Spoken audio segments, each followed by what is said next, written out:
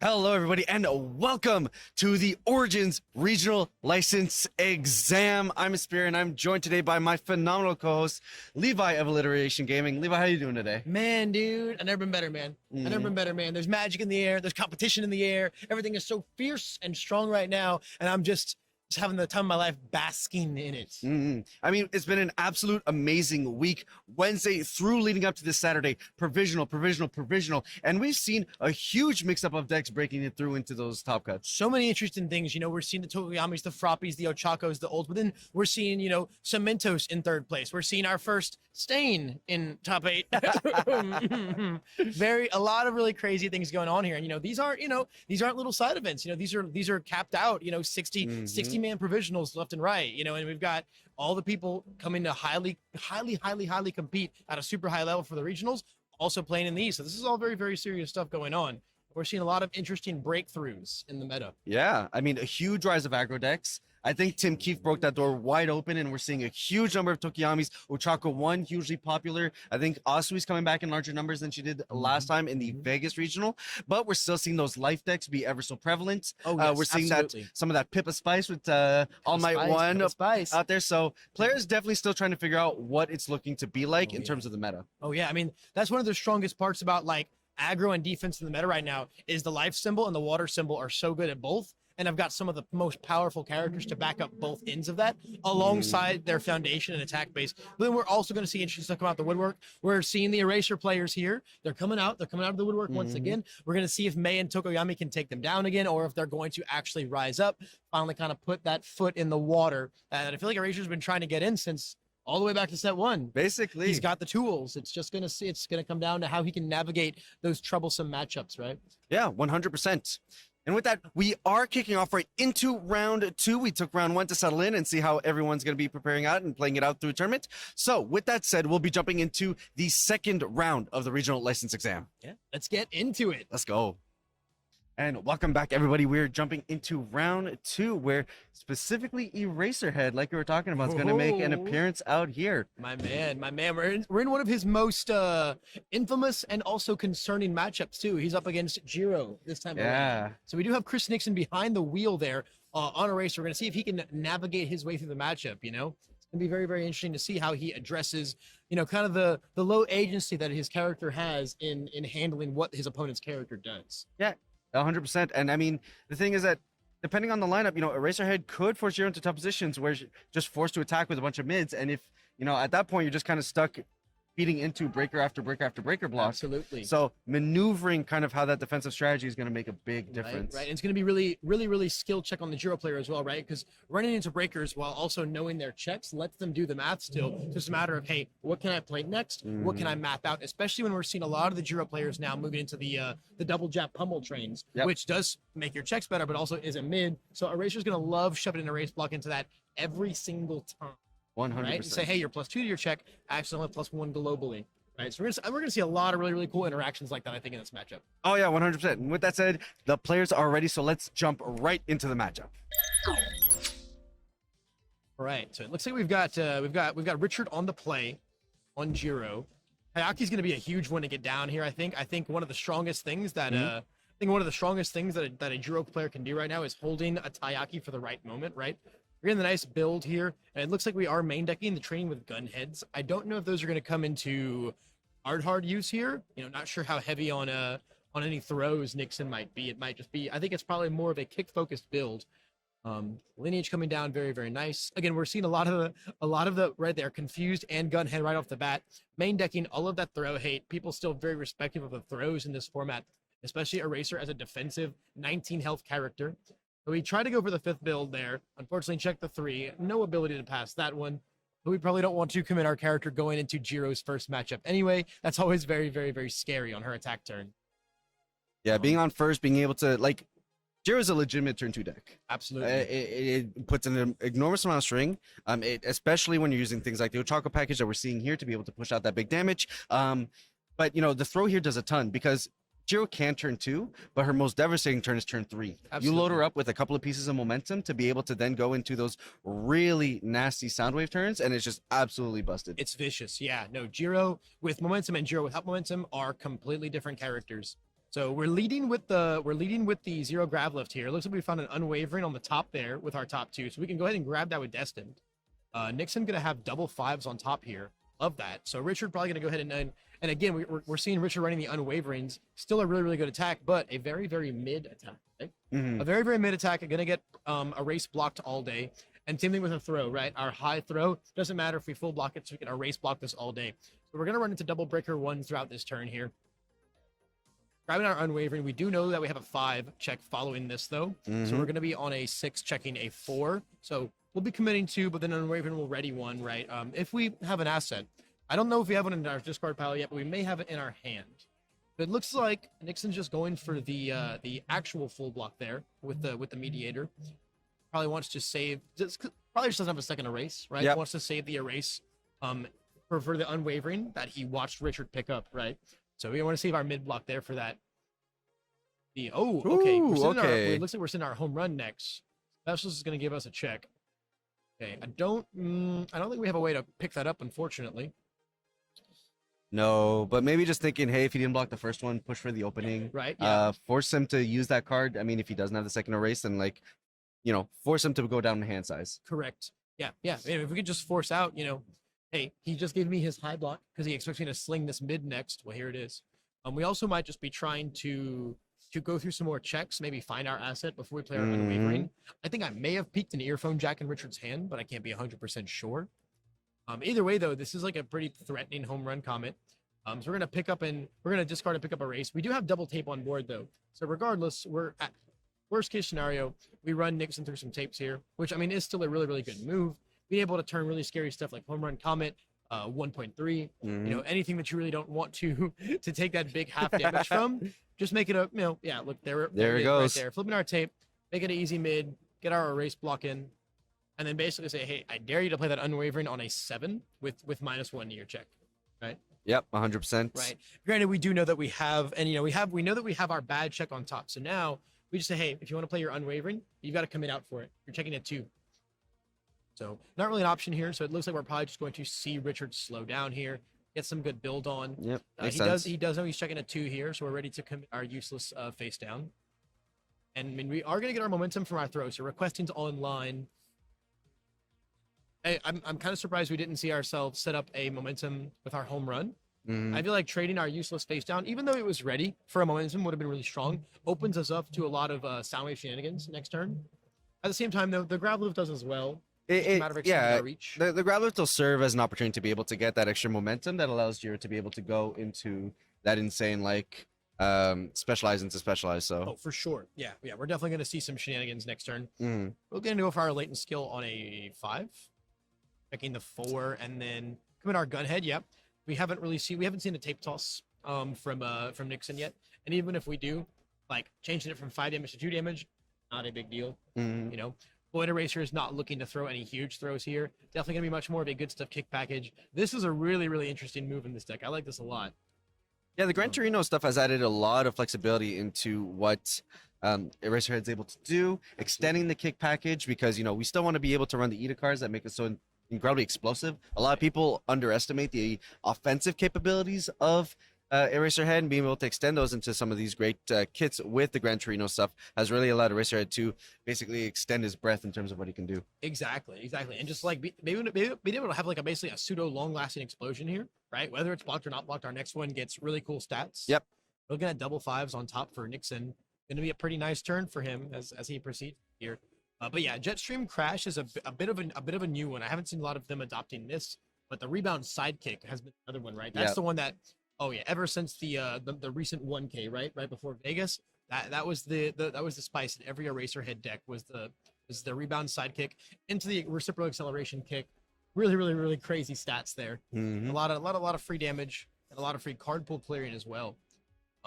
Like the only thing is it's a flash, so you can't make it fast with Eraserhead, but it makes the next one just so much better that it's like it's worth it at that point. Exactly. It's an even trade all day every day.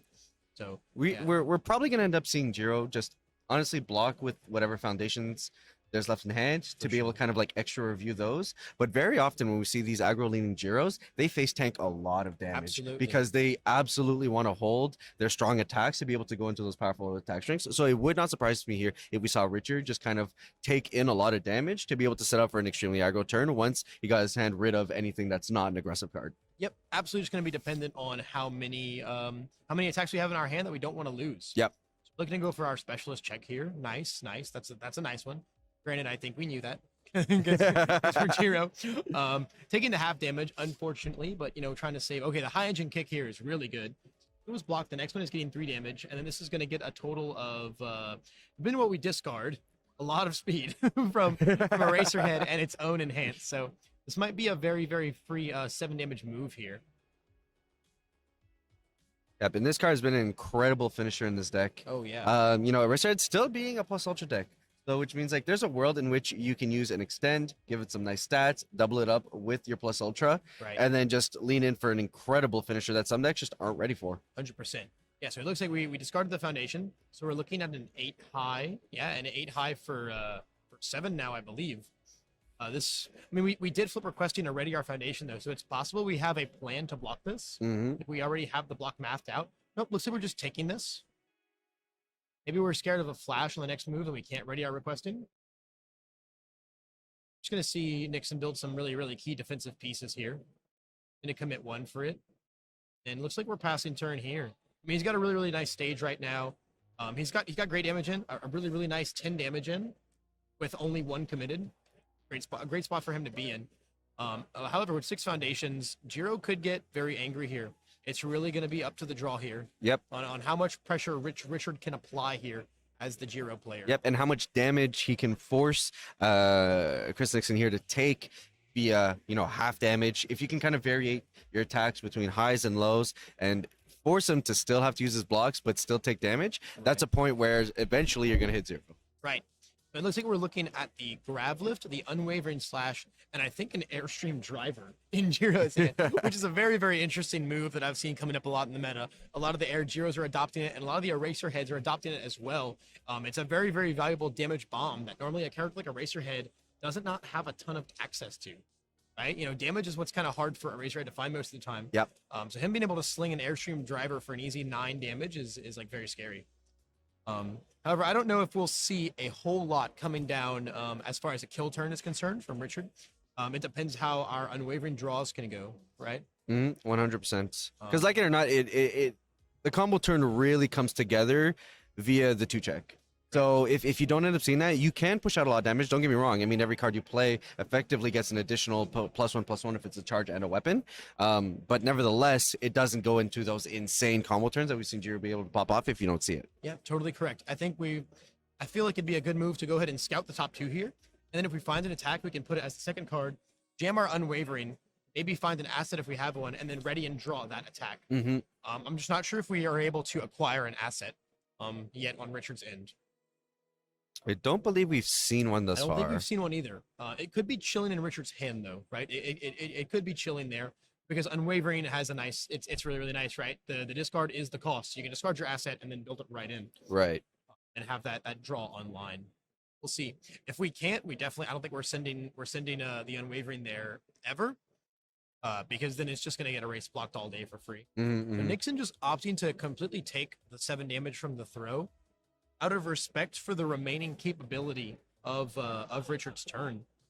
So I don't think we scouted there as Jiro. I don't think we've looked at the top 2 yet.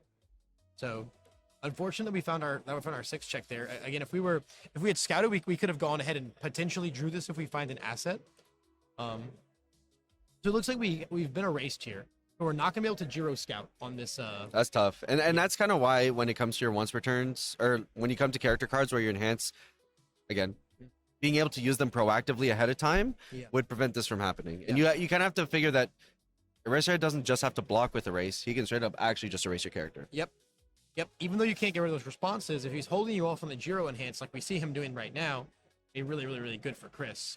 Not letting Jiro get to do completely whatever she wants is a really, really big defining factor. And again, Eraser is a character that wants to maintain a lot of agency in the matchup 100% of the time. And that's something that sometimes the Jiro aggro is just too overbearing, and you can't possibly do no matter what you're doing. Yeah. So for Eraserhead to be able to maintain that game state, he continues to be in a good spot as long as he has control. 100%. I mean, removing the ability to be able to look at the top two does two things. Here, if Chris ends up not blocking further, Right. Cards in his hand now. You know what half his hand looks like. And then additionally into the deep two. Now you really only get info of his next hand's top deck. And even then, it's not, you don't see, does he have additional attacks? Does he have additional foundations? It gives you so much less to be able to work off of going into Chris's next turn. Right. So we're going to see the very easy erase block here. We're going to commit our face to draw 2 cards. Now, unfortunately, Eraserhead's committed now, so we can't discard these cards and find our erases anymore. So it's going to be up to the blocks that we draw from here on out. However, as long as we find a mid, we do have a tape on board. We also have a mediator that we can pop to draw 1, right? Like, we do still have a lot of options available to us. Again, the defensive power of erase. It looks like we found another grab lift from that unwavering slash. I'm sorry, not from the unwavering slash, from the latent skill. This card you draw 2 looks like it found us a grab lift. So we have a grab lift and an airstream driver available to us now. The only issue is we don't know what our checks look like from here because we haven't been able to scout due to Nixon erasing us. Yeah. So as Richard, if you play that grab lift here on a 7 and you check a 3, we found our sound waves though. There you go. That's insane. So we unfortunately do check another 3. And denying the scouting from Jiro being really, really huge for Chris. He says, hey, I know my erase doesn't do a ton against you, but I'm not just going to roll over and let you do whatever you want. So we're going to see the sound waves come in. Unfortunately, we have to get rid of our grab lift. Very, very sad. We have to get rid of our grab lift here for the momentum if we want to do cool sound waves things. Which is probably worth it. Yeah, absolutely. It's worth it because you can't use it on the stack anyway. Yeah. Flash, right? I wonder why we didn't use it on the unwavering. Right? We drew it off the latent skill, so using it on the unwavering would have been really huge. Bring the unwavering into momentum, play the sound waves on a 4, pitch that useless momentum, stack our next ones, and then our airstream driver just like. Yeah. Yeah. So we have to full commit out, right? That is what we have to do first before we make any of those other decisions. And then our flash is going to get super big with Jiro.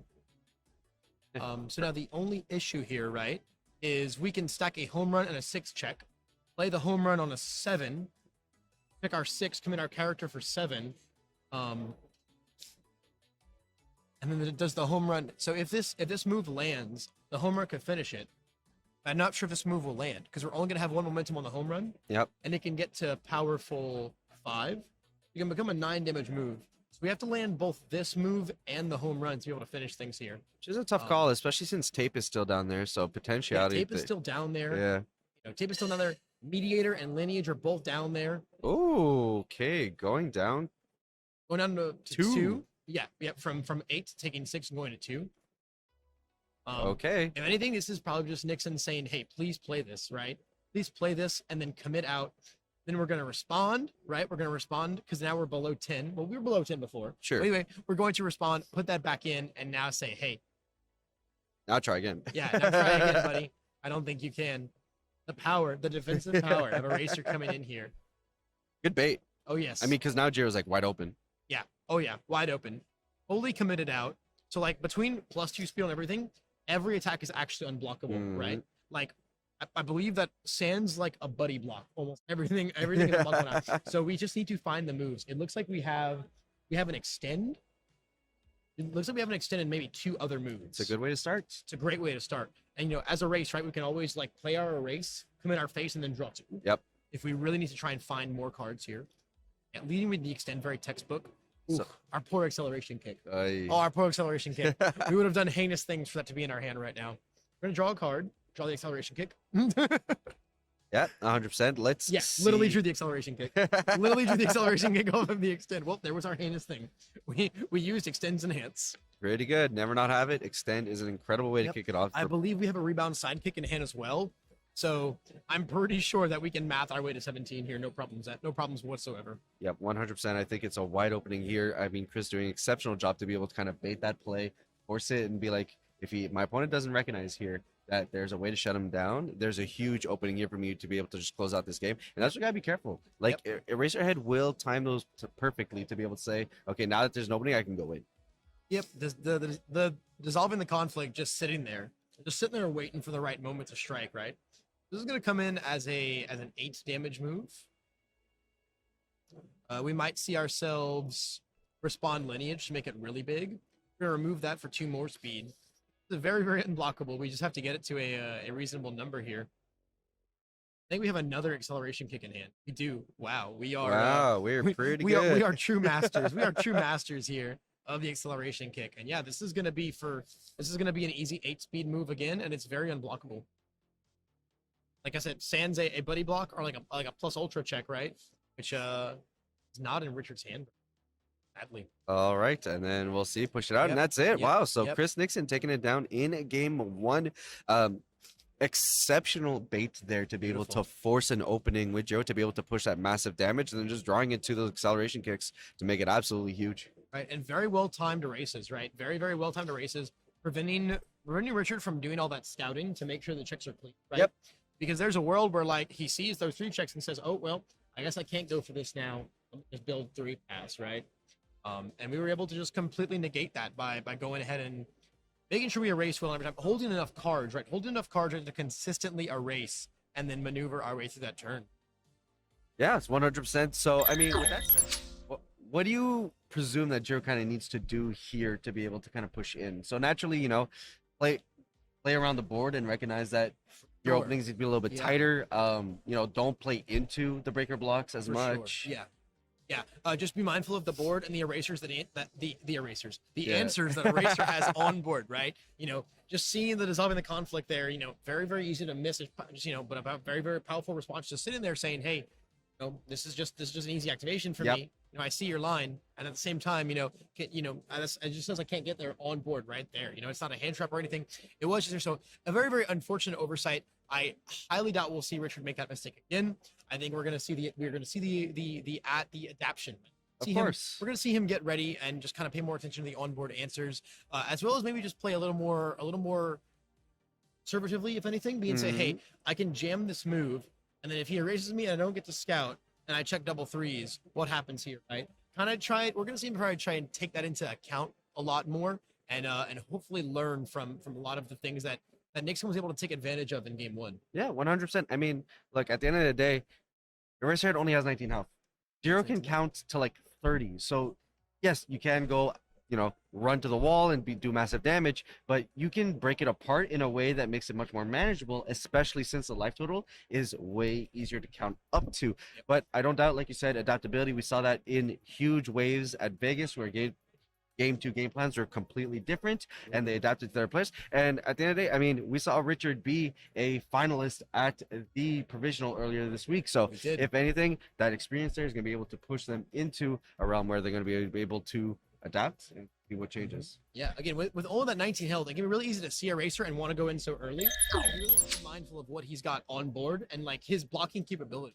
Because his blocking capability, it's very deceptive, right? Yep. You know, he can have like 2 in hand, right, and have like only a few foundations up, and you're like, okay, mathematically speaking, he doesn't get to block all my moves. Then suddenly, you know, he gives everything -2 speed. Then suddenly he's breaker blocking the heck out of you. Then suddenly he's committed and drawing 2, and then popping his mediators for -3 speed. He's putting your attacks back in your hand with his, you know, there's so much deception when it comes to, oh, Erasure looks really dead here. Then suddenly he does all of these crazy moves, man. You know, he pulls out his extra 2 cards. He pulls out all this speed reduction, all these cool defensive capabilities, especially if you got stuff like solving the conflict on board, spooky on board, tape on board. Oh, right? 100%. You know, even if you feel like you know exactly what he's got, a tape on board, right? Just says it's a wall cling, right? Yeah. Like, you know, it's a wall cling staring you in the face as Eraserhead. So just so much powerful defensive tech here that we might have to see Jiro be a little more conservative, especially, you know, I mean, again, Richard gets to go first here, right? So he can be a little bit on the aggression here. Maybe get some nice chip damage in early and then try and stabilize the stage. Get to the point where even if he can't scout and even if he can't find good checks, he's got enough of a foundation base to commit anyway. 100%. I want to see him reach that game state. To where, again, taking the agency out of Nixon's hand as Eraserhead, that thing that he craves so much. Yeah, absolutely. I mean, going first here is also going to be huge. If you can find an opening to be able to get that early moment. I mean, we saw it do great work, right? While there was bait there, Chris did go down to a life total in which a throw kind of closed it all out. Absolutely. So there is an opening here to kind of repeat that, and honestly, just take that extra half second, recognize, hey, is a closeout here capable? No, yes, proceed to my next turn. Any amount of defenses will probably allow you to be able to live against Eraserhead's aggression. Right, exactly. I mean, we were at a solid 17. Eraserhead had to find a really, really good group of moves there to defeat us. Yeah, an unfortunate 2-check. We are not going to receive our earphone jack. That's okay, though. We can go grab it later on with our unwavering and slash. we do like having sound waves down in your discard pile because that's what starts off the loops. Yep, Having sound one waves. in there really starts to get the everything going. Yep, sound waves into sound waves. Very, very fierce play. So I think that's kind of the long game term string that we want to try and find here as Richard. Maybe try and get a nice poke in if we've got some good checks on top, and then just proceed building from there. Establish a really, really good stage, and then just right. Yep. I mean, Lineage does an incredible amount of work here because basically every attack that Richard procs is going to probably increase his stat in one way or another. 100%. So you'll have every opportunity to be able to utilize it. 100%. So we're seeing Nixon commit out the Eraserhead here to build the tape, and then unfortunately failing the second manly passionate build as well. But still holding a bunch of cards in hand, right? A 7-hander going second. We're holding 3 still. Our character is very committed though, so if Richard can find a good opening here for 5+ damage, It'd be huge. It could be really huge. We have our unwavering. We can play a little greedy here, find our foundation, ready our stuff. Not really be afraid of bad checks at the moment. I think I definitely want to see Richard get we were talking about being conservative, but this is a really good opening for him. I want to see Richard get a little aggressive here. Picking the 3 is not the end of the world. We're going to get to ready a card with unwavering, so it's really only committing 1. If we don't get erased here, you'll get to scout and then kind of plan out the rest of our turn from there. If we have a bad check on top, we can stack our draw and draw it. A lot of potential here as Richard to get a little crazy with it. And if we get Chris to go ahead and block this, which it seems like we will, given that we heroic lineage it, we get to send in that Airstream driver in our hand. If we find a good check on top, remove that block from the card pool and get a very, very big scary move in there. At the same time, though, if we see a foundation block and then build it down with tape on board, Nixon might be able to stop that attack as well. Yeah, absolutely. So, again, the There we go. deceptive blocking power of the erase. So we do see a pull up of the earphone jack, so failing it isn't too bad because we basically get it for free here. For sure. And now We're that's gonna fun. go You ahead just and get a stat boost. You get to be able to ready up a foundation at any point in time. So Yep, we're looking at 2 5s on top of Nixon's deck, and I did not get to see what Richard has. Angle didn't exactly allow it, but I assume we're going to maneuver our attacks from here on out around it. We're going to go ahead and ready and draw. presumably. Presumably. It looks like we drew an orange card. That's nice for us.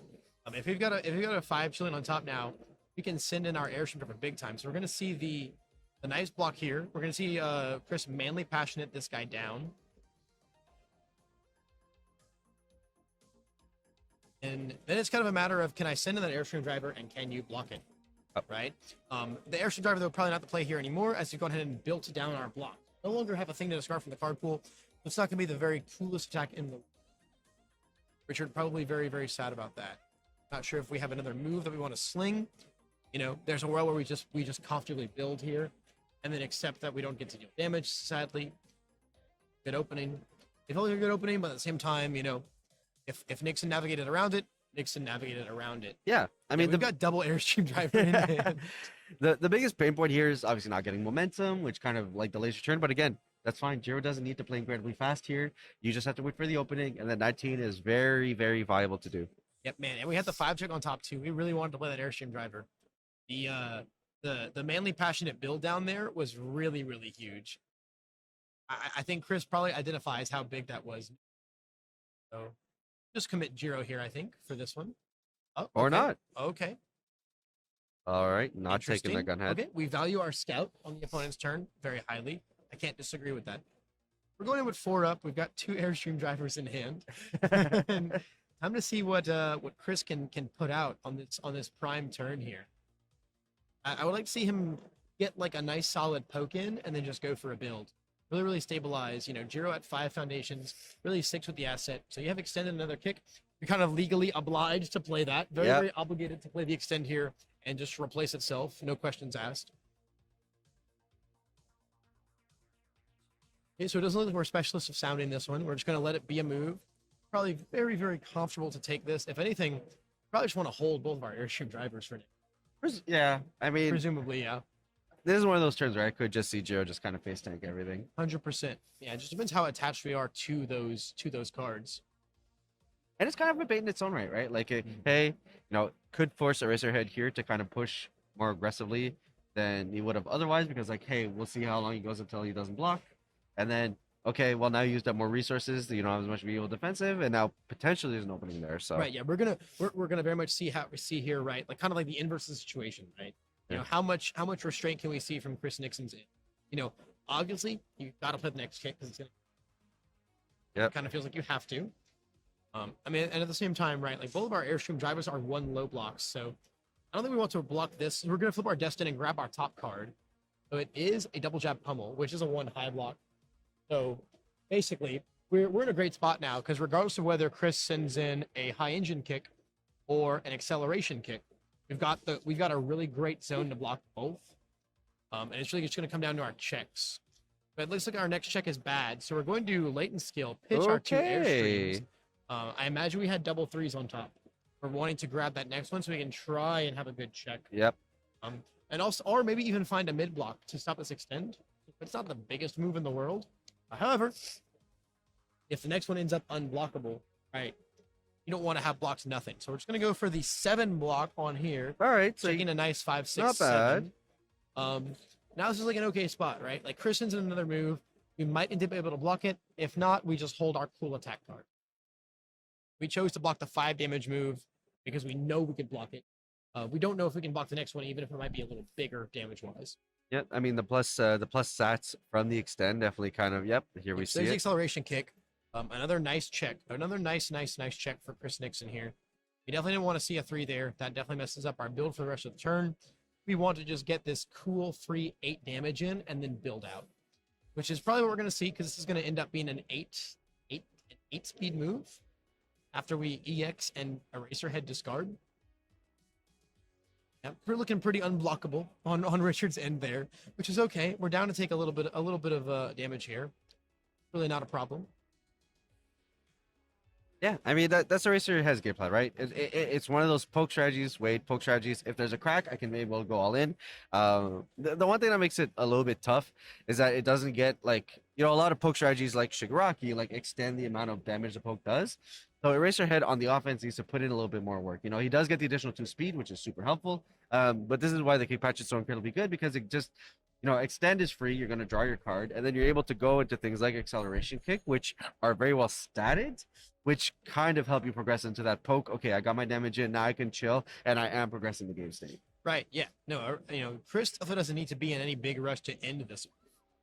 He wants to stabilize a really good stage here and then proceed. Right. A very nice build 3. So we're gonna get to go into Richard's turn with what, 6 foundations up, double heroic lineage, a night watch to stop anything problematic. Yeah, and I think like 3 cards at hand. Yeah, and Richard with no momentum, right? That's the biggest thing here, right? Huge. Richard with no momentum. So we're holding our plus ultra and our double jab in hand.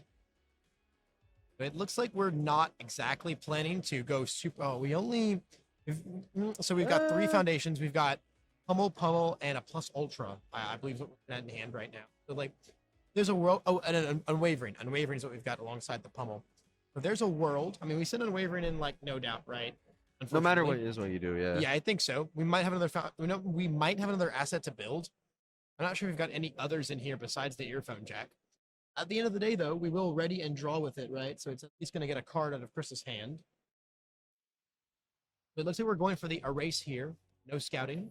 No scouting allowed. Yeah, we'll just want to make sure those next checks don't come in great here. You don't get to stack your draw. You don't get to find things you want. Yeah, I totally agree with this here. Yeah, the erase is huge. Oh, yeah. Especially since the current play style that Richard has been pushing out has been leaning on information.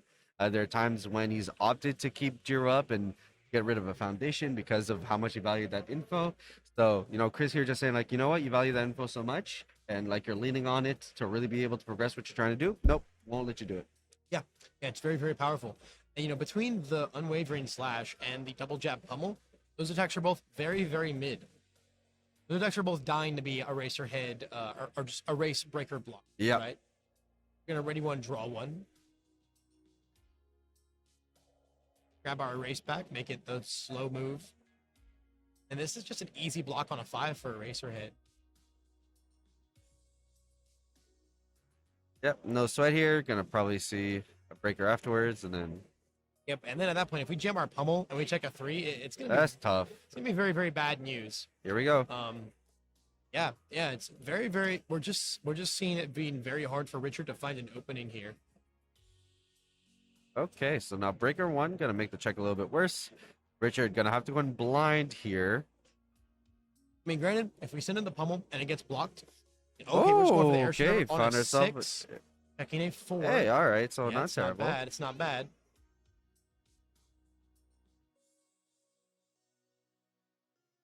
I mean, this is going to be a very, very big move, right? This is going to be a going to get damage because it's a charge. So it's going to end up being a 6 high for 11.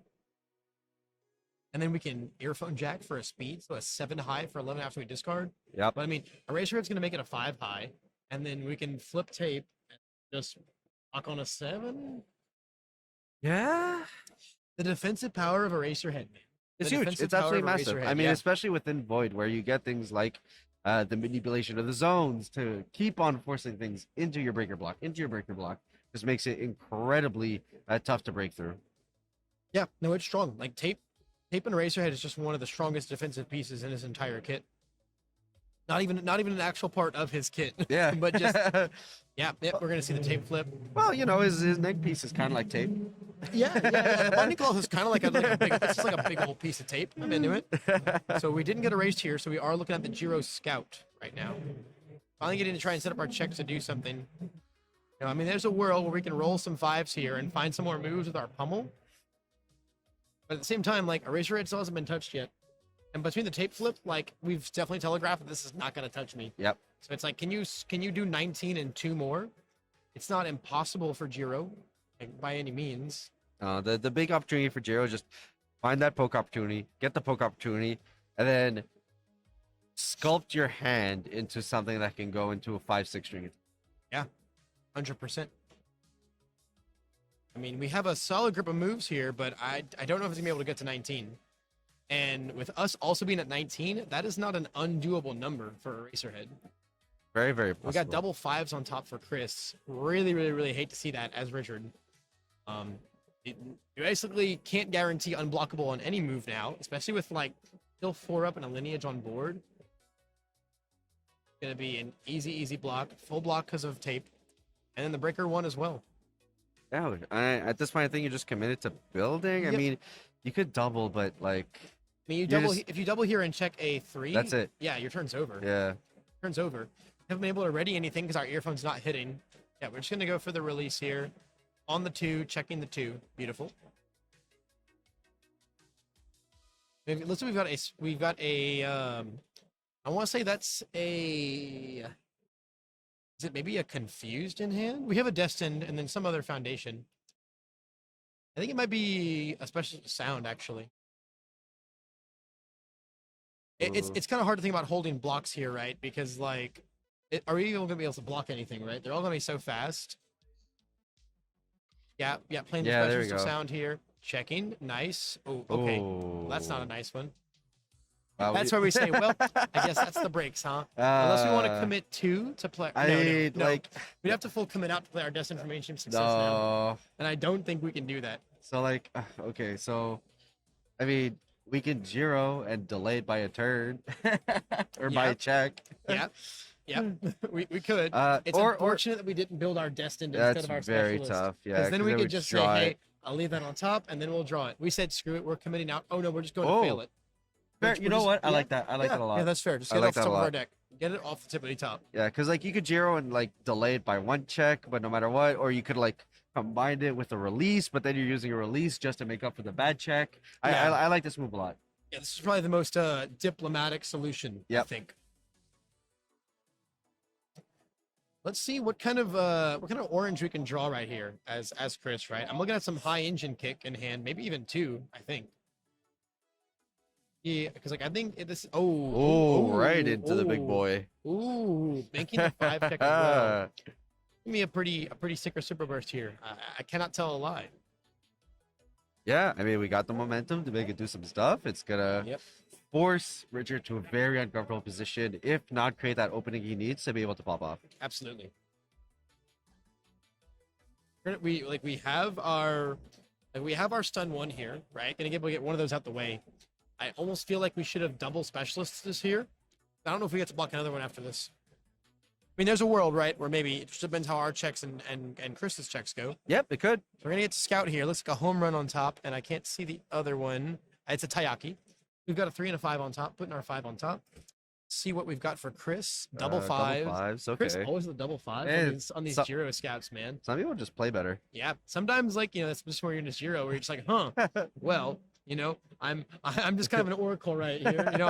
I am the watcher, right? Yeah. I cannot interfere. He's got 2 5s. He's got 2 5s. I don't interfere with the future. I just look at it. Exactly. So we're gonna see how much leverage Chris can get out of those. Of course, not knowing he has double 5s, but he can go until his deck tells him to stop, right? Yep. With how committed out Richard is, that's kind of where you want to go. So we specialist that one, but then opted to take it instead. Pretty interesting.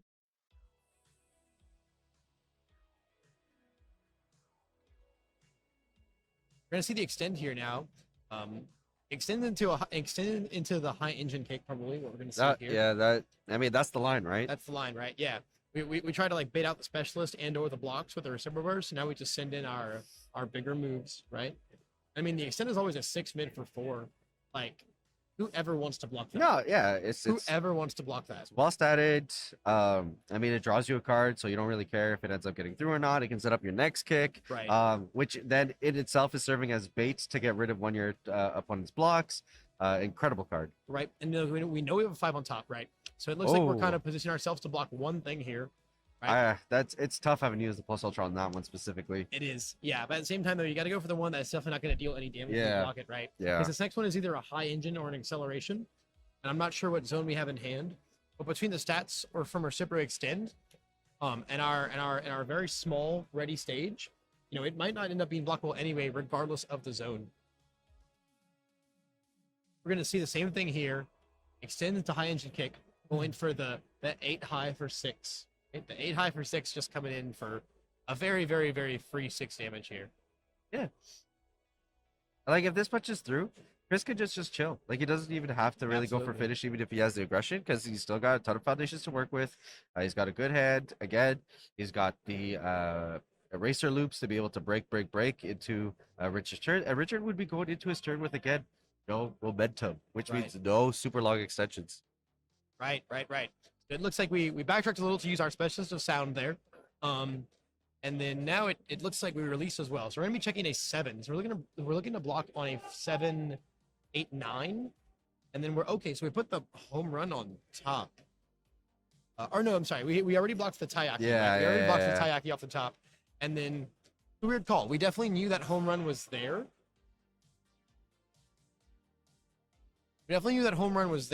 And then we lost a pummel as well from blocking it. Now, without that block succeeding, Nixon could just go in here, right? Yeah, I mean, Richard has none in hand, right? I think so. Richard has none in hand, so we just need to find 8 damage, right? But Okay, no. looks like we don't have it. Up in there. We don't have it, so we're just going to opt. Committing 2 to get our spooky here is sad. Is a little sad there. Same time, that's our deck said them's the breaks, Yep. And Spooky, such a powerful defensive piece that we want to have on board all the time anyway. That's worth it. And then here we got Yep, tape. and another tape on board. Huge. Making sure we're not afraid of anything. And then, so we lost the foundation. We lost our pummel. We lost our home run. We were going to draw. We're looking at 6 foundations ready. No momentum. I don't think Richard can get to 19 here. He's got to find like the most gusto hand in the world. It looks like our only attack is a double jab pummel. This is going to be a very, very big build turn for Richard here. This is the stabilization turn here. So, I mean, Richard's going to have to play a little bit more defensively. And then on Chris is just, can I find an attack that's so fast that you can't do anything about it? Right. So we're That's just tough. jamming our pummel here, which is really interesting. Even if we find an attack on top, I don't know that we have a way to grab it in any way. Yeah. Because the discarding, the drawing, and the checking is all part of the combo. And I think like the unfortunate with this play too is that going into a defensive turn, you're now going with less foundations than had you just built out. So already you're costing yourself the ability to block an additional 2 speed potentially, just because you forced yourself into this play. Right, yeah. Yeah, playing this here feels very strange, you know, especially like as a mid attack, right? If it was an off zone attack, maybe we can at least get a tape out of him, right? Always great to get a tape out of him, but you know, we're just gonna discard, pick up a race, and then block this for very, very, very free. Yeah. So But we'll see. yeah, we also lost our one high block, right? Like we really want to keep like a great high block and a great low block so we can deal with high engine and acceleration kick. That has to be kind of be the game plan going into every one of Chris's turns here. We're gonna be scouting the discard pile here. Looking to find, probably just kind of looking to see what kind of zones we need to be holding, right? Yeah. And against void kicks, right? You kind of just need a little bit of everything, right? You want the mids that like rebound and extend, don't beat you up for free. You want the high for when high engine kick comes in, and you want the low for when acceleration kick and reciprocal burst comes in. The big benefit here is that Richard does have release, which should be helping Right. with the Right. situation. Yes, we are building a lot here. We're going to build our destined, which is like a +1 in hand because we're Jiro, Yep. right? And then we have double specialist of sound, confused to mess with some of the kick stuff, and a release on board. So I think Richard still feels pretty good about going into this defensive turn. We could just see a build turn back from Chris, to be quite honest. Yeah, we see a high engine. Yeah, we might just see that's- him build a couple foundations and then just start working on sculpting a hand. Oh, rebound's coming in. there it is. So yeah, the rebound has to come in no matter what, right? Yep. Because like we get the damage in, or we block it and get into momentum for. So that one's a bit of a no-brainer to send, no matter what the situation is. What comes after this that's going to be very interesting. Man, this card's so good. This card is just so good. Yeah, it's one of those cards where like no matter what you do as a defensive player, you get punished one way or another. Yep.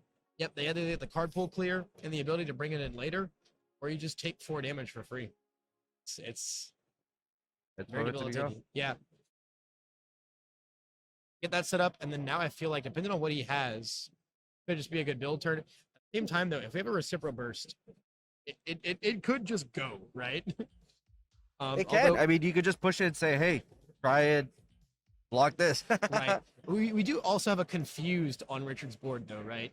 And we have the confused, so we can just remove something from the reciprocal burst, which could very well easily mess up our big play. High engine kick coming in here, which I think is also fine. Basically say, hey, do you have a high block in your hand? Yep. You know what happens? We're gonna give it the -3 speed, so I presume we do. Or we have one on the top of our deck that we can grab.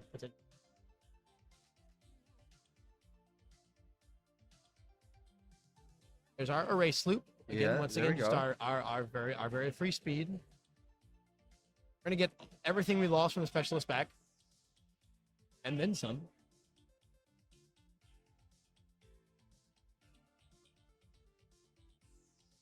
Guardian Villains defeated for 2 speed. Brian and you win.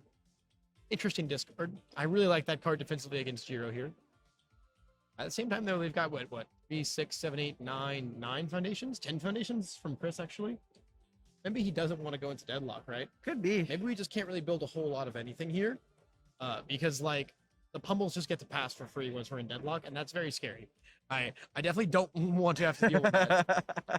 I had to go into deadlock yesterday against an Air Jiro player, and an Air Denki player, Oh, and they slung 3 pummels at me. that's great. Yeah, it was awesome. It Yeah. was sick. It was very, very, very cool. So yeah, okay, very, very much telegraphing the block here. It's possible that we just have a 3rd attack to commit to here, Potentially. that we can maybe just try and get some damage in. I mean, the double lineage could pump those attacks to huge numbers as well. So For sure. But we got Bolt Specialist out the way. just Yeah. keep going.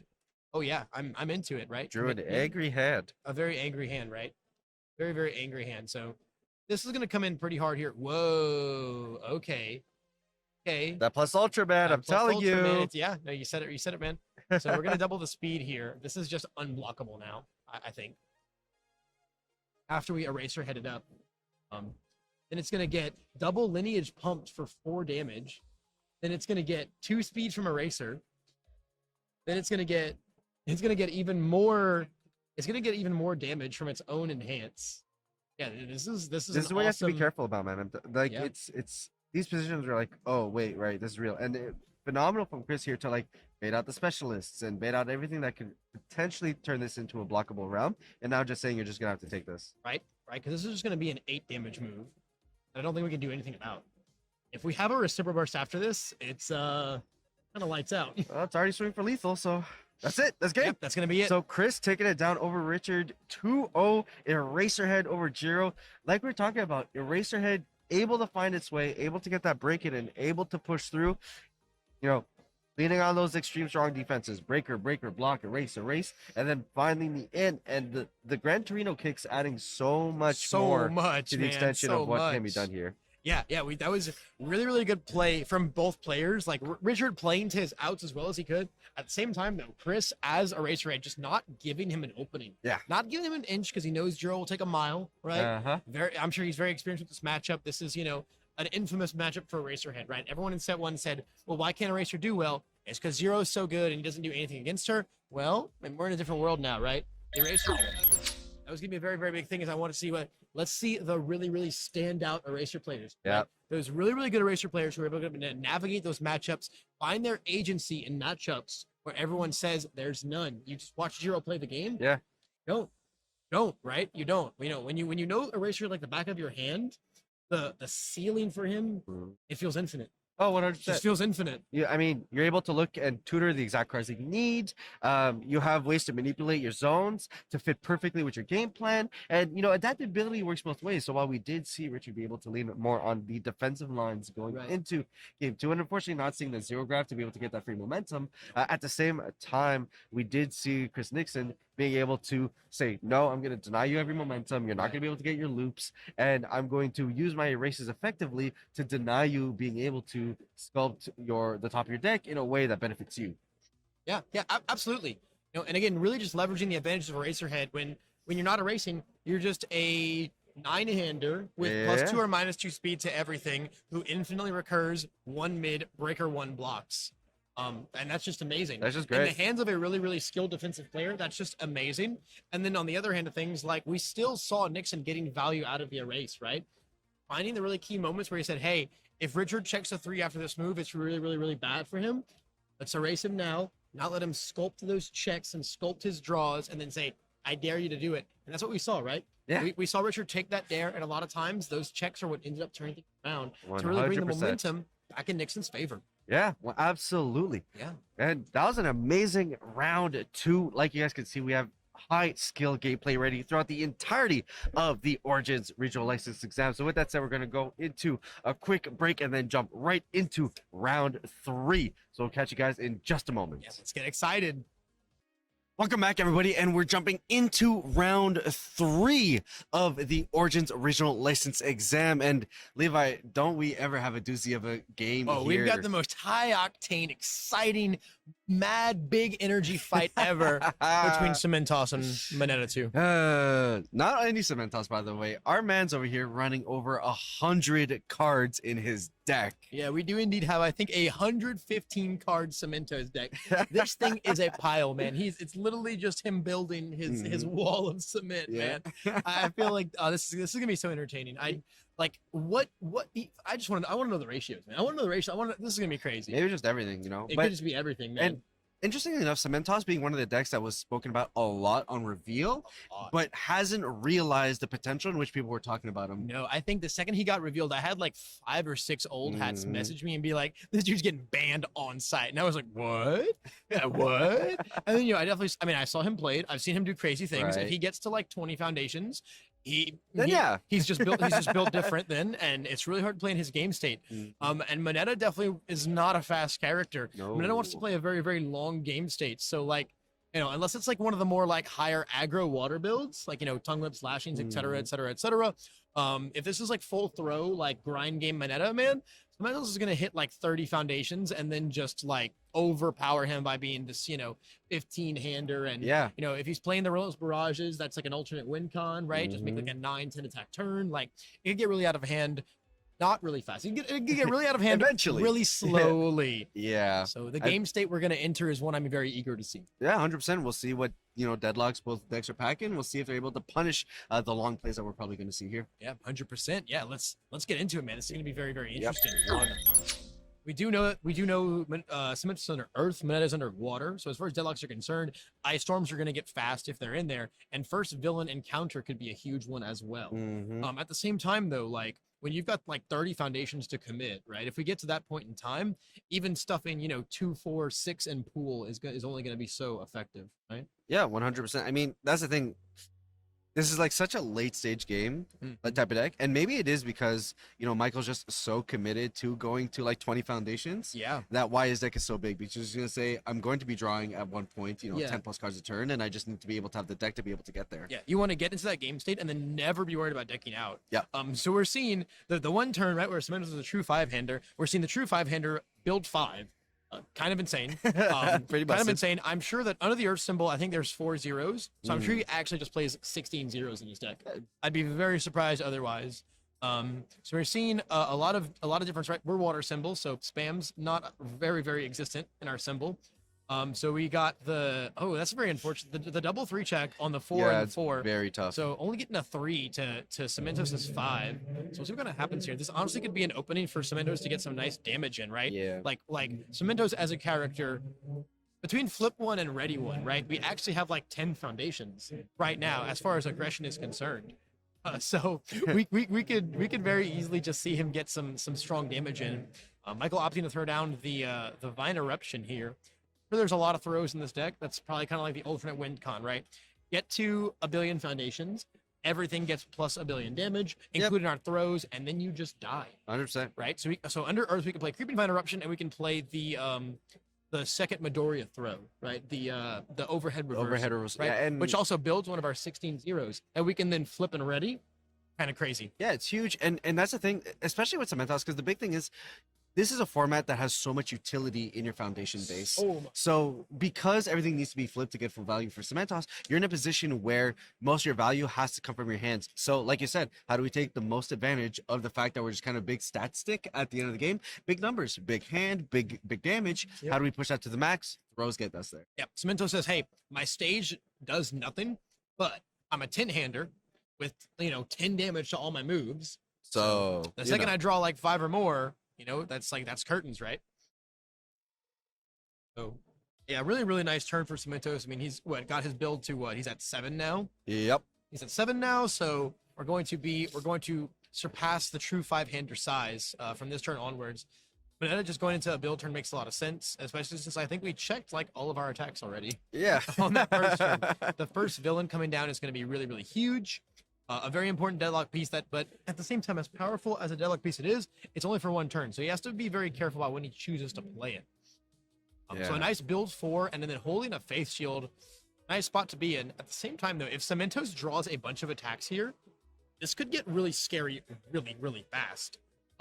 Is that a Nomu in his hand? Is that a Nomu in Michael's hand? Okay, maybe that's how he's been turned to. The buddy blocks? The buddy blocks? Bro. Okay, there's a Gale Force in his hand. What if he just like main decks every Earth character, and then just can like pivot into whatever his opponents aren't ready for? This is hysterical. This is hysterical. So again, as Cementos, right? We have 6 unflipped things, which is actually like 6 readies in case we need them. Yeah. So we have like 14 foundations right now, as far as like aggression tap is concerned, right? So and like Moneta held 1 card with like no draw power on board. So we could totally see him just play a whole bunch of moves here. Yep. And the lack of momentum does mean that Moneta has way less versatility in terms of being able to draw cards. He gets to block 1 thing That's basically it. Yeah, he gets to block 1 thing this turn. So we send him the jab. Moneta's going to stuff our shock absorption into our pool, give us another face down. I mean, at this point, though, like we're minusing speed on this. So like it sounds like we're going to block this. At that point, though, like we just jam Gale Force, right? We jam Gale Force and then another move maybe, and then just like get 1 billion damage in. Yeah, this is gonna be good. Cemento's already putting out a lot of damage onto these moves here. This could get out of hand really fast. Yeah, there's going to be a huge timing consideration here for Anna when he decides, when am I going to block? When is potential lethal? Yeah. And even then, going into his next turn, like he's got wall clings, but he's gonna have to keep cards up to be able to utilize them. So, like even going back into Anna's next turn, there's a potentiality where not much is gonna happen here. Yeah, we need to see him start drawing some attacks or some throws so we can actually start generating some advantage. Because right now, as Mineta, we're still just a true 5-hander, and Cementos is already scaling to the 7-hander territory. Like he's already so far in. Yep, which is like incredibly scary territory, being able to draw into those additional cards. And it's kind of one of those like May versus Eraserhead situations where it's like, yeah, you're both slow decks, but Cementos is going to get to a point where it doesn't really matter what you do because the matchup just extends itself incredibly beyond that. Yeah, like we're seeing Cementos already just scale so far in, right? Like the +1 for every 3 readies, or for every 3 flipped, we are already a 6-hander. We're gonna be a 7-hander in no time, especially as Mineta keeps doing his thing, right? Like it's just getting out of hand really fast. So the overhead reversal coming in, building us one of our cool zeros that we can then flip and ready if we need. Because we just want to get 2 more flips by next turn, and then we're a 7-hander. And at that point, like we're kind of just off to the races, right? Yep. Well, we're gonna go into deadlock, no problem. Everything is gonna be having, but at that point, everything's gonna have 3 damage on it. Last thing, right? Like Cementos's plus damage has no cost to it. It's just there. You just give it. you just give it. Right? We're gonna make Mineta flip something. Mineta has a really strong board right now, so like any flip here is actually extremely relevant. It hurts. Yeah, it hurts. It hurts big time. Okay, there we go. Yeah, that's probably the one I would flip here too. Yeah, it's the one that has the least amount of utility, which is to say something because this, like you were saying, this stage is super solid across the board. Exactly. Yeah, we're about to just start flipping and readying if Mineta starts swinging into us. It looks like we have a tape toss, yeah, and we have an ice storm. We're probably just gonna see the tape toss get slung here, and then maybe like a build 2 pass. And yeah, Mineta's in a bit of a rough spot here. He's reasonably behind. Reasonably behind here, and really needs to start gaining some traction, right? The momentum here should help. Momentum will help a ton. At the same time, though, like we're letting Cementos get rid of his useless foundations, right? And True. then he's just gonna start building and flip things. We're gonna flip and ready 1, and we're just gonna take the throw, flip and heal 3, right? Or we're gonna half block it, take 3, heal 3, and then there's our 6, right? And like as Mineta, you have to be ready for Cementos' aggression next turn as a 7-hander. Yep. All these foundations. We'll just have to see what gets tricks. I mean, I'm really interested to see kind of what the lineup here is for Cementos. I mean, so far we've seen throws and we've seen some of the Kirishima package, but right. Earth has definitely extended itself. We have some great Bakugo cards that are now available to add into the good deck. ones, yeah. I have to assume there's 4. Oh, the buddy block. Hey, there it the is. Nomu buddy block. Yep. Now we're just gonna take 3, heal 3, and then boom, we are a 7-hander now. But yeah, I have to assume there's 4 copies of Relentless Barrage somewhere in this deck. Yeah. That we're just attempting to try and find at some point. Detroit Smash, maybe. Maybe even a Detroit Smash. That'd be crazy. Possibly more Gale Forces for sure. Yep. Other Nomu kit, really any of the Nomu kit could be really strong in here. I assume all the Kirishima stuff is in there. The Hardened Frenzies, the Hardened Jabs, maybe even the Hardened Pummels. And once we just have like a billion cards in our hand, Yeah. I mean, at that point, whatever we want it to be, right? It really is just whatever we want it to be, man. Merciless Rush, right? The EX on that gonna be crazy. EX thing gonna be crazy. There's just a lot of really good, grindy attacks on the Earth symbol. So we're just gonna draw our 5 new cards now. Yep. Revel in his masterpiece. You're so obvious. Yeah, I love the foundation base of deck right now.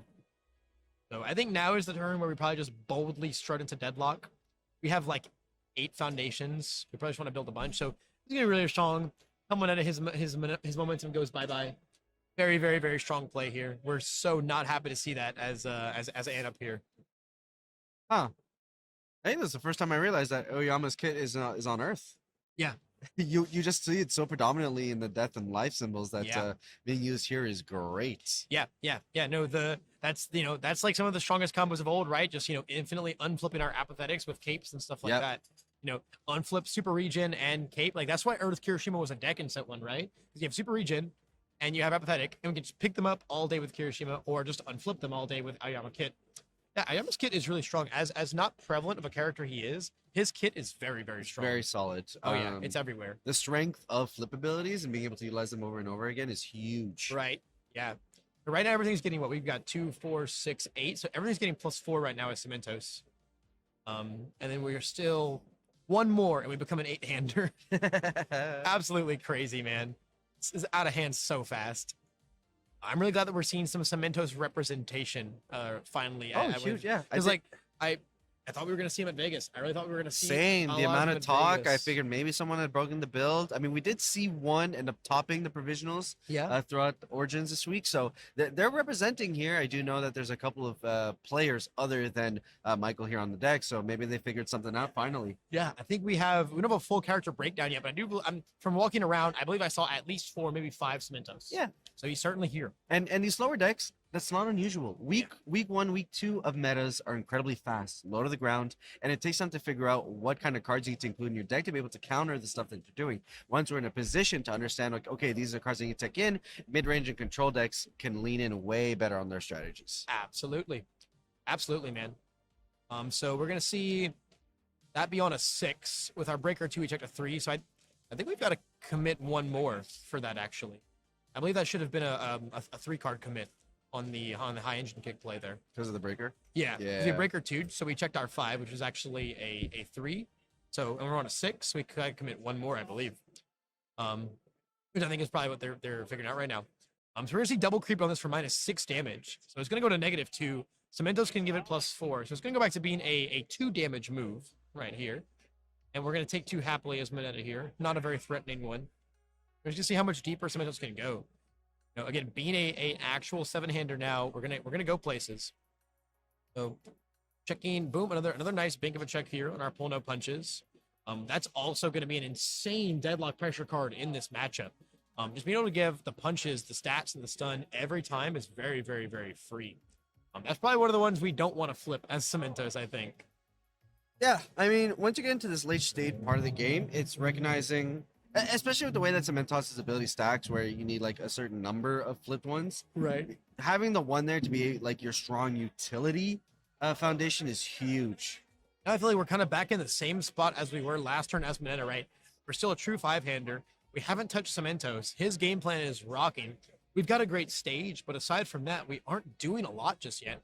So we're checking the discard pile because we did draw a Heat Wave as Mineta here. Get some card draw going. That's going to be really, really, really important for us here. Here comes the Heat Wave. There it is. Not sure how many range we have in the discard pile at the moment, but we've got one more now. So I think we can get there as far as our draw 2 is concerned. The real question is, can we finally touch Cementos this turn? Are we finally going to get some damage in, or is he just going to keep scaling so hard, right? If he flips one more thing here, he's an 8-hander next turn. Yes, I mean, I don't think we want to flip our remaining thing. I think we're fine being a 7-hander for the time being. We have complete control of the game. Yeah, we do. We have complete control. Mineta's in a situation where he's actually not really doing much. No. So we're forcing him to play our game plan. So we don't need to put ourselves in a position where we're drawing, the additional cards, just because it's not necessary right now. It's really not. This Heat Wave is going to be big, but, as long as we have a high block, we're going to be really, really safe here. We've still got a ton of foundations to commit here as far as blocking.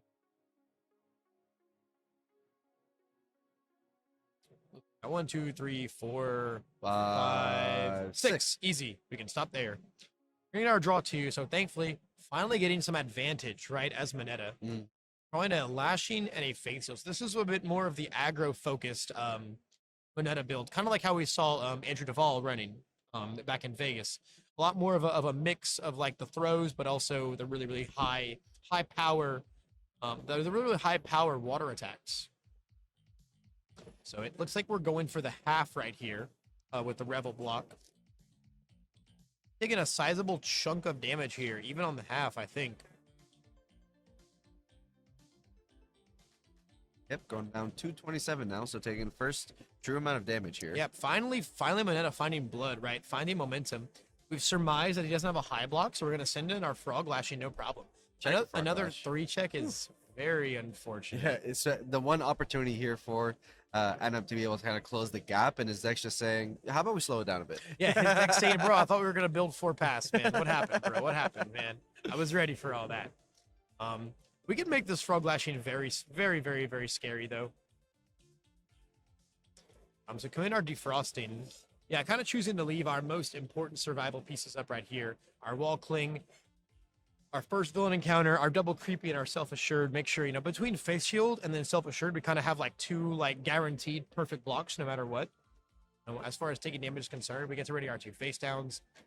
And this is probably gonna be the same thing, right? It's another 8 damage move. Michael doesn't have a high block, I believe. Otherwise, we would have full blocked the heat wave. So we're probably going to take half on this as well. So we're looking to flip 1 and ready 1 here.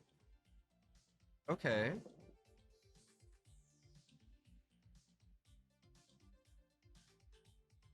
Another scene. Okay, how much orange do we have in here? Can I play some more moves? Can I play some more moves? Because I do believe we have some more moves in our hand. Well, the question is how safe do you feel as Mineta, right? Okay, so we're popping self-assured to draw cards, I believe.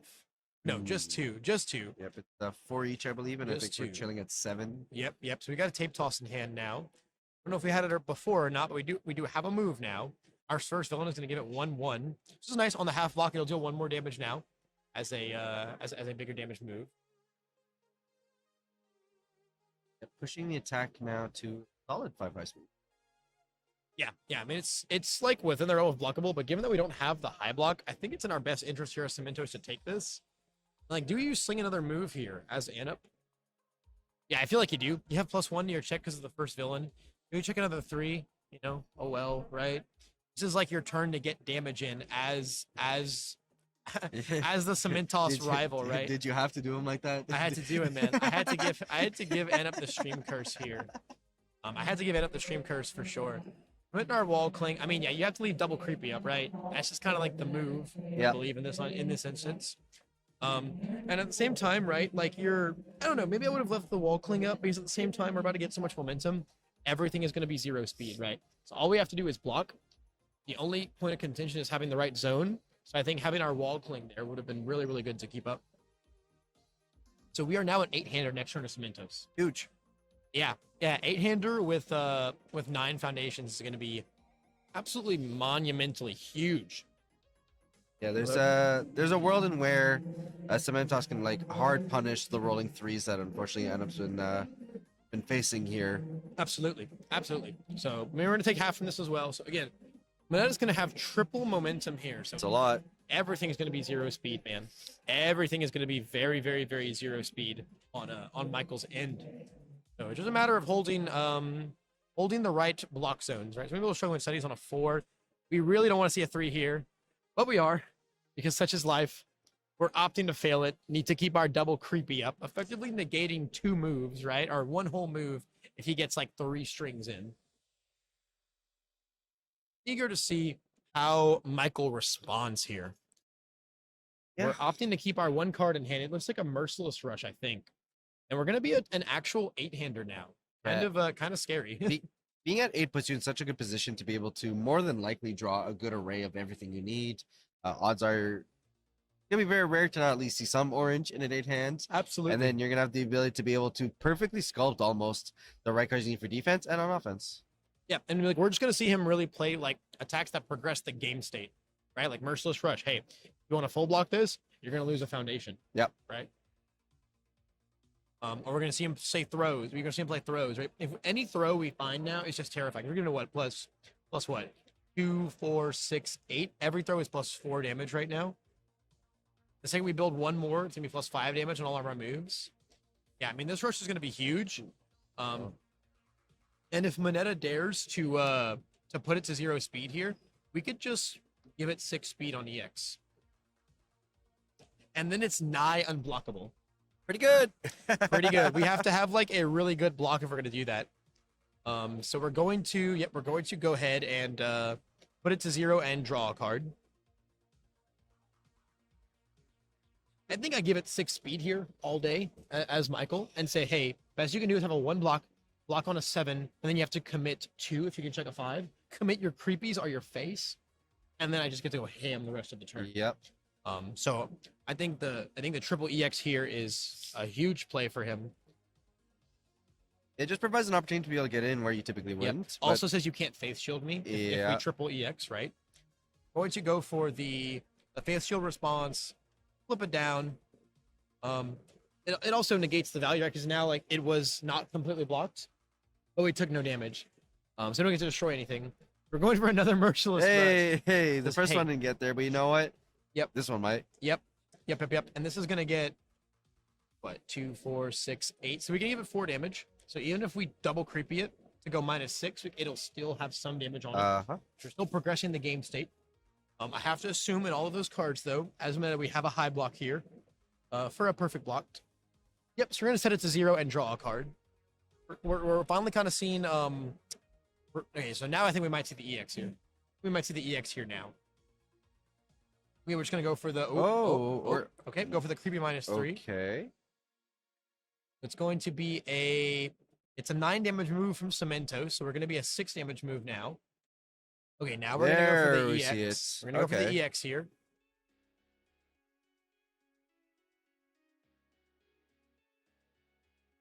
I feel like you go for the other creepy here, because now it's unblockable. It's unblockable now, so you just have to decide you're only going to take, I believe, 2 damage now, or 3 damage now.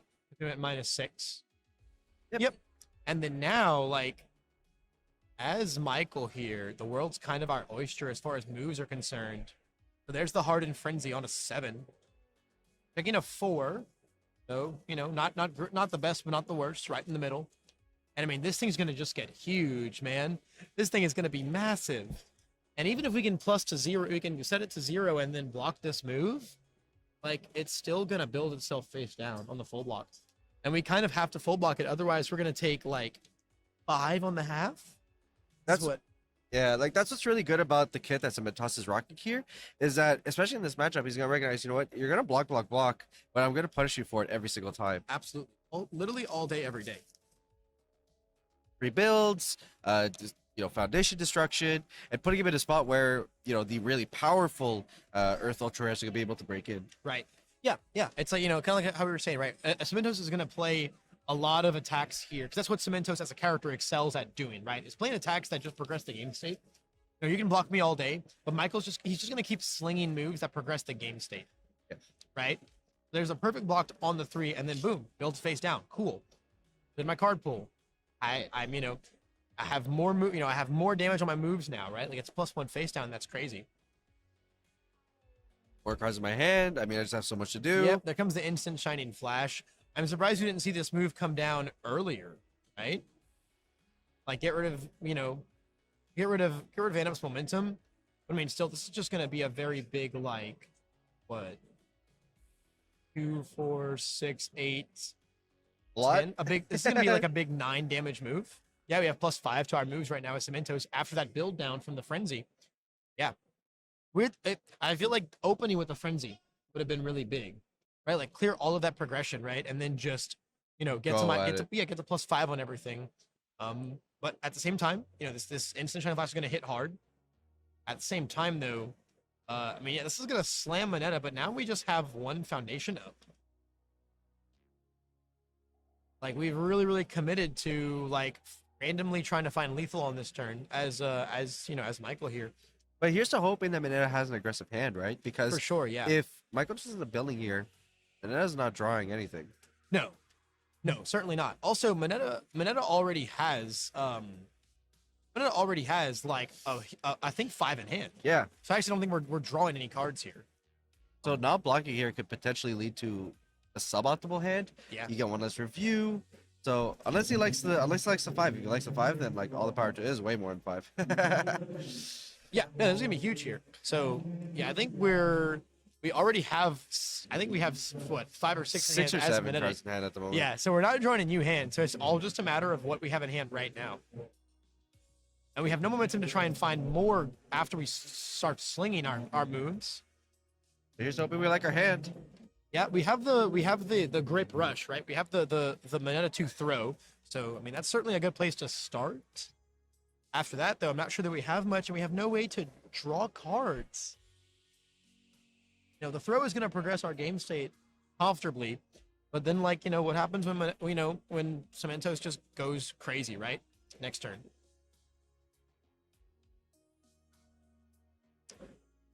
However, we are in deadlock as Cementos. So if Moneta has moves here, right? First one encounter, say, hey, Michael, you've got to shove 2 cards in your card pool. Everything's unblockable now. So I think that might be the first thing we see. Yep, that's what we see here. That is what we're going for. So it perhaps end up has the kill line here, right? Maybe we have the kill line here. It could be. I mean, I know at least 2 attacks are in hand. Yep. And if there's an opening, it's definitely this one because, yeah, I mean, we're either going to barely or just not be blocking anything anytime soon. Yeah. And then also we're just debuilding 3 here, right? Like we're just telling Michael, hey, you got 3 less foundations. Actually not an 8-hander next turn now. We're back down to a 7-hander after losing 3 foundations from our stage. So this is we're defrosting here to minus the speed and plus the damage, so we can turn on a +2 damage and throw on our Moneta throw. I think pretty big now. It's what, a 9 damage throw? Big old 5 damage, pretty Yeah. good. I mean, what we double creepy it, right? Give it 6 damage. Make it a 15 damage throw. 1 off lethal, not bad. Drawing into even more orange, so Yeah. there's a lot of aggression coming back here Yeah. on Mineta's side. If we make that double creepy play and then draw another throw, it's over. It's actually over. Because I'm not sure that this is blockable. Actually, it could be. If we have a 1 mid, it could be on a 5, 6, 7, 8. We can check a 5 and commit 3. But this is not necessarily unblockable yet. If Anup realizes that he's going to ice glide in it, possibly. Or actually, no, it's got -1 speed. So it's a 3 mid right now. So it is potentially blockable. It'd be on a 3, 4, 5, 6 right now. And we can check a 3 and full block it. Still take half, right? If we have the 1 Yeah. mid. But we have, I think that's a 2 mid, but we're checking a 5 either way. So yeah, so we're Okay, going to have to full commit out. So perfect there. Yeah, I think if we ice gliding, if we double creepied and then ice gliding it, Just had it. we would have gotten our 15 damage in. Then we couldn't fail this one. Although it's okay because we're going to double creepy this one. Hey, pretty good. We're gonna double creepy this one, and then it's gonna be super Yeah. cool. And then actually this makes more sense now because we have to save our ice gliding to -1 speed on this one To be able so to give that it the gains additional attack. 2 damage and throw. Yeah. Yeah, no, Anup definitely saw the line. Anup saw the line here. Makes a lot more sense now. Why we didn't push for it on that first one, because we had the second grape rush, Always. like the true meta players that we are. Double grape rush. And throw or not, I believe this one is just unblockable on the full. There is nothing to potentially check here to be able to defend him. So it's just about getting that attack number all the way up to and past 11 to be able to deal lethal Yep. damage here. So, I mean, Michael's very much incentivized to just kind of wait here, see if Anup ends up showcasing more of his hand so that he goes into game 2 with more information. Yeah, absolutely. You check if we can get any more out of him before double creepy just comes and takes our soul Yep. out of our body. And there we go. So Anup taking down game 1. Michael, starting off incredibly strong. Oh yeah. Controlling the game, but letting himself again, like those overcommitments that we see time and time again, and then just finding that opening. Adam saying, you know what, my hand is strong enough; it's able to get there. I'm gonna keep it. Not even gonna bother reviewing, and then go into just a great aggression turn. Yeah, because I think if the game just draws out to last forever, I don't know if there's a world where Anup wins that game without Michael giving him an opening. Yeah. And that's definitely what Anup, the game state they were in, the position both players were in. Like Michael was very poised to just, play that, just play through that long game, and then eventually, just find himself to be in a place where his character is unbeatable in that scenario. Exactly. But we slung a lot of moves, committed a lot of out, and we gave Anup that opening to just get that lethal damage in. So things are going to get very, very interesting from here on out. I wonder what kind of sideboard tech we'll see. You know how you sideboard into a 150. I don't know. deck? I mean, you also know there's a Nomo in there, so like, I doubt, but like, Yeah, I don't think I'm never opting to play a 5-hander versus Mana 2. But Yeah. there could be other characters in there. Exactly. There could be other characters in there. Yeah. There's a lot of Earth characters in the game that we could see come in here. However, I think that those are probably more in there just for the buddy blocks. I don't know I if wouldn't be shocked. I don't know if we ever want to play a 115 card deck on another character that isn't Cementos. Well, like, maybe you're just like, this 10 card side deck is not good enough. Maybe I just need like an additional 10 cards in my deck. right. Who knows? I mean, like, they're all good cards, right? Like, don't get me wrong. Obviously, all good cards. as long as the ratios make sense, hopefully your deck doesn't ruin you by giving like 30 straight foundations. Right, right. But And if you can amount the ratios in a way that maybe a deck works out, who knows, right. right? There's also a world where like the ratios stop mattering Yeah. late game when you're a 10-hander. Exactly. Like you don't need a third of your deck to be attacked when you're a 10-hander, right? Because you're drawing so many cards, you're going to see more, right? Mhm. When you're a 5, 6, 7-hander, that's when you start needing those ratios to Yep. go in mind. But you can have a fourth of your deck be attacks and still find 3 or 4 when you're drawing 10 plus cards. Exactly. Right? So once Cementos reaches that game state as a character, things get very, very different. And so I think that's the deck's more so tailored to reach that state of the game and then start being really, really oppressive with Mhm. this deck size. Yeah, and we really saw the kind of downside of Cementos that, like, yeah, obviously he's a big number guy, big hand, big stats, but didn't have the flexibility to use skills on his foundations to stop Mineta from doing what it is. So Correct. once you're like, it's a very vanilla way to play the game, Very. in that it's all about, you know, cards and numbers versus your opponents being able to do things. So when we get to the late stage of the game, you are kind of just stuck watching your opponent do what they do. Right. Your opponent gets to know that, like, hey, you have zero interaction with my board, Mhm. with my moves, with my game state. No, you're just a big man with a big hand and a big stage. Yeah. There's a lot to be said about that, right? If you reach that to a certain extent, it is like your game to win. Mm. But at the same time, you got to be very, very careful about it, because if you give your opponent an opening, there is nothing you can do to interact with it. No. They get to play complete solitaire type of game, right? We're just going to need to see Michael be able to, because like I said, he was very poised to enter that game state, kind of pivoted, Yeah. got really aggressive. And even if that was all that was in his hand, right? You know, like you still have to be mindful of the situation that's going to put yourself in, right? And you say, hey, well, this 3 commit out, I might die. Let me just fail it, right? Yeah. Fail it and move on. There's a lot more turns left in this game for me to see. So coming back into these guys, we are knee deep into Cementos's first attack turn. Yep. Mineta forced himself to pull that in, grabbing another face down. The jab always being a great value attack, just free advantage all around for the hardened jab. Looks like both players got a nice 3 build off. They started that incredibly quickly. I thought they were sideboarding. Oh, no, they said, screw it, man. Screw it, man. Michael said, I shuffled this 115 card deck in no time, buddy. In no time. So it looks like we're using the defrosting here to make this move very, very slow.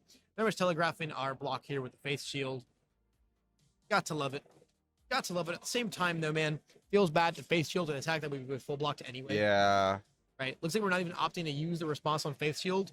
No need to be removing it from the game, right? When we don't need to. Hoping that it's going to do anything. You know, he's not about to bust out a, like, real combo punch or anything like that. The beauty here is that we're able to get the face shield back again if we do it this way as well. Absolutely, because late game, we're going to be very dependent on those if Michael reaches the state he wants to and just has all of these 15 damage thrown, right? We want to have all of our Faith Shields ready. So let's see. We have a very, very angry hand. I'm looking at 4 attacks. Espera. I'm looking at 4 attacks on Anup's end right now, which when you have 3 foundations up is not particularly what you want to see. I mean, at least he's going to guarantee himself getting some momentum. For But sure. going into turn, We're guaranteeing ourselves 1 whole momentum here, it looks like. that is like, because like going into what, turn 3 with like 4 foundations as Mineta. That is not That great, is especially not the when Michael spot. is already at what, 6, and it's just gonna get way out of hand from here on out. Yeah. That's a scary spot to be in. You're gonna lose a lot of momentum.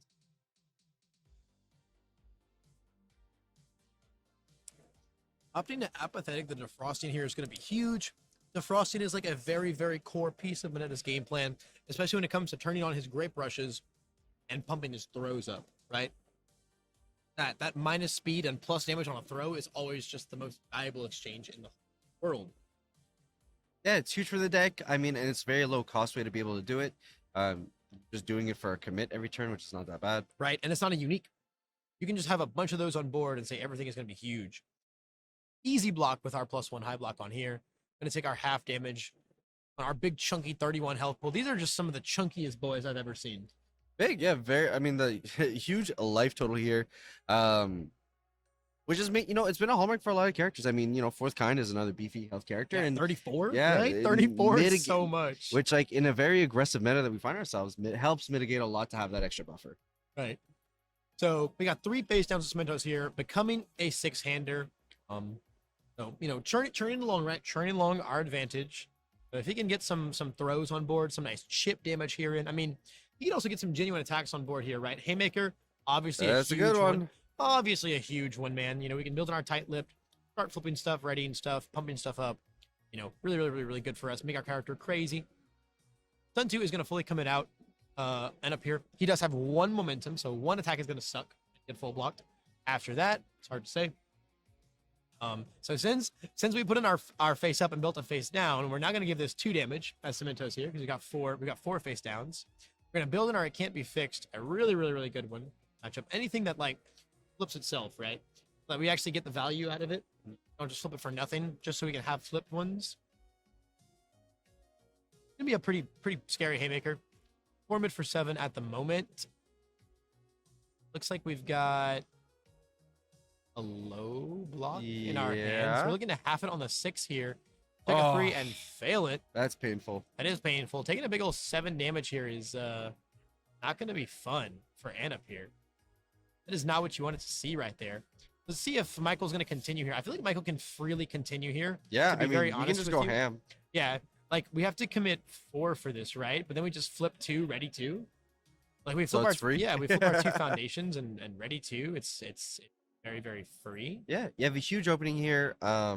You know, fully committed out, limited amount of blocks, only 1 momentum. So there's a huge opportunity here to be able to put Mineta in a position where those low life total positions, you know, the deck runs throws where speed won't matter anymore because, you know, your last 5 to 6 life totals, especially with the damage pump I can give to every single one of my throws for free, Right. lend itself incredibly well to those tight positions Right. that I think Nelson's trying to get here. Yep, so we went for the flip 1, ready 1, and then the tight lipped. We've got our 6 face downs now, meaning this Merciless Rush has a bunch more damage on it, and it's now a big old 9 damage move that we cannot block as Anup here. So the 3 check on our last foundation is a little unfortunate there. We're going in here with only 2 up, but like our opponent is Mineta 2 with 4 foundations. You know, 28 damage is not coming. No, We can it's be definitely very not. disrespectful of Mineta's aggro here as a character, right? Yeah, we still have 2 up. We can still block on Yep. top of that, Yeah, and we have our minus damage, and then we can Mhm. flip it and ready 1. You know, we can commit our high value as 2, and then flip it and ready 1. So we actually like secretly have like 5 up right now, right?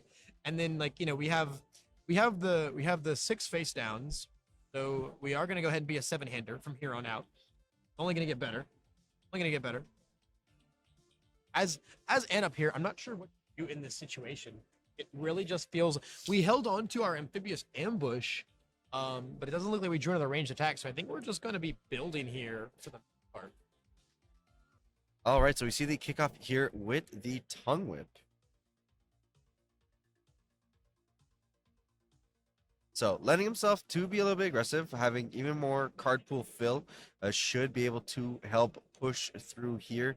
Only from the looks of it, 1 hand for Cementos. So Michael, you know, in a good opportunity. Don't get me wrong, has the resources to block, but will only be able to push 1. So maybe Anup here finding the opportunity to be able to get big damage in, like he did in game 1. Yeah, I mean, we're going to be able to play our amphibious ambush after this, right?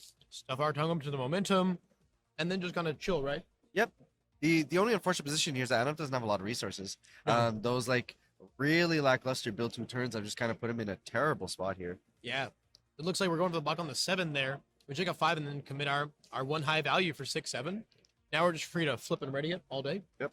Now this ambush can come in and is probably unblockable. Taking the 4 there. I mean, again, it's not the best, but it's not the worst. We could be in a worse spot there. Checking the 4. We're gonna get to clear our card pool, get us some momentum. I mean, Anup's in an okay spot here. He really needs to get this to get damage through, though. It's very unfortunate to not have the second tongue whip to follow up here. Yeah. The second tongue whip would be like big damage. Looks like we're very much acknowledging that we can't block this. Oh yeah. So pretty much. use our manly friendship. You can kind of just let it chill for then. You've already got your 6 face downs, right? So we are set. We are poised to be a 7-hander next turn, and with ideally getting to 8 on our next slew of attacks. And speaking of slew, if we find a slew of attacks, it could get very scary here for Anna. Yeah, it's free reign here, and it's just depending on how much aggressiveness Adam was able to draw into his hand. Yeah, yeah. Like, I mean, we do have two momentum as mana, right? So the rest you yeah. completed is a huge build here. That speed is going to come in clutch. Wall cling as well. The wall cling, so this is actually a pretty good spot for Anup to be in, all things considered. He doesn't have a million foundations. However, everything's going to be 0 speed, right? Yeah, opting to just build out the hand here. I totally agree with. If you check bad, you just commit your other surviving the finals. Yep. So this is actually really, really, really good spot for Anup to be in. We have the wall clean to make sure one is a perfect block. We have 3 momentum. We have 3 cards in our hand, and we have 3 reset to zeros, right? And then on the third swing, we have the struggling with studies to bring our block back into our hand. Yeah, defensively, Adam's in a really, really strong position. Yeah, those few builds and then that momentum he has now is going to be very, very integral to setting up his defenses here.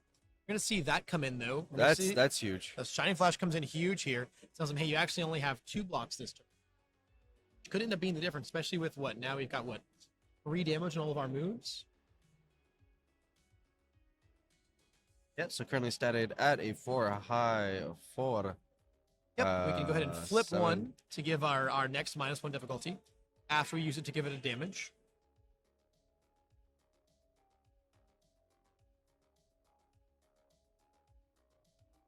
Now, thankfully, the one card we held is a I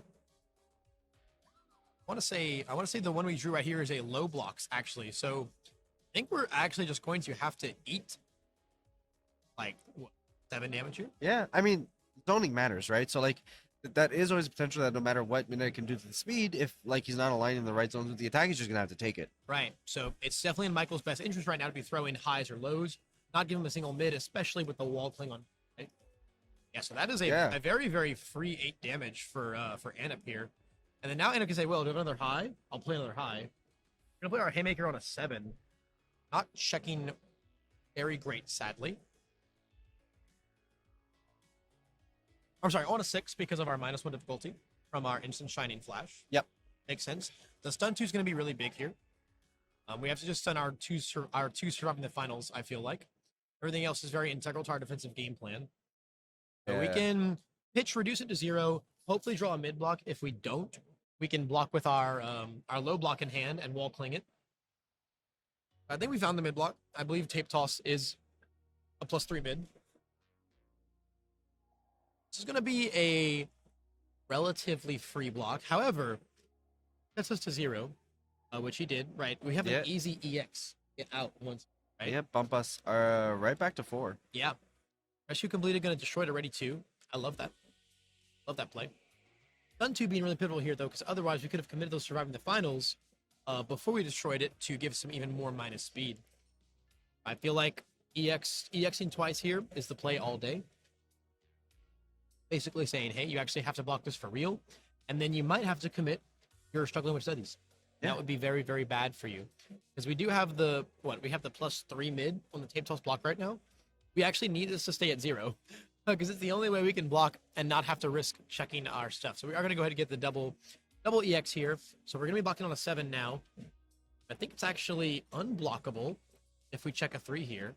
Okay, so we're going to go for the half on the wall cling block. Makes a lot more sense, right? Okay, we get it. So check committing our 1 right there, right? So thankfully not having to commit out. Very, very, very thankfully. Now we're hanging on to our mid block, and then we can pick up our tongue whip block as well, so it's struggling. We really want to chuck a high here as Michael to try and get some half damage in. Same time though, might be a good build angle, if anything. We're gonna play, I think, another 3 check, sadly. Having to commit 4. The struggling with studies here, I mean, we're going to get 1-1, right? Because we built with Haymaker. Yep. And then if it's completely blocked. So if it's completely blocked, we have rain to play another move potentially. Yeah. If we check well and don't have to commit Cementos. So struggling's going to pick this up. Presumably we're going to half block this. Yeah, if we don't, we're at lethal, so. Right, yeah, we're certainly at lethal with Cementos. We have to half block this with our our grasping tape toss, which is gonna be on a 7, which means we can't check a 3, Yeah. or we die the death. And the check check the is 4. a 4. Perfect, Oh, perfect. just okay. Yep. Okay, beautiful. Yep, yep. On the 8, commit all 4. Take half. Now And can is we there pass follow up? another move? Do we have another move and can we pass it? If we have another 4 diff, we can check a 5, commit 3, and pass it. Yeah, but no, Nope, we're just gotta gonna call for it the there. build. Once again, though, I'm not feeling terrible as Michael here, right? Yeah, 3 cards in hand. You're gonna build one down. Yeah. Again, you can. We can flip and ready one if we need to yeah. have 4 up. You know, N up has no momentum. That'd be a very true 5-hander. You know, he's got to draw some craziness here. We did pick up our tongue whip though. Got to be very mindful of that tongue whip. Tongue whip could easily come in clutch here for him. Let's see what else we can draw. Looks like a frog lashing. It looks like we've got a grape brush, a frog lashing, and a tongue whip. Can we get there with that? The lashing would swing for like 10 damage. Yeah, 10 damage. It's a lot, but I don't think it's enough to get there. No, because I don't think the other 2 make 14. If like we have to presume one of them is one of them is potentially blocked, right? I mean, like we're gonna stuff 1 right now. If we block this one, I mean, if the lashing is 10, can the whip get to 14 is the question, right? Which, no, it straight up can't. Oh. We're gonna flip 1, ready 1. So we're gonna use our surviving the finals to go -1 speed, so this can get 2 damage and throw.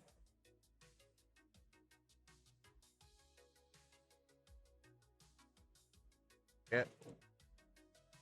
It'll replace itself. Card does a lot.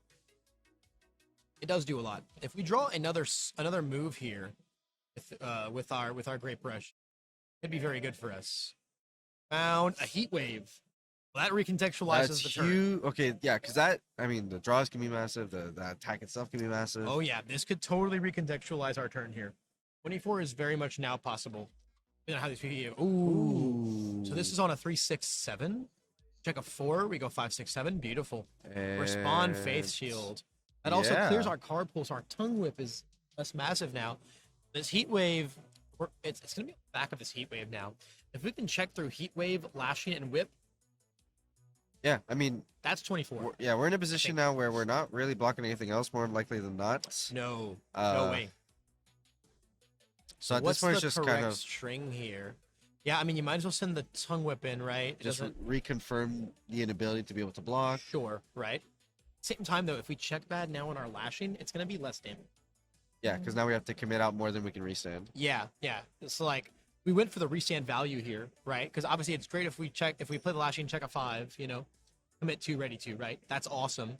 Then if we check a 3, we're going to end up having to commit our good stuff. We're going to be 1 less damage than before. It's going to end up being a 6 damage move, bringing us down to 18. Going for the lashing here on the 7. Good check. Checking the 4. Not the best. Actually, that's like perfect, right? Now we can commit 1 face down and then these 2. Ready our 2 face downs. And we're still in the realm for max damage. Yep, and this is going to be... So now this is going to be a 10 damage move as we ready 2. We cannot feel our... It's going to come down our heat wave mill. Our heat wave has... Will it get us to enough? Our heat wave has to get to 8, right? This is 10 damage frog lashing. And I don't hate the idea of going for it, because no matter what, you're going to be going into your next turn with 2 momentum. Yeah. Which means that you'll have the defensive capabilities to be able to get there, even if you kind of fail this check. Absolutely. Absolutely. I mean, even if this check's bad, we have enough to commit, right? But all we need to do is our heat wave needs to get to 8 on the mill, or draw us another move that we can then... It has to do one of those 2 sets of things. If we check bad, not draw another move to play. So we've got to commit all 5 here. Yeah, we're gonna do the thing. So it is down to the heat wave mill here. We need to find 2 moves, right? We need to find 2 moves on the heat wave mill. Yeah. This is so exciting. I mean, is it gonna be enough? This is actually quite exciting. So these are the moments that this game can create that just are extremely hype, and it's just Yep. I mean, he's doing the math. He's doing the math. So many minimal decisions here that have led to this All right, so moment. Levi, do I mill first or do I draw first? I don't know. We checked an attack, so I think we draw first. Okay, yeah. That's just how I feel. That's just how I feel, you know? I feel like that's what the gods have told me. This is the decision right here, though, right? This is the I decision. think we're drawing first. Oh man. Okay. I think we're drawing yeah, first. okay. One attack. Okay. But it's gonna come down to that first mill on whether or not the mill. Yeah, is what have there we or got not. in there? But of course, if we mill There on it it is. now, okay, first mill would have gotten us there. No. Oh, we are gonna leave Michael Nelson. Well, we're at 2. While we're at 2. This is actually like this is substantially more edge of our seats, right? And excited than I thought it would be. As a minute, they're both just trying to kill you. Yeah, they're just hit me. Yeah, they're both just getting really. Because like Michael's aggression making a lot of sense, right? Because he's Yeah. down 1 game, probably. Oh my God, there's the there the it move. was. There's the move. Oh, it's just a little too far down, right? Michael's aggression makes a lot of sense. He's down a game. His best hope right now is trying to finish a game 2, get a tie-in. Yeah. And now Anup has put himself in. The opening's here. I open mean, for any that. throw gets him there. Yeah. I mean, actually, any attack gets me. Yeah. Yeah, because our character's committed. We can't reduce to 0. Yeah. We're living on a prayer, so we're going to. And I mean, we're going to what? We're going. Yep. Yeah. He's gonna we're show. just Yep. scoop. Yep. He's gonna show his move, and Which makes that's sense. I all she mean, wrote. we're breaking into time. Now, don't get me wrong; these are 2 slow Sure. decks, but we've seen Mineta on a tight clock be able to actually dish out some decent damage. absolutely right. and- Tongue whip, lashing, yeah. lashing. Right. Yeah, That's a great lot of We've phrases. also heard murmurings that apparently Michael has turned to some opponents. So both players recognizing time part of the clock. Are we able to kind of push that and get to the game? And at this point, I'm not even going to switch it back to us because like with the speed at which they. Oh yeah, that's it right there. That's it right there. Okay. That is okay. the I've got 10 minutes to kill you character right there. Right there. Oh, I love this tech. Absolutely. That is the side right there. Oh. Yeah. Absolutely going. Shoto 2 on water throws. Oh, that's yeah. so good. Oh yeah, man. Oh yeah, +2 to my tongue whip. Oh Yeah. man, baby. Oh yeah, that's the spice right there, man. That's the spice right there. We're absolutely gonna see that come down here. And as Cementos here, right? Like Cementos can turn to you, right? It's kind of one of the scary things about the character. He can like totally turn to you. Earth is good at doing that, man. Oh yeah, especially when again, every face-up foundation is 2 foundation. Yep. That's a lot of committal power to swing moves, right? You're a true 5-hander at that point, but for all the 4 attacks, right? Like, get there. Yep. They can totally get there. So I think that's what we're gonna see Michael try to do, and then on the other side of things, we're just gonna try to see Anup find the grip, right? That's all he needs to do. Turn 1, strong build. Verbally your whole hand, and then Shoto doesn't need that much, man. Like, you just end up giving your attacks so much incredible value. The attacks, especially in water, are already well statted. Like your lashings are great numbers. Your throws are solid numbers. Giving additional attack and speed onto them for free, giving the additional stun, especially when early on Cementos might be committed to a couple things here and there. Like it's a good spot to be in. So It is I mean, very, very, I also very powerful. not gonna lie, obviously I stand Shoto a little bit. Oh yes. So- In this house we stand some Shoto. Starting off with a defrosting build. The creepy on board, man. Oh no. Creep. Beautiful. There. Beautiful. The creepy gonna potentially be huge here. Yeah, 100%. Also the additional card in hand. There's a lot here that lends itself to a quicker, tighter game. Yeah. I can't wait to see what kind of build we see from Michael. Oh, banking the 4-check. Beautiful. Woo. Beautiful. There's a world where like tongue whip creepy just kills Michael. Yeah. Right? Like especially with Shoto on board. Stun 2/2/2. Like get really crazy real quick. The learning the standards here gonna be a pretty pivotal foundation, I think, in Michael's survival. A beautiful build 5. A Good. beautiful build 5. Pretty good. Holding 1. Saying, hey man, I dare you, dude. Find a 31 right now. Not look like we have the hand to do it as Shoto here. No. We got us another creepy though. Good. We Here's got the another ice creepy. storm. Okay, we're just gonna send him the ice storm. Screw it. He said you didn't hold the low block. Coward. you didn't hold it, bro. Yeah, I mean the one momentum can go decently far in the deck. There's a Sure. lot of powerful. If we sided into Giant Ice Wall, that could help mitigate this big build that Michael has going into the turn Sure. 3. At So the same time, though, we don't really have stun 2 right now, right? We're staring down 2. It can't be fixed. Really don't have stun 2. I think you have to force it. But at the same time, though, like forcing it here, I think we've just enabled Michael to kill us next turn. Possibly.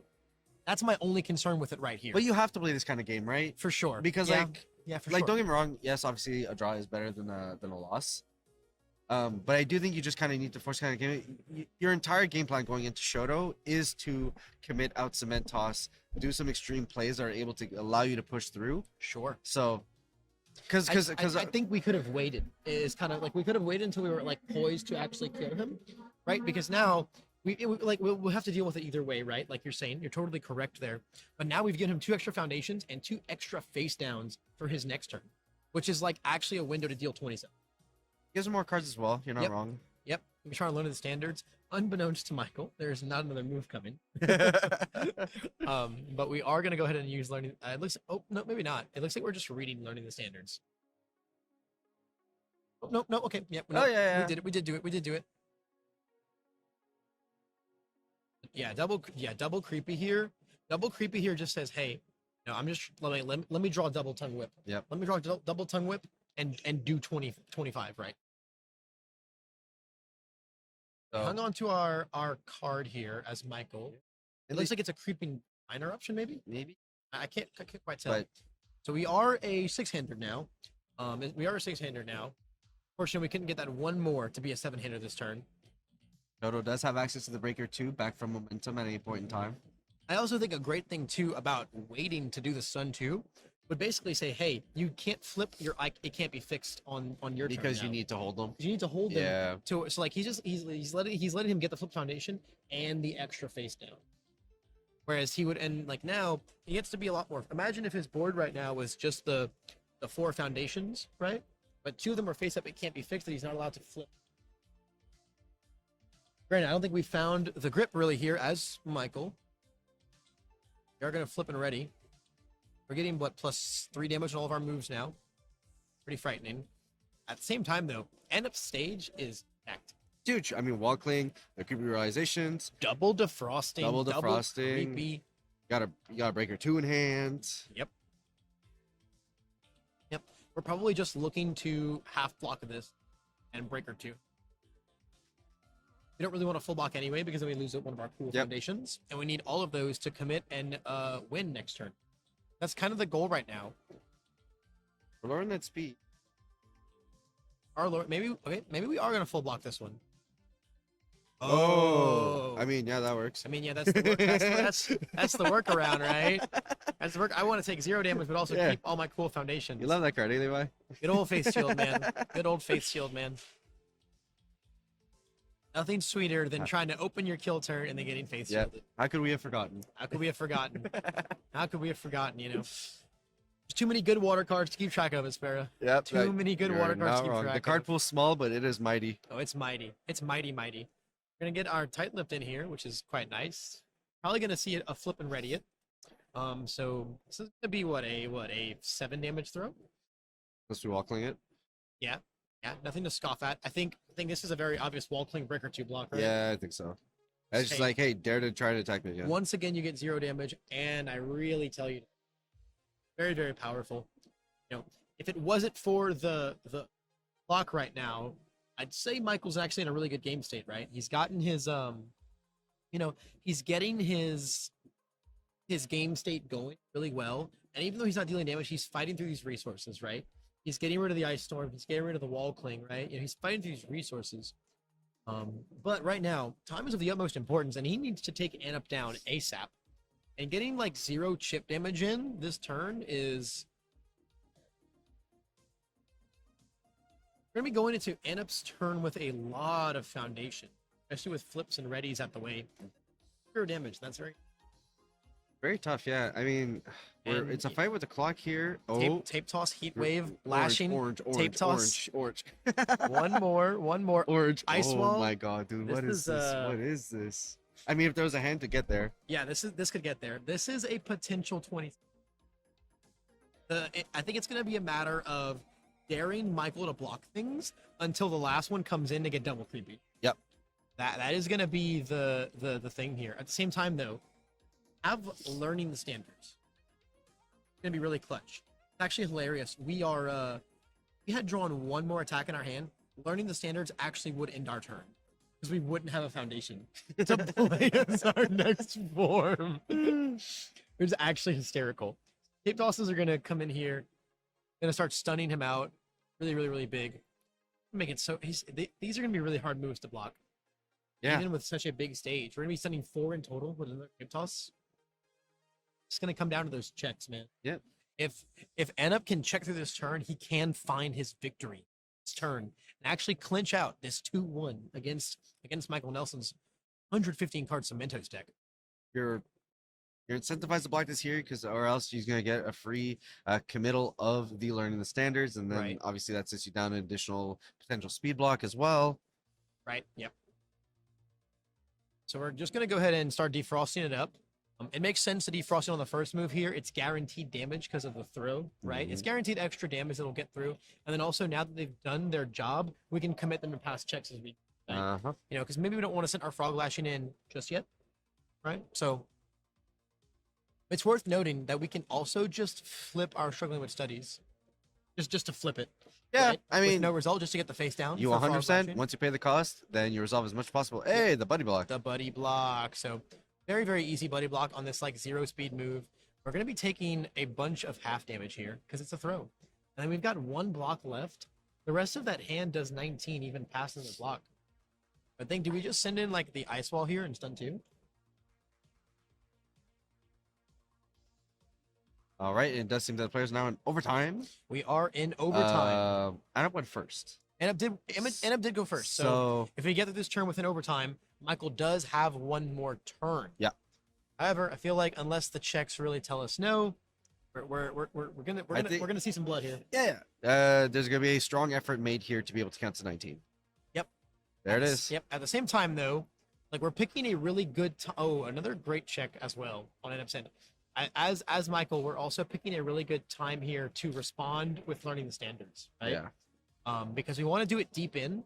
That way, he has to build a foundation on like 2 or 3 progressive, then play another move, Make it costly. which the checks may allow, but not without committing our creep. That's going to be the big defining factor here. Okay, so we're going to take it, respond, learning the standards. So now we do have a 0 diff though, so it's going to be for free. Yeah, not much decision marker there. Yep. We just got to do it and then see how Now we go. we just have to. We cleared a 3 off the top of our deck. We did. This might actually have helped if we go So now into we a just 5 what do we send in our lashing? lash to As get a in- refresh on our 2. Yeah. The issue is with only the 1 block, double creepy actually not looking very very potent here. You know what I'm saying? We're Then just doing the math now. It's scary, right? Because we have what? We have 6 things to commit. So to play 2 more 5 dips, we have to roll double 5s and commit out. So this is actually scary. Yeah, Michael not blocking that move Yeah. there, it was huge. He's understanding the potency of the creepies if he blocks 1 more, and that's actually maybe the only way he dies. It's Yep. on an 8. The Texas- 3 comes down. Okay, the decision marker here is, I mean, you can't kill him now. Yeah. Play for the draw. Yeah. If anything, I think what you probably just do here is you have to fail this guy. Yeah. I think you have to fail. You don't this. get anything out of getting this through because you're not going to be able to close out. Nope. You need the resources defensively. The creepies potentially do big game here. The defrostings can kind of help. Ooh.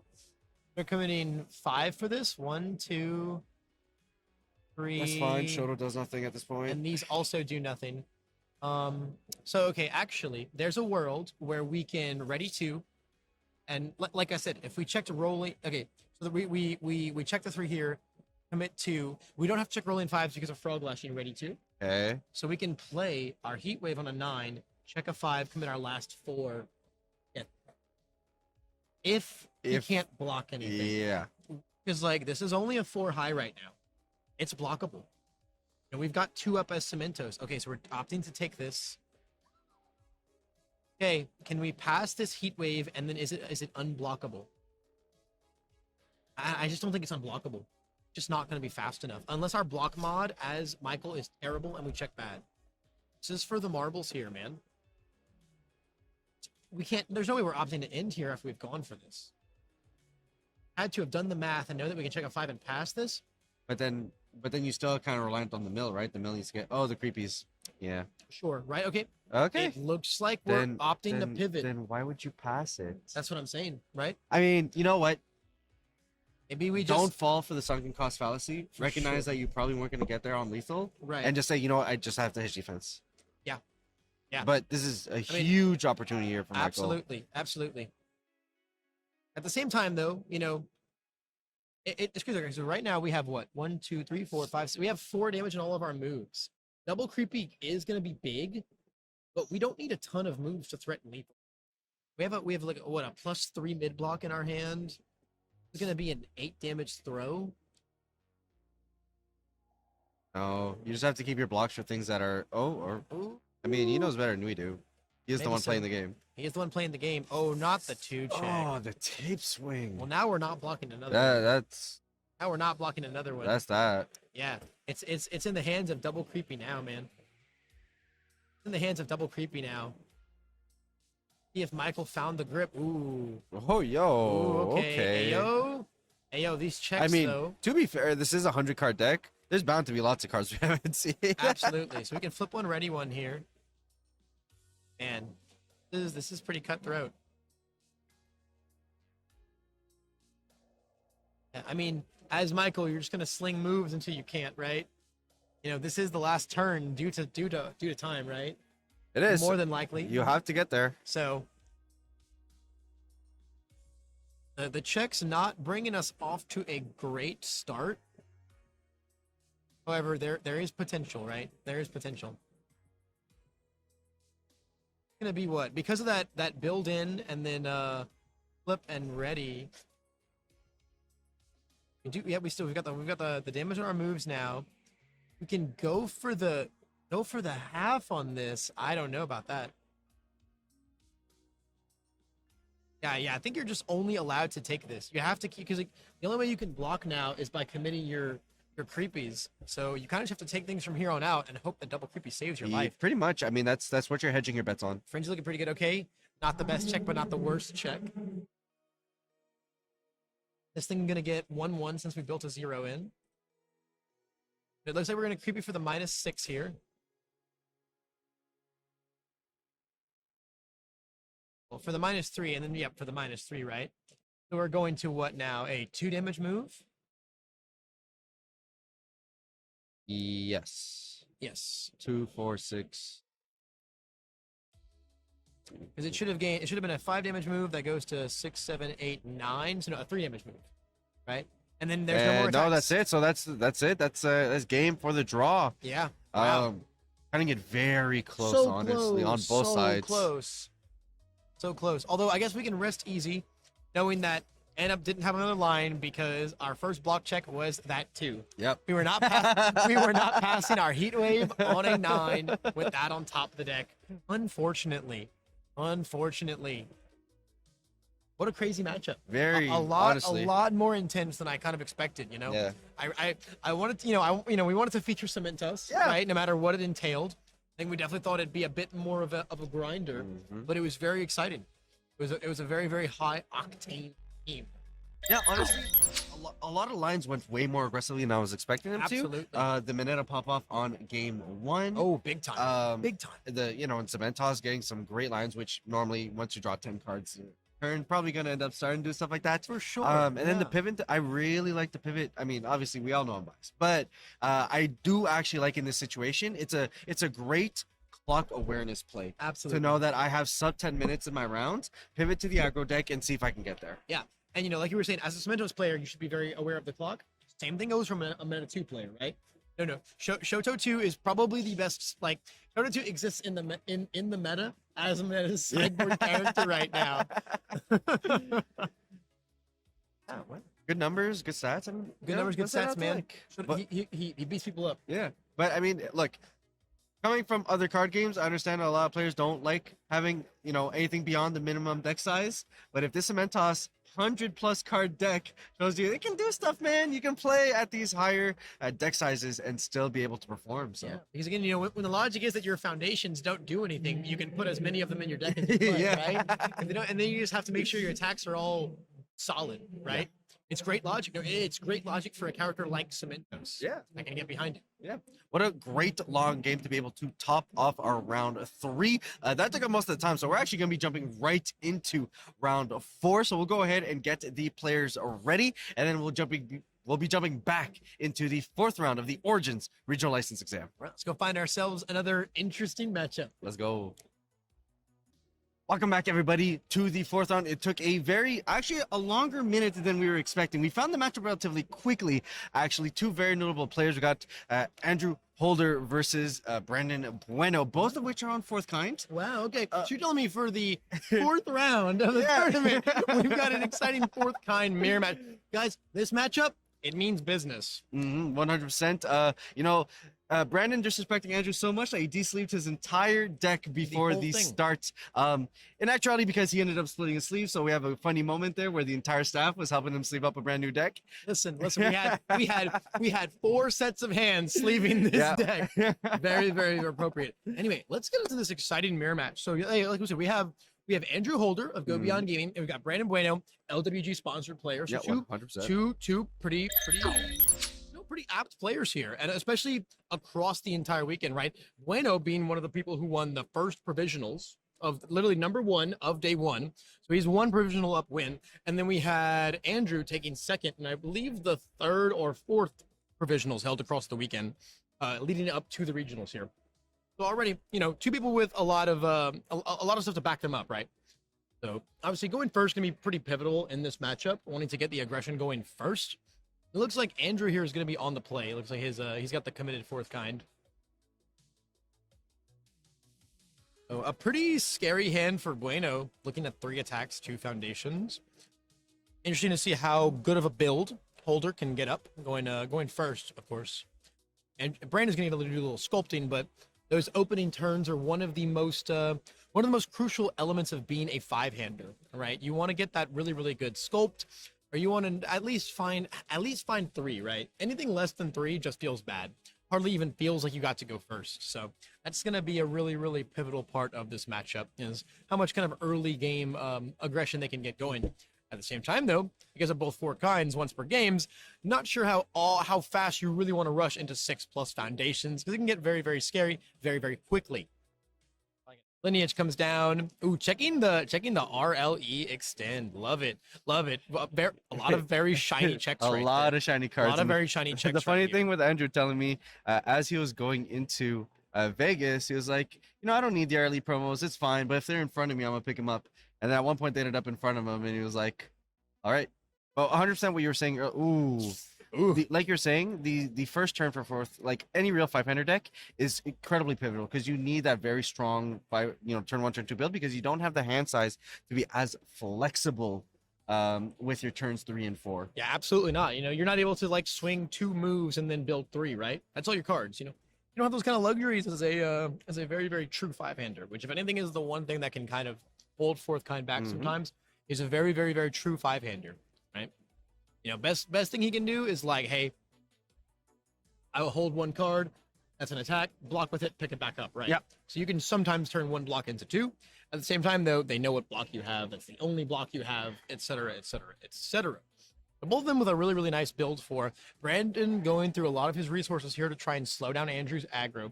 Kind of knowing how pivotal it can be to get that early game damage in. But the Jolt's obviously going to get there regardless. But like either of them are super worried about that. If anything, Bueno probably really wants to hold on to at least the 1.3 in his hand. The extend is fine to block with, so we're just gonna pick it right back up, right? Yeah, I mean, so it's aside 3 from months. this, we probably won't see him doing a ton of blocking from here on out. If Andrew even continues his aggro, this really just seems like a very good, poke with Jolt, build a couple foundations, return. Let's see, like maybe another Jolt. I could easily see another Jolt come down right here. We're just gonna go for some safe building. I like it. I mean, get your 1 momentum, chill. Again, your first couple turns are very pivotal. You're sculpting that hand to go into your pop-off turn. I mean, on order especially, we're looking for that big indiscriminate turn. If we can go back-to-back and really force our opponent to a tough position, then all the better for us. We already see here Brandon with a very strong attack lineup in hand holding here. double 1.3. Yep. Really interesting how to go about this turn. I feel like, I honestly feel like sending an extend and then just like going off of what you draw is as a good place to start. The defrosting gonna get a +2 speed. Yeah, you kind of want to get this free damage in, right? Want to get this free poke. Andrew holding what, 2 cards or 3 cards? Yeah, yeah. He swung 1 attack and then extend, draw, and extend there. It's kind of insane. I don't dislike it. I mean, I'm pretty sure our plan now is build 2 and then play the other extend. Yeah. And then just draw another one and then just have cards. Right? Have a healthy hand. Yeah, just be a 7-hand of this. Yeah, one, right? and then like even be able to sculpt even more going into your turn 4. Yep. Yeah, opening the defrosting and enhance made a lot of sense before he got committed by the jolt. Makes a ton of sense. The jolt commit really just says, I'm kind of just showing that, hey, I'm probably gonna try to kill you on the next turn. Okay, so we're still going into the extend here. It looks like we're just gonna go we're just gonna go foundation and then 1.3. Yeah, pretty frightening. I mean, these are still like big damage moves, right? You know, if he doesn't tap out to block them, then like he can't handle. You know, if he does block these, he can't really handle the 1.3. The extension is going to draw more cards, drawing the 0 diff, double 0 diff in hand here for Bueno. Bueno's hand just looking beautiful right now, honestly. It's everything you want to see. Just the right amount of aggro, just the right amount of cards that replace themselves. The way that fourth kind gets around being a 5-hander is that all his attacks draw, Right. and then being able to push big aggro and then kind of like relax afterwards. Yep. So we're opting to basically take the 6, but pretend to fail the desperate times block just to get the card out of our hand. Presumably, we have 1 attack, I'm guessing, in our hand. We want to review our other foundation. Now, is the 1.3 going to come down here? I mean, they'll probably still get blocked. Yeah, that's the thing, right? It's like super blockable right now, and I feel like you just want to hold them. But you have 2.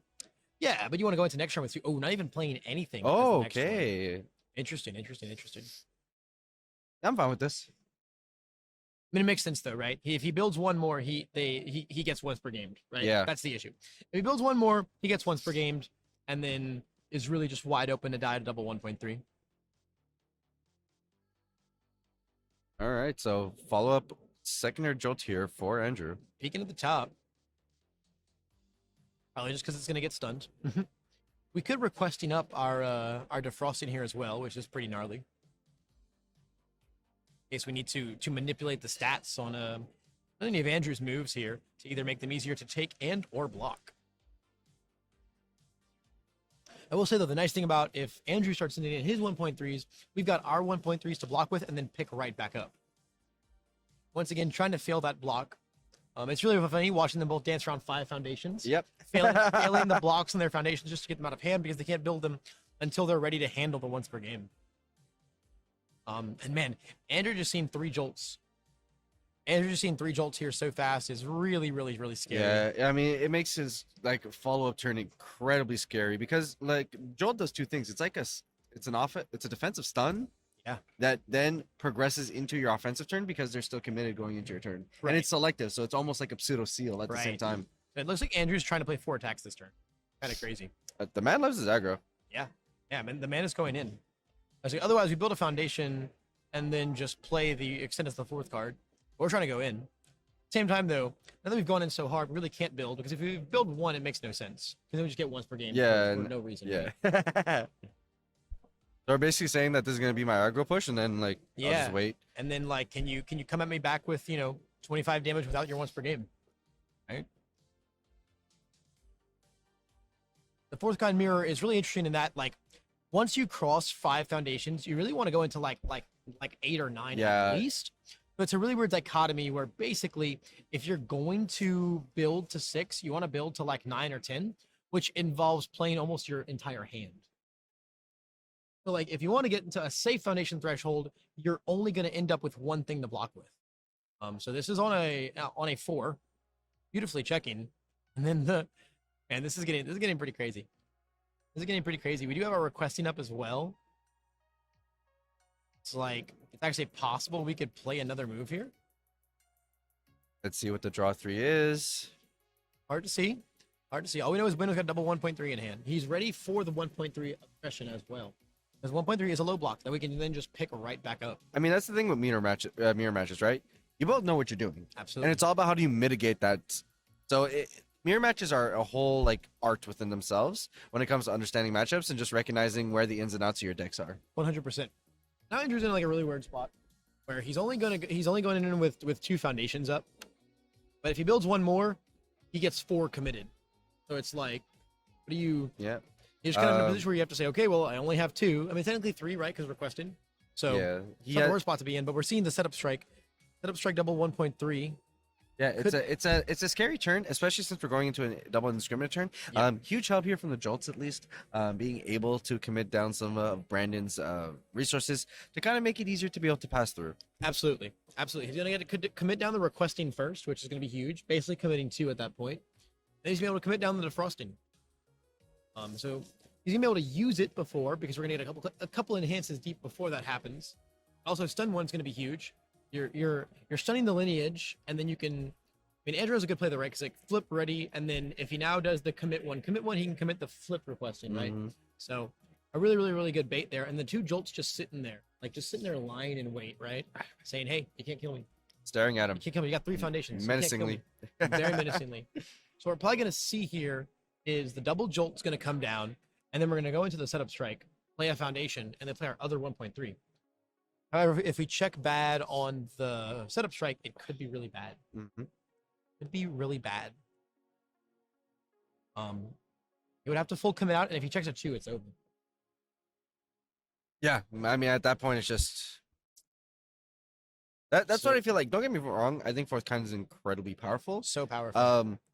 But being like, I would argue maybe a 5.5 hander with his like block bounce back to hand, you're just very vulnerable to like your 5 draws. Yeah, and like 6 foundations is such a small threshold for such a powerful once per game that just like completely murders, right? With 1.3, right? Now he can just like he's got 5 committed, so he can set up strike here. Beautiful check. No, this is gonna be 5 damage, so he'll go to 20, and then another 1.3 does what?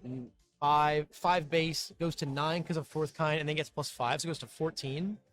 We have 19 damage between the setup strike and the 1.3. It's a lot, but it's sadly not going to kill Andrew. And gonna fail the Sure. Yep. Just get it out the hand.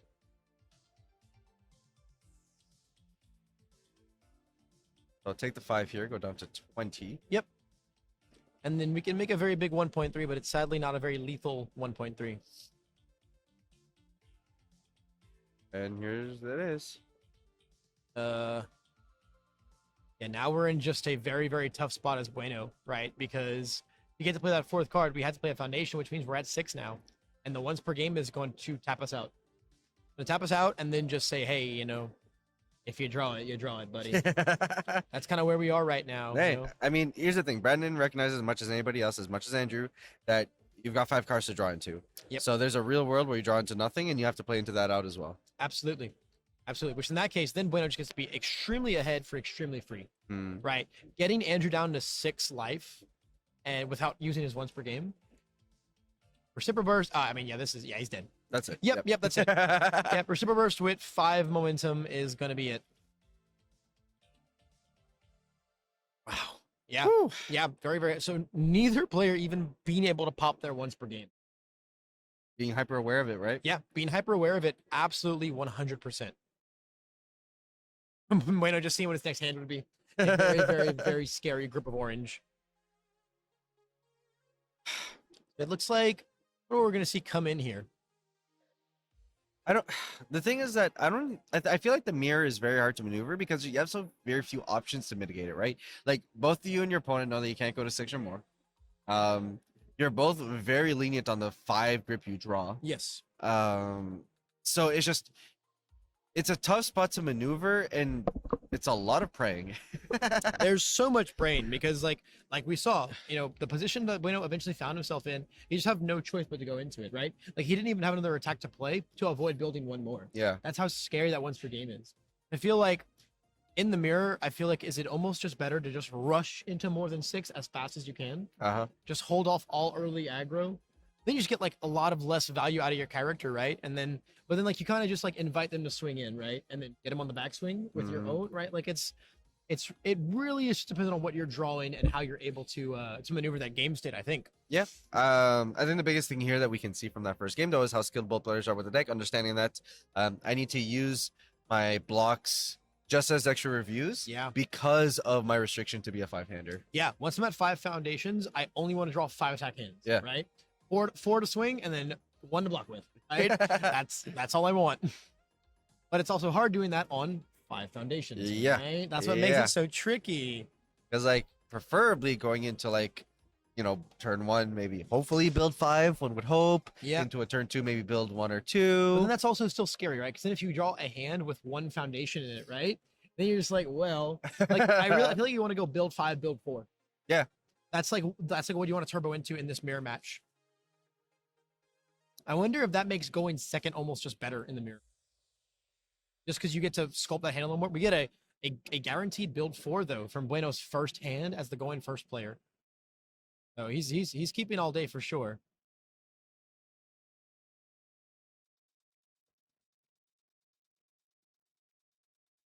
Being very mindful of his 2 checks here.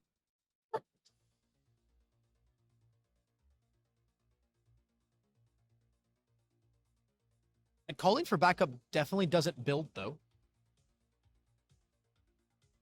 Or, oh no, 4th kind static while committed. Yeah. Beautiful, beautiful, love it, amazing.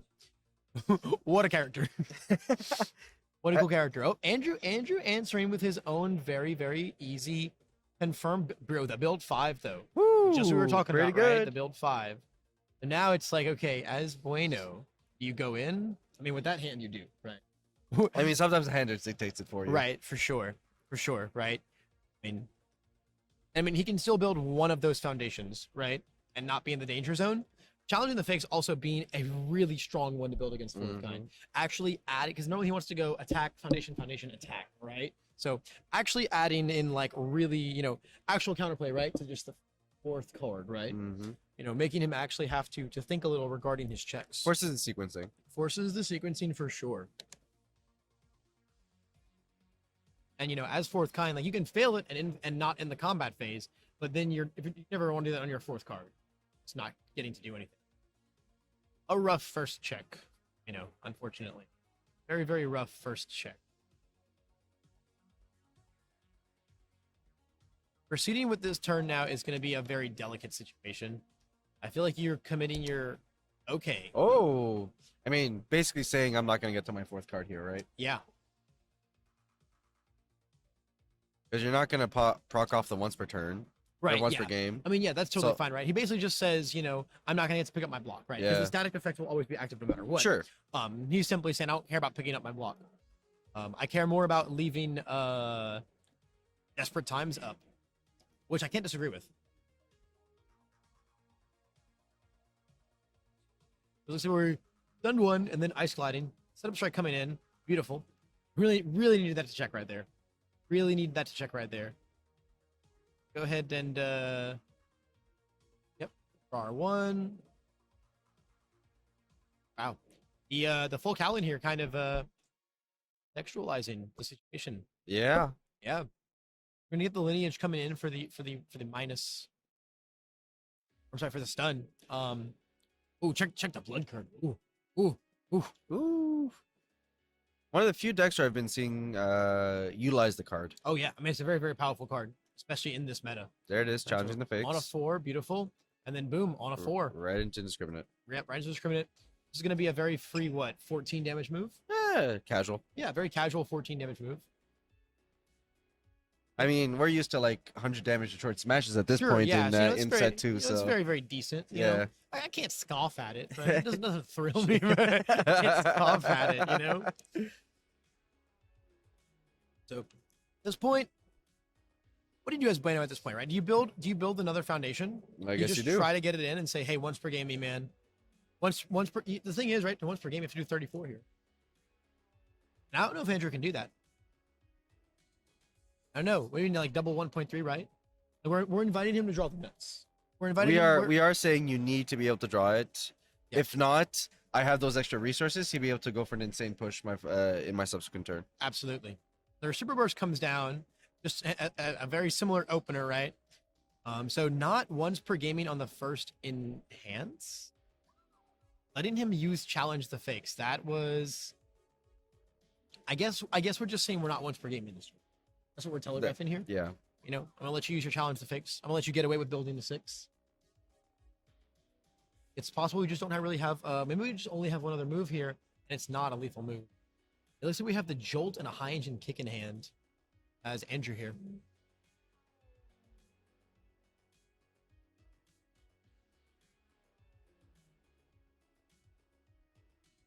Opting to just eat the 4, right? You're never afraid. Next attack, it's -2 to the check. Send this in as like a bait check. Oh, are we just only have to commit 1? Okay. Yeah, we could just also check better. Challenging the face is a pretty bad card when your opponent checks different, True. right? So now we're gonna go ahead and pitch this lineage. Get 2 speed, draw ourselves a new one. We're gonna need a lot of damage in this turn, and we're probably just going to stay at 5 foundations. At 20 health? Yeah. Can we turn once per game on at 20 health? Okay. We're going to see the jolt come down on a really bad check, though. Having to commit 3 here is rough. You can get 1 of them back. Really hard, though, you know. Jolt's one of those really sleeper, underplayed cards. Yeah, in absolutely. this meta, it's really rare to see it these days. You would see glimpses of it in set 1, but kind of, sorta. Yeah, definitely a bit of a rogue one, right? Yeah, I mean, just the fact that it got picked as an RLE promo. Oh yeah, just says the world about where we are, right? So it looks like we're opting to just go in. Are we just going in here on the 1.3? On a 4, we check a 3/4. We give it 6 damage. It's gonna be what, a 15 damage move? It might be blockable though. If we have the check here on a 4, oh, that that feels bad. Yeah, it's tough. That feels bad. I mean, we can go to 6 now, although we'll actually fail it. Won't. We can go to 6 now though. We're already tapped out. Yeah, if we'd have gotten that 1.3 in at the end there, I think we would have been in a very, very much in a poised position to take things down. Basically forced to tell Brandon that you have to kill me. To kill me this turn. Yeah. You have to kill me this turn, and I'm already tapped out, so your once per game is irrelevant. Yeah, again, when 4th kind games go past like the 3rd turn or so, that's when they start getting very weird. Yeah, they start getting very, very weird. It's a game of both cowboys pointing magnums at each other and just waiting for one to pull the trigger. Yeah, because both of them want to sculpt, right? Mm-hmm. Both of them want to sculpt, and like attacking without without like guaranteed value is almost frivolous because they're just gonna get to block with their attack back up, right? Mm. It's a very, very, very standoffish type of game state. Where right now, I feel like the best thing that Bueno could do would just be build away. At this point, like, he just kind of has to get some kind of a sculpt going. But now we have the setup strike and the 1.3, but those two on their own are not enough.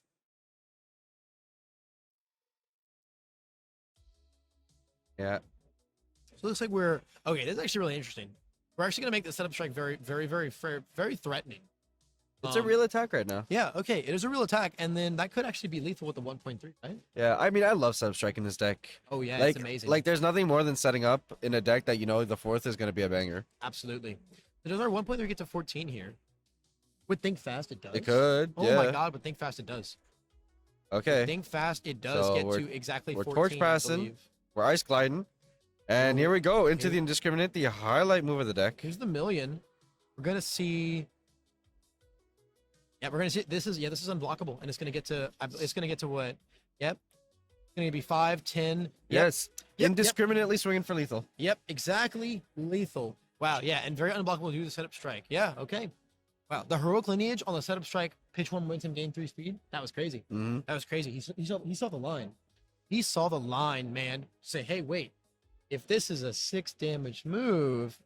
That's 20, baby. Yeah, trigonometry's popping up in the air. The math is flowing. Popping up, man. Trigonometry popping up. We're going to see the 4th Chimera going into game 3.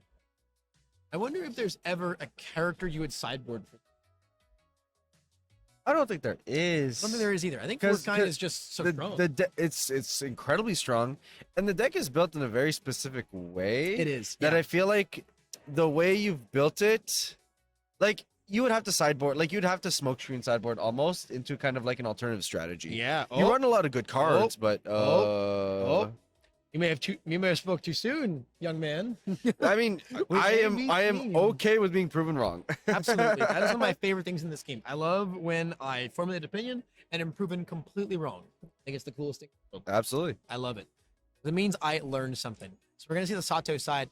So like that's kind of what I was getting to, right? Is I think you kind of want to decide into someone at least a bigger hand size so you can build more efficient. Hmm. Because trying to dance around that 4 and 5, right? Because like you really just want to go 5 to like 9.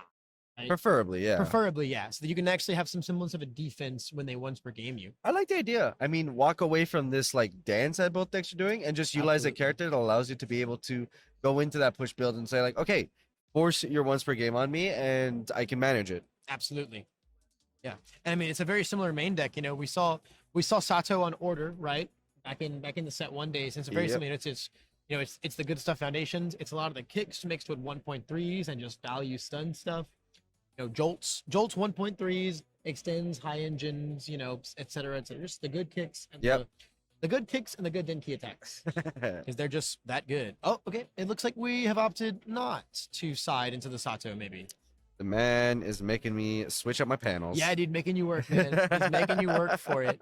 Making you work for it. Maybe we just kind of put it out there as a joke. I'm wondering if we put that out there as a meme, Bait or if he them. actually just decided against it after further thought. Looking process. through the sideboard, thinking about the cards you'd have to kick in, take out, realizing the Yeah. game plan actually kind of wasn't coming together for that kind of strategy. Yep.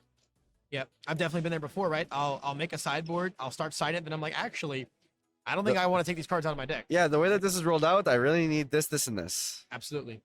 Sometimes the and going second, right? You're mitigating a lot of the issues of being a 5-hander, right? I mean, look at that. It's like a perfect build 5 in his hand right now. Yeah, I mean, you build 5, you still have the one to block. Like, It's beautiful, baby.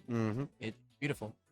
He can commit his character carelessly because he doesn't even have an attack to pick up with after he blocks with it. Amazing. Suffering from success, right? of course, Suffering from of success. course. I'm eager to see. Really depends how good Andrew's hand is, right? Andrew's initial build is going to be super important. It's going to dictate who can take momentum first in this matchup.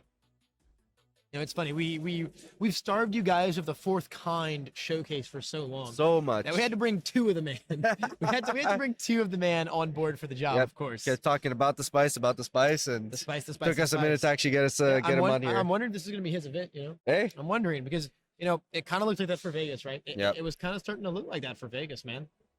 It was really it was feeling telegraphed. You know, all of Omaha was bringing it. All of them had the spice, right? Okay, a beautiful build 3, all safe on a 2. Reviewing our 0 as bueno. Not sure how I feel about that. We just want to build 4, I suppose. Right? Because like if you played the 1 diff as your 4th move, right? It's on a Yeah. And then you play the 0 diff as your 5th, it's on a 4. You can commit your character for it. So it would have been a guaranteed build 5 with the second 0. I felt like maybe he just wants some leeway to be able to build 1 later on and dodge the once per game. Yeah, for sure. He might just be kind of trying to dance around it a little better. At the same time, though, he's poised to aggro really well. The more foundations he has on the next turn, right?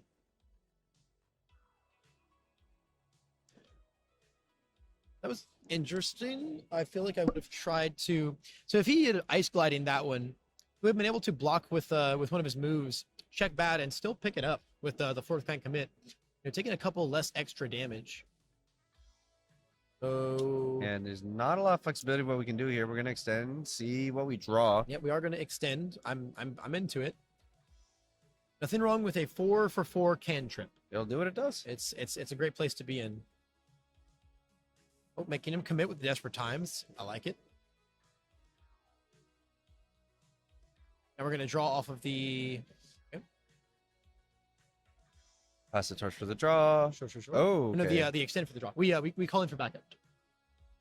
We call in for backup to draw. Desperate Times committed our flipped calling for backup, and then we drew for extend. And there's thankfully no more Desperate Times to mess with us.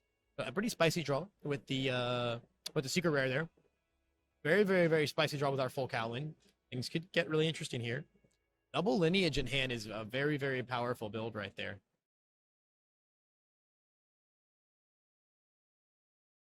So yeah, basically exactly what I was talking about, right? Yeah, just force it out. Yep. Hey, if you want to once per game me, that's cool. I'm still gonna have 3, actually 4 up because of requesting, and you have to do 30, man. I invite you to. I think this is gonna be a grindier 4th kind game. I think we're gonna see. unless Andrew hard overextends here, I think we're gonna see a grindier Yeah, fourth kind but game. I Right here. really like the decision by Brandon here by saying I just need to force it out. Yep. If I'm the first player that can get out of this uncomfortable zone Yep. that we're in with this whole like just staring at each other at 5 foundations, then I can walk away from the next turn being in a massive lead. Exactly, especially if Andrew really commits to try and find like an impactful amount of damage here, really opens up Bueno to find the grip Uh-huh. and then just get him with a billion foundations, right?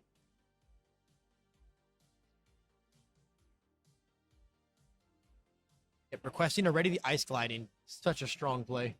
Such a strong play right there.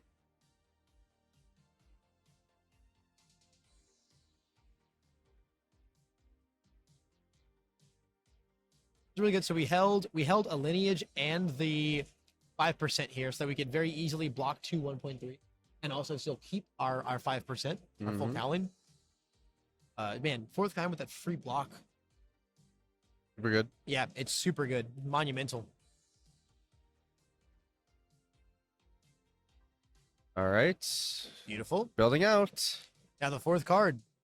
Like, you can't play under 1.3 here. You know that Bueno just has the one low again. I would just say go for it. You're already in that range. Yep. Do the exact same thing Bueno did to you and just invite it. Yep. And just say, can you count to 30? But I mean, he's already. Oh my God, we have 4 attacks. Yee. We have 4 attacks. We have double full cowling, reciprocal burst, and setup strike.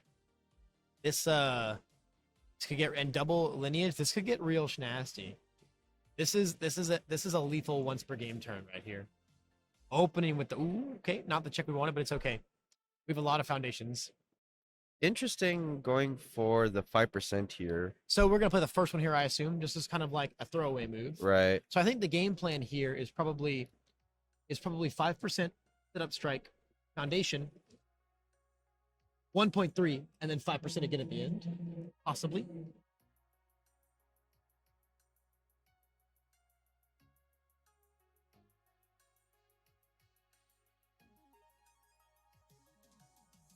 We're gonna see the once per game come down.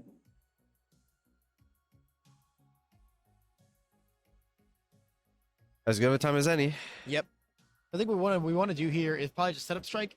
We're probably gonna set up strike into our reciprocal burst, right? I would imagine because As it's the best recipient for it. Yeah, as our fourth card. You know, it comes in with the speed, and then we. There's requesting. Yep.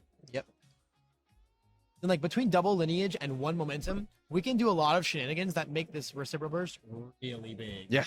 Really, really, really, really big. Especially between think fast and ice gliding, we can like double lineage respond.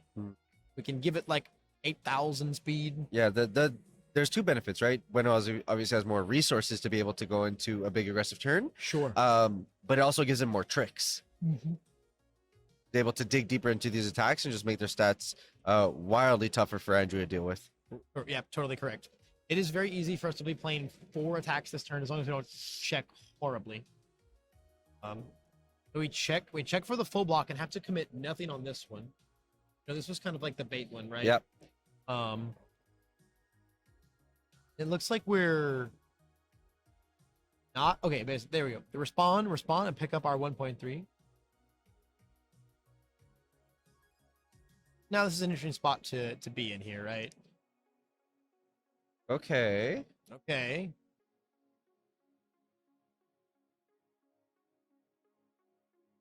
Yeah, I think another reason why we probably wanted to open with the full cowling is to just force the block, right? Because like otherwise we get to commit your fourth line. True. So I think forcing the block there with the full cowling was a big part of that play as well. Is hey, I'm gonna force your block, get that out the way now. Maybe you have to commit some stuff too, and then my reciprocal burst can just like eat you alive. So far though, the checks quite been in Bueno's favor here. At the moment, the checks is pretty much what's going to limit him from playing moves.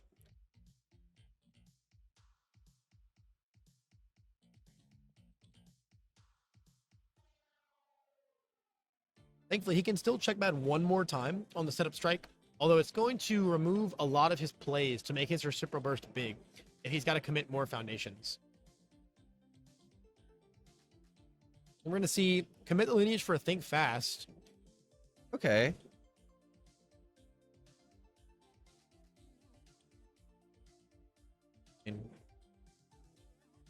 Oh,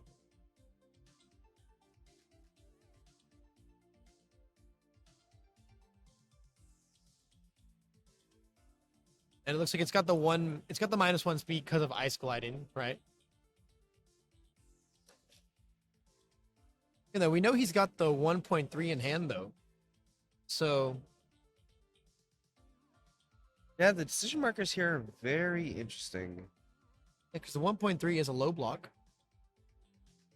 Maybe we made it a mid to try and bait him into blocking. Maybe? I don't know. Okay, so there's the take. Go down to 24. Still a very high life total to push through. Yep. If we had one more momentum, I think the short super Oh, that burst would've made all the would difference, be very, yeah. very, very lethal. At the moment, I don't know that it can get there. And presumably set up here. Yeah, like set up into burst is like the play here. But I don't think X24 is the only issue. And maybe that's what Bueno's realizing here now. Yeah, I think it's like the tough spot Buenos put himself in here. But he's very susceptible to the crackback now. Yeah, once per game just literally taps him out. Gets once regained.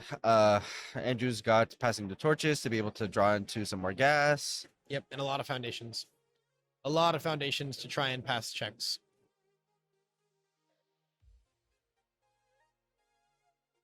I think we're probably seeing Bueno do a lot of math here, seeing if he actually can get through a super burst to a lethal number.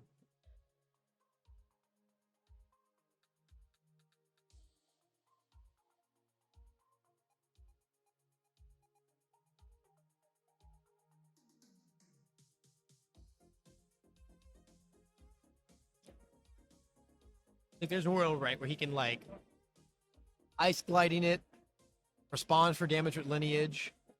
It'll come in with 3 speed, so then like visual momentum, give it 1/1 think fast. Visual momentum, it'll be at what 7 speed, so you give it 4 more damage. Yep.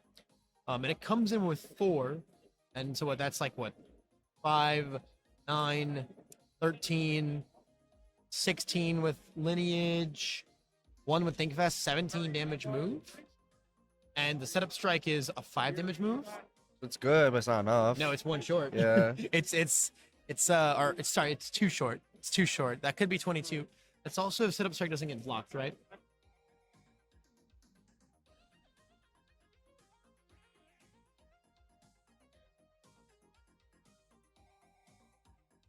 Yeah, he's definitely crunching all of those numbers Yep. in his head right now. He's doing all the different sequencing. It's like, depending on how I order this, or this, where can I get to?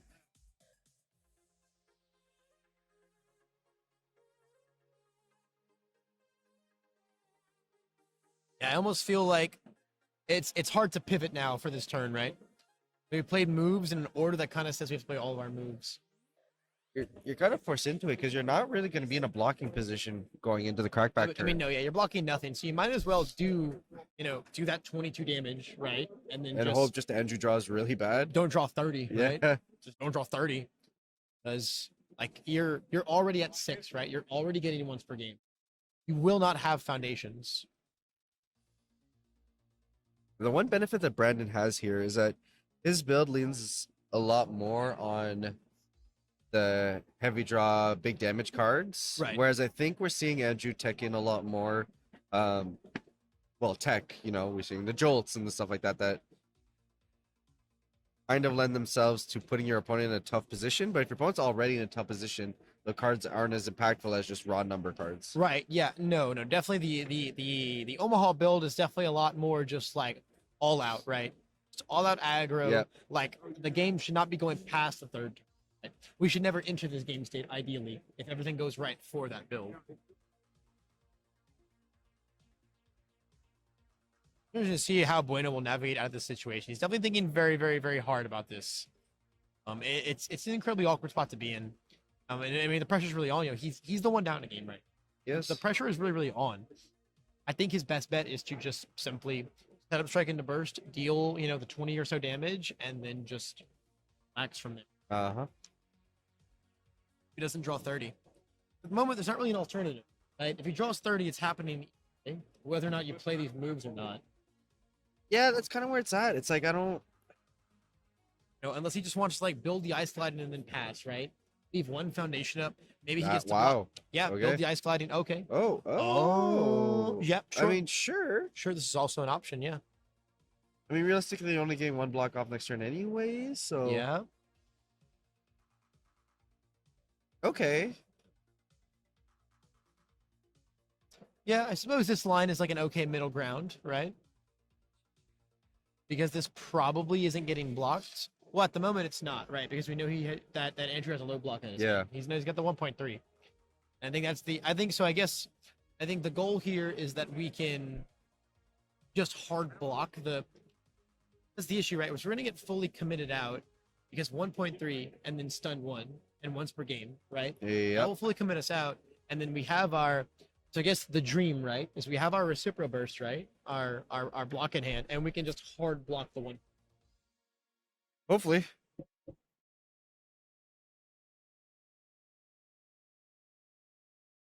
It's like we're going. It looks like we have 1.3 and Jolt in hand. So that first turn is going to be a lot of utilizing the torches Or- to be oh, able a to setup strike. find something. We have a setup strike.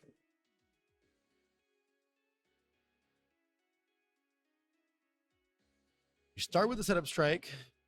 At this point, the checks are slightly irrelevant unless we have like actually 5 attacks. Yeah. So set up into like what jolt to turn it into a real attack, Right. and then you'll also get the commit of everything unless. So it kind of forces Bueno to like utilize one of his foundations right here. Right, because he didn't open with the 1.3. Yeah. Which makes sense. We're just basically, since we. So basically, the situation is. Bano can't block anything until the 1.3. Yeah. So we do see the lineage here on the setup. I think as Andrew, we're just kind of trying to figure out what that card he's holding on to is. Yep. Right? Is it a high or a low block? So the once per game coming in really, really, really hard here. There's the draw. Oh, we're looking for it. Just looking for gas, man. We're looking for it. Grabbing the dice. Next one is fast.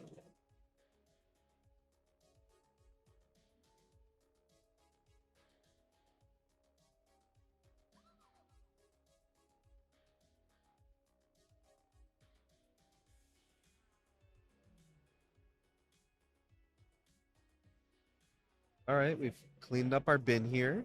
Yep. Yep, we're looking nice and tidy. Oh, Okay. blocking this yep. one. So there's our. All right. Okay. Can you count? Yeah. Can you count? Yeah, he held a reciprocal burst, right? So we do only get to block. Yeah. It's one thing, and it's not the one. It's not the 1.3. So, all right. Andrew Holder, can you count to 30? Can he count to 30? I mean, this he draws. Making sure we have our -1 speed from ice gliding to our no cards in hand. Of course. Amazing. Hey, yeah, you board know, state's important. it is important. There's the burst. So the burst coming in. Ooh. And just playing quickly, you can see you know players are playing for blood when they're playing that yeah. quickly. It looks like he's mapped out 30. You know he has the 1.3, right? Yep. 1.3 is going to be able to 4, 5, 6, 7, 8, 9, 13, and 18 damage move. This is 6 damage. Yeah. Yeah. Andrew's counted to 30. Yep. This is over. This is it. This is it. You Yep. just need to sequence it correctly, bring it together. Yep. No misplays. Yep. This is on a 4. Gonna come. Yep. It's gonna Yeah, come. here's Yep. indiscriminate. Yep. It's gonna get 13. Doing for a damage. bajillion damage. Yep. And that's it. That is it. Woo! Andrew Holder taking down the fourth kind mirror. A 2-0. 2-0. 2-0 victory. No, 2-1. 2-1. Yeah. Yeah. We did go to game 3. Yeah, we Wow. did. Did go to Wow. game 3. All Yeah. right. So Brandon putting himself in position and saying, you know what? I went out and you just got to count to 30. And Andrew answering the call, pushing it into the game 3 position and just counting to 30. Yeah, yeah. Hey man, look, the 5-hander draws 4 attacks. Yeah. You're gonna get scary. You know, and 1.3 on a 9 foundation board, you know, it can be 30. It can It be. can be 30 very, very, very quickly. You know, this is like very much sending in the setup strikes, trying to fish and see like, hey, what block do you have? What block do you have? What block do you have? Right? Because obviously there's a world, right, where if Bueno's holding a 1 or a 2 low, 1.3 is blockable. Yeah. Right? Just got to have to hard check the 5. No, and it was really just dependent on that. So I think his thought process was very send in moves until I find that block. And if I send in the 3 moves and he just takes all 3, then I'm kind of just chillaxing, right? Yeah. And now he's at like 10 for nothing, and I can just like survive. So it was really a good spot for Andrew to be in, regardless of how the turn went out. Yeah. Yeah, I mean the blocks were pivotal, and even by the second attack, you know, Bueno ended up going into the tank and recognizing, oh, okay, this is what this looks like, and I've kind of forced myself and pushed myself into a hole. Yeah. Where do I go? Where do I go from here? It's unfortunate that he didn't realize it a little sooner. That there's there's a world where that turn could have been played differently, and who knows what the outcome could have been, right? Who knows what the outcome could have been. Yeah, but I mean, you know, we haven't showcased it much, but now we see Fourth Kind, and it does some incredibly powerful The true things. power of Fourth Kind definitely being shown in this matchup. You know, both players, obviously, as players of Fourth Kind, understanding the potency of the once per game turn. Watching both players dance around 5 so hard in game 1 was like, wow, that's horrifying. Yeah, That's so scary to think about. It's like, wow, this guy is so scary. Like, if I just go to 6, I am dead. yeah, That's a really like it's a very choke holding position to be put in. yeah. But I love the lines that they would decide to go in game 3, just saying, you know what? No, we're going to 8, we're going to 9, and we're just go, come at me, use it. Yeah, it almost felt like they both adapted to playing the mirror very, very, very quickly. Yeah. I love to see that. Absolutely. Love to see it. Yeah. And I'm sure it's not the last time we're going to see Fourth Kind. It's been, it picked up a lot of steam in Vegas. I think a lot of people are getting very comfortable with the deck. And I think we're about to see more of it going into the later half of this tournament. Absolutely. I think we had one sneak in the top 16 Yeah. in Vegas. Yeah, I think we're going to see a little more Fourth Kind representing at this event as a whole. Yeah, 100%. Yeah. So with that, that was the 4th round of the Origins Regional License Exam. We're beyond the halfway point at this point for day 1 Swiss, but of course there are many more exciting matchups, incredibly skilled names out there in the field, many of which you know and love. So definitely looking forward to seeing them fight it out in the future rounds. Yeah, we've got so much more exciting stuff to see. So much more. Yeah, so we'll go ahead and get those games ready as we jump into the 5th round. We'll be right back with the next match. Welcome back, everybody, to the 5th round of the regional license exam at the Origins Game Fair. We've been making a progression from incredibly big-handed, control-oriented decks. You know, we walked away from Cementos a minute or 2, went down to Fourth Kind, where they're just kind of both staring at each other, ready to go. And now we're going into these really aggressive matchups, this time with Tokoyami 1 versus Ochako 2. Yes, we decided it was time for a lightning round. So we grabbed Ryan Field, we grabbed David Penna, and we said, let's do this thing. Yeah, 100%. I mean, both experts in their field with the deck. Me and Levi were joking right before the round. I don't think we've ever seen David pick up another character, so... I don't think he knows they exist. Sometimes I think about telling him, but then I decide I think he's probably more comfortable living his life. Yeah, you know what? It's doing plenty successful for him as it is. Yeah, he's certainly not a newcomer by any means, and neither is Ryan. Yeah. Both of these players, I've heard the names around. I've seen them around, seen them at the top tables quite specifically. Yep. So I'm sure they're going to give us a great explosive performance no matter what happens. Yeah, 100%. And look, there's a bunch of analysis obviously we could do on the matchup, but realistically, aggro goes burr, and I think that's the highlight here. And just like our players here, I don't think we need to take this any slower and just jump right into the round. Nope, let's just dive right in, man. This is gonna get crazy. So it looks like we got David winning the dice roll. So Ochako 2 here gonna be on the play. Again, it's kind of like we were saying last time. 5-handers on those first turn builds. It's very make or break. And it's like as long as he can get 3 good ones, right? We're gonna see David go in. That's gonna see David go in. That is the difference with Ochako 2. Is that against other decks like Fourth Kind? The 4, the guaranteed That's 4. awesome because That's beautiful. So that's the thing with Ochako 2. Ochako 2 can actually do really, really well with 2 or 3. Unlike where Fourth Kind would have been way more comfortable going into the 4 and the full 5 that we've seen time and time again. So Absolutely. As long as you don't rip a 2 off the top on your opener, yep, you're pretty set. I mean, being a build 4 with the first day of class, so really like a build 6, depending on how you math it out and how you check, we're going to see David go. We're going to see David play every orange card that he draws.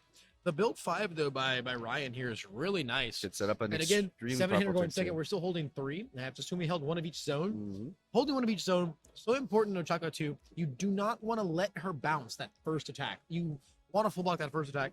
And also, it's going to have +2 speed on it. So that 5 foundations going to be pretty helpful in actually managing to block it, right? 100%. So if you block the first one, you place the second one, that one's probably going to hit you because you're not full blocking 2 No. on turn 1. They're just too fast. First form, league interview. Love Yeah, it. get that free Love check. it. Now let's see what happens. We're gonna see the Gale Force, right? That's the big thing here, right? The Gale Force bounce would be the scary thing here because Ryan built more. Yeah. Ryan built more than David. The Gale Force Hey, bounce. never not have it. Binking the 5. Oh man, you'd love to see it. So we're gonna see it probably immediately. We're gonna see it immediately destroy ice gliding. It has to. It has to. Because It has ice to. gliding's the one that, like, yeah, there we go. Because we'll consistently just be like, Yep. stop you this time, stop you the next time. Exactly. And then with this, right, we have a okay, we're gonna Tokugami, grab our Dark Shadow. Pretty good. Love that. Yeah. Now look, this is now basically by destroying the ice gliding, this is gonna be an 8-speed Gale Force. It basically says you can, if you check bad on this block, it's hitting you. It's like, right, it can be best case scenario on a 9, on a +1 mid block. Gotta check at least a 4 for that. We cannot see a 3 check by Ryan here, or this Gale Force is gonna just like slam him. We're gonna first day of class 2 say, hey, you really don't want me to get this back. Really don't want me to get this back. Or honestly, if David gets this back, Ryan is probably dead this turn. Realistically speaking. Okay, we have the. Oh my god, Hey. beautiful. So we have the so we have the block. We have the block on we have the huge. block on a 10. Perfect check the 5 for a full commit out. It looks like we're questioning it. You have I don't to. know how You we have can to. You question have to. it. You have to. You can never question this. I mean, okay, this is the best case scenario was the 5 check, right? So you can't question it. You know, this was the best you could hope for, right? So we're definitely going to see Ryan take that block here. The Gale Force is not going to go anywhere. We have the Breaker 2 perfectly negating our first day of class now. So this is on a 6, checking a 4 basically, right? Yep. +2 -2 between Breaker 2 and first day of class. We only have to commit 2 of our things here, so this is still really scary. I think we're correcting our math here. This is also going to come in with +5 damage because Gale Force Punch exists. Yeah. So this is going to be what? This is going to stun. I mean, well, it's not going to stun anything, but it's going to be a very unblockable 7 high for 11 And we can then do again.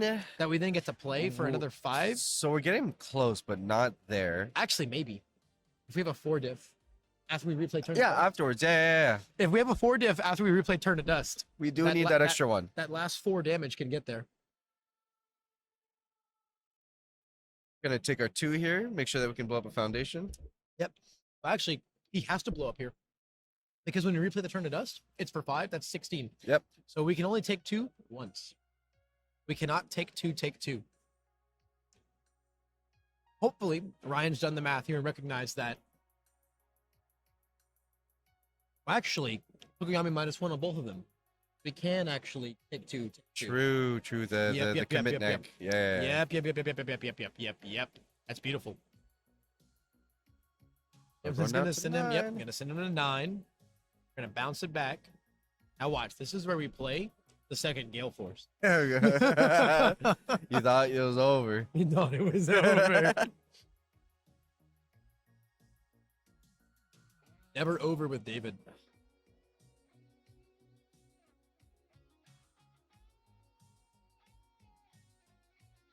He's realizing though that another Turn to Dust slam down does not equal game.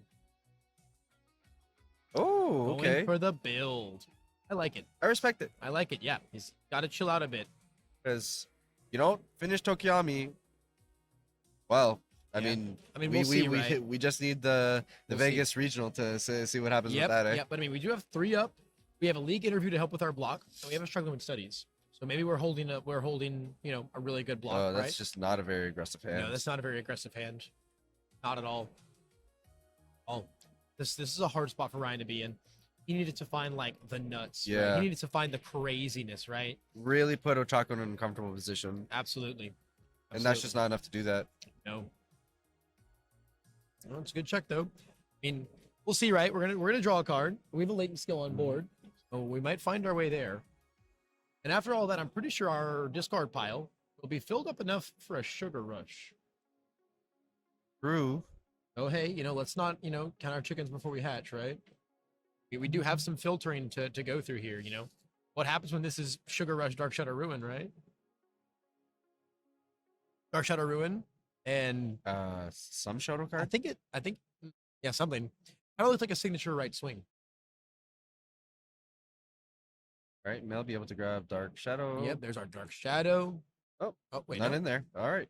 Oh, you're right. We picked it up. We already picked it Yeah, up. we already picked it up Wasn't last sure turn. if we had milled another one. So it's still sitting in our hand.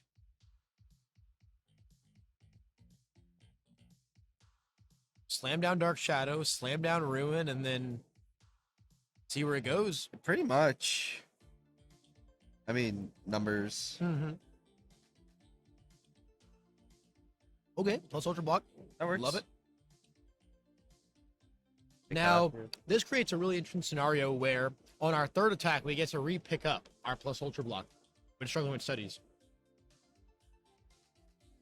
Yeah, we're just building from here. Okay. Yep, All makes right. sense. I like this patience. You have to, yeah, you have to. There's simply not the cards in hand to be able to have gotten there that turn. You just have to look. I mean, like we got 7 up and what, 4 in hand? So that is what, like a javelin and a dark shadow in A hand? Javelin, a Dark Shadow Ruin, a Dark Shadow, and whatever that other attack he drew was, I Yeah. think. Hey, all right, David. Gale Force Punch again. I dare you, man. I absolutely dare you. I don't know. I feel like that's a gamble I wouldn't want to have against David. No, never. I would never dare David not to draw Gale Force Punch, especially as we built to 7. Yep. Built to 7. Gale Force is back online.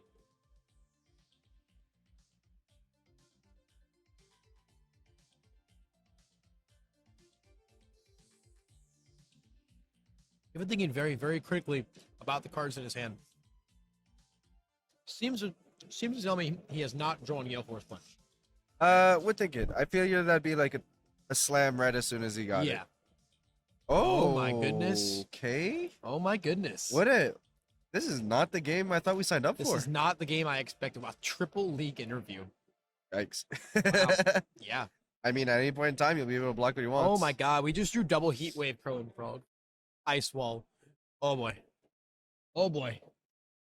Oh man, Ryan is about to have I would say Ryan's about to have a field day right now That's- with David. I think this is gonna get really, really ugly, really, really fast. So stun 4 Stun 4, into draw like 4 cards. stun 4 into draw a lot of cards. League interview for the first form.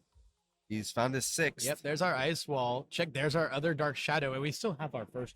Yeah. We were not forced to block with it. Oh yeah, Ryan, readjusting his seat. Yeah. Oh, he's getting ready to go in right now. Dude, you can tell when the players are like Oh, yeah, smelling blood. dude. Finding Oh, the yeah, second dude. dark shadow Wow, in there as that- well. Wow, Oh, yeah, you what a mill, huh? What a mill. Hey, man. I think we definitely have 6 in there now. I think so. Yep. So yeah, you can see he smells blood. Oh yeah, and he's got what, 6 attacks, right? Yeah. He literally has 6 attacks in a Dark Shadow. No, he smells citrus. Oh, he smells citrus. It's coming. This is gonna be. Yeah, we're in popcorn now. Oh, dude. 100%. We're in popcorn now. Tokyami mode. It's players, time eat your to heart just- out. Yep, just sit back and watch, man, because this is about to be juicy. Ice Wall's gonna stun 2. Our next one's gonna stun 2, which is probably our Dark Shadow Ruin. Then like what, double Dark Shadow, and then just Heat Wave.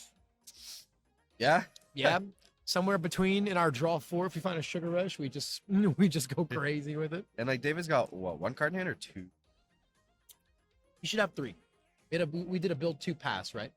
With a league interview and a tight lipped passed, I believe. Okay. Oh no, we also built a Let's Fight back. Yeah, that's right? what I'm thinking. Yeah, Yeah, we did. Yeah, we have 2 in hand. We have 2 in hand, but struggling with studies. Yeah, we got a struggling with studies. We can also respond and ready our first day of class. Love it. We also have 3 league interviews for 3 different +1 star block check. And we have our face for -3 speed. Yeah, I mean that in its own right. Yeah, so we effectively have 3 blocks this turn, right? Oh my god. Oh my goodness. Here's a dark shadow. We did use the momentum ability from Giant Ice Wall, so our next attack will also have stun 2. Correct. We're gonna see a lot of stun come down. Probably gonna see our face down, and then one of our other foundations that don't help us survive this onslaught that's coming our way. You know what the craziest thing is? We have a latent skill on board as well. And you know what's even crazier? We do not have 3 blocks this turn, because that struggling with studies is getting so sealed. Yeah, 100%. That thing is getting 100% sealed. Yep, so we're going to check on a 7 and then just double league flip to make sure we check a 7. Love that. Basically saying, hey, here's my face downs. Now I can stun these 2, right? Yep. Beautiful. So there's the Ruin. Oh, beautiful. Ruin going to come down with the stun 3 here. All together.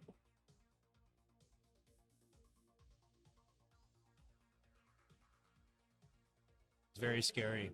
Yeah, I This is mean, very scary. you see, especially when ruin is We part also have of these double- sequences. Oh yeah. Just because, like, all right, now my actions don't count anymore. Now I can commit fully to my orange. Yep, yep.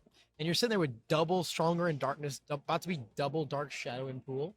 We're looking at +5 damage to every move starting.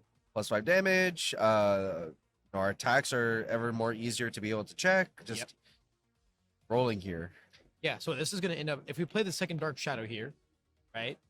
which we should. Which we will I mean, because because we're about to draw 4 cards Yep. after this anyways. yep, because when you have all XR dark shadows, you just got to summon them, right? Yep. You just got to summon them. And we're looking at what? A 5, 8, 9, 10, 11, 12, 13 damage move? And there we go. Get that sealed. At 14 damage move, something like that? You know, decent. Yeah, an average. Yeah, only 3/4 your life total. Yeah, yeah. Only the general majority of what you're working with right now. Yep, so there goes the seal on the Struggling Studies. Make sure our next move can come in untethered. I want to say we have a crow and frog in hand as well. We've got 4 cards in our deck. We're working with almost perfect information at this point. Yeah, basically. Yeah. We should know. I can't imagine there's a lot of attacks left in our deck. I don't think so either. So we're looking to block this on what? A -3 speed, right? So it's going to be on a... Yeah, commit. Yep, leave 2 up. This is Okay. scary. Yeah, now, like any 2 more attacks, Yeah. basically, depending on what they are, Yeah. depending on how hard these heat waves mill. Well, you should know whether you should draw or mill here, Yeah, right? you should know whether we're going to have attacks in our deck or not to go ahead and mill. I think this whole deck is maxed out as well. I believe this is maxed out. Tokoyami Nice here. flex. Yep, so we're going for the draw 2 here. So Says- we drew the know- sugar rush. We drew the sugar rush. We drew the sugar rush. All right, so mill here. Well, we got a sugar rush first. Sure. We got a sugar rush first. Sure. Then we'll mill, get some even more damages maybe, and it's just gonna get crazy.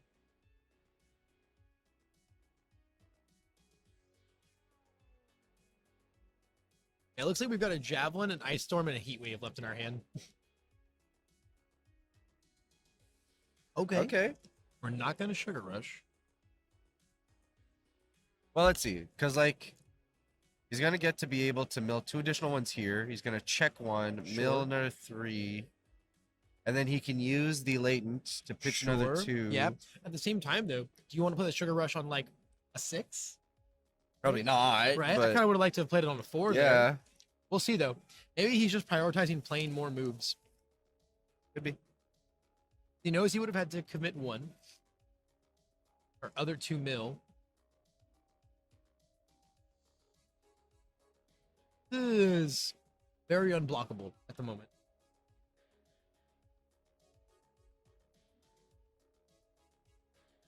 They basically all are from this point on, right? Pretty Everything's much. what, 7 speed basically from this point onwards. Yeah, So like base. yeah, with just the 2 ready, everything is very unblockable. Yeah, Discarding the ice okay. storm and the javelin to draw a crow and frog. Okay. Amazing. Sure. Amazing. Sure. Amazing.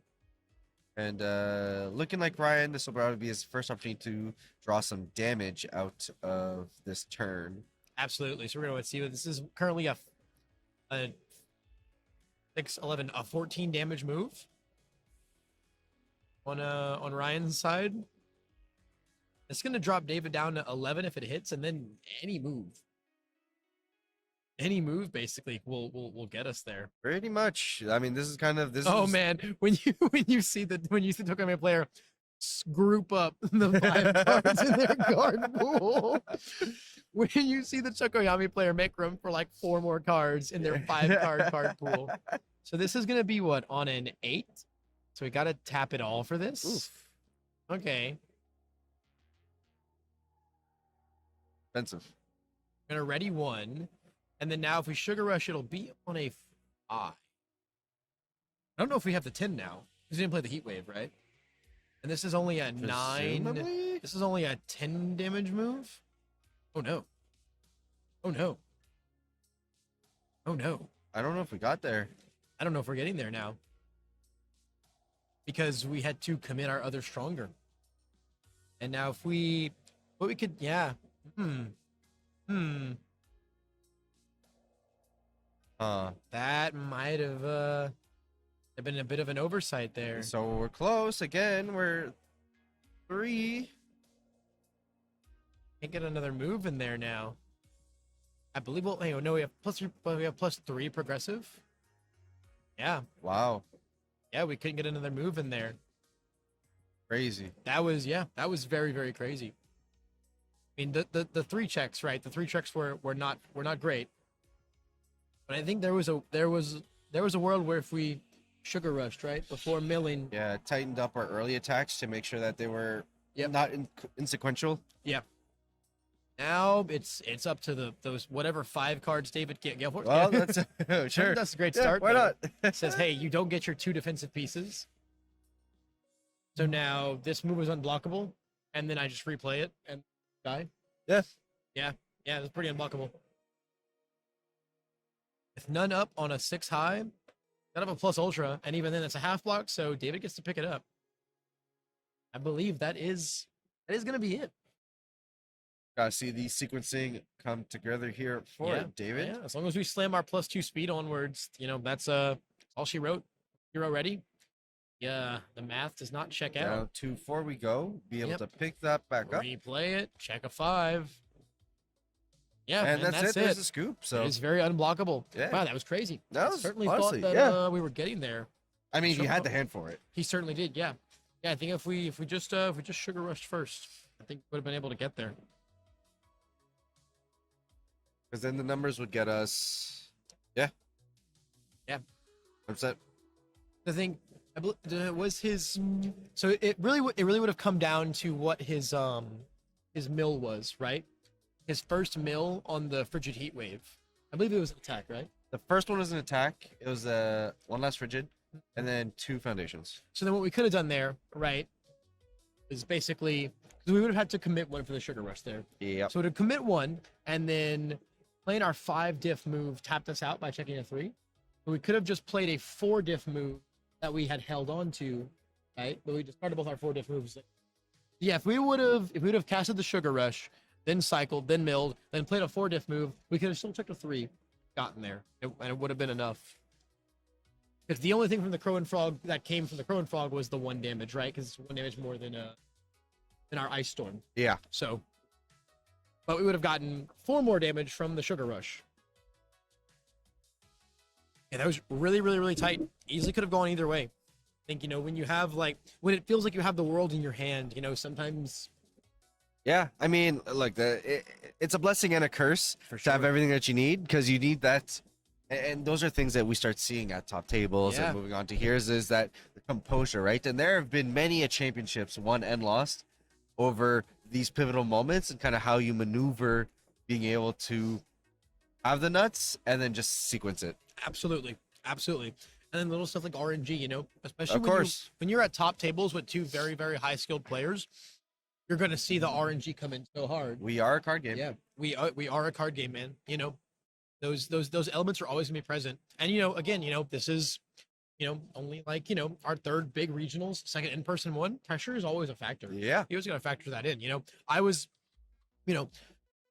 on the road, right, to get to finals in the provisionals yesterday. Forgot to ready an amphibious,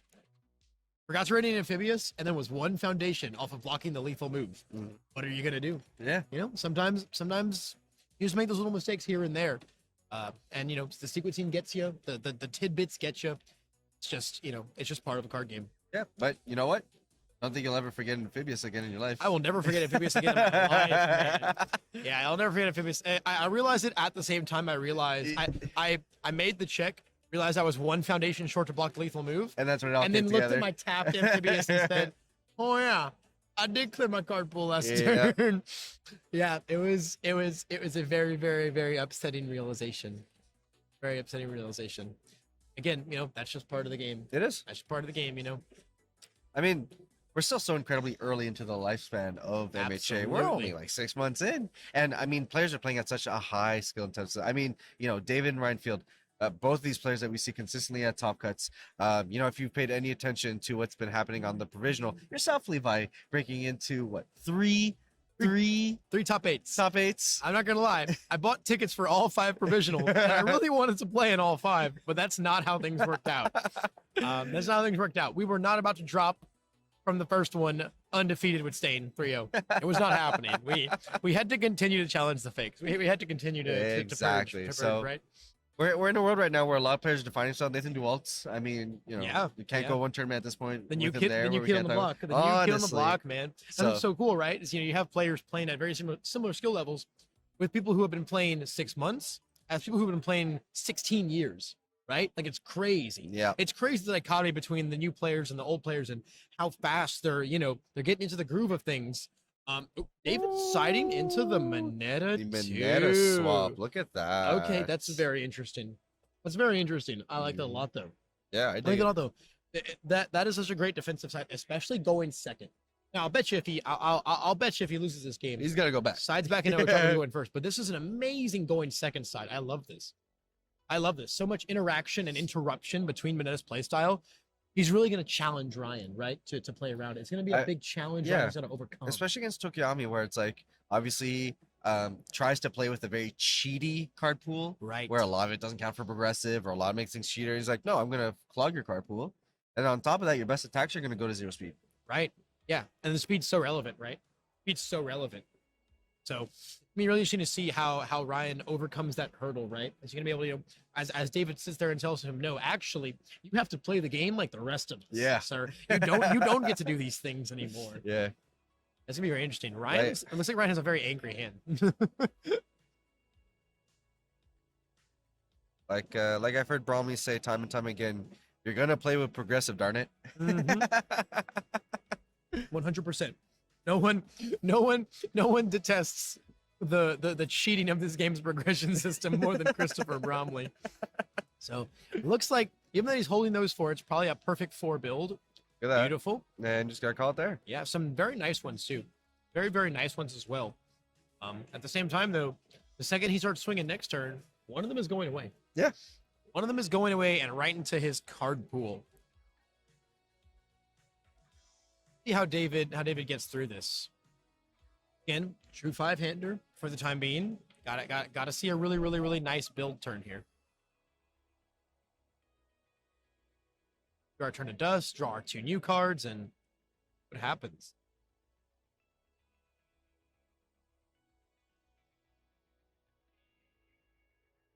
Super regen's good. Super Regen. Oh Super my Regen's good. God. He said, you've got to deal 37 actually next turn, sir. With a card in your card pool. Big interview. Yeah, we can. That's- I don't. Oh, that's he's got to like only have 2s in his hand, right? Oh, yeah, I would have gone for the tight lipped on the third one. Just to guarantee it without Guarantee having to. 3. Yeah, I think having your character ready. I agree that since you have the tight lip in hand, you have to commit by if you play the league Yeah. on the third one. But man, that was risky. That was risky. I was gonna come down. Thankfully, we're gonna at least mess up what Tokuyami wants to do a little bit with these checks here. Committing our stronger in darkness. And it tells me we don't have a dark shadow at hand. Oh, we drew it. Hey, well, there you go. Well, there you go. Now That's it's one here. way to get there. Ooh, Evil Gaze. Evil Gaze coming down huge here, actually. It's in these early turns, it puts an incredible amount of work in like denying what your opponent can do. It forces them into tight spots. The early build turns are the most important ones. It's targeted as well, so you can get rid of the thing that your opponent hates the most. Wow, what a mill 5 there, huh? What a mill 5. 2 ruins, a heat wave, and a crow and frog. I mean, Four attacks. 4 attacks is the bottom line. you know what? If he ever draws into his frigid, mill. you'll have him in yeah. there. Hey, mill 1 more with Rebel. Love it.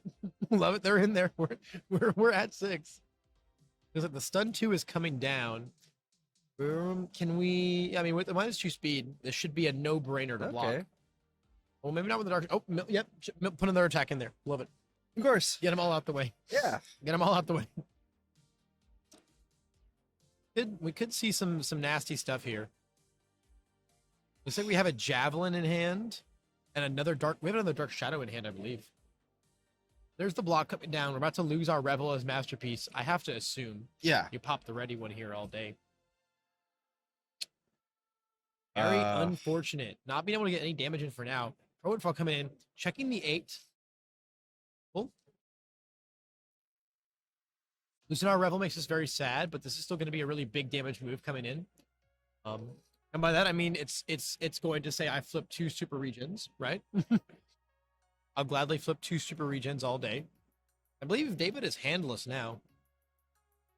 yeah, Yeah, but because of the failed build, right? yeah. Or no, we didn't fail a build.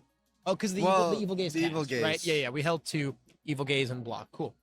Yeah, but now it could get scary. I mean, I think you're still okay. I mean, for sure, because you're gonna be okay, right? And I like, think right now Ryan is leveraging if he plans to play another move or not. yeah, I mean, it's tough because with all the attacking mills, there is a high likelihood Ryan draws nothing but foundations Absolutely. for even potentially 2 turns straight. Also, the odds of him, right? The odds of him checking a foundation here are great. If he goes for a really greedy move, we're gonna go for a very chill move though. Very, very chill moves there. So leaving ourselves. Content with dealing 4 damage and getting through 2 super regions. I mean, it is. Yeah, we take those. I mean, you're looking at you're sitting in a very comfortable foundation base now. Your stage looks good. Really going to be up to how David can draw from here on out. Yeah, 100%.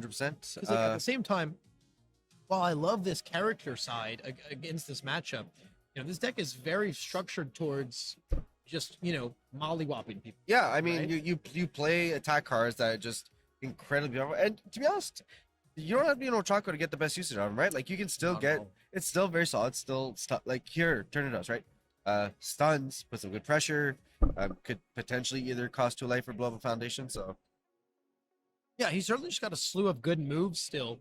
It's a matter of how can he leverage them without the power of 100%. Ochako 2 behind Yeah. them, right?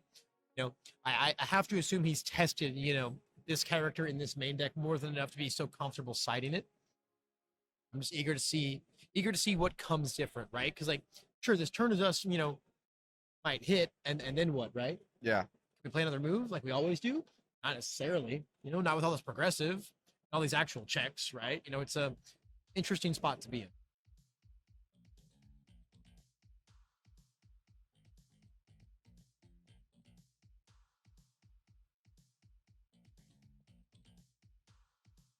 I think we're sending this, and we're just trying to think of what to do with it. I believe so. We've got the Moneta Enhance has come down.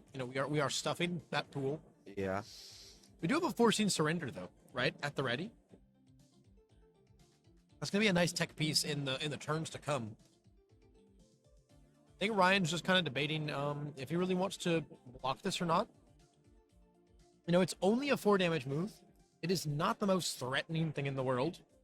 And I mean, it's hard, right? Because you look at Moneta 2 as a character, and you're like, okay, another move is probably not coming. But then you understand you're sitting across David Penna, yeah, and another move might be coming, especially when we're evil gazing this one. yep. So hey, block, and we'll pop another.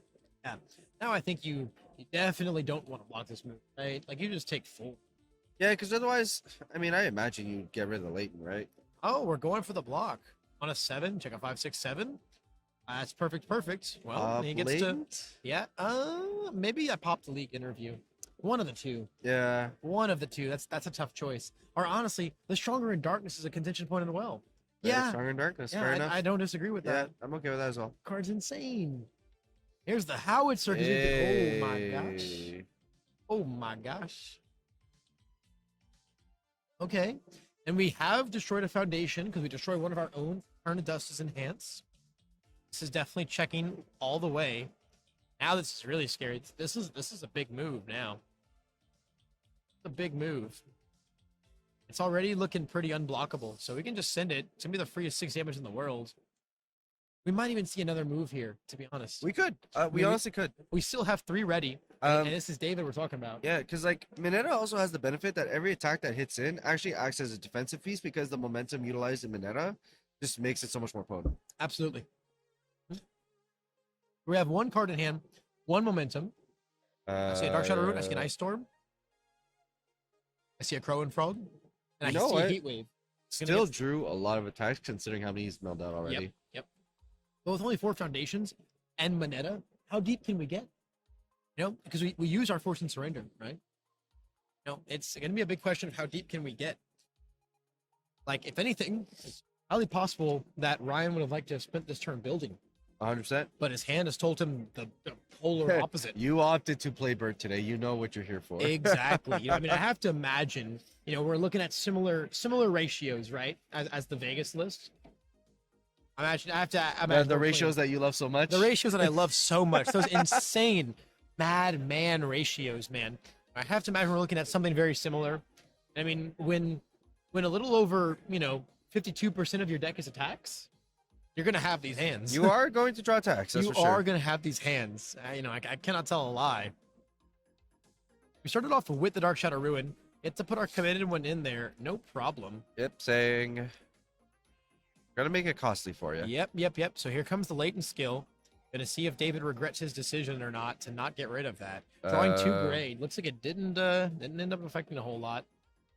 Gonna mill our 5 here. Grab another Dark Shadow. You love to see it.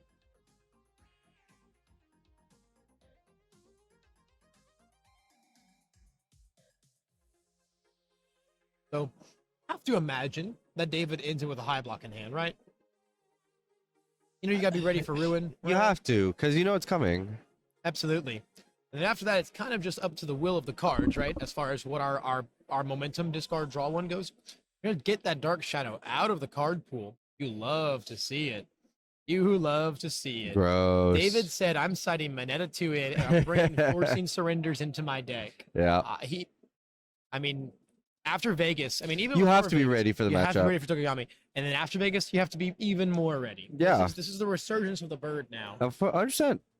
Yeah, the resurgence of the bird. People are out here to get their W's, man. They're out here to take lives. And I do think we have another Dark Shadow in hand Yeah, play it. because we're the best. 100%. I mean, especially when you're thinking about regional being piloted by Tim Keefe himself, right? Extremely notable player, ton of accolades in the game. It's just if that's not a beacon to say maybe we should get on this deck, well, Yeah. If Tim Keefe is running it back, man, it's got to be worth talking about, right? exactly. So let's see if Ryan can repeat that Okay, so performance we here. just Hey, held the mid block. sure. Okay. I mean, that's still, you know, it's still not the most fun thing in the world, right? You know, we're committing quite a lot. Or sorry, we are taking quite a lot on that kind of a half block. Kind of curious that we didn't use Moneta to draw there. We would have drawn that high block as well, which would have been very nice. Reduce to 0 speed and then grab a high block would have been nice. You know, now we're kind of just wide open. You know, now what happens when he plays a high and we draw a low with our True. Moneta, you know? It's like it would have been nicer to see what we get here and then Be able to construe a plan around then it. figure out how I want to block, right? And that would have been perfect, right? Block with a high, then hold our mid. Yep. Right? So full block the ruin, and then we have a mid for anything else that gets too big, anything he sugar rushes, right? True. Now, kind of Ryan's playground at the moment. But hey, you know, I recall saying that about 15 minutes ago, and then things didn't end up very, very fortuitous for him. No, you know, having the gas, but unfortunately the sequencing not being able to get there, and now you're dealing with a character as So we have the sugar rush in hand, I believe. I believe we have the Dark Shadow and the sugar rush here. Having to commit for the Shadow is upsetting, but you know, at least it's there now. It's back, right? Yeah. Our Dark Shadow is back. You know, we get to ready the thing, so really not too terribly upsetting, all things considered. we're just gonna take it Yep. straight to the jaw. Yep, makes sense, right? David is saying, "Hey, I'm not gonna reduce to 0 and draw until you make me, right? Mhm. Keep playing moves. Check that one bad one, and then we take advantage of that, right?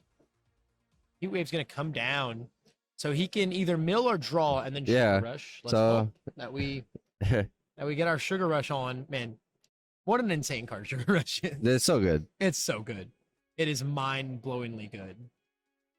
So we're having a thunk. I say we probably just cast the Sugar Rush and then see what's left in our deck, and then decide to mill or draw, right? There we go. Yep. Remove our 10. This is gonna be what on a 2, 3, 4. Yeah, because we have 3 progressives. Yep. Right now we have 3 progressives. We on a 4, which is not too bad, even if we check bad. We hit one of our dumb face down foundations.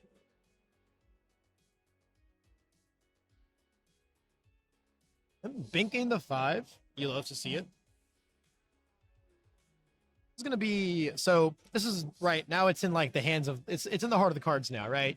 We reduced this one to 0 after it got sugar rushed. Draw and then pray to God we didn't draw a low block. Pretty much at this point. That is the move right now. David looks ready. David looks ready to put that card in his card pool. So let's see what happens. This is the hugest 8 million damage heat wave that I've ever seen be 0 speed. Extremely large. Extremely large. Extremely slow. Coming in extremely slow, you know? We're trying to get that campfire going for literally ever. Yeah. The winds keep pouring in, and you're just like, man, I've got like 10 cans of diesel, but it's just Just not. Come on, man. There's our cycle. 2 dark shadows in there. I guess we gotta kill him now. Huh? Gotta get there. we gotta kill him now. Drawing another heat Another wave. frigid. Another frigid. Very interesting. So I think we have. Is that an evil gaze in our hand? I want to say it's an evil gaze in our hand. I do like evil gaze in his deck. Oh yeah, I think I would slam the evil gaze down, like no questions asked, right? If he blocks this, this is the last block anyway, and it's possible that being 2 speed instead of 0 speed makes it unblockable, right? It can come down to the check. There it and is. Like it's on a 3 right here, right now. So let's do it right here, right now. Gonna be an actual 2 speeder now.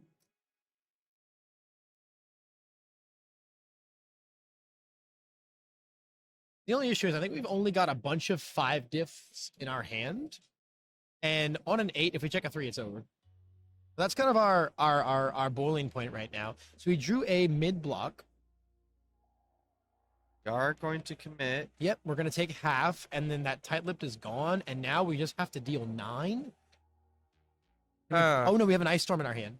We can send in an ice storm, and one powerful brings it to 7. Dark Shadow and Tokigami make 9. We have 9. You gotta math it out. Yeah. Yep. There it is. Yep. We can check a 3 and commit out for it, and then 1 powerful for 3 damage. 1 from Dark Shadow. 1 from Tokigami.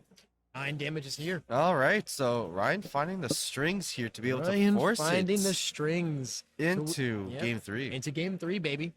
So now, are we gonna see Moneta hit the road? Oh, for sure. I mean, I feel like we have to. Right? I mean, like you're David walking into a game like turn 1 situation. You have to go with Sean. Yeah. When is David Penna passing up, getting to go first as Ochaka? Yeah, there he goes. There he goes. No, there goes the See, grape. first time in his life he touches another character, and look what it brought him. David said, "I've learned my lesson. Yeah. I will win dice rolls."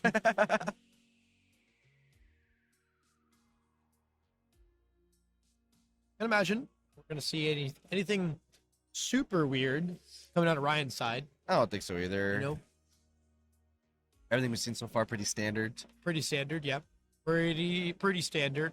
Like maybe if we sided in more forcing surrenders, anticipating the meta side, Sure. maybe they come out now, right? At the same time, though, it's like one of Fire's like only low blocks, so maybe not. Maybe not.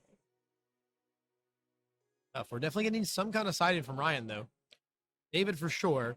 Gotta get all those Moneta cards out of our deck now. We can go back to Gale Force punching people. But what are we seeing from Ryan? More of the same? Like, I'm not too sure what potential defensive cards he would bring into. Right. Right now, his game plan is okay. I've got to deal with Ochako 2 going first now. And how am I going to do that, right? What is my game plan there? How am I going to survive? How am I going to make it to my crackback kill turn?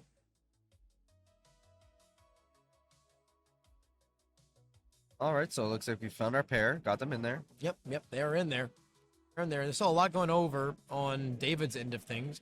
Makes sense though, right? Siding a whole character. Generally a pretty cumbersome process. It takes a bit. You got a whole kit potentially to move in and out, depending if you're completely smoke screening your opponent. Right, absolutely. You know, so I imagine we're going to see a lot of interesting stuff going in and going out here. I wonder if he sided the Gale Force punches out to go into Moneta 2. We didn't see them. We didn't see them for sure. We certainly did not see them. So I really got to wonder. At the same time, though, I've seen people play Gale Force Moneta 2. It is a deck. Fair. It is a very unpleasant deck. There is nothing more frustrated than him going destroy one Clog your and then board. and then take another one and put it on you. Like the D-Build 2 Nice. is so disheartening. The D-Build 2 is very, very disheartening. It's really, really hard to deal with.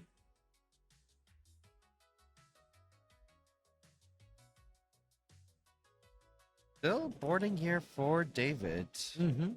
Yep. Really, probably got some very, very interesting thought processes going on right now.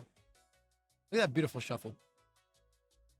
I mean, there are, like, the great thing about sideboarding is also there's an evolution to it where you come in with a game plan. You say, you know, and the most optimal way to build a sideboard is understanding for every matchup what cards am I taking in, what cards am I taking out.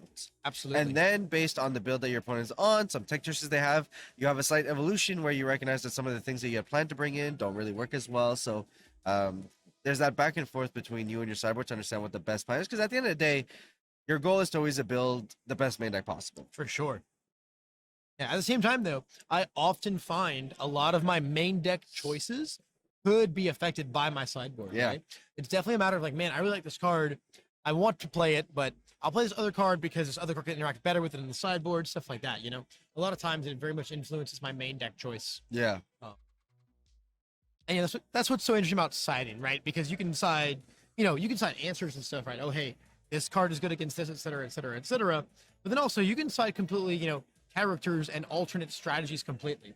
Like 10 cards is a lot to work with. It's a lot. I mean, It's so much. I love strategies where it's just a completely different deck. Like the first time I built my Shoto 2 deck, it was, or Shoto 1 deck, it was Shoto and then sideboard into a full Asui deck. Yeah, absolutely. I was just like, because I just think it's cool. Yeah, because I can, right? Because I can.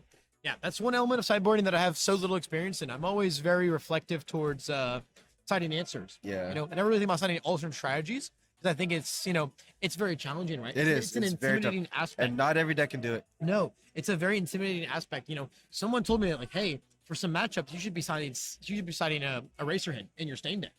And I'm like, that's a really good idea. I've never even thought of that. Yeah. I'd never even thought of that. Sounds like a really great idea. And then they were like, yeah, you should do it tomorrow. Then I was like, I'm way too scared to do it tomorrow. I've never played a single card game with Eraserhead. You know, so again, it's those alternate strategies. That's where a lot of the practice really comes in. Oh, 'Cause 100%. it can be so intimidating. It can be. It can be. Hey, yep. We never took a Gale Force in our life. I love it. Why would we? We're David Penna. We are David Penna. Those only appear in our hand. Got one in his hand right now. Yep, that's it. I know that's the fifth card. I know that's the fifth card. Ooh, the risky business build Okay, from all Kokuyami right. here. Okay, going all the way. Trying. Oh, Ooh, that's I unfortunate. feel like that's one of the ones you would I really know, right? want We to do have two prioritize. rebels, right? True. So those are stronger in darkness, True. right? You know? Yeah. So it's kind of okay. And at the same time, right, in the event that you do being like the 1-3 on either of those, that third or fourth one, you actually want to really try and play on a 4 and check a 3 there so that you can commit your character. Yeah. Because you want your character committed on their turn. True. Right. First form. See it. At the same time, though, it's almost okay that the stronger failed because it means Gale Force can't blow something up now. That's pretty nice. The David opening with the spooky, though. That is quite spooky. David Penna with some defensive strategies here is It's huge. mm-hmm. Spooky can carry Ooh, like a opening defensive all to itself. howitzer. This is interesting.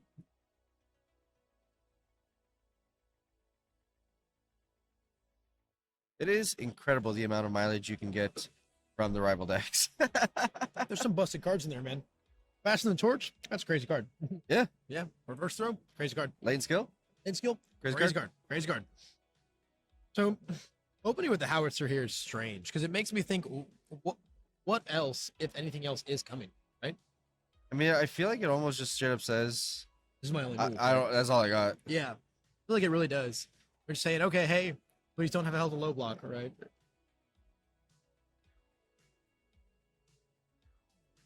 And as Ryan here, I have to imagine if you're holding 3, you're holding 1 of each. Yeah, just making sure that you're gonna make David's life a little complicated. Make sure he doesn't just get a free back to back. Right. We also didn't see him build a low block, right? We saw him build, 3 mids and 2 highs. So I have to assume there's one chilling in there. At the same time, though, like, howitzer isn't really the card you expect right here. So, you know, maybe you're just holding, you know, like the 2 mids and a high, right? For like Gale Yeah. Force stuff. I mean, I don't think it's the card you expect as either player here, but maybe that's David's like benefit, right? Like it's just so low impact compared to all the other things that David can be playing instead.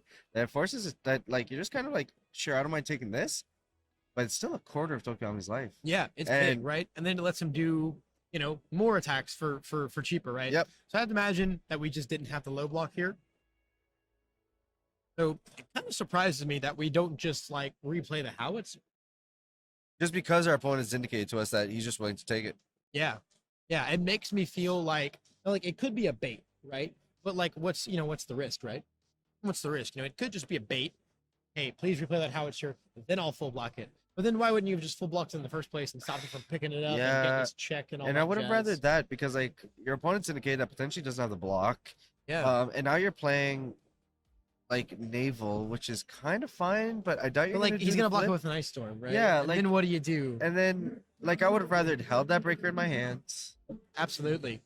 Um, I mean, I guess the goal is just make it like super fast, I guess, because like what it's like a 7 speed right now. yeah. Still blockable though, depending on what our mid block is, right? It is still quite, or what our block Oh, in general. okay. I is. mean, all right, fair. I guess if we just take things, it doesn't really matter. Yeah, fair I mean, enough. maybe okay. Ryan just really, really likes his three. Maybe Ryan really likes his.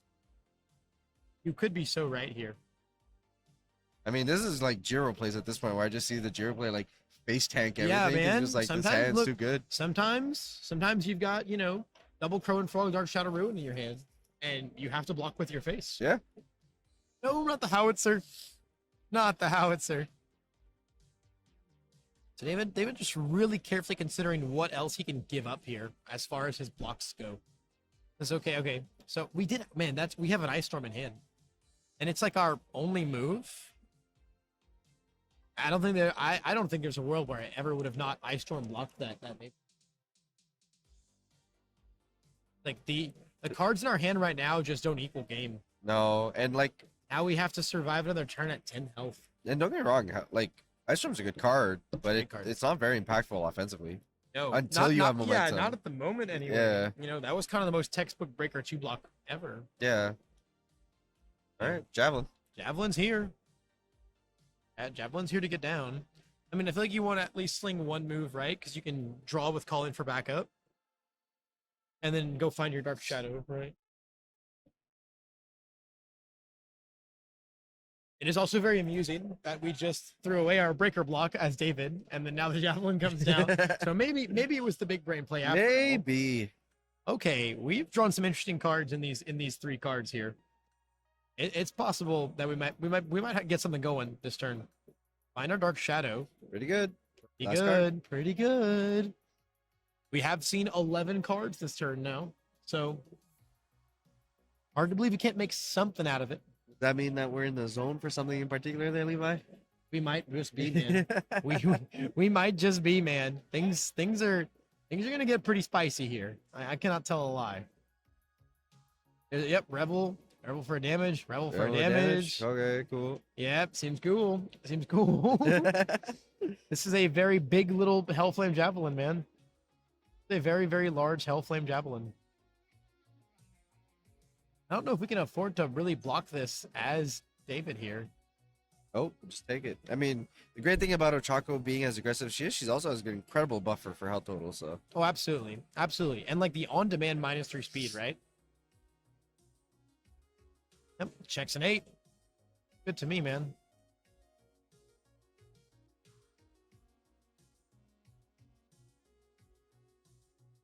So I feel like this is the one we've waited to block, right?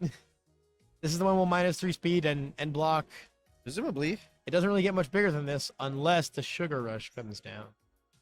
So I feel like hey, I feel like you want to wait and see here though, right? Like wait and see. Wait, try and get the -3 speed from Ochako 2 out of him, then play a move and then Sugar Rush, right? But with the -3 speed on it, this is still very blockable. Now we are dancing around Spooky very well, although I'm not going to lie. I think I just would have flipped Spooky with this Sugar Rush. I think that might have been the move. Like the Spooky probably eventually results in a difference of 4 damage or so. So do So it instead- here while it's actually accounting for like Right. Yeah, you basically 5+. you basically get the same result, right? yeah. You get 4 damage on this move, and then it hits and you deal 4 more, or you flip the spooky that's going to take away 4 damage from a move later on, right? Woo. Ooh. And then the worst part is though, I mean, this thing is getting faster now, right? Because all these dark shadows. But if this ruin gets blocked, our Sugar Rush got like completely. Yeah. And then he still gets spooky later on in this turn, and that's pretty spooky. That's would be pretty spooky. You know, you also just like let him spooky it right now, right? Because like Ochako -3 speed and then spooky actually says put you down to super small damage and then -3 damage, right? Yeah. So like we can just make this, you know, a what, a 16 high, but we have the block anyway. Or we're just gonna block it. Yep. So I think we have to commit our spooky now though. So we achieve basically the same result. But see, now we kind of just didn't really get a lot of value out of our Sugar Rush. Now I do see the second Sugar Rush in our hands. So Do we have the 10 though? now this is really crazy because we could have flipped the spooky, then with one Sugar Rush and then pumped with the other Sugar Rush. That would have been That would have insane. been gross. That would mean that we'd be looking at a very, very dead, very, very dead Ochako. Or at least a substantially less lively one. Yeah, one that, you know, presumably couldn't be walking tall and proud. Yeah. See what the follow-up is here. Yeah. Man, I'm not sure how many we have in discard pile right now. If we can get another 10, like we do have 2 Rebels, right? So there's a world maybe we can get another 10. Nice Storm. Okay, so on a what? On a 6. That's pretty nice. Pretty nice 8 check. Presumably. Okay. Okay. So we do have another 10 now, it would seem. Yeah, that looks beautiful. yeah. I think we have 11 actually. Yeah, we Yeah. get to keep 2, I think. Hey. Or 1. Dark Shadow's pretty good one to keep. Yep. There's like nothing but attacks in there. It's kind of hilarious. It's kind of hilarious. We get to keep those 2. Having to commit 1, sadly. Remove it. +2 +4. Then we have Revel for a damage and Revel for a damage.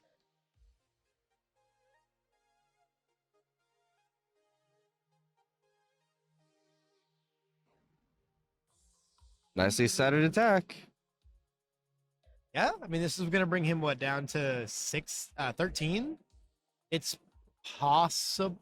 No, there's not really any other move that could get there that we could pass without having to commit our Revels, so that's just going to be the damage for now. You know, them's the breaks.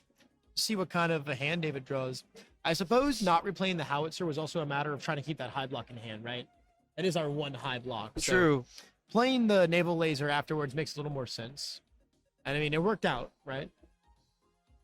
But now, Ryan with only 2 ready foundations at 10 health against Ochako too. The long lasting here. Lasting. You know, this isn't live stream, but it will be eventually. So chat, y'all know what to do. Oh my goodness. Yeah, send him in for the fans, man. This is death. I think they're just talking at me like, look, this is what I'm doing to you. Yeah. Yeah, very unfortunate. Yep. Very unfortunate for Ryan there. Coming really, really close both times, you know? Coming extremely close, right? Like a little bit of sequencing here and there, and we could have had a completely different round. Oh, 100%. Could have had a different complete round. Adapting to the Mineta 2 matchup very well, though. I'd say. Adapting very well to the Mineta 2 matchup. Yeah, I mean, it's the name of the game, right? And I mean, we saw the interesting Mineta bring in, which, you know, changed the pace of the game. So, Completely. yeah. So I think, you know, forcing into a game 3 situation, very, very nice on both sides. Yeah, no, both players definitely putting in hashtag the work, right? Yeah. Definitely putting in the work.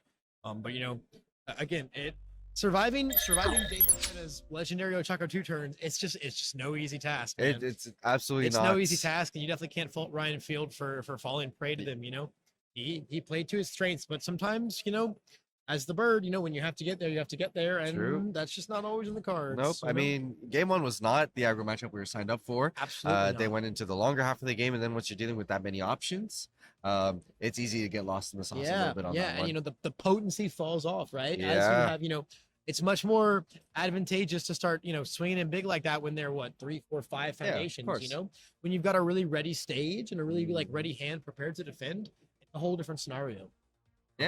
No, but extremely well played on both sides. 2 characters that we've seen you know, ton of representing the Ton field. of I mean, Tokiami out in numbers today. No surprise here that there's a good number of Ochako 2s. I still stand that no matter how many people play the other Ochakos, Ochako 2 always has the best conversion rates. Not going to lie, David Penna is probably a huge reason as to why that is. Yep. He pretty much lives up there, right? Yeah. He invented the conversion rates, I think. So I'm excited to see. I mean, we just closed out the 5th round. It's going to be 7 rounds. So 2 more super exciting rounds. See if we can find anything too crazy. Of course, we're going to try to stick at the top table, so you guys have nothing but the best of the best going into this day one. But I think there's a whole lot of really exciting stuff to get caught up on in the last 2. Oh yeah. There's still a lot of tricks we haven't shown off quite just yet. There's nice stuff here. Yeah, so we're going to go ahead and get that match set up and then bring you guys the 6th round of the Origins Regional License Exam. Let's do it, man. And we're jumping right into round 7 of the round 6 of the Origins Regional License Exam. And Levi, you hunted one spicy game for us here, didn't you? I sure did, boys. They told me a chaos deck was in top tables, and my little heart fluttered. We have a very, very, very interesting matchup today between Wesley Bittner on the infamous Air Giro, of course, infamous Wesley on his infamous Air Giro, and then we've got Matt from the Universus podcast, right? And he's on a Chaos Midnight Brew. Ooh. Spicy, spicy brew, my boy. Very spicy. And honestly, Midnight, a character that everyone's always said that they like a lot, but not really finding to seem find a way. And here, finally breaking into potentially a top cut position. Yeah, he's in a really good spot right now. So let's see if he can keep this momentum. You know, this is kind of a deck that's been floating around since set 1. You know, in the woodworks and all, people playing it with like Dark Shadows and Ruins and all kinds of stuff like that. You know, Midnight being one of like the best Stronger in Darkness characters, right? Commit cost is a commit cost. You know, so like there's a lot of interesting tech there. But I think the Chaos Symbol got some really cool new pieces in set 2. They didn't get much, but they got some cool new pieces, and I'm sure he's using those to his maximum advantage. I have no idea what the build looks like, and I can't wait to see. Yeah, 100%. Yeah, 100%. We're in a massive keyword format right now, which gives me a lot of advantage. So we'll see how it's able to fare versus the ever consistent Air Giro piloted by Wesley. Absolutely. All right. Yeah, we're gonna see some. I think we're gonna see some very, very slow double jab pummels. 100%. We're gonna see some very, very slow double jab pummels today. Yeah. Let's get right into it, man. 100%. Let's see what Mr. Universus Academy can bring us against good old Wesley. It looks like our Midnight is committed, so it looks like Matt's going to be on the play here. So let's see what Spicy has brought to the table. Oh yeah, already we're going to start right off with some spice, man. The plus Ultra Purple Pack card right there. That's going to be very, very, very. Yep, immediately has to read it. Yep, wait, what's that do? Understandable, buddy. A first day of class, a Frozen. Yeah, some pretty interesting things going on here. Wow. Okay. And another one right at the end. Okay, a very spicy build for Matt right here. A very, very spicy build for. Am I bringing up I'm bringing up the right card here, right? This is the final exam failures. Yeah. Forcing your opponent to make checks, and if they fail them, they have to destroy ready foundations. That's honestly 2 of those right off the bat is going to be like a huge part of slowing Wesley down. I think turn 1, right? He has to make 2 additional 6 checks on his first attack turn. That's gonna be crazy. It's tough. Looks like Matt drawing a grip of swings. Is that a pillar swing? Oh my god. Oh my god. Oh my god, this man is after my own heart right now. This man is after my own heart right now. Playing my favorite symbol, one of my favorite attacks on it. Not checking it very well, but you know, that's okay. Yeah, this man likes his promos. He does like his promos, yeah, for sure. Certainly does. We're leaving everything but our clever distraction up. Makes sense, right? Makes sense. At the same time, though, I feel like leaving one of those exam failures would be really, really good for trying to stop Wesley from just like smacking you up next turn. Agreed. Same time, though, if this gets full blocked, it's going to go into the momentum and it's going to clear itself. So we have room to play a lot of other moves or foundations that we want. Like I said, it looks like Matt's got a pretty angry hand right now. I think I see a plus Ultra. I think I see an Ice Storm. I think I see a Home Run Comet. We are using Jiro while she's committed? Question mark? Yeah, we're using Jiro while she's committed. Don't know about all that. Seems like a teeny bit of an oversight there. A little bit. Yep, just a little bit. Just a little bit. You know, when you don't commit your character very often, very easy to overlook those things. Where was it just maybe a mix-up? We'll Maybe see. so, We'll see. maybe Judges so. at our every stream table. So Mhm. we're gonna be Yeah, questioning. they what's do have a happening judge here. watching them, so regardless of what's going on, you know, Yeah. maybe I missed something. I do believe It's we've very, got very- the confirmation here.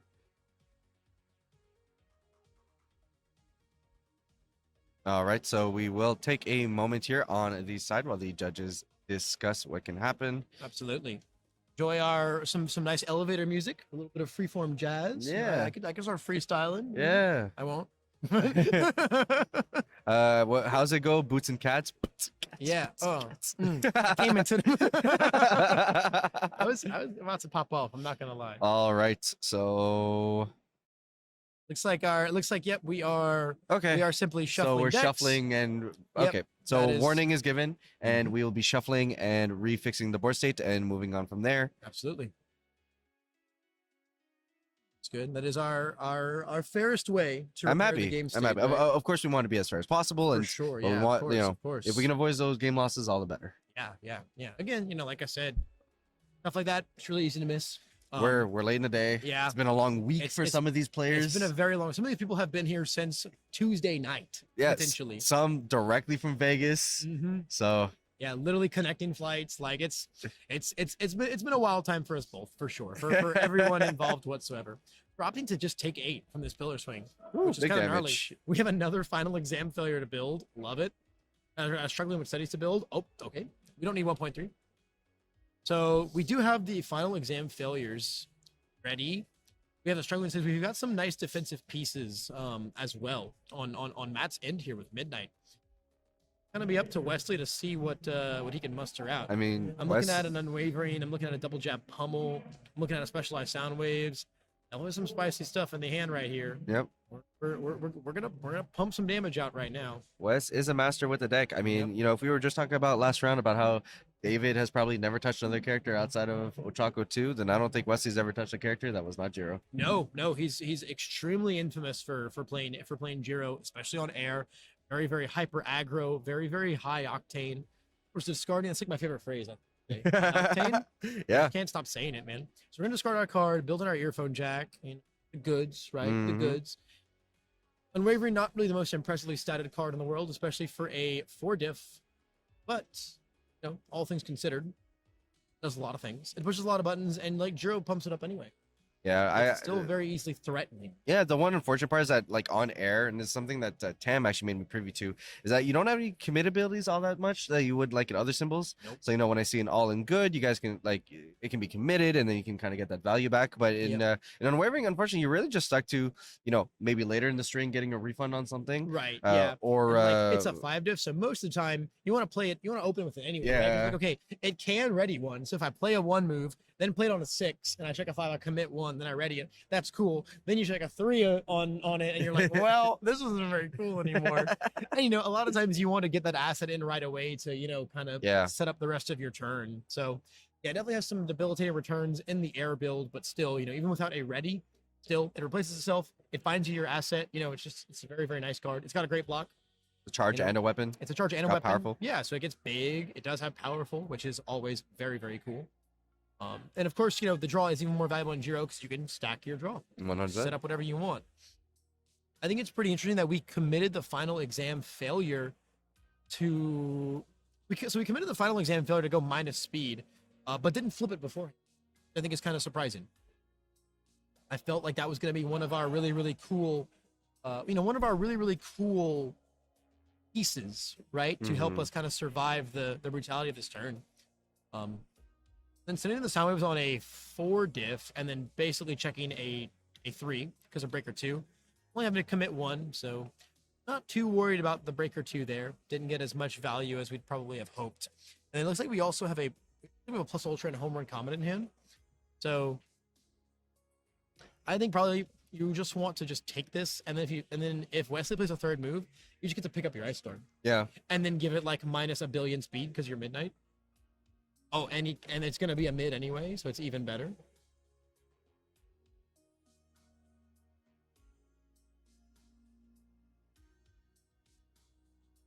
All right, there's the pummel. Yep, there's the pummel. The pummel is coming in. Yep, so we're gonna see the struggling with studies, re-pick up our Ice Storm. Right, then we're gonna be able to give it minus what, 3 speed or 4 speed? It's got what? It's a charge punch combo, right? So yeah. 3, yeah. Yes, it's gonna be basically a 0 speed.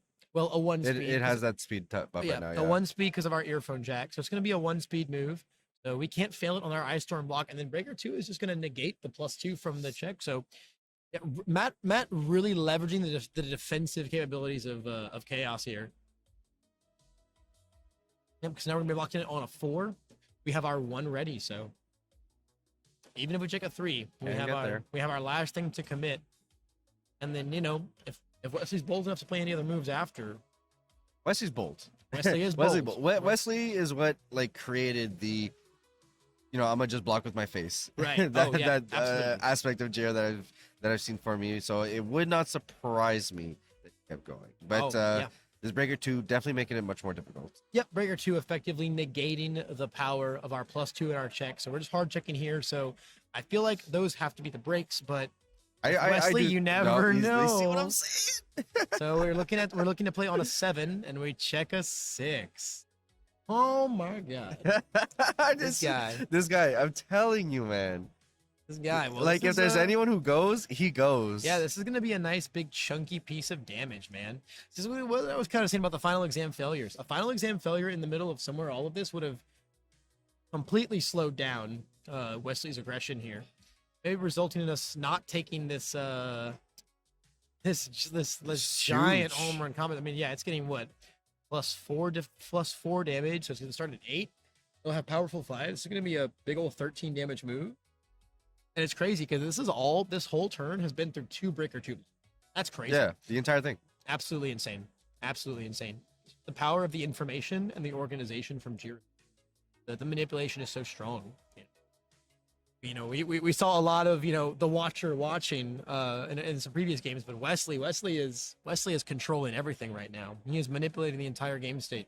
Yeah, I mean that's something that this level of comfort with playing a deck for as long as you know, right? Like there's 2 types of players really at the competitive. The ones who can pick up any character and can do well with it, can kind of understand the ins and outs and play it well. And then there's those who dedicate nothing. You know, your Wesleys, your Nathan Duwalt's of the world with Momo, right? Like just incredible ins and outs of the deck to be able to pilot it to the perfect outs or extremities every time. Check a 5. Ooh. Oh, not seeing you're taking massive damage. Unfortunate. That is very unfortunate. Yeah. Taking a big old 13 damage and letting Wesley ready a move down there. Yeah, and that's where we stop. That's yep. Oh no, we're committing 2 for this. Ooh, if we get this, it's crazy. Nah. Ooh, we can't be that good. We can't be that good. So now it's kind of up to Matt, you know, to just find attacks, right? To either finish the game or get a nice piece of damage in, right? 19's not too tough. Chaos has some powerful cards. Chaos has some strong cards. Honestly, we just have to see some 1.3s here, right? Yeah. And as Midnight, we get a mulligan, right? So free hand, basically. Yep. As long as we have 1 attack. So it looks like we have only a home run comet. Yeah, home run comet is the only attack in our hand. So I think we're gonna sling this home run and then just try again. Right? Yeah. we're gonna commit Midnight and then just try again. I like my headcanon where between this home run comet and the pillar swing, she's just not actually throwing the pillar, she just keeps swinging it back and forth. Oh yeah. They're just like playing dodgeball with it, right? Just bouncing it back and forth. So we popped one of the final exam failures to go ahead and tell him to make a check a 6. We checked a 4 and committed 2, so we didn't have to get rid of any ready stuff. Ooh, this is a much better is that a 1.3? Is that double 1.3? Yeah, it's a much better Yeah, that's double 1.3. That's double 1.3. But I think that's gonna get us. Yeah, I think that's pretty good. Yeah, those are 2 9 damage moves at the know. moment. So I think as long as we can check them all, that might be all she wrote. That might be. You know, we can maybe pass a block on 1 if we have a nice, like a low block that's nice with it. Because like Indiscriminate has how many keywords? 3? Yeah. Stun, the charge. Stuns, charge. Maybe just those 2. Maybe just those 2. Maybe just those 2. So we're gonna commit this for a bunch of speed on this. Ooh, this is pretty spicy, right? We're gonna commit this and then shove it in. I like it. I like that. I like it. Very, very cool. I super dig it. We got a plus ultra in hand, so we're probably just gonna double our 1.3. Like that's all she wrote. We're gonna give it 2 damage. I like it. Sure. Yeah. Sure. Yeah. I mean, you only need 1 of those momentum from here on out, right? Better than typical powerful. Yes, that's a 13. Yeah, he's at 13 now. At this point, actually only have to land a 1.3 and there it is. and a jolt. And are we gonna see Beautiful this check. plus Beautiful ultra check. here? Yeah, at this point, the exam failures aren't going to do. No, I think so. I think we're going to see it maybe on the second one. I think we have to see what. Okay, we're going to There see it you on go. this Nope, one. Just seeing it right now. Yep, on the 5. Beautiful. Doubling up. That's That damage. damage. And then we're going to Wow. commit to give it 2 speed, and then it's unblockable. Okay. Yeah. So actually, that's yeah. all he needs. All right. we don't even- Yeah. we don't even need That's another it. There's move. the scoop. Yeah, there's the scooper. Man, that was intense, huh? I mean, I mean, don't get me wrong. I believed in Chaos's ability to be aggressive, but I didn't think. Well, to be honest, the mulligan was huge. Oh yeah. Right, and that's the power of Midnight is just that ability to refresh your hand because any other character would have drawn into that first attack and just okay and That was it. Right? pass. That was it, But right? Midnight being able to I'm gonna see a whole new 6. Yeah. and exactly what was needed to be able to draw. Mhm. Honestly, Crazy too. Being incredibly already appropriate. 2 1.3s out the deck. Found Yeah. the remaining 2. Really, really, really crazy. So I'm not sure what we're gonna see sideboard wise. You know, I know we've got concentrates in the chaos sideboard. I'm sure confused gunhead, that type of stuff, right? If any of that is gonna play a huge part in a matchup like this. Now the only by the time you can get rid of their keywords, they've kind of already done everything. So Mhm. confused not being a very relevant piece. I think we're probably just gonna see Matt play much more of a standard game here. Here going first can be huge here. Oh, always, always huge going first. An opportunity to turn 2 get some momentum. I mean, look, like we saw how aggressive Wesley was able to be without momentum. Give him momentum, Absolutely. and like it's a whole different world of hurt. Yep. Wesley on 3 foundations, scary.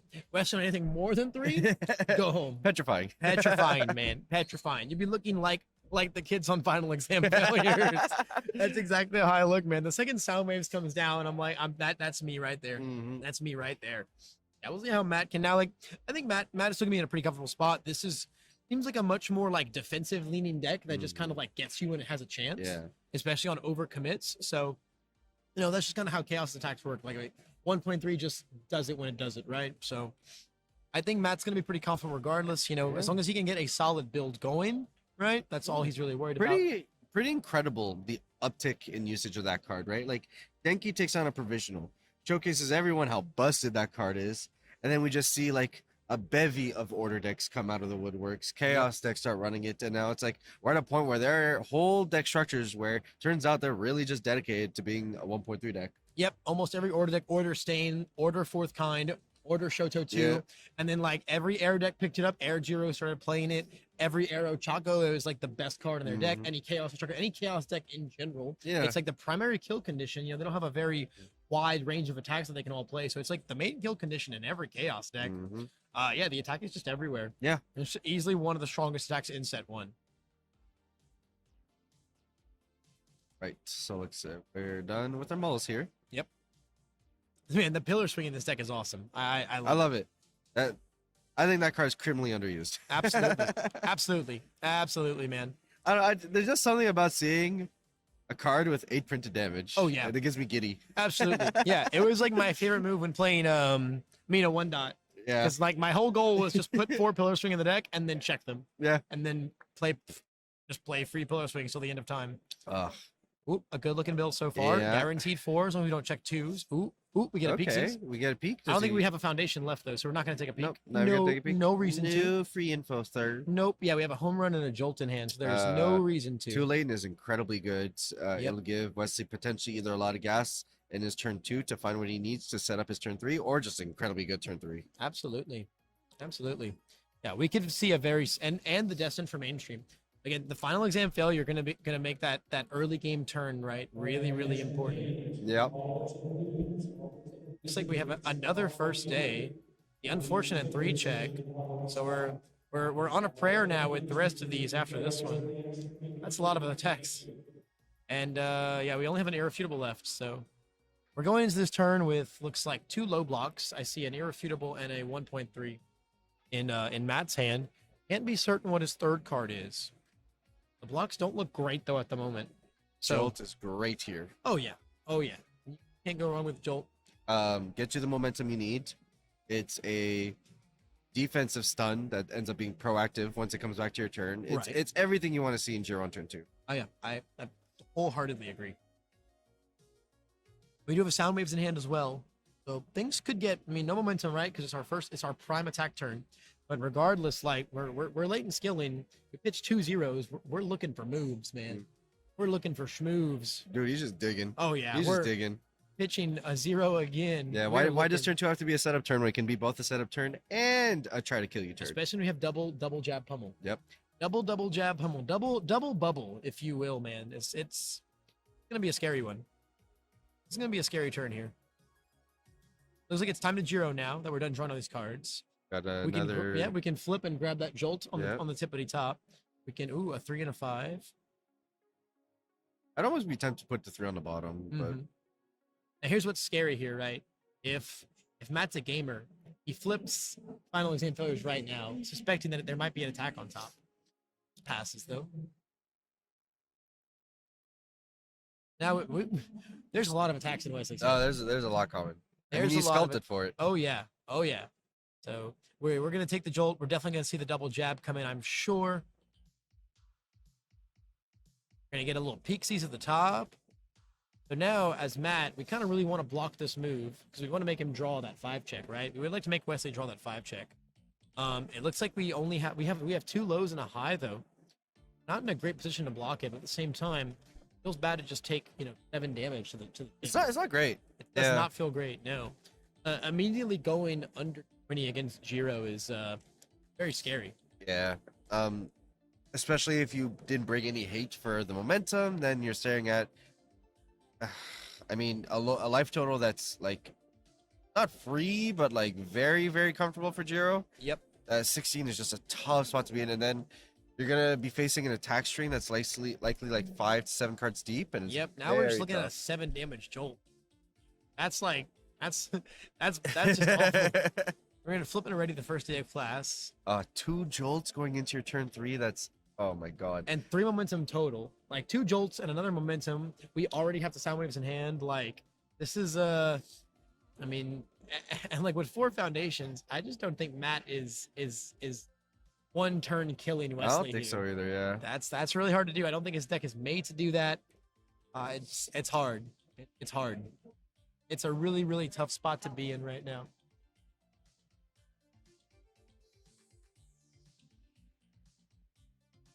At the moment, I mean, without full blocks, right? What do you do here as Matt?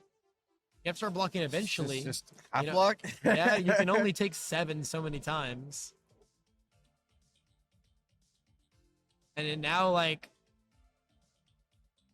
Another one. Like, maybe sound waves into home run comment. oh my god. Looks like he might be lining up the comment just right now. Maybe so. This actually just might be game. This could look the deck can do this. I mean, right? Like it might be. Plus X on every single play for every card you played beforehand. It's pretty good. It's pretty good because the home run can be lethal here. It's just a matter of if it's blockable or not. Yep. It'll be 12 easy. It's just a matter of if it's blockable or not. Uh-huh. I mean, with something like Midnight, it's possible that it is, right? It's not impossible that we could jam this move. We're in the He's tank. like- We're doing math. Oh, we're doing math. We're smelling citrus and we're like, Yep, because the home run is what, 4 base speed, uh-huh. and so it'd get what, -3. We're going into it. Wesley's saying, take me to Oh the my orchid. god! Oh Why? my Because goodness. why wouldn't Wesley Bittner Why check wouldn't a we 6? check the 6 there? Absolutely crazy. Yeah, so this is gonna be a really, really, really large home run comment. Man, that's busted. Yeah. So it's gonna be what it's gonna start as a 7-speed move. 3, 4, 5, 6, 7 speed move. It's gonna get what, -3 from Midnight, so it'll be a 4 speed. I believe Matt's got a jolt for his high block, right? That would be so he has to check a 5. He basically has to check a 5 on this block here. Or this home run's gonna slam him. Also a world, right? Because he's committed to the -speed rate. There's a world where we just leave that momentum there and then play sound waves. Yeah. There's a world. Now, like, I mean, we can stack our 6 check and then another 4 diff. I mean, that would be on what, an 8? It would just depend on what we checked on our sound waves if we played it. At this point, I mean, don't get me wrong, we could do it, and it'd be kind of funny. We could. It'd be me magic. But part of me does feel like, you know what? Yeah. I have it in my hand. It's almost guaranteed for next turn. Yeah.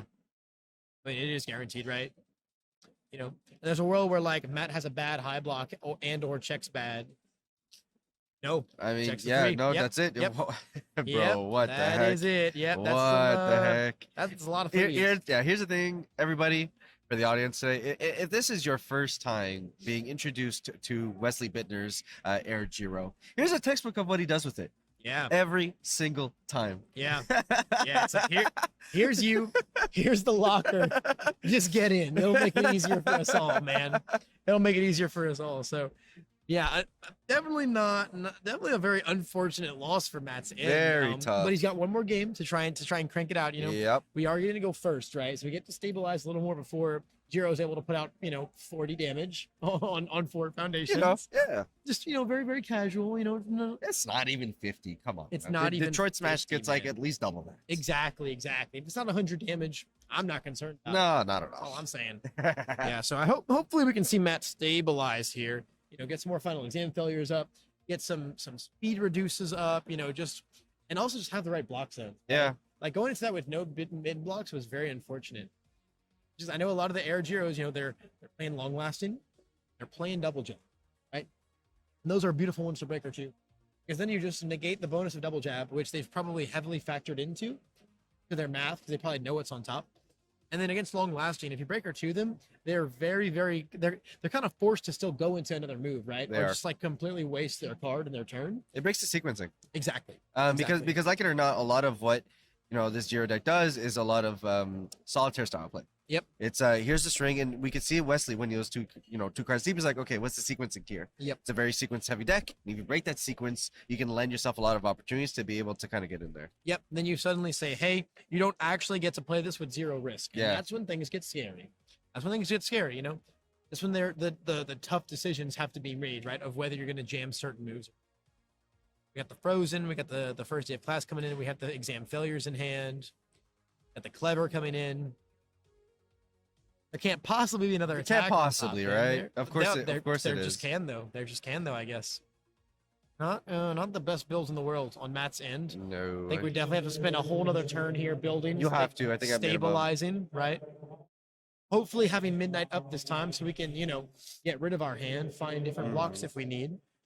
Don't want to get caught out with all those, 0 mid blocks and bad low blocks. Wesley just getting a beautiful build off here. Yep. Alternative. Has 2 more 0s in his hand, as long as he just doesn't check the rolling 2s. Fine. Fine. Super fine. Yeah. A beautiful build 5. Second he gets momentum, those requestings get so scary. Yeah, Matt really needs to stabilize Yep. here. There goes the plus ultra. You just can't afford to have that right now. Yeah.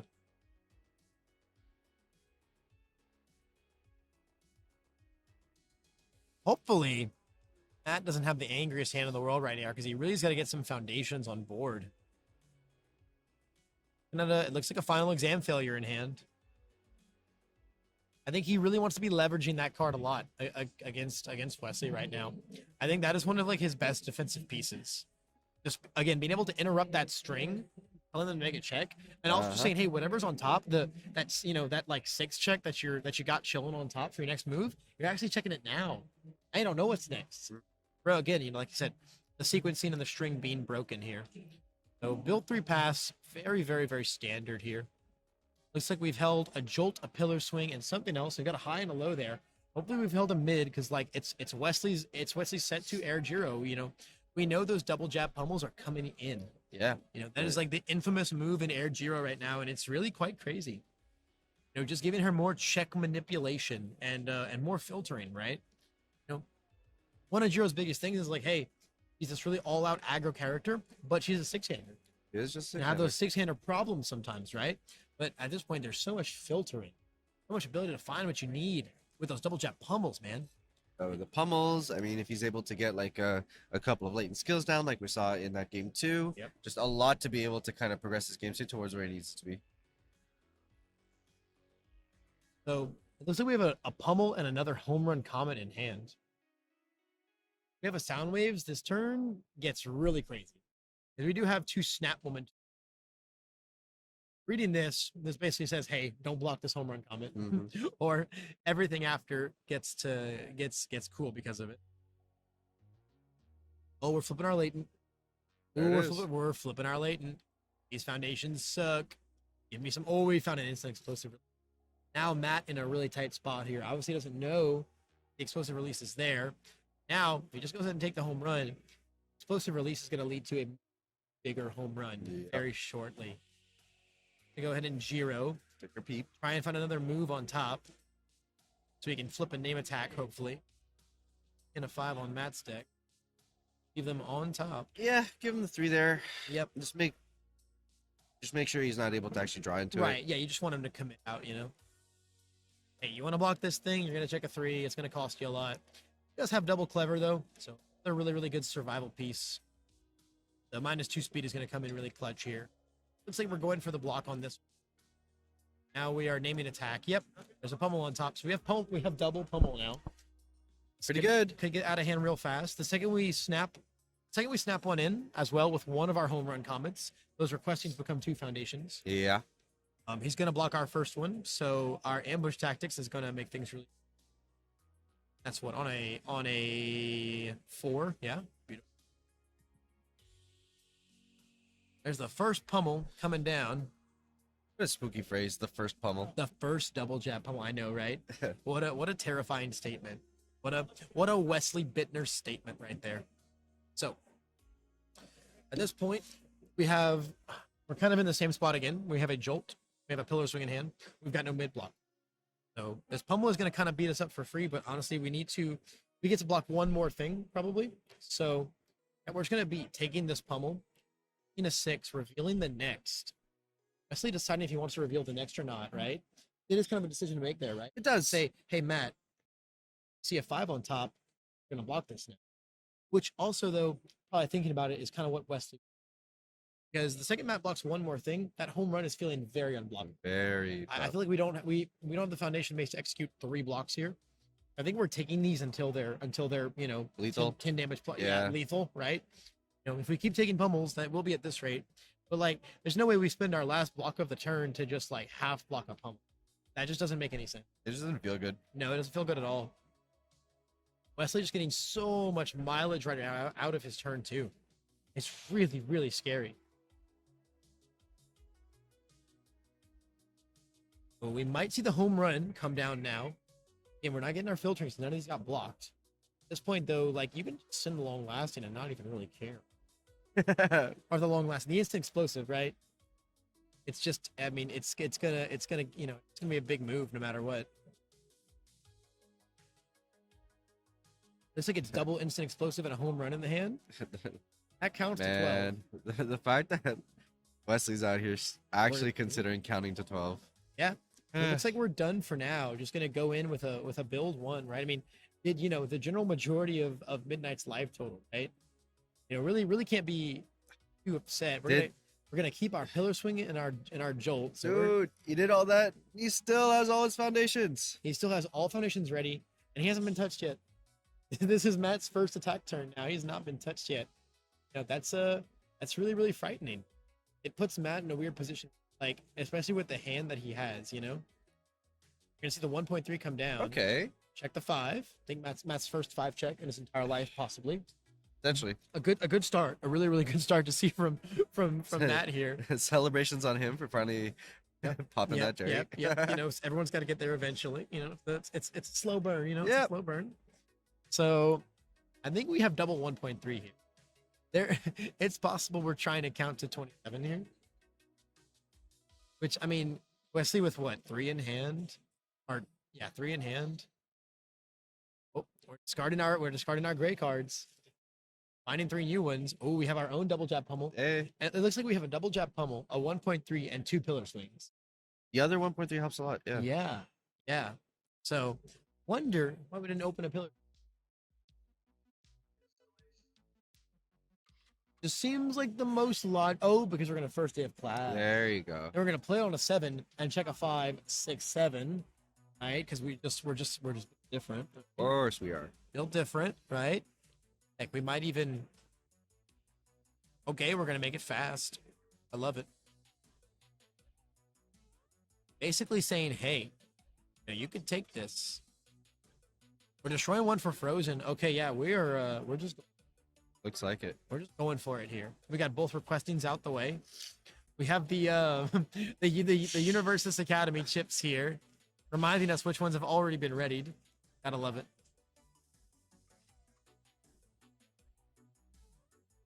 Looks like we're going for the second first day of class, so +4 to our check on our pillar swing. You know, just making sure that in case we check that 3, right? It's not gonna do anything else for the rest of the turn, so might as well do it as the safety net. Zero reason not to. All right, we got the take here. Okay, cool. So our pillar swing is totally free now. On a 7. Check a 9. Love to see it. Gonna come in and stun 2. And this is really cool, right? It's like we can stun 2. We can give it 3 speed with a midnight commit. Then we can pop that with Frozen and stun 1 more. Pretty hot. Yeah, I mean, and then like at that point, commit it out, on-demand speed for everything. It's just gonna come down to the checks. But like we can certainly count here to 20. It's just gonna come down to the checks. I think we're gonna see we're gonna see the pummel come in, right? And I mean, if Wesley blocks this one, pummel's gonna be cheap in a combo regardless. And at that point, another pillar swing, and a 1.3 is just gonna get there. That's gonna close it. Yeah. Yeah. Let's see if the sequence can This get is there. such a cool deck. Yeah, 100%. I It love is just- actually super sick. Yeah, just leveraging double jab pummel and first day of class to play all of these 6 and 5 diff moves like there's tomorrow. What a cool deck.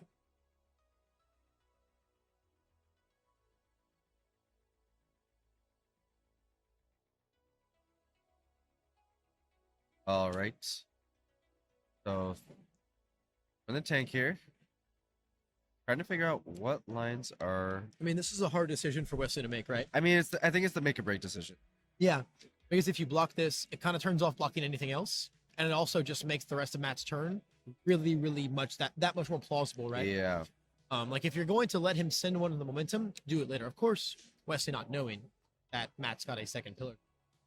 I don't know if I would have pumped the speed on this because I feel like I want Wesley to use his block on this one. I mean, I guess just because you really want to use the Frozen. Frozen, right? Yeah. You want to use it every turn, so you might as well get value before you pop it. Right. Sure. Every attack, I mean, eventually you're just going to be forced him to be committed out. So Yeah. And if he takes this, then things are like really scary. go down to 14 and then. Yeah, I mean, then if we can just double jab pummel, check well, and then 1.3, it's kind of all she wrote. Yep. It's 100% going to come down to the checks here for Matt. Well, He can certainly find game with this hand. You're still hoping they're more gracious to him than at the start of the turn and the Absolutely. previous games. So we are just taking the 8 here, Okay, going down down to to 14. So you have to pummel now, right? There's not really going to be another time to pummel. No, especially since like this is one of the most opportune times. Yeah, this is the most opportune time for West to block Checking the before 5. it gets too far, and Exactly. like you want to punish the block. Exactly. Checking the 5 here. Really, really, really beautiful. Commit 1. Frozen, pop that 1. Mm-hmm.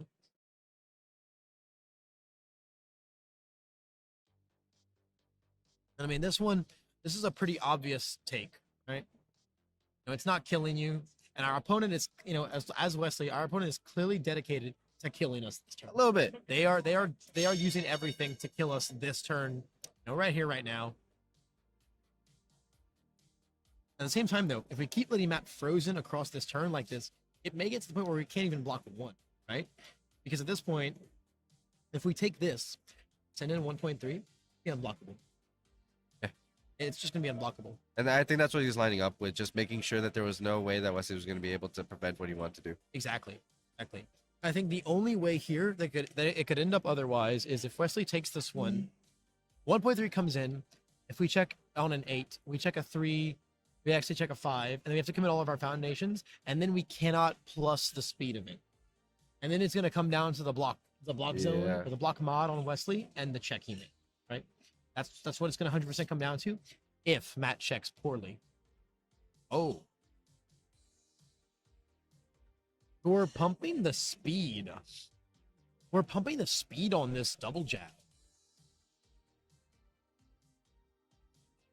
So we're just committed to. We I just mean, want this to. I guess we're just committed to checking well on the next one. I Right? guess so. You know, don't let it come down to the block zones, right? Just committed to hey, you can't block this one and you can't block the next one. All right. But now the Jiro is gonna come That's gonna in, hurt. And if there's 1-3 on the top 2, let's see if we can peep it. oh, It looks it like does look like. I think I see a release for a 4 check, which is also gonna make us unable to give the 1.3 speed, which may end up. I mean, again, you know, Wesley still got 3 cards up. At the same time, though, if we don't go at this route, the 1 point and Wesley blocks the double jab, we don't get to kill him. That's the prevailing issue here. Yeah, this is a really tough spot to be in. We're gonna be able to pass it. We're gonna check the 6 for 7-8, but it is still gonna come down to the block zones modifiers then, right? And I mean, you know, Wesley just got to stack his own check, so we Yeah. have to. Presumably, unless they're both bad. Unless they're both bad. I think as Wesley, you just take this all day. If there's anyone I know who's capable of taking damage, it's Wes. Like it's only a 5 damage move. It's a 6 mid for 5. You get punished so much more if you block this. Absolutely, yeah. If you block this, it's just over. Probably the math he's doing now. Yep. Because right now, as Wesley, what are you trying to take into account, right? 1.3 million and or pillar swing, but like you can't play it on a 9. You know that. Ooh. I mean, there's a world where like if Wesley passes this block, I mean, then either way, 1.3 does not kill us, right? Sure. Because we pass this block and then 1.3 gets what, 6 damage? So it's an 11 damage move. Okay. So I guess it's okay either way, right? We're gonna draw 2. The draw 2 helps so much also. The draw 2 could help, yeah. But now at this point, we basically have to play like another pummel and check a 5. Because now we need 2 more moves. Unless there's like a home run does not go to 14. Only in Jiro. Only in Jiro. Only in Jiro. Only in Jiro does a home run go to 14 with no momentum present. I think we're looking at maybe building here. I think that's what we're starting to account for. Yeah, we're definitely realizing that we have to pivot here, unfortunately. We can build a nice foundation with +2 to our check. We still do have that.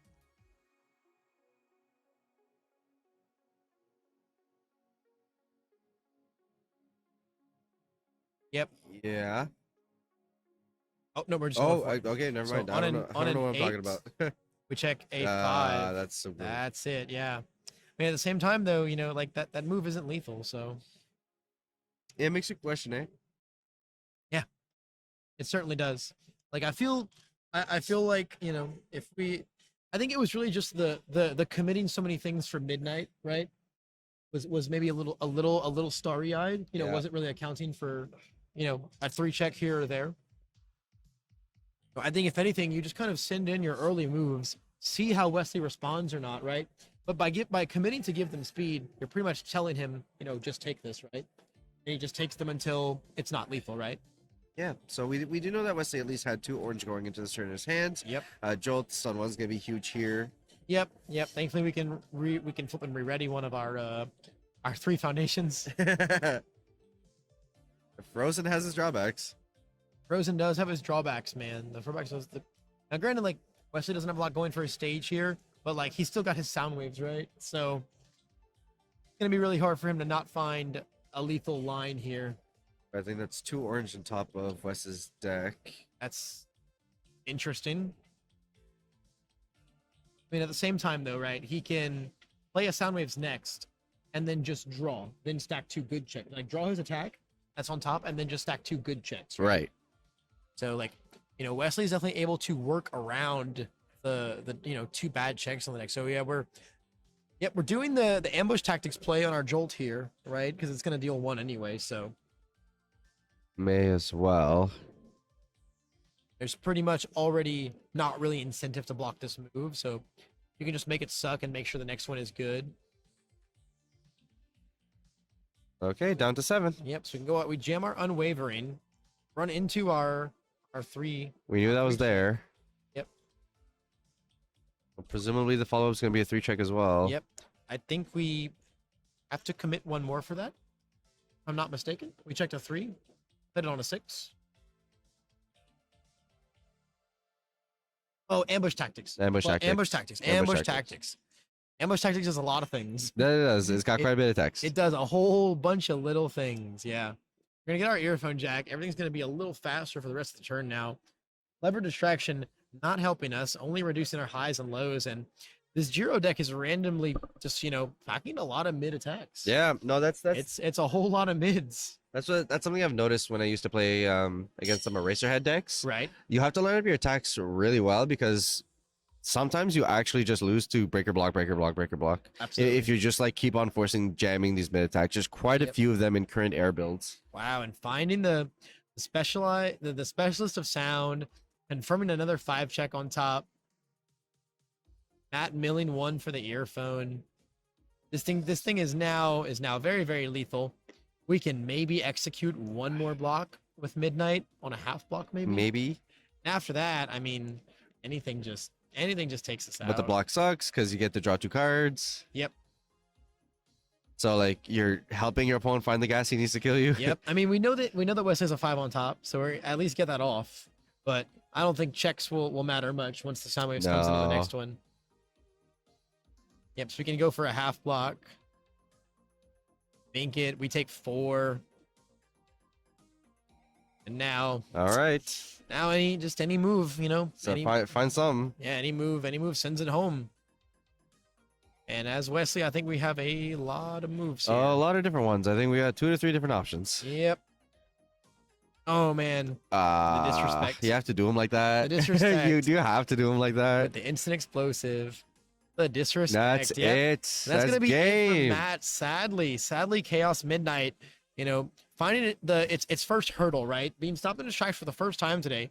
A really good run still so far, and very, very easy top cut potential still. Mhm. If Matt can clinch out the rest of his rounds. Blows it out for the last one. Oh yeah, still a very, very good pilot, a very, very good and also unique and interesting deck. I think probably taking a lot of opponents off guard, right? Yeah. Like not knowing how to really deal with his attacks, which is unfortunately for Matt, something Wesley doesn't have a lot of issue with because it's pretty easy to just face tank everything as Jiro, right? Yeah, well, I'm telling you, man, he has pioneered.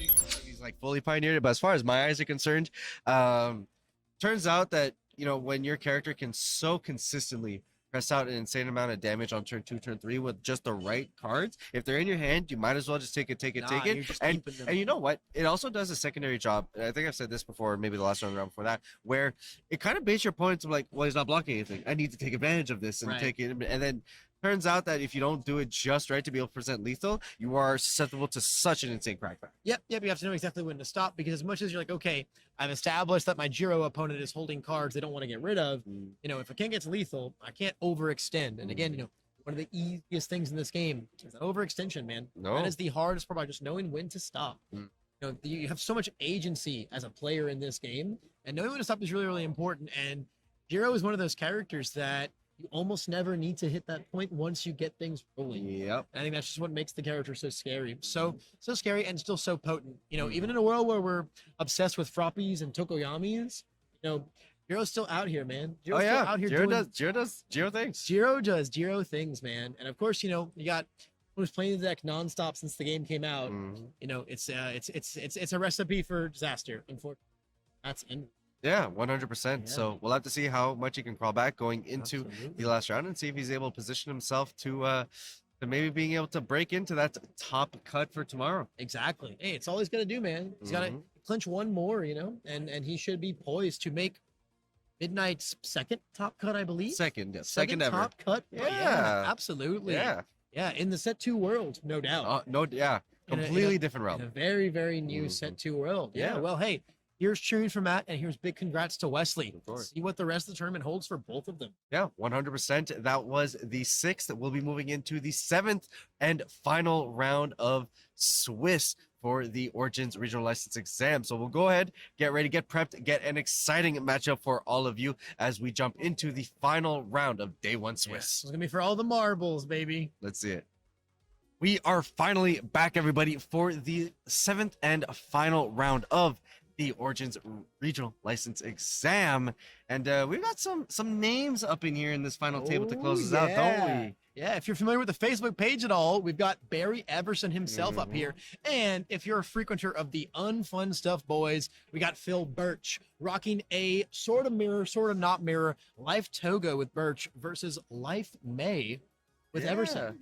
It's gonna be interesting. Life being at the top of a lot of conversations here, a lot of tools provided over the last set to really kind of cinch it as a very strong stall control oriented play style. Absolutely. You know, you tie that in with some of the powerful cards that were there from set 1, and it lends itself to a very good strategy. I've seen Toga decks go from 1 to 2, 1 to 2 for like 6 solid turns. Absolutely. And they are so comfortable living at those low life totals with the amazing defensive cards they have available. Yeah, and then they'll turn around and put out 30, 40 damage turns. Yeah.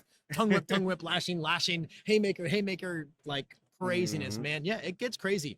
There's gonna be a lot of surviving from the boys. Yeah. It's gonna be a lot of surviving. 100%. Yeah. So, you know, it's been a long day coming. We got 6 powerful rounds and 1 awesome final one to wrap it up. So with that said, let's not delay and jump right into let's the jump gameplay. right into it, man. This is gonna be really, really interesting, I think. I feel like it's gonna be very much a matter of them both building up their defenses really well. You know, Toga is not a super fast deck, so I don't think there's any world where like Birch is gonna feel pressure to try and end it really quickly before May can, you know, get settled right to the 9 hand size dream. I think it's just gonna be a matter of trying to play in that realm alongside her. Agreed. I think it's gonna be a matter of trying to play in that realm alongside her, and whether or not, you know, Phil can just kind of leverage the advantage from the early game that he gets. And if he can get some good hits in early game, but aside from that, he's gonna want to just, you know, kind of stall out, right? You know, stall out, do life things as they do. You know, he got a nice 4 build going on. Yep. You know, let's see what May as a 6-hander, right, on this turn can do. Late game cute combo here where you can actually release away the face shield to then on your turn be able to grab it back up if you Yeah, Yeah. you can certainly do that. I mean, at the same time, it doesn't have the most irrelevant on-board effect, right? No, of course. Yeah. So, yep, committing May for a build 5, a real 4-0 dips, right? Pretty crazy. So at this point, you know, I mean, we have what we have double instant shining flash. We have haymaker, or we reviewed an instant shining. We have haymaker, instant shining flash, hung whip. We got some schmoogs in our hand as well here. Very real. You know, schmooze. I mean, Everson with 1 in hand, but a passing the torch on board, right? Recontextualizes the situation. completely. Yeah, stun 2 is going to start off really well, though. So we're just going to go right in for the draw 1. So it tells me that we probably don't have a great block in. We're building our release. Both players clearly very accustomed to their decks playing very, very quickly here, right? Popping enhances back and forth. Popping Toga, there's going to be a lot of life changes between all of the Toga enhances. You know, gaining 1, healing 1, losing 1, healing 1. It's going to be a lot of back and forth. Pretty much just sending in this back alley haymaker and saying, hey, Barry, catch. Yeah, I mean, you can throw this out at any time and not feel bad about whatever happens with it. You got your value.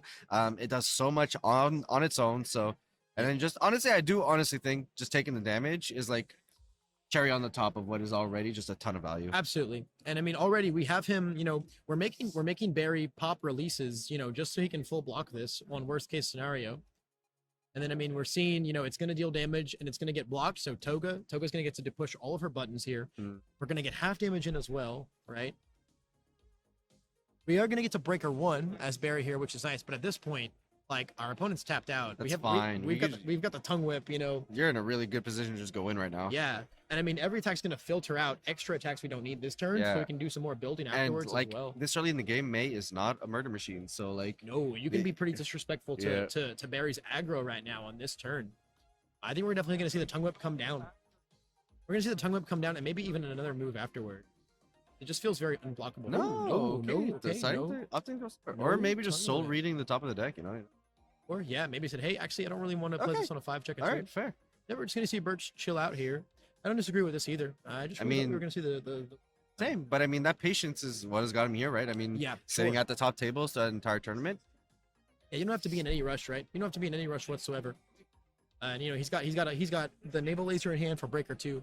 He's got a low block in his hand as well. Like if he can just very comfortably, you know, build to 8 foundations here, like again, he can just continue to leverage this this early game, Yep. this early game generation he has.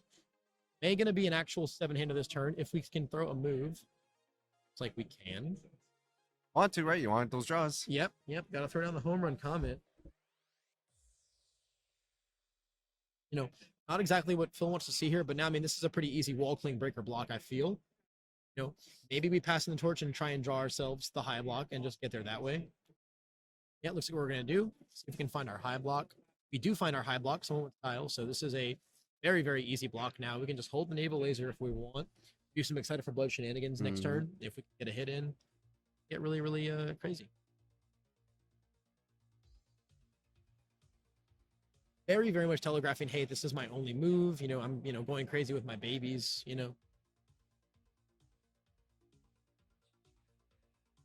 Block on a 7. Bid that for 2. Others. Hey, now I'll leave release and wall cling up. If you want to try again, man. I'm hanging on to my stage right now. Now, Bird's getting to go into this turn with a naval laser and a tongue whip in hand. Just looking to be in a very fortuitous position. Yeah. Especially with the hand that he kept. I mean, it's all attacks. Yep. So definitely gonna be able to get some poke, a lot of cycling. That's a good thing about Toa, right? Like even if Toga, even if things don't end up completely landing, you're still gonna be able to get your cycle and be able to kind of fix up that hand of yours. Yeah, like that's like, oh, opening the Haymaker. Awesome here. Haymaker into capture net, stun Barry completely out, dare him to block them, and then like tongue whip. Pretty good. Things could get nasty this turn. I mean, we're just got a really big board here. There we go. Haymaker is the logical opener here. Thinking the check as well.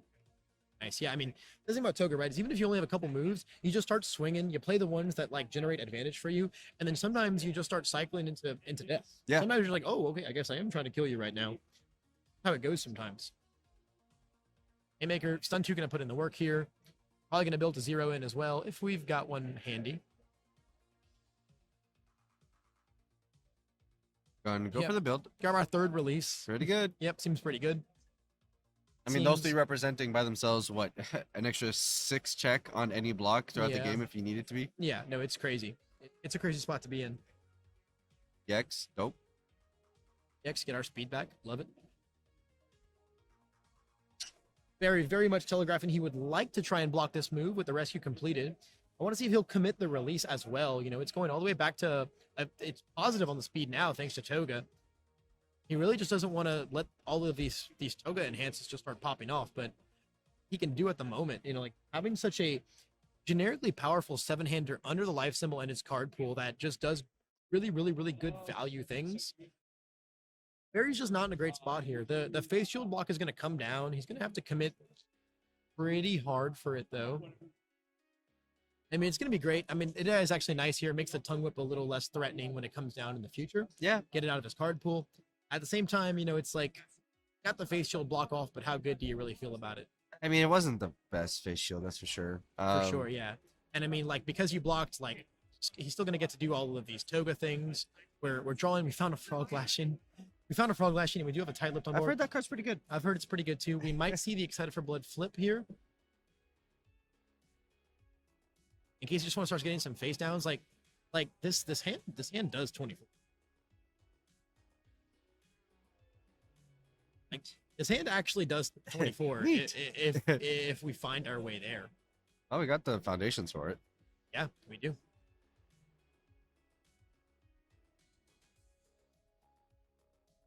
Okay, it looks like we're just clarifying the board state. Yep. Looks like we're gonna go for the excited for blood capture net play here. Love it.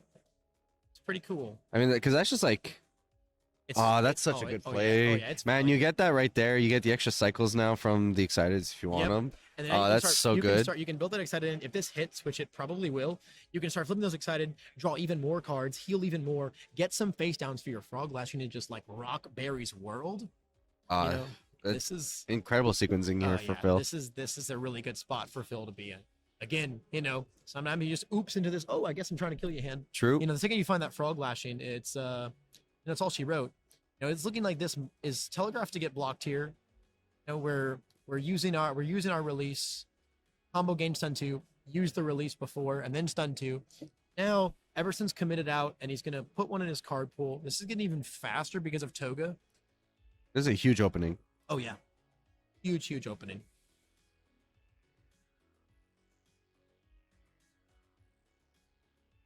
Yep. Beautiful. Check. It's Yep. a check. Yep. And now it's Toga's going to do Toga things, and now we're just going to draw. We're just going to draw even more cards here.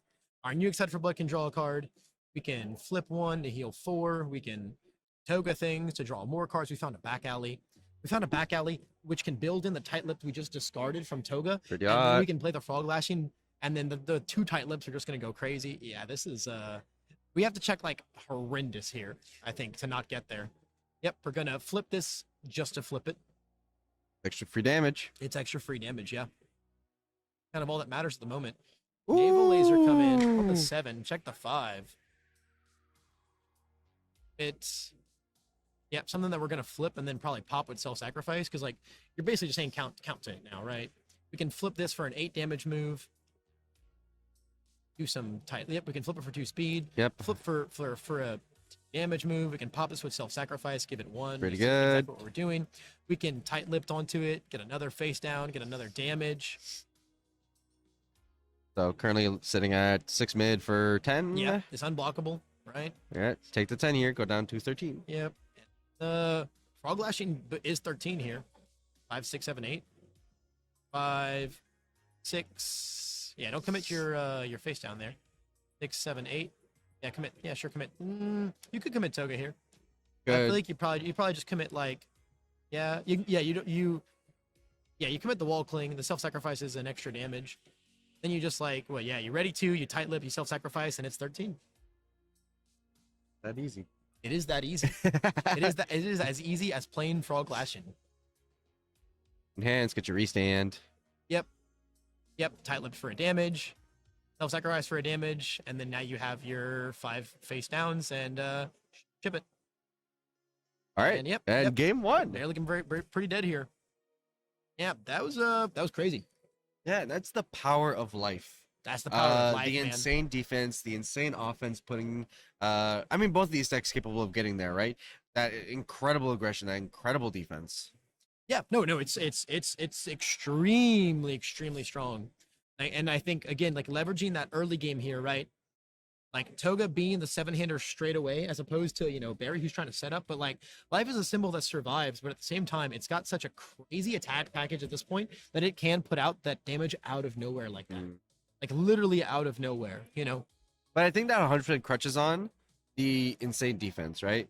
Like For sure. it's the fact that it takes so little for a life deck to be able to kind of lean on, well, this is going to deal no damage, this is going to deal no damage, and I can construct my game plan around, whereas other symbols need to lean on probably 2 to 3 cards worth of value to be able to push into these kind of defenses that currently, life and the other symbols that have access, water predominantly, have access to face shield, wall cling, excited for blood, lend themselves to being able to just outvalue your opponent and then sculpt your hand even tighter to be able to push increasingly hard. Oh yeah, it's a ton of really strong defensive and offensive tools. Like the dichotomy of the life symbol, just doing a little bit of not even a little bit, a lot of everything Yeah. right now. A whole lot of everything. You can have double release on board and rescue completed and survive forever, and then just bust out a couple frog lashings and everyone dies. Mhm. That's what makes the life mirror so interesting. Is it's much more about like who gives the opening first, but with that struggling early game can it's a lot harder, right? It's a lot Yeah. harder to avoid giving that early game first. And then Toga between this being a 7-hander and then just all the cycling will just find all that so fast. Yeah, So but I'm sure we're gonna see extra ready set goes come in, right? I would imagine. Yep. Maybe even more naval lasers. Breaker's pretty debilitating to May, especially early game. Like you've got to play that move, right? You've got to play that move. And just incredible patience for Phil, right? Like we saw the stall on that turn 2, could have definitely went in, but held it one more turn, presented Barry with an opportunity to be able to press a little too deep, and then found himself in a position where he could just take him out. Yep. Yep. You know, as Birch there, you know, if you just build to 8, you hold your right blocks or to pass the torch on board, you can even take a bunch of damage. You know, you've got double excited for blood on the way, right? Like it's not even a concern, right? So it's just so much safer to just be like, hey, I'll build to 8 foundations and then say it's really easy for me to find a line for game next turn. It is so easy for me to just find a few attacks and then just get there. I think that's something that, you know, obviously Barry getting to go first here. You know, he's gonna be able to set up a little bit faster here. You know, get his babies online, get his defenses online. But man, it's just so easy for Toga to swing right up the gate. And he does get a baby 1 turn slower. Yeah, Because we that are one first turn turn slower will with the not be babies. able to get it. Yeah, your build's gonna be faster, but your babies are gonna be slower. And, I think it's a worthwhile trade though. absolutely, Yeah, absolutely. I think the one less card for 1 more turn while actually being ahead on build wise makes all the difference here. Oh, I totally agree. Yeah, I totally agree. It's very, very dependent on that. It really just depends on how good the build is, right? You know, if you can get like a good 3 or 4 build in, it's gonna be the right move all day, every day. You know, sometimes those 5-hander problems, man. Sometimes they just come in. Yeah.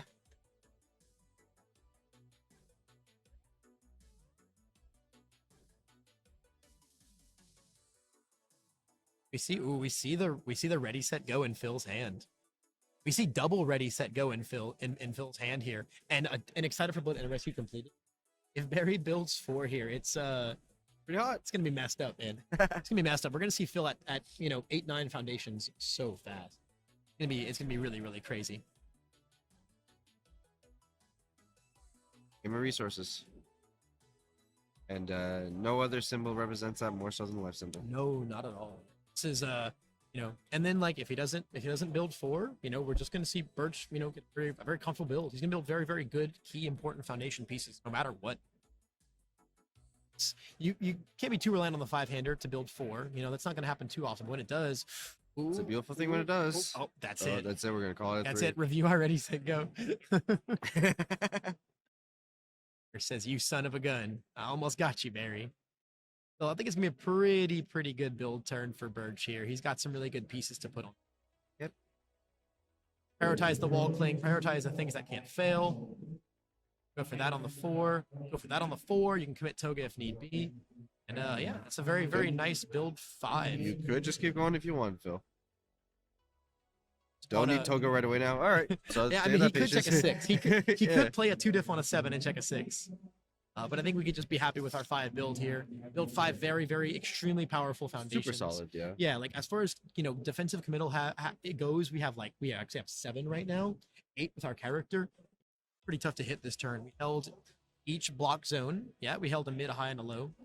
Training partner rescue completed, and Oh, okay. We're just gonna build Ooh. up. We did have the card in hand. we but I did guess have the move. not wanting to present Phil the opportunity to be able to maybe Yeah. block or maybe use some of his enhances to accrue advantage. Yeah, it's hard because if we check a bunch of 3s here, we actually have to commit quite considerable.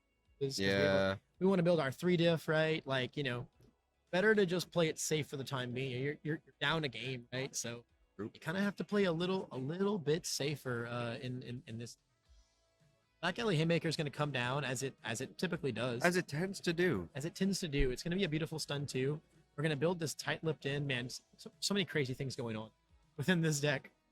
Toga is going to do her thing, pop all of her enhances. Going to make this a lose-lose situation for Barry here. Got another Haymaker in hand. All right, breaker. It's the nice full block. So Toga's gonna do her thing. We're gonna pay 2 for excited and draw 1. Draw a self-sacrifice, but it looks This is one of those decks where it really pays dividends to fully understand the sequencing and the rules processing because when you block, that's when the tick happens, and then it's damage, and Absolutely. then there's a lot of sequencing happening in there Yep. that Toga players need to be So then aware we're just of. gonna see Phil build from here on out. We're playing this on a 4. I think we may have forgotten about the break. Like a 2. Not the end of the world. We've got some pretty useless. We have actually got exactly 2 useless things to commit. We got 2 wall clings in hand. Probably want to get at least 1 more of those on board. I'll go for another wall cling. Another wall cling and then the self-sacrifice maybe. Yeah, another wall cling coming down, checking beautifully. And we can build our training partner on a 6, but we choose to fail it. Not checking very fortuitously, which is also totally fine. We just get to coast at our our nine foundations here. Yeah, our beautiful 9 foundations. But like again, between double high value target, release, triple wall cling, like how do you expect to ever get damage through here? Like it already feels like Phil is in a position where he just can't be touched as long as this stage is readied up. In the mirror, in the life mirror, it's very tough because at least in some other colors, you have access, or some other symbols, you have access to cards that can maybe cancel abilities that kind of make it easier to break through. But unfortunately, in these symbols, it's really just you got to fight through them, and it lends itself to a very extended game. Oh yeah. So we're gonna see. I don't know if we have a 0 here to build as Barry. Although we could try to draw and discard until we find one, and and then discard it, right? Yeah. Or find it with possibly find it with the babies, and then just be okay with the draw regardless. Haymaker coming in. I don't think we have not stunned to 2 yet. Although I don't know if it'll make a huge impact. I think we have a naval laser in hand as Phil here, so this is just like a beautiful breaker opportunity block for us. Maybe, yeah. Leaving 1 wall clinging up kind of says that our zones are very well covered in our hand. We are not afraid, right? No fear. Yep. Rescue says give it -2 speed, and this is a pretty easy block. Commit one of our high values. Easy, no damage, kind of dares Barry to keep swinging here. Nope, just gonna go for a build. We got our we got our card draw. I know you can do 27 if I allow you to. Yep. I have to respect that. You have so many foundations. You have your tight lips. You have all your aggro pieces. So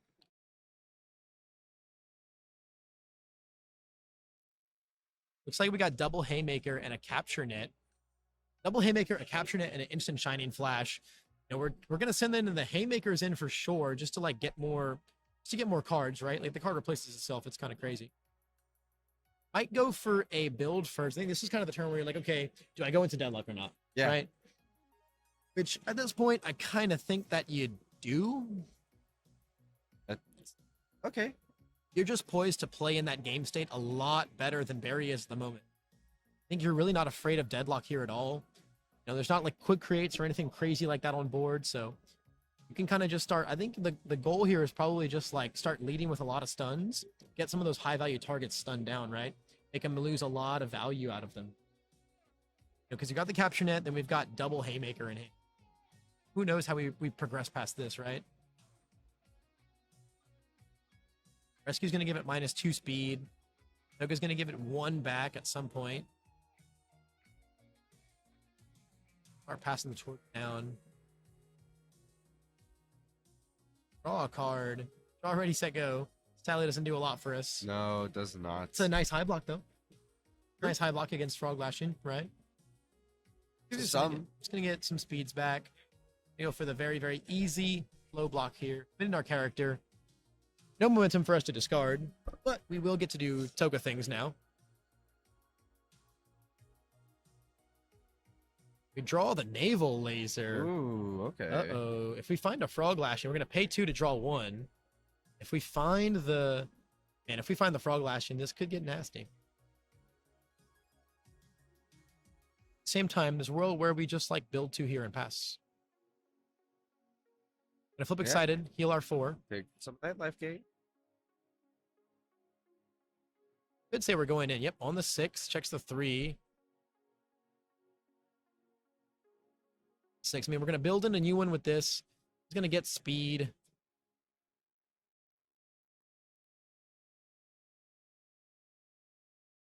This matchup is really testing my chops in updating this life. Oh yeah. I'm sure you're having a blast. Oh yeah, a lot of hitting the 1-2 keys. Yep. And the backspace. Yep. Now at this point, if we can send in another haymaker, I mean, again, we're not dealing 27 here. We're really just advancing our game state. Really just looking to advance the game state. Yep. Yeah. Yep. We are now boldly into deadlock. Not a care in the world. I use Toga. Make this harder to deal with. Get some more punishment in for blocking. Again, just creating those lose-lose situations for Barry here. I mean, we're also just getting Barry to block with all of his very cool attacks, right? Yeah. Cool. There's a shiny flash going. That's one I don't have to deal with. Yep.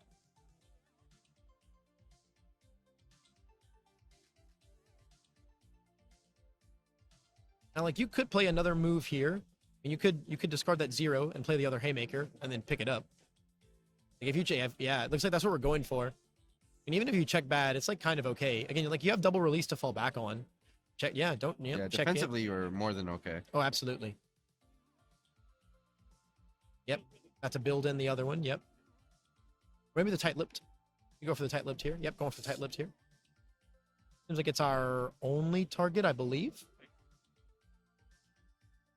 Stun 2 is going to make sure there's like no interaction with this attack. 2 in pool, it is very unblockable. Yeah, it's about probably it in regards to Barry really interacting with Phil. Yep. At this point, it's just kind of Phil have the opportunity to be able to push and play what he wants. Yep. Phil making the use of his tight-lipped. That's one with style. Got to commit 1 for that. No biggie. What, the training partner? Yep. On a 6? Oh, okay, Yep. I'll let that one fail. Forget it. Assertedly into deadlock. Absolutely. No fears whatsoever. I mean, really a lot of deadlock pressure coming out. Like, the deadlock pressure on life symbol is all, like, on-board deadlock pressure, right? It's the Right. quick creates, the first villain encounter, stuff like that, Same time, though, if Barry can find a crazy string, he might be able to get some damage in. Birch is only holding 3 Yeah, cards. and he is going to be able to draw 3 now. So getting into that realm where May's card advantage can really start taking over a game. Yep, we are going to start being an 8-hander this turn. We'll lose our momentum here. Not a big deal, Don't really have a ton of outs for it anyway. It's Yeah. mostly just like back alley, right? The EX. Kind of all momentum really does in this deck anyway. We have so we have the double low block in hand, and then the mid block naval laser breaker 2. We're gonna see a wall cling. Yep. We're gonna see a wall cling here.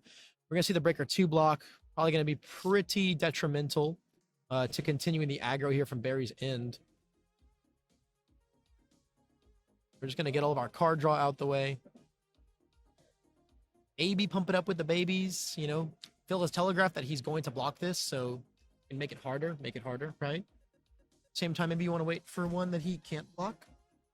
I think it's a question about can I make him work for it, right? Right. Because at the moment, like, him being able to block a second thing is pretty plausible, given that we're, release, rescue completed, and double high value target. Like, we actually have like 2, 4, 6, like 9 things up at the moment. If you Yeah. really want to think about it that way, kind of messed up. Pretty good. Yep. So we are committing the babies to it. Looks like we're popping something already, or someone with style. Breaker Here block. comes the naval block. Beautifully passes. Breaker 2 looks good. Takes 0 damage because wall cling hard. It's most definitely a card. It's most definitely a card. So if we have another high attack throw as Barry, we could actually finally land some damage on the board here. We have flipped and or committed our other wall cling. There's a chance. But this is that kind of position where, like, they can do whatever and still have cards in hand to be able to defend. Oh yeah. Yeah, this is like not a very scary spot for him to be in. Birch on just so many foundations, right? Like, Barry has to be really careful about the cards that he plays, right? Needs to keep a sizable amount in hand for defense.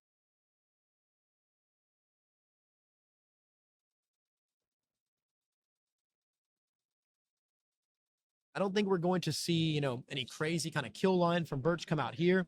I think we're going to see a lot of moves that progress the game state, though. That's the idea. That's kind of where we are. It's a game of attrition and it's a game of inches, and see, like, can I inch you closer to a game state where I win more Yep. so than just, here's my long string, you lose, and that's that. Yep. So we're looking at double capturing it in hand right now, which is kind of spicy. We're gonna get that mid battle phase unflip right here when we bring in the glamorous. That's very, very cool. I like that a lot. Probably gonna see a very similar thing here. Lead stun 2 into stun 2, and then force a move across. Preferably one we can tight lipped up like crazy. If Birch was seeing frog lashings, man, this would be crazy. They'll eventually go for a lot. Yep. Yep, the double tight lip just says we can ramp into a crazy frog lashing turn at any point in time. And I mean, between Excited for Blood, we have the filter here, we have Passing to Draw, we have Toga cycle here as well. It's like we drew another Excited for Blood, maybe. Yep, we drew another Excited for Blood, which is cool. It's a pretty decent card. Yep, it's a fairly decent card these days. I've heard some good things about it here and there. On the grapevine. Yeah. Let's say, so Back alley, some would say. yeah, the back alley. Let's say that's one of the ones good with too. But Toga's gonna do Toga things. We're gonna see what our cycle brings us. Looks like it brought us another Excited for Blood. We're gonna pay 2 to draw 1 as well. Yeah, we do have another Excited for Blood in hand. We got to discard 1.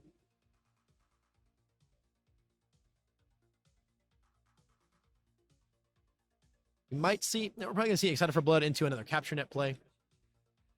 Pretty good. Yeah. At this point, sky is kind of the limit for Birch right now. Anything that gets blocked, you know, gonna trigger Toga, which is gonna trigger Excited for Blood, and he's just seen so many cards now. He's seen so many cards that like he can kind of just go till he doesn't feel like it anymore. We're gonna see another stun 2 come down. Be very, very punishing here. We're gonna build down our Excited for Blood.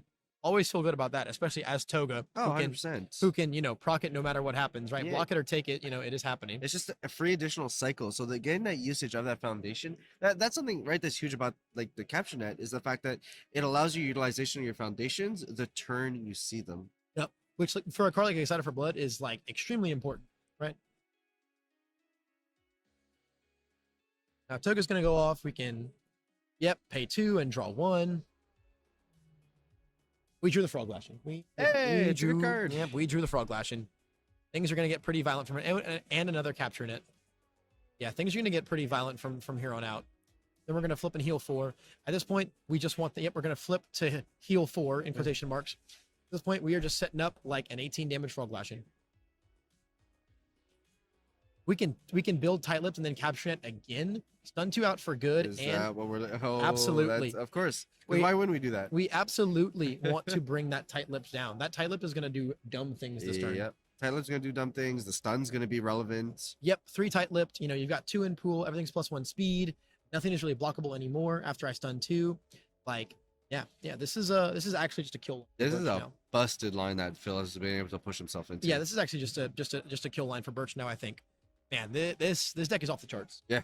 This deck is off the charts. This deck feels like it's playing the game in like a different world. Feels like it gets to do so many things. And now, you know, Barry's kind of at the mercy now. 2 in pool. Like we're just gonna go lashing tongue whip. Right? Yeah. We're just gonna go lashing tongue whip. And honestly, the lashing could get there on its own, actually.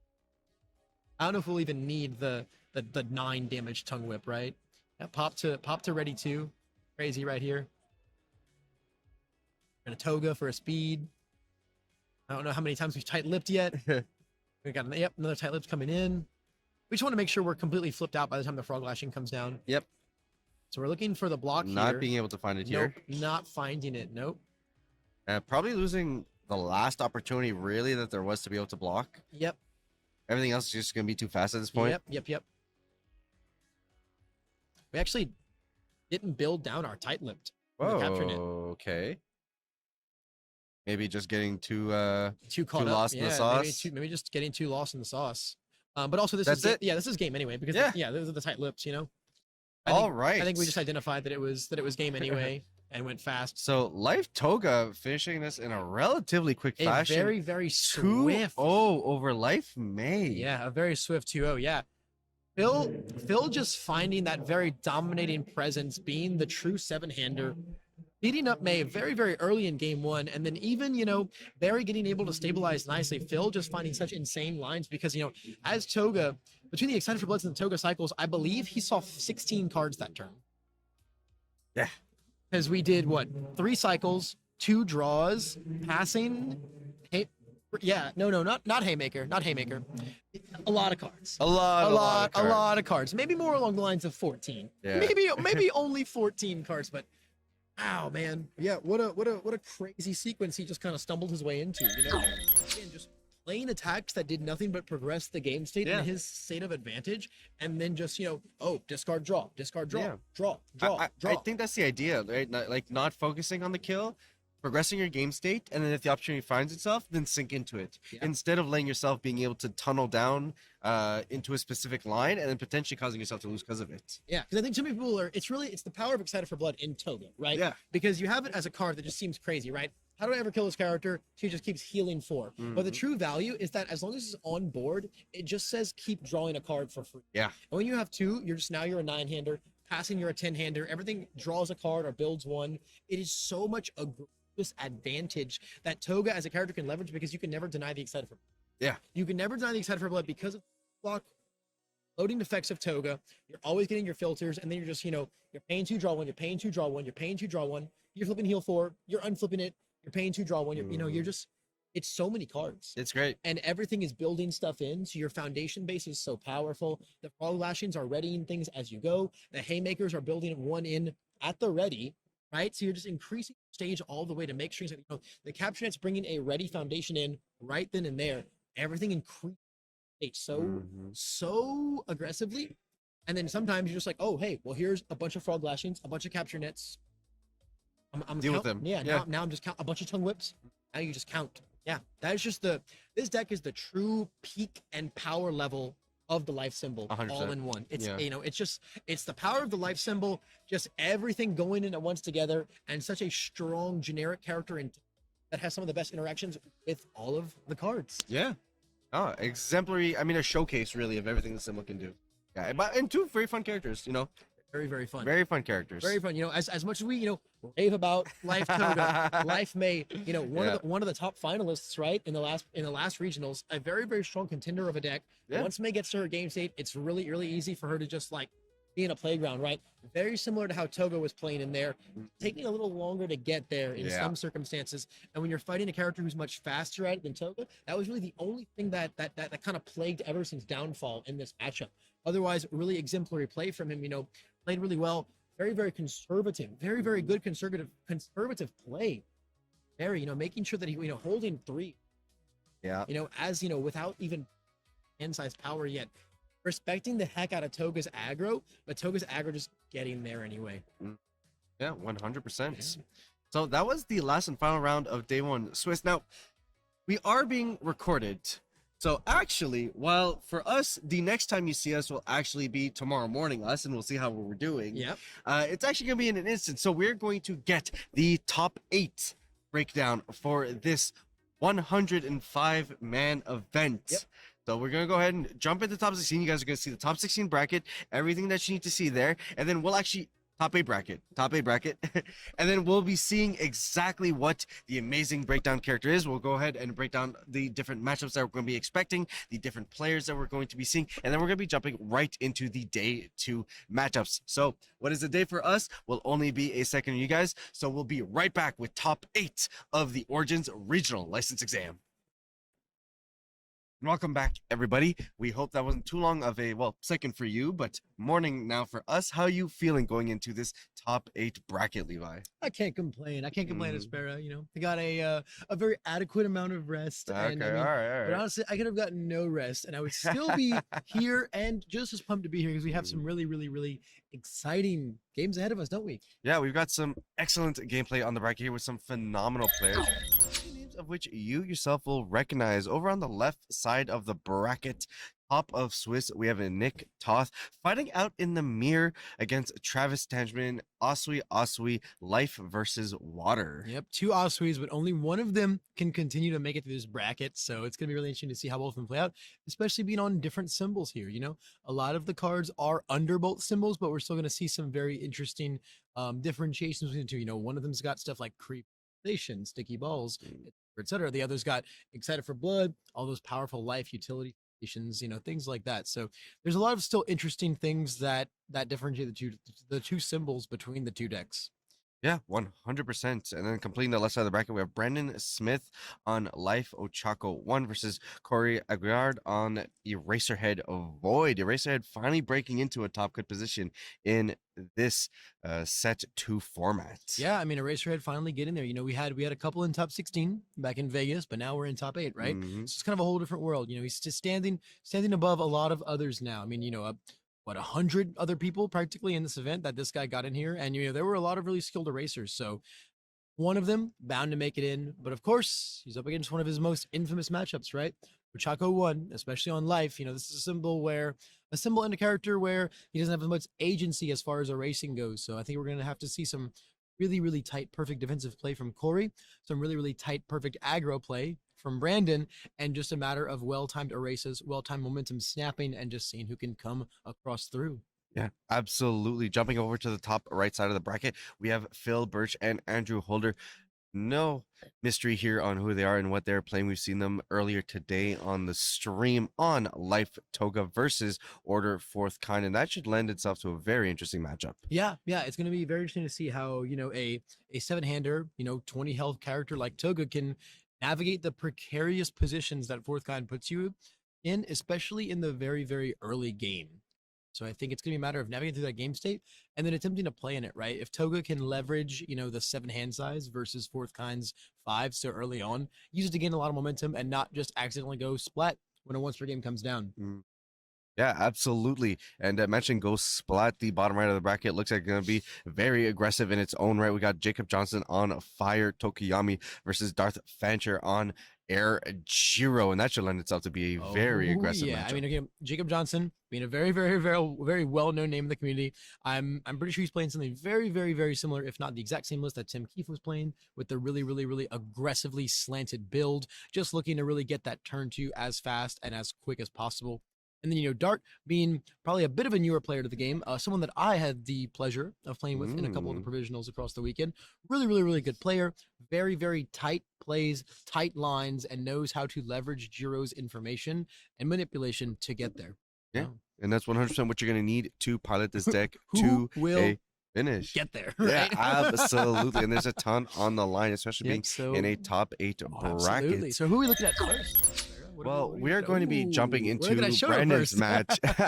But of course, the players are fighting it out for some awesome cards. Season 2 has kicked off with Origins, and we are looking at Shoto Todoroki as the alt art character that these players are going to be fighting it out for, and I stand it. Absolutely incredibly. beautiful. One of the most popular characters in the series. One of the most popular character cards right now, Mhm. especially in set 2. Couldn't have picked a better one myself. Yeah, absolutely. And of course, the early promos are making a return with some amazing picks across the board. You got Erase, Texas Smash, Acid Fling, Excited for Blood, Grasping Tape Toss, and Dark Shadow Ruin featured in this season 2 lineup. Yeah, I mean, absolutely beautiful set here. I mean, some of these being the most popular, some of the most popular cards in the meta right now, and just in the game in general. And some of them being such like feature pieces of the deck that, regardless, they're going to make amazing collector pieces, right? It's going to be like in set 1, right, where if you didn't have all 4 XR Erase, you were a scrub. Well, now you better have all 4 RLE ones.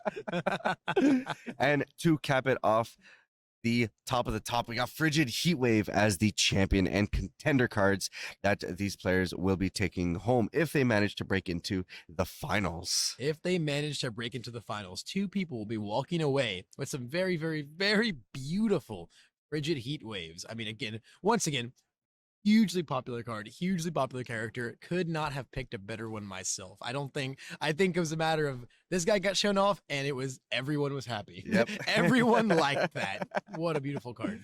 And of course, if any of you in our audience or players that played out through the week are interested in even more opportunities to be able to jump into it, season 3 has just started. So if you're looking to get your play opportunities on for a regional license exam, it'll be in Florida on July 9th and 10th, and Gen Con on August 6th and 7th. And if you're looking for practice to get in there, grind some games and push it out, we have 2 online provisional showdowns, as well as one in Toronto in June, July, and August, respectively. So registration details will be on the MHA CCG social media channels. So definitely go check that out, and the Discord for when the links go up, so that you guys can make sure that you're a part of the event. Yeah, as always, it's a very, very, very busy, organized play roadmap going on right here. Tons of opportunities for you to get your games in no matter how you want to.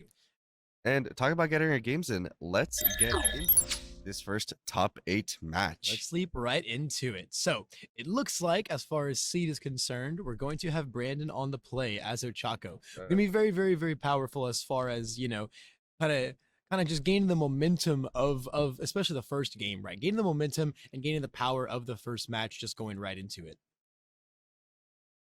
Quick second to edit and actually edit the name.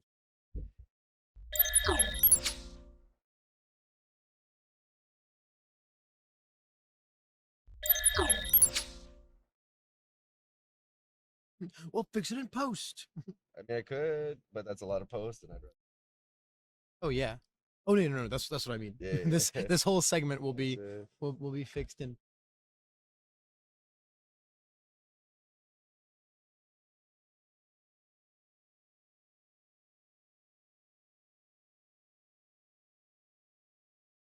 Look at that. Look at that top.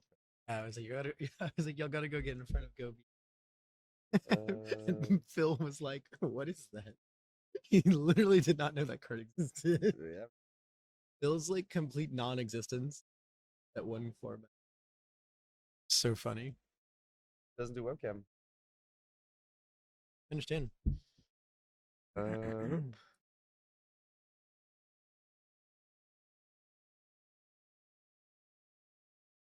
Transition in again for that's the fine. edit. Sorry. We're just gonna go from here. Okay. Kyle.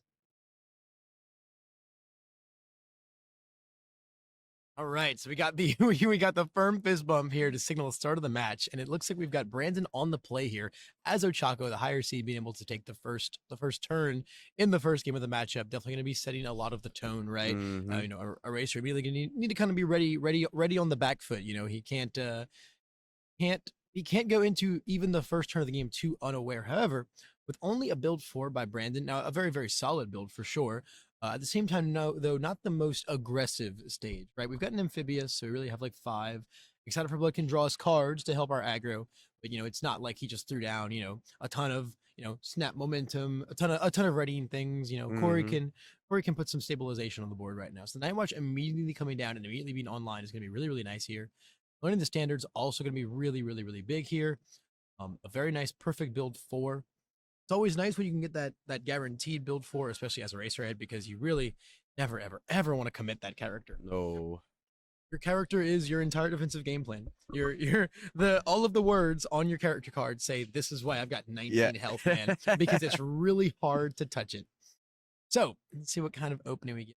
And unless we got a home run comment in hand, we've got a tongue smack in hand, the fabled tongue smack, right? The ever divisive. The ever divisive. We got two tongue smacks in our hands. I think we're gonna certainly see some grab lift tongue smack here. It's gonna get a little spooky with it. Not the perfect check though to start this off. It's gonna make navigating the rest of the turn a little scary. I think we definitely commit the new training method right there. Try and leave your wall clings up as much as possible. Mhm. And this is just going to be a very textbook, you know, snap moment. If I was Corey, I think I'd be jamming the learning the standards here. But also, if you just, you know, half block with your erase, take your half damage no matter what, because throw anyway, just get your free breaker Get 1 the in there. breaker in, I yeah. think the only issue is that it's kind of what comes after that, right? I mean, if the check is binked, the check is binked. You know, we've got the amphibious to come up. Then we're gonna have grab lift to eat the tongue smack once it in. It's gonna be a little spooky. A little bit. But what else to see, right? Like a bad check here could actually pretty much just end Brandon's turn. He might not be able to commit Absolutely. into a full extension. So Absolutely, right? Because we haven't readied our amphibious yet. You know, something has only just left the card pool.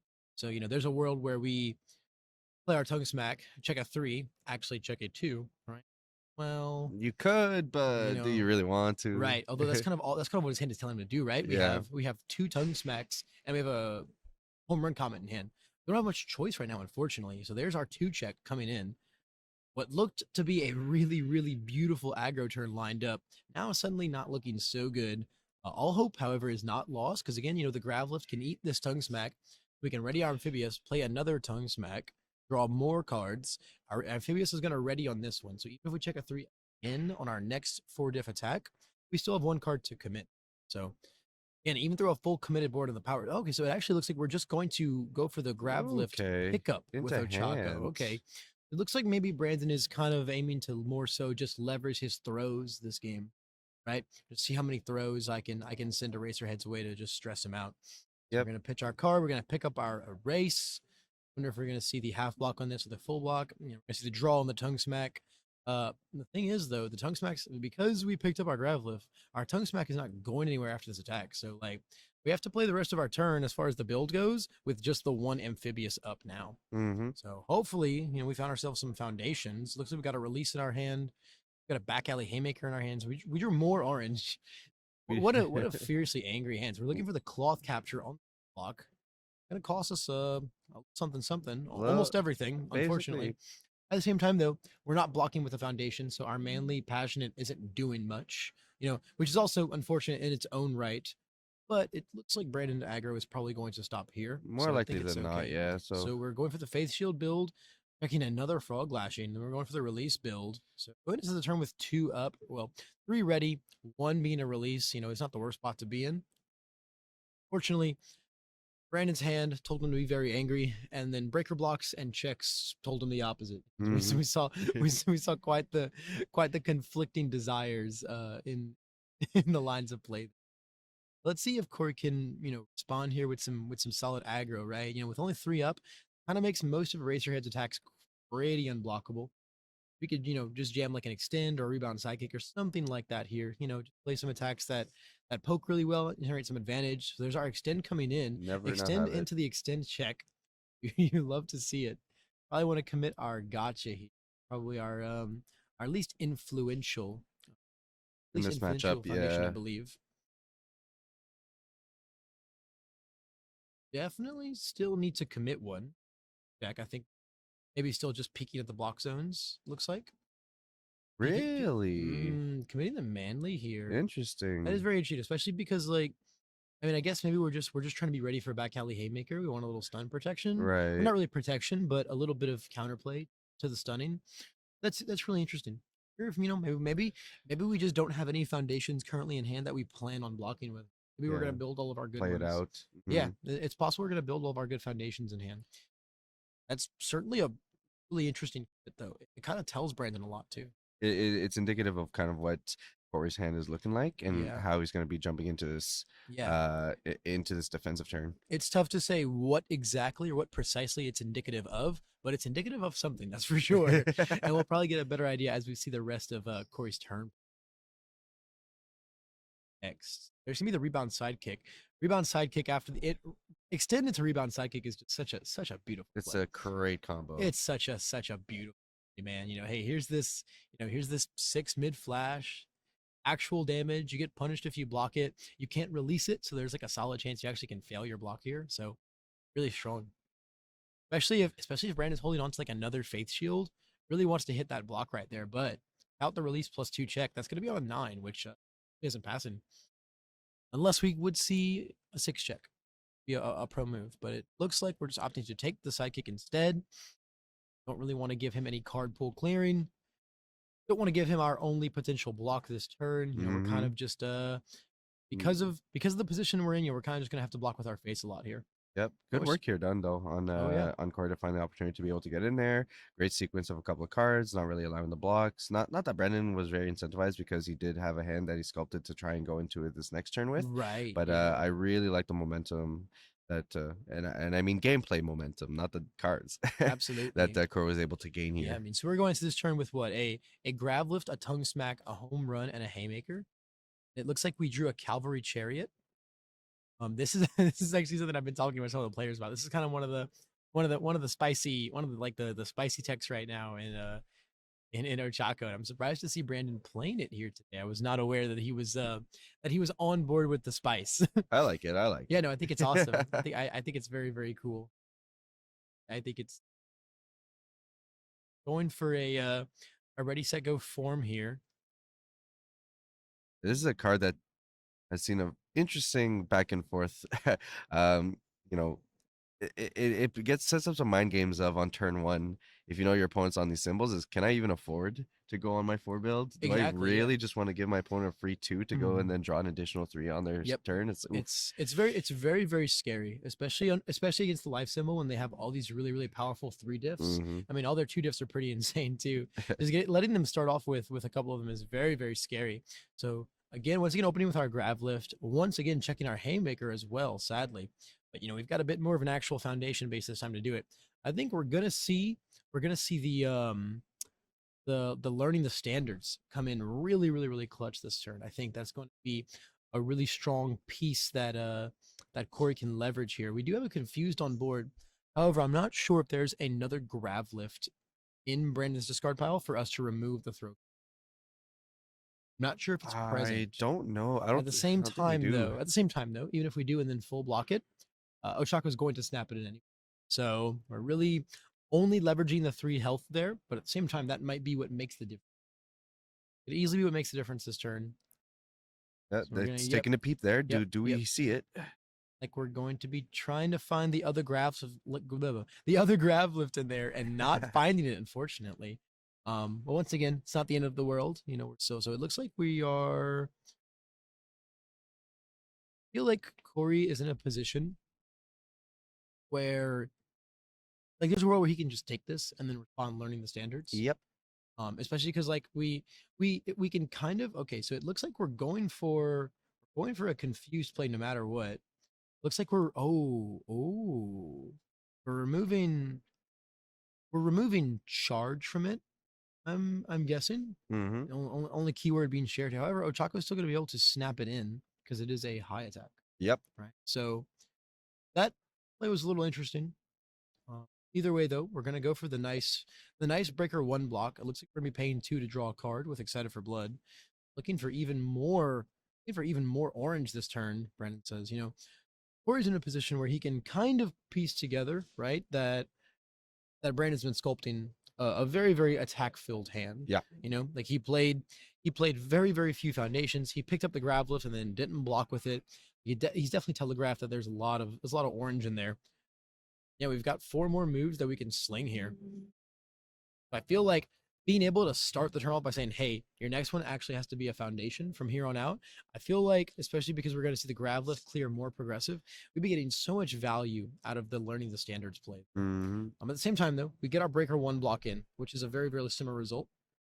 You know, telling our opponent that, hey, you checked a 4 right here, getting at least some value out of that breaker block. Maybe learning the standards is better later on in the chain, right? Especially if Brandon's gonna be full committed to try and find lethal this turn. Yep. Sequence breaking is just huge. 100%. Especially once your opponent commits really hard into a line and then you just break it at the right time. It's like holding breaker, right? Right, Like yeah. obviously breaker early on is great, but if you can like use that patience to hold on to it into late string when your opponent's committed to a line that they think can lethal you, and then you just stop it there, it puts them in a really tough position. For sure, yeah. And you know, being only at 15 health now, you know, if Brandon gets into a very overextended position, Corey could easily find a lethal line. He's got 2 momentum, one of them being a rebound sidekick. So this is going to be a really, actually, this is like probably like Corey's favorite attack to see right now. The stun 2 coming in, but then the double gotcha respond from -2 speed, another -2 speed, finding our perfect mid block for it, right? So we're going to get to breaker block this for practically free. You know, this is a 0 speed move right now, so we're going to be able to block this for practically free. Gem another breaker down on him. You know, we do have an amphibious to ready on Brandon's end, so there's still some shenanigans to be had this turn. At this point, though, you know, Corey's going to be able to get through relatively unscathed so far, and it's really just going to be a matter of how many other high blocks he's holding and if he's accounting for the home run comet. The only real thing that could like do anything close to blowing him out right now. Yep. Is you need to be respectful of a home run comet. Same time, though, depending on how the checks go, you know, a really, really well-timed learning the standards could change absolutely everything. Grab lift our haymaker very, very, very naturally. You know, say, hey, I don't really care if you block this. It's gonna come. It's gonna come in anyway. It's going anyway, and then I'm gonna pick it back up. I'm gonna do all this cool thing to use our night watch. Okay. It looks like to go ahead and cancel that grab lift. That's insane. That's an amazing play right there. I love that play. Yeah. I love that play so much. That's perfect. That's perfect timing right there. Being able to negate pretty much what's going to stop Brandon's turn in its tracks, really. Yeah. You know, I mean, the this entire not thematics clearing of like what Ochako's trying to do here, and that's something that especially going into set 2, I think players are starting to get more aware of, and we're probably going to see going more in set 3 and 4 in future sets. The ability to cancel enhance is huge and something you just need to track.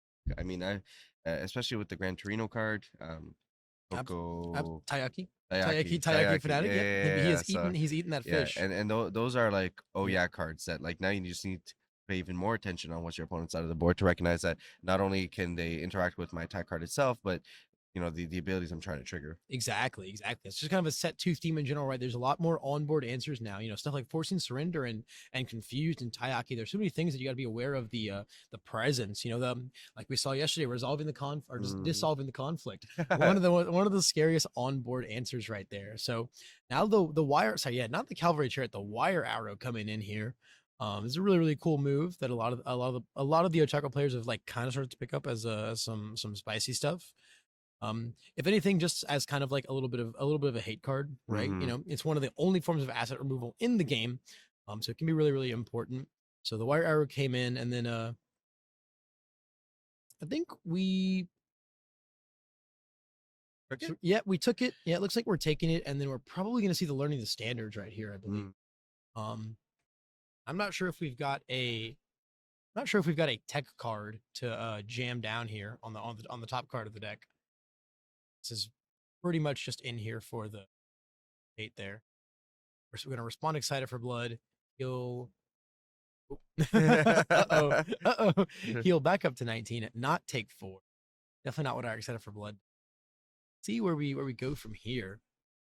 You know, there's a really cool play here where we can send in the home run, shove our excited into the momentum, and then pick it back up with a taco. Mhm. Very, very cool utility right there. But we've got the precious lesson in hand. There's some pretty interesting things in this build. Very, very, very unique text going on in Brandon's build here. At this point, though, we did not respond learning the standards. No. Looks like we are not afraid. Valuing it for later in the game, I guess. Yeah, not afraid. It's possible we want to just make him like commit to one more move, but we're gonna see some restraint here.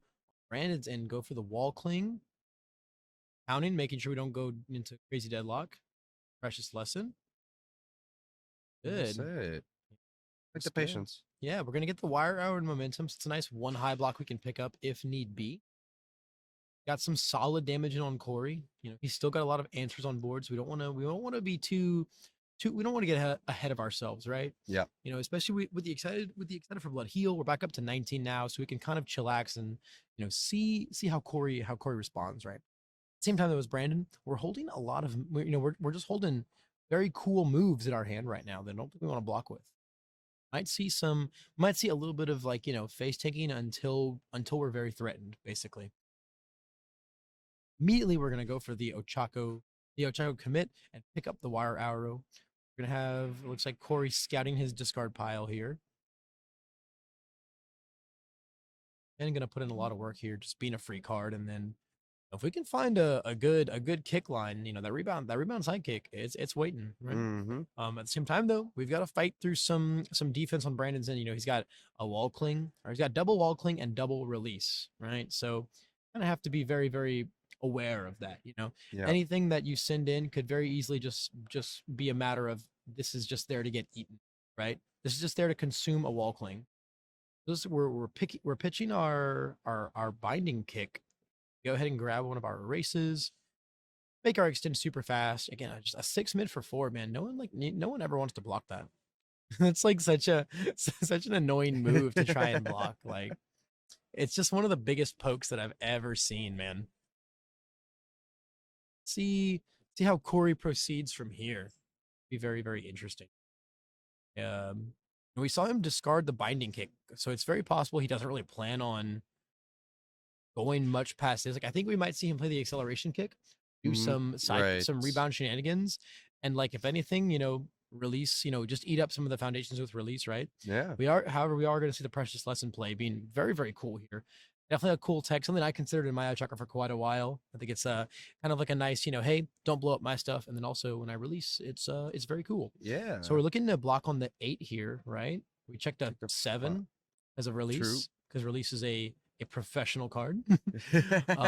So as Corey right now, we know that Brandon is holding the one high block of the wire hour he picked up. So it's a matter of like, hey, do you have the low block, right? Because I'm going to send in this rebound sidekick.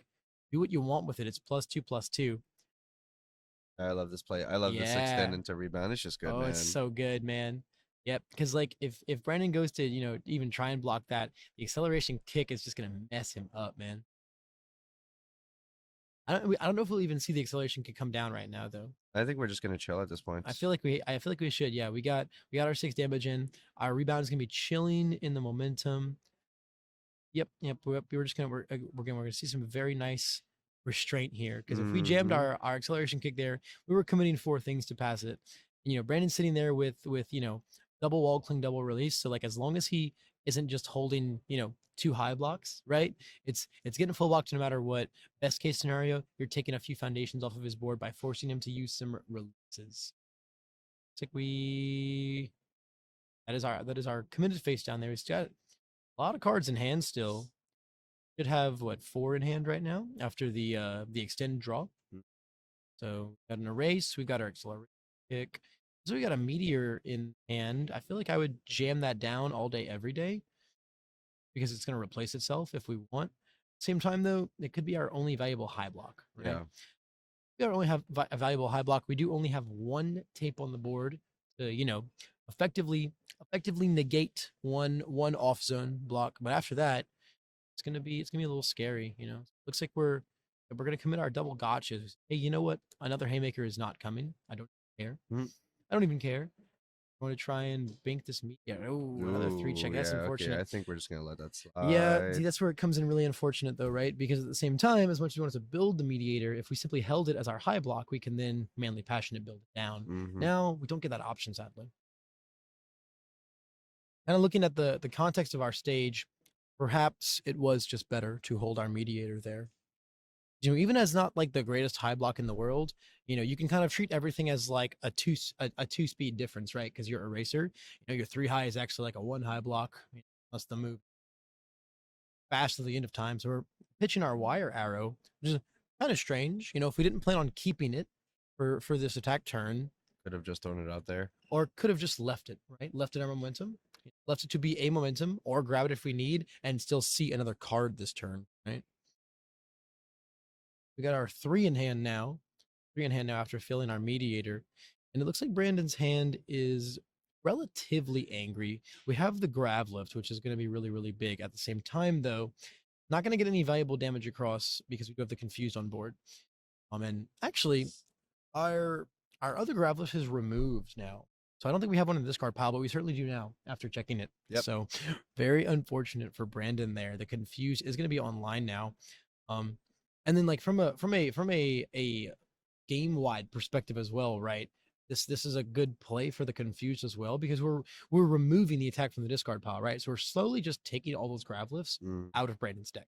Yep. On the refresh, they're just even less of a exactly which of a piece of the puzzle. Yeah, which as our health total dwindles, as a Eraserhead here with no healing on board, we haven't found a villain's defeated or anything like that. So it looks like we're gonna go for the confused block here rather than the erase breaker block, because we're taking 3 either way. However, we want to go for the confused block so that we can build it down with our mainly passionate. We're not taking 3. You're right. We're not taking 3 because of confused. So we're gonna get to build our other confused down now, which is like really huge. Says, hey, look, Brandon, you wanna have the other one?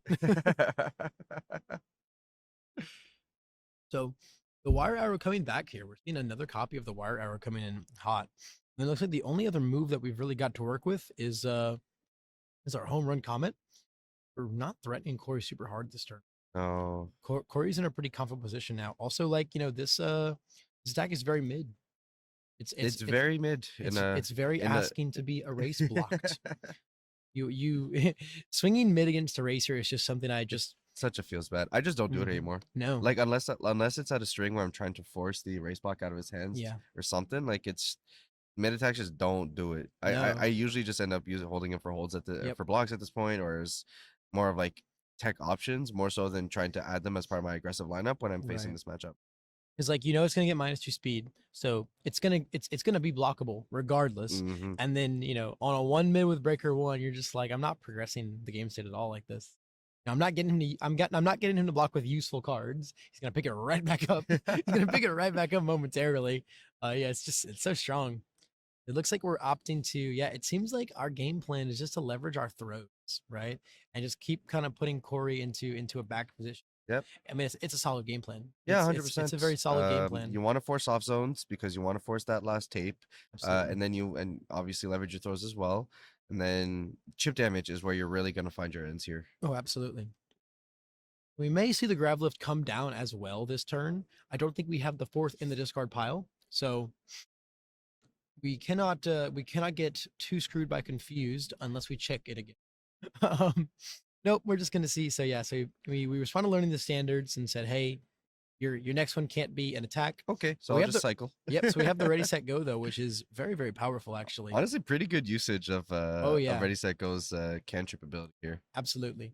This puts us in a really scary spot too now, right? It puts us in a really scary because like now we can just like play this grab lift. It's gonna go to momentum. It's gonna deal 3, and then as Corey, we now have to finish the game next Yeah, turn. Or I can't understate how good of a play that Ready Set Go was. Yeah. It just lined this up like you said so incredibly well with the throw here, and now 100% it's game me or I game you. yeah, because Unless you miraculously check like another grab lift in Right. between the 2 turns. right, yeah, exactly. So yeah, this is a scary spot for Corey to be in. You know, I'm not sure. I'm really not sure how I feel about the take on that wire arrow there. You know, I mean, it was like on an actual block, right? Because he gave it the 3 speed from Ochako. Yeah. So it was on a 6 with the eraser block. But at the same time, you know, I feel like there was so much value in just blocking that attack and then just jamming the breaker 1, especially after you watch him pick up the grab lift. You know, he wants to jam it right on a Yep. 6. You know, make him jam it on a 7 basically, and then like, you know, I think you just chill here as Brandon. as Brandon. Oh yeah, for sure. Or not. Oh, I or mean, you can, or you can. we can just go. Yeah, this might be what comes back to bite Brandon. Is jamming this move here. Yeah, because you have game going into next turn. Mhm. It's just about surviving. Right? You don't have to force this. You don't have the follow. Like if you had 2 more attacks, I get it. Sure, yeah, But we do being not. this the last one, it's kind of No. like tough position. And you know, and there's no like magical dreamland where you know this can only get half blocked and you win because like there's a tape sitting on the board. Yeah. There's a tape sitting on the board as a racer head, so you know this is gonna get perfect blocked regardless. There we go. Getting I out mean, another race. yeah, it's going to make us get rid of our really cool acceleration kick, which is unfortunate. That's a very critical piece of Trying taking to Brandon take it to down. 0, right? Yeah. Taking him to 0 next turn. It's kind of a I mean, it's a tough spot to be in. You know, maybe that was the soul read on Brandon, right? Hey, this guy's got this one card hanging on his head for dear life. You know, I can't let him keep that card. You know, I need to force him into a game me situation with no sculpting whatsoever. Now we're looking at the -2 speed. We're looking at the plus to the powerful. At this point, I don't think you even execute the powerful. You know, you kind of know what's gonna happen here. There's not really any thing. And then as a racer, hey, we can now draw 2, right? Pretty good. You know, and we're definitely like we're certainly trying to telegraph there that we have another move, right? Because like, hey, you have 1 in hand. Yeah. Anything kills you, right? Got the breaker 1, so this is on a 5, and we're checking a 4. I have to commit one of our cool cards for that one. It's unfortunate because we have some very cool cards still up right now. Okay. Well, I mean, actually, it was Yep. On a walking the race. I 5, agree with ooh. this. That's fine. I mean, yeah, you don't really have much of a choice there. Yeah. You know, it's just unfortunate. You know, we don't have like the cards in hand don't really support the new training method build right here. Only got 2 in hand, so we can't really afford to build anything. So like if we can, if we can find 4 attacks right here, we can probably get there. Let's see what Corey's hand entails. Not much. Not 4 attacks. Not 4 attacks. That is for sure. Which again, because of the 0 grab lift situation, really tough spot for him to be in. You can draw 2 more cards, right? Now, we do have a spooky.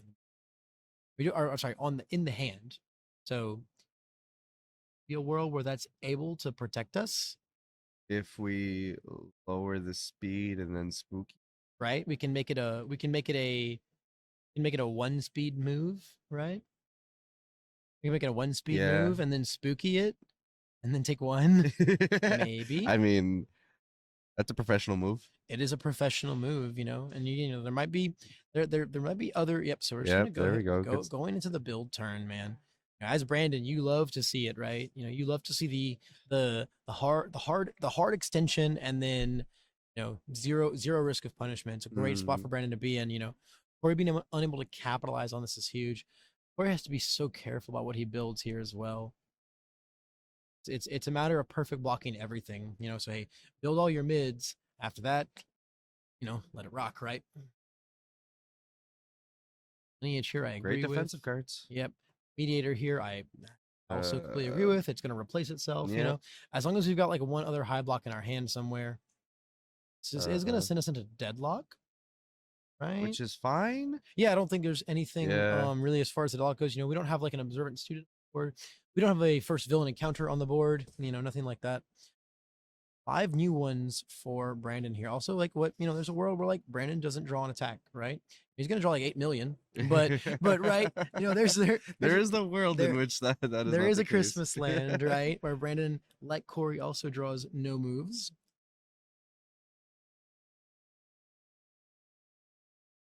Lots of blocks in hand. And we are Eraserhead, right? We have a deceptive, it's once again the deceptive defense practices of Eraserhead. We actually have like 6 cards this turn, kind of. Opening with the naval laser. Okay. That's kind of sick. I like it. So we're gonna first enhance, get rid of our one we built in with the home run, unflip those 2. I love the unflipping the precious lesson. Very, very, very, very cool. Like with the double release and these precious lessons on board right now, it makes it like very intimidating to even like consider killing Brandon. Right? Yep. It makes it really, really, really hard to even consider taking him to 0 health at this point because that stage is so powerful. It's going to be totally a matter of just waiting for Brandon to overextend. We're going to need to see him haphazardly commit some of those resources there in order to ever find an opening. Have to wait. At this point, both players kind of in a situation where they really have to give the other an opening. We could see this kind of wild west stalemate for a hot minute. Time though, the grav lift is gonna be making all the difference here. Grav lift is gonna be making all the difference here. It's the entire turn is circling around that card. Absolutely. And just kind of maneuvering your defenses, knowing that effectively is the lethal. I need to keep all my options up that allow me to deal with that. And then, Brandon knows that. It's information that's on board. Be able to recognize that line, and it's just understanding, okay, how do I force my opponent's situation to either utilize it earlier because he won't have the choice, or how can I sequence it in a way that once we get the usage of, spooky and the speed lowering to kind of deal with it, how do we get beyond that afterwards? Absolutely. Everything too, right, is even with the spooky play, it's gonna be around next turn. It's gonna be around next turn. So as Brandon, we just have to leverage our survival here, really. And with a stage like that, that's something we can certainly do. Once again, this is the most mid move in the world, so we're gonna see it very, very expertly breaker blocked. Now, what's interesting is we didn't pick up our grav lift as Brandon, right? Yeah. We didn't pick up our grav lift, so it seems like that's like not our game plan. I mean, of course, we can identify the spooky is on board. We also have the mediator on board, right? So we can actually say the grav lift does 0, and you have to hold the Ochako response to really consume it. So now the frog lashing is coming in here. At the very least, it does also say that like, hey, we have to basically until I e-commit and pick up grav lifts, you can't really utilize your spooky kit right on board. You can't really utilize that tech. You kind of just have to get through everything like a normal guy. I'm sure we held probably 2 high blocks here as Corey. Kind of just makes the most sense. Off zoning throws is what we're looking for here as Brandon. Right. Oh yeah, we will commit our 1, right? We're gonna go for the -3 speed. We've played an action as we blocked with a race, so we will be drawing a card. We no longer have that tech there alongside the spooky to stop the lift from dealing anything. At this point, it's gonna be a matter of maintaining and leveraging the right zones as Corey. Especially trying to keep Erase up, or Mr. Eraser himself, right? Like at some point we can commit to draw 2, but that's not something I want to rush into. I want to maintain my -2 speed to all of Brandon's super cool moves for quite a while. You have a lot of foundations, but they do run out eventually, especially with the number of attacks that Ochako can put out. It get really ugly really, really fast for him. We can't afford to not perfect block a single move. That is the really stressful position we're in right now as Corey. We got plus ultra in hand. which is quite gnarly. We get really, really late into our string. It could be an even better block than the erase. And it looks like we have an acceleration kick as well, which I believe is a +3 high block. So this is really, really this is kind of sick. We're using our own release on our own move to then be able to park those. Yeah, to just build more face downs. At the same time, though, your frog lashing is lethal at base already. So I don't know. Maybe we just have like 3 more frog lashings in hand and just want to ready. I mean, I just want to see big numbers now. Yeah, I just want to see an 8 million damage frog lashing at this point, right? Maybe we're trying to telegraph that. We certainly have no other moves though. But barring our home run comet in the hand. So as long as Corey can basically have said, okay, hey, I've got 2 high blocks, so I'm gonna be chilling. Which, as a Night Watch and a reciprocal acceleration kick in hand, we certainly do have 2 high blocks in our hand. Mm-hmm. Oh, we have a Villain's Defeated in hand. That's really interesting. Wow, I wonder if we had that in hand last turn and didn't build. That's actually like the secret key to navigating the grab lift there, right? Nope. You can't do that. You can't do that. You can't do that. That would be an out. Yeah, so we're looking to block on a 4, 5, 6, 7, 8. Well, -2 speed for eraser, right? So on a 6. So yeah, beautiful. There's the proc. Beautiful. Yep. Chaco going to consume it in. And it's like, man, the threat of the grab lift putting in a lot of work here, though, right? Basically saying, hey, you can't use a whole lot of your defensive tech, because the second you use it, I'm gonna pick up that grab lift and then just rock your world. Same time, though, none of these moves on their own are doing much of anything there. No, yeah. I mean, at this point, Brandon's really just kind of testing Corey and being like, how many highs do you hold? Yeah, absolutely. We're gonna see him, once again, sadly, have to give up his acceleration kick to block this move. Mm-hmm. So we are at least, preventing him from sculpting, right? As the one in the much more advantageous clock type of position because of the grab lift and the health totals, we can just make sure that Corey isn't allowed to hold any of his cool that he wants to sculpt to kill us. And it effectively forces Corey to go into every new turn blind. Yep. Because Brandon's just pushing him to a point where he just really can't afford to hold anything. Not at all. Not at all. So it looks like we Ochako'd there for 3 speed, but chose not to pick up anything. Or maybe we're still deciding our pickup. We can't hear the players right now, so maybe that's what we're still deciding. Maybe we're trying to remember what the order of our momentum is. It's hard to say. Yeah. I feel like it's crazy to not. I feel like you have to, right? Yeah, because I mean, like you pretty much have laid the turn out to have said, "Hey, I'm trying to pick up my frog lashing," right? Oh no, we have a tongue smack built face down. We've lost a tongue smack. We lost a tongue smack to the almighty precious lesson builds. So we are indeed. Oh, it looks like we're picking up our grav lift. Yeah. Okay. Awesome. Yeah, we are picking up our grav lift. And then now it's simply going to be a matter of. It's simply going to be a matter of full blocking this, which with our -2 speed isn't going to be too difficult. And then using the eraser -2 speed and the spooky on the grav lift to make it only deal 1. I think we're showing right now that the 4th grav lift is not in our discard pile. I believe what we just showed off to Corey right there. We're not going to be able to confuse it, sadly. But it's not going to kill us, which is the important part. It will proc excited though. Maybe we find something else. It will proc excited, yeah. Certainly will. Although as Corey here, again, it's going to come down to the zone, because even after blocking this, you're very capable of executing 1 more block, because we're not blocking the grab lift, right? We're putting it to 1 damage and then taking 1. So we do have we have a plethora of foundations here, which is kind of scary. Yep. Added 1 into our. Yep. Yeah. It makes me sad that we utilized our mediator really early on. I would have loved to have seen that held for the grav lift spooky play, right? Right. Say, hey, it deals 0, then it doesn't stay around for the next turn, right? Because it didn't deal anything. We've already Ochako responsed, which is like really the position I want. Like you've got to get that grav lift out of circulation, and then if he draws the 4th one, it'll be in the discard pile now, right? This one right here will be in the discard pile, and then we can actually confuse it and be rid of them for good.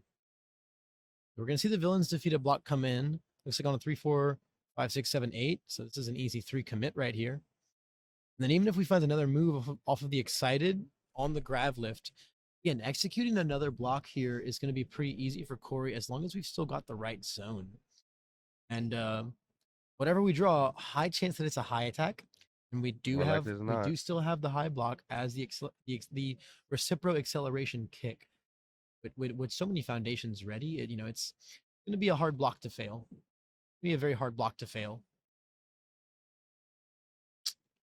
3 cards left in Corey's deck, so great opportunity here for Brandon to kind of scope out and see what opponent's working with, and that's what this late game search serves as, not only to get information going into possibly your last sequence or turns, but additionally going into game 2. Okay, what is my opponent at? What are we looking at, and how do we play around it? Absolutely, you've got basically the full scope of the deck in front of you right now, just kind of at your disposal, so you can really try to get a read on hey, what's like the kill line. Yes, I think Brandon's kind of realizing he's in that position, so he's like, okay, what's the kill line Corey's going to attempt to maneuver against me next turn, and how can I plan for it? Because I've realized that I can't kill him, but what I can do is just sit here and hold my grav lift. Say, hey, you better find an answer to that, right? Yeah. You better kill me or find an answer to that, which, I mean, again, we could build another mediator that would solve it. There's a couple things we could do as far as, making sure our grav lift stays lethal next turn, even past like spooky shenanigans. Because we could always go jam it down as the first move and then just Oshaku commit on it. Give it 3 speed. 100%. Give it 3 speed, and you have to then minus 5 speed from it. So you'd have to build another mediator for it not to be lethal. So that's kind of why, I'm like, wow, I'm really surprised that we built the mediator over the villains defeated as Corey, right? Because it basically then says, because obviously, he can play, Brandon can play the grav lift later on, and then even if he's got the villains on board, Ochako responds it away, right? Like, but then you can still just flip and heal too at any point in time, which is going to get you out of this predicament, because you're going to go to 4, and 1 grav lift no longer kills you. Yeah, and that's the scary part, right? It's this back-to-back turn where Corey's just kind of like, I see lethal, and I know at one point it's going to come, and how do I keep on mitigating turn after turn? Whereas there are lines available to just kind of make it a non-factor anymore. Yeah, absolutely. So getting our cycle going on here. Losing a villain's defeated is a little unfortunate, but only losing 1 attack. And then we've got 4 cards left to draw as Corey here, I believe. So we could see a pile coming in here, but at the same time, Brandon holding 3, 4 cards in hand. A huge stage to go ahead and commit.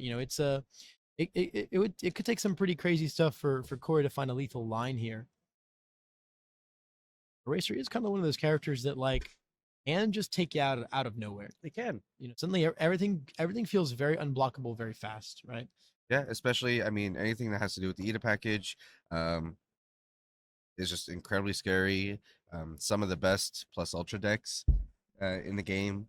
Utilizing the free stat buffs from things like extend to kind of just take then your attacks to the moon, right? Yeah, we certainly do have plus ultra in this deck, and we do have 2 rebound sidekicks waiting and 2 lineage waiting.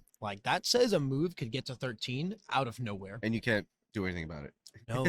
So and again, we didn't throw the last move, so we did get to hold our acceleration kick as Corey. So we know we have that. Just a matter of what else do we have. How do we take down Brandon's defenses here? Okay, the extend is a great start. The extend is a fantastic start. Not a very fantastic check, but let's see. We've got a lot of foundations to commit. We've got a draw coming in hot. Looks like we drew a gotcha. At the end of the day, though, this is just going to be a very valuable attack, right? Yeah. Oh my god, if we extend it into rebound again, ooh, I'll be in love.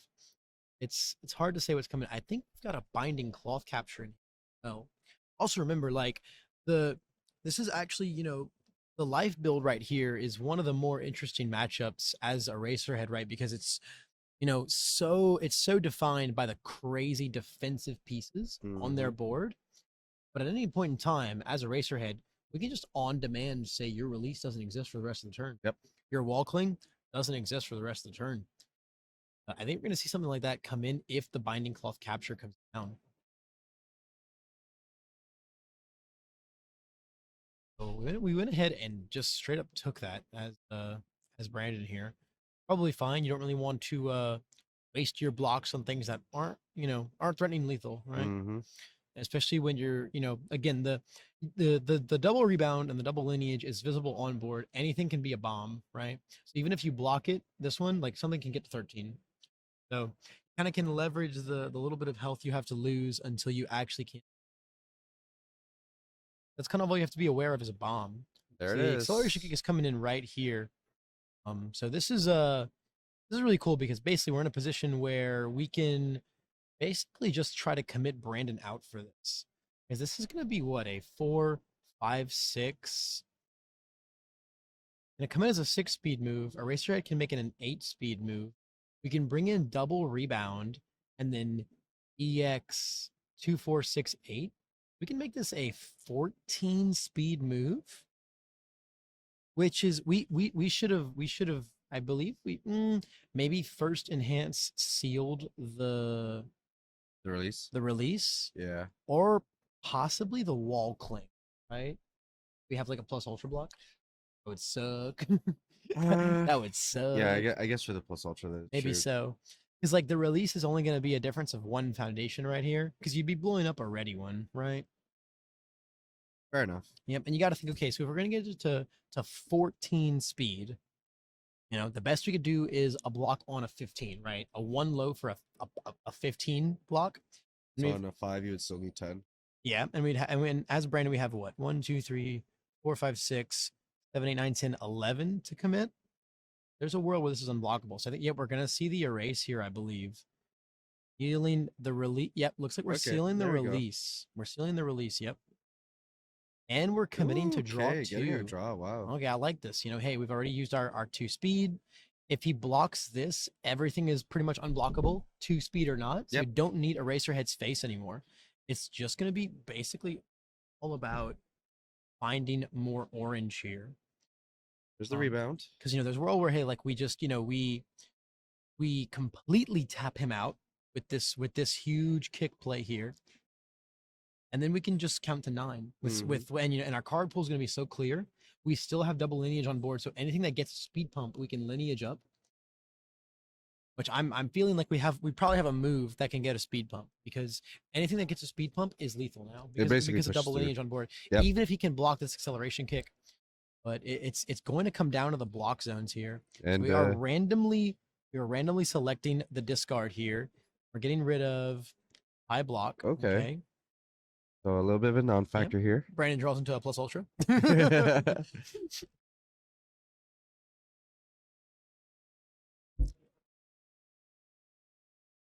Actually, maybe what's going on. He may already have it. So we're looking to grab a bajillion speed here. Yep. Literally a bajillion speed here. 8 is the more proper number, but this is gonna be a 16 low for 12. Yeah. That's kind of crazy, man. A little bit nuts. Kind of crazy.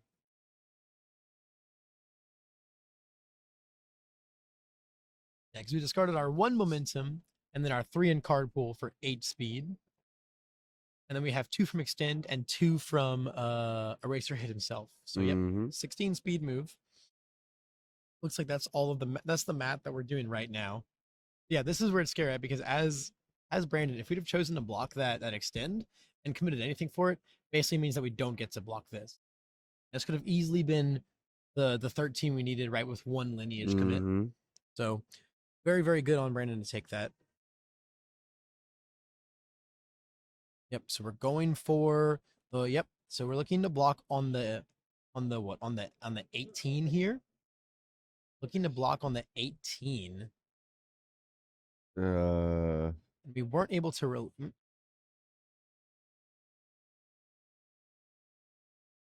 Yeah. Okay. Yep. Yeah. Yep. Yeah. This is a very unblockable move. Brandon Yep. was doing some math. I'm like, I don't know. I don't Yep. think so. Yep. Yeah. I saw Corey's very confused face when Brandon threw down that move Yeah. because he knew the math on this was simply unblockable.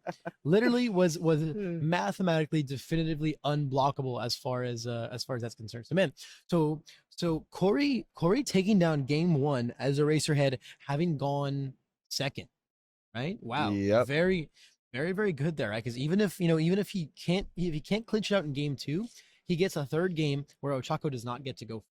Yeah. Right. He also now gets 2 games post sideboard. Like him being able to take this first game down here was very, very, very clutch. Yep. Really, Huge really- tempo swing on his side. Yeah. Crazy move, man.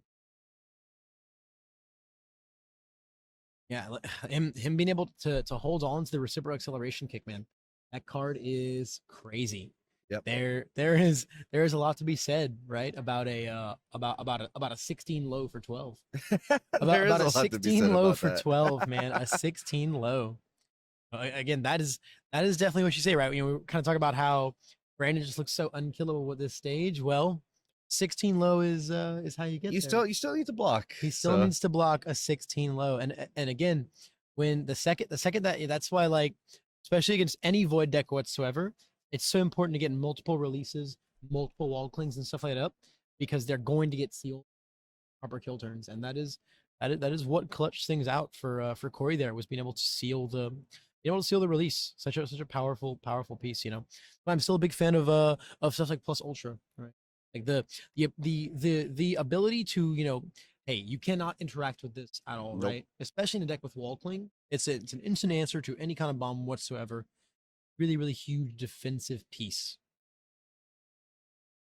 As far as sideboard goes, I'm not sure if we'll see anything crazy come down from Brandon's end.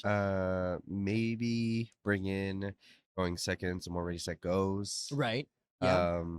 Yeah, for sure. If he doesn't have 4 in the main, we're gonna see the ready set goes. I'm sorry, no, we're gonna see the ready set goes come out this game, right? Oh, he's 'Cause going first. 'cause Yeah, he's going yeah, first. yeah. So It's we're weird. It's weird because Ochako is ready right now and Yeah. Eraser is committed. okay. Yeah. But Eraser did win that game, so Yeah. I'm sure we're gonna see the ready set goes come out for the time being. Right. As far as what comes in, could really be anything. As Corey, if we're not main decking 4, we're gonna see the rest of the villains defeated come in, I'm sure. The wire arrows, I imagine, go. Yeah, the wire arrows probably go here. You know, maybe if you've got a more influential attack in your Uh, sideboard.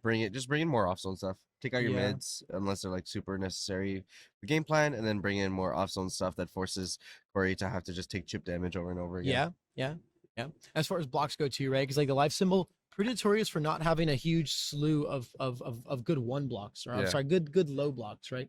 Especially on good mods. And it doesn't look like Brandon's playing most of it. It's mostly like, you know, observant student, wealthy aspirations. Mhm. High value target is not a great mod, but it is a low block, you know. And I'm not seeing any of those in Brandon's deck. So, you know, it's hard to say just how many low blocks are in this deck, but you know, we gotta be ready for that acceleration kick. If we have plus ultras, I'm sure we'll see those Oh, coming yeah. right here. Oh yeah. Don't want to get hit by the 16 low again for sure. You know, so that's some really, really great tech. As Corey probably bringing in more. If we're not main decking 4, the rest of the confused and the rest of the training with gunhead, probably spitting out like the fruits of our labors for it. Mhm. You know, that's kind of like those 3 are kind of what dance between the main and the side for the Eraserhead players as far as answers are concerned. There's a lot that be going on here between these sideboards. You know, it is nice at the moment, you know, as long of a game 1 as that is, you know, normally that could be a concern for an Eraser player, but these are our top cut rounds, so they are very, very untimed. These players get to play the most genuine, honest games of Universes ever. Yep. No concerns about the clock or running out of time or not being able to finish their matches. We have to come out with a clean cut victor no matter what. 100% all the time in the world here to make their plays. And going into this game too, I mean, game 1 we saw Corey with a lot of patience and recognizing the block zones that he needs to hold to be able to deal with what Brandon has. That led him into the openings that he found going that first win. So if he's able to take that cadence and take it into this game 2, should be in a good spot, especially since he's already shown that I don't mind if I go second. Not at I all. can put myself in a position to win. So the onus really is on Brandon here to kind of take that first turn tempo and just push it to the max. It's going to be all about the patience again, right? It's going to be all about that patience. We saw so much restraint from Corey through his play, just carefully setting up those turns, spending what, 3 turns slinging rebound side kicks just to set up this monumental play. We're gonna see a probably quite another slow burner game, unless sometimes Ochako 1 go in first can just like find some crazy kill lines right away. And we might see something like that, right? Who knows? At the same time, though, if Corey gets caught off guard by something like that, he has game 3 as a chance to go, and also going first. He's got leeway here, right? Which we've talked a lot about Eraser. He's very much like a perfect play character in the early game. Very, very little room for player error margin, and very, very little room for bad luck RNG margin. If you don't get the right build, you don't get the right blocks, stuff like that. You don't get the right checks. Your early game, you can lose so much so fast, right? It's those games where Eraser gets to stabilize so early on, and you aren't even able to land like any kind of meaningful damage whatsoever on him, and then he just like gets into the late game position that he wants to. It's those games where Eraserhead just feels unstoppable. True. And it's all about leveraging your way to that game state, which against such a fast aggro deck going first can be hard sometimes. But again, being up game 1 and having turn in game 3, if it comes to that, he's actually got that leeway, right? He's got a little bit of room to breathe in case things go awry. So it looks like we have a perfect build 4 from Brandon's end, all of these being on a 3 or less, and then maybe even another one coming in from the new training method. Okay, or just building it down with the new training method. It seems like we only had our 4 foundations in hand. Not the end of the world, right? Not the end of the world. Rid of that early plus ultra here. Yep, get rid of the early plus ultra. Let's see what we got in our 8 cards. We have a lot of tapes in our hand. Immediately building the villains defeated. I love it. Immediately put that pressure on Brandon and say, hey, you got to play around this from the get-go. What great defensive cards to start off your turn. Oh, yes. Beautiful check as well on the second tape. Not having to commit our character. So nice. You never want to lose a tape for good. Like, that's just one of those one spams, especially in Eraser, you don't want to see go away. So you almost always want to commit for it, but then it's just that fear, right? What if he just like slams me down? This is an interesting opening here by Brandon. It could be our only move potentially. It could be either that or maybe he's trying to lead into a tongue smack. The awkward part. So this is like a kind of a point in contention right now as far as Ochako decks are going. Is the inclusion of this. The Breaker 2 on this card is very, very strong. But when you have to open it, it's a very hard position because it doesn't do much for you. It doesn't do much. And look at that. We can't eat it. Yeah. Right? We cannot eat it with Ochako. It is neither a charge or a high attack. Now this is gonna sit there clogging our pool, right? Also, like this exact position, it's very mid. It's very mid, man. I wonder what kind of block we'll see Eraserhead execute here on this naval laser beam. This could be kind of awkward. Yeah, it looks like we've got a tongue smack and a home run comet in our hand. So honestly, as Brandon here, I think I would have just sent in the home run comet. Yeah. Maybe even bring one into the momentum, eat it with Ochako, play the tongue smack, maybe pick up the foundation I sent in just to cycle it back. And then just get the draw and the damage off of the tongue smack. Yep. It's hard though too, because like even these swings here, it's like with double tape on board as Eraser, like you kind of need like 3, maybe even 4 attacks to land any damage this turn. Best case scenario, right? You can eat through a tape, which granted is something you have to do eventually. But you really wish if you're gonna be attacking at all, you really just kind of wish that you were actually landing damage this turn. Landing damage or forcing Eraser, because this is free, right? This is just free, yeah. And you want to force Eraserhead to use resources, to use these things early that are going to allow you to be able to punch in later. So being on zone for I mean, okay, yeah, sure. Frog lashing coming in here hot. But yeah, being on zone, it just makes it free. Doesn't force Corey to use any resources. It means you're not actively progressing the game state. No, you're not. At the same time, though, we got the Eraser commit out of Corey. True, which makes sense, right? We're turn 1, so we don't have any other erasers in our discard pile to pick up. As we block with this one, our character's done. We can just go ahead and draw 2 freely. At the same time, though, crazy to think this slashing will not be blocked. Or will not be blocked because like we have lineage for the minus. We can make it a mid if we don't have the high block. This is pretty textbook block here. At the same time though, we can then Ochako response it in, send in something else, and then maybe even grab the frog lashing back and play it again if we check. If we want If to. we check hecka hot, man. If we check hecka hot. Let's see what happens here. We're definitely going to see the high block come in from Corey. Really interesting. We're debating blocking with the acceleration kick over our villains defeated. Okay, there's the villains. Showing that maybe we were thinking about, hey, we want to proceed with our our build next turn rather than holding our cool moves. Now we're going to see that come down. We're going to see the tongue smack come down, I'm sure. Tongue smack going to come down, draw a card, pick our frog lashing back up. So that's actually a hard forecheck right there, right? Because now if we want to play our lashing again, we cannot check a 3. So that's actually a really pivotal forecheck right there on the tongue smack. However, if we are bold, jam our frog lashing no matter what, and check a 5, we're beautiful because we just could commit 2 ready. It's a huge spot, yeah. Yeah, and then we just land 10 damage for free. This is also unblockable pretty much now, so it's going to be 16 damage in total if all of that lands. It's a scary spot to be in, right? As a Racerhead, we have to take this 6 here. And now it looks like we are just going for the build from here on out, though. No need to risk playing the lashing there. You can just hold it. You've got such a flipped board now, and you're building a new tight Lipton that the lashing is going to be terrifying no matter what next turn. So basically, it says, "Hey, Eraser, I kind of dare you to stabilize." This is where I think we probably wish we'd have blocked with our acceleration kick instead and held on our villains defeated, because we really want to build and stabilize this turn. And I'd love to be going into Brandon's next turn with double villains defeated on board. Yep. Oh, I would love to be doing that. Reviewing our acceleration kick. Got 4 new cards to draw. Right now, I would love to see some villains defeated. I'd love to see some spooky. I'd love to see more tapes. A Night Watch could be huge. You can see to cancel some grab lifts. There's a lot of really, really great things we could see on the build end as far as Corey's concerned. We got the cloth capture in hand, but I believe it's a 1 high block, so very, very comfortable hanging on to that. We got a Manly Passionate in hand. That's going to definitely recontextualize our build. Looks like we're just going for this simple build 3.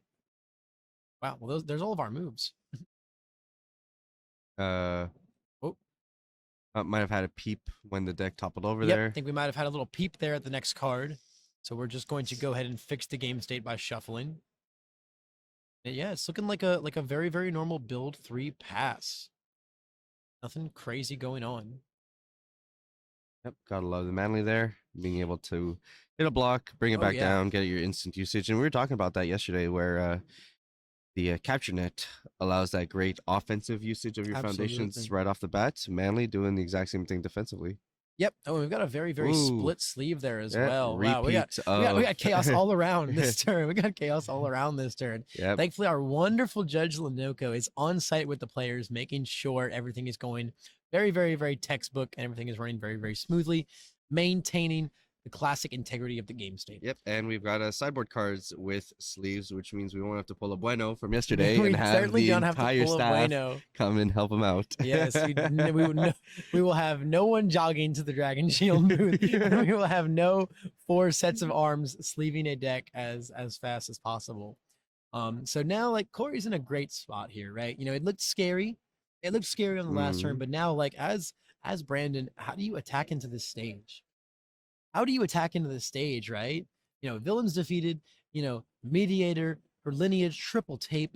Manly could bring down anything scary. That's one of the scariest things about Manly is you can block with villains, Manly it down, and then respond right there with villains after it resolves. One of the craziest things about villains and Manly together, which could easily slip up any kind of turn that Brandon is trying to sculpt. Yeah, I think the thing with Brandon here is I don't think your new objective. So your main objective is obviously bring Corey down to 0. Right. But I think your sub objective to be able to get there is I need to take down the castle walls first. Absolutely. So he needs to start pressuring in ways that forces Corey to use his answers because if Brandon just kind of dances around them at the moment, he's not going to be able to get beyond it.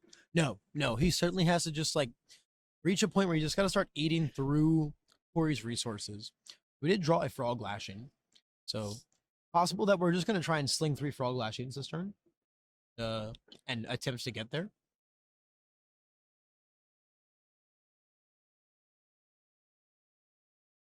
Yeah. Yeah. Looks like we've got double frog lashing, a home run comet, and I think that's it. I'm not sure what our momentum there is. Our tongue smack, I believe. So that could be a huge one to pick up. At the same time, though, I feel like you want to eat your frog lashing with Ochako and then just pick it back up. You can play 3 of them this turn. Yep. Because that's just crazy. That's crazy daisy, you know? It's high damage. It forces the usage of tape. Yep.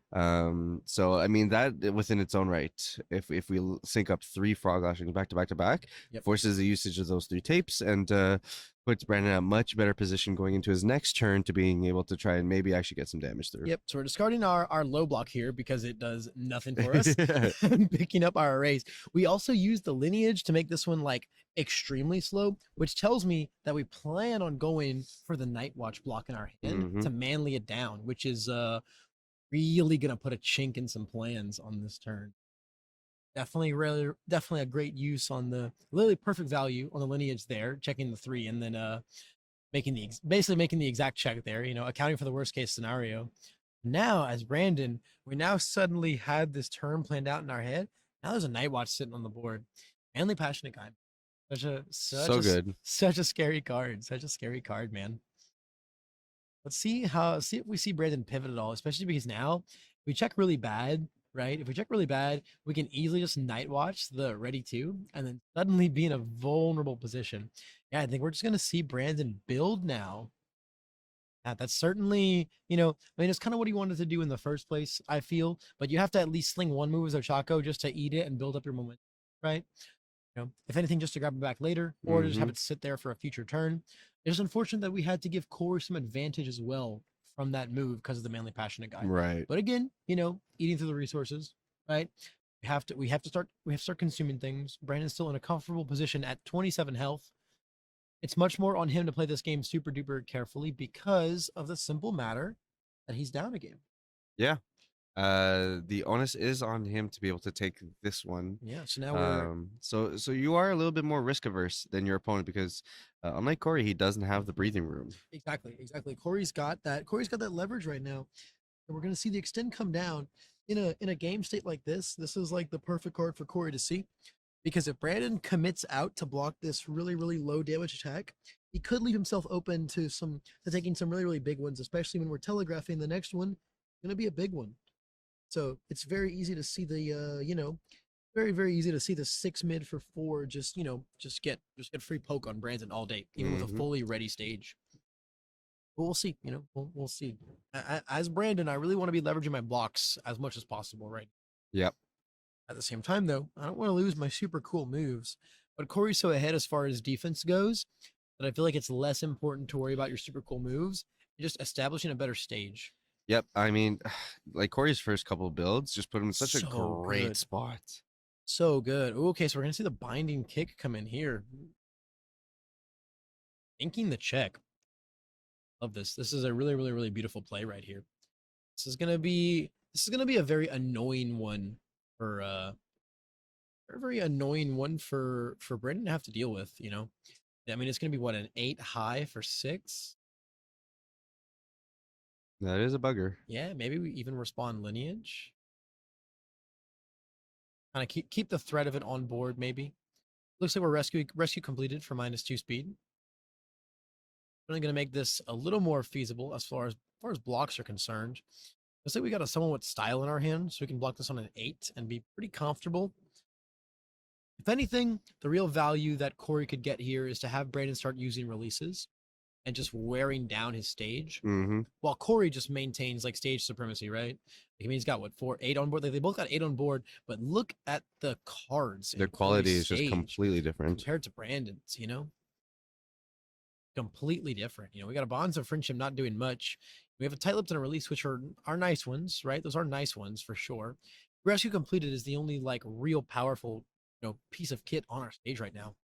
And just like that, we're gonna see. Okay, so we're gonna see the face shield block. Okay, so that's pretty nice. That's pretty nice. Looking to block on a 6, 7, 8, 9, and then checking a 5 because of our release.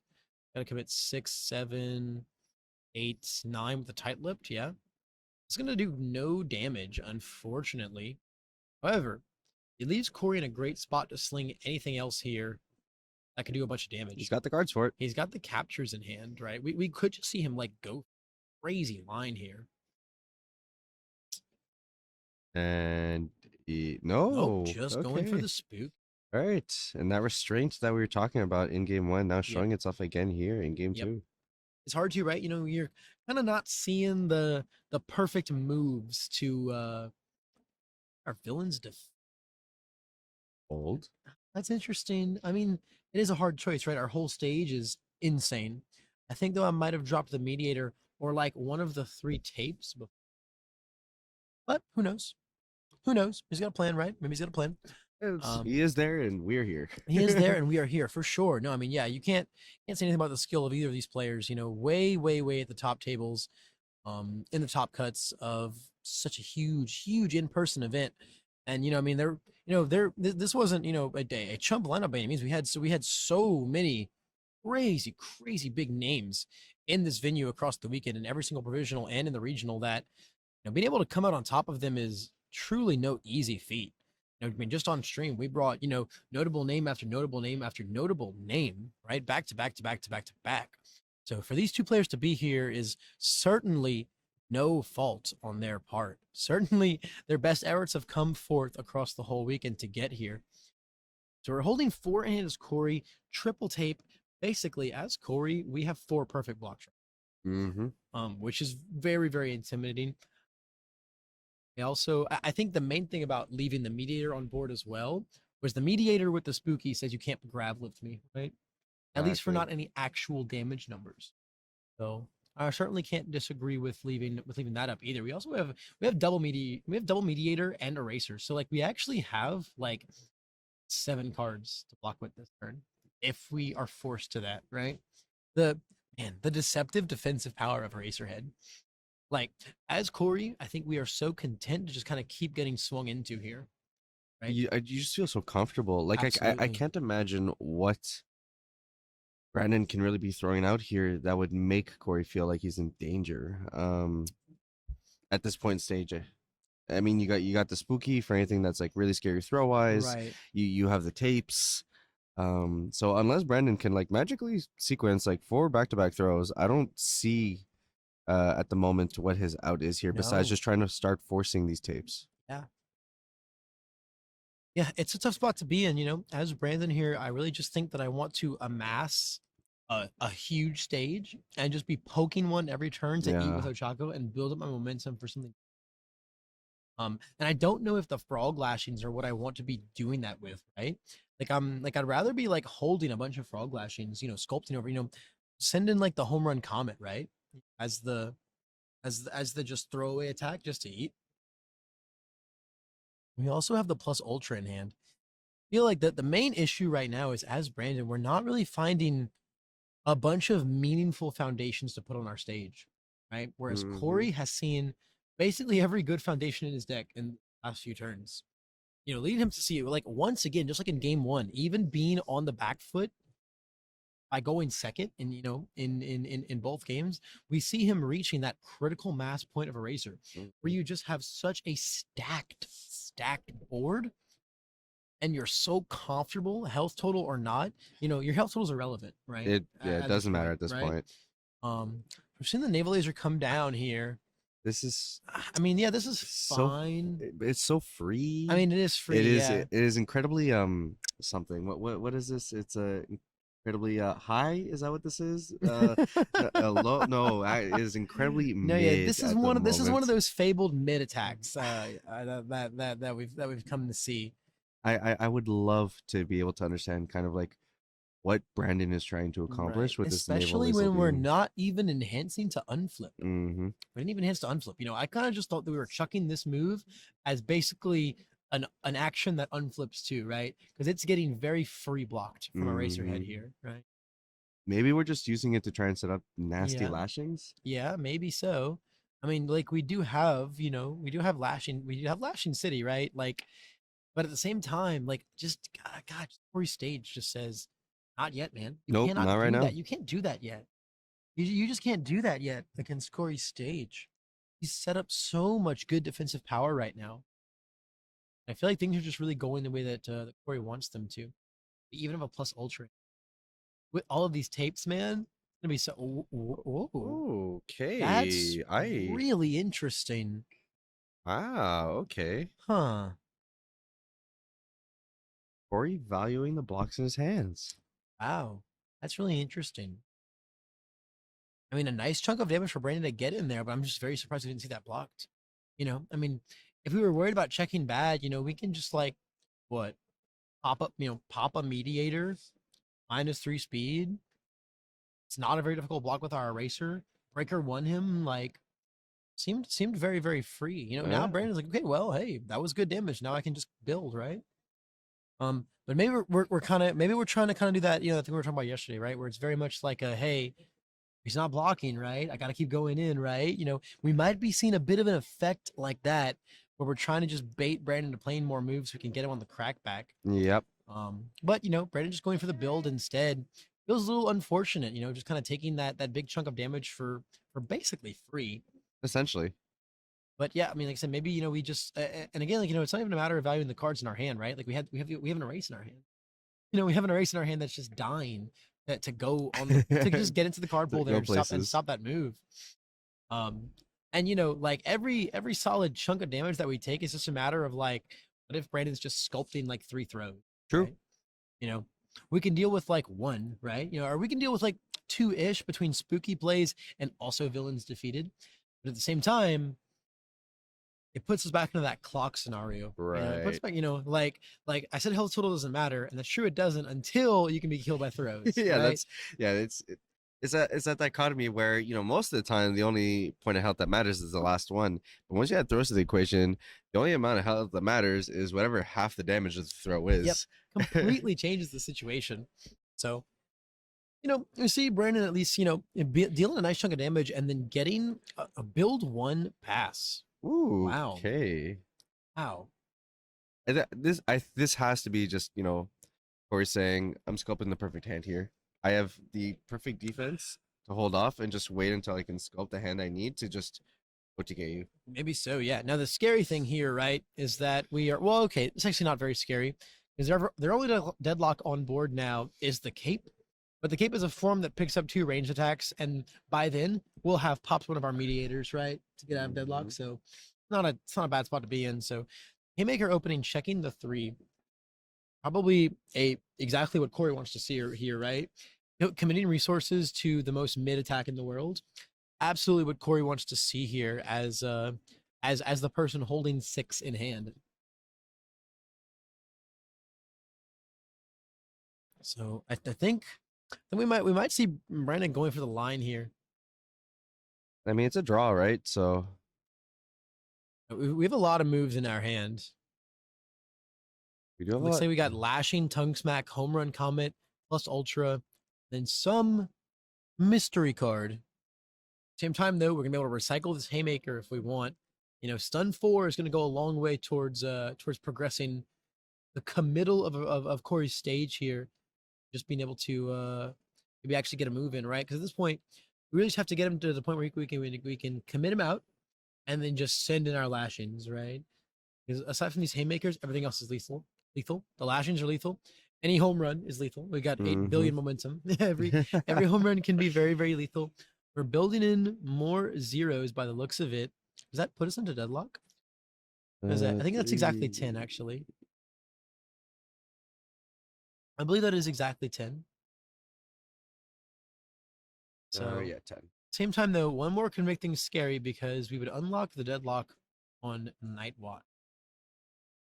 And that could be a lot of moves that we could Could be could be some very, very intense moves that we could pick up.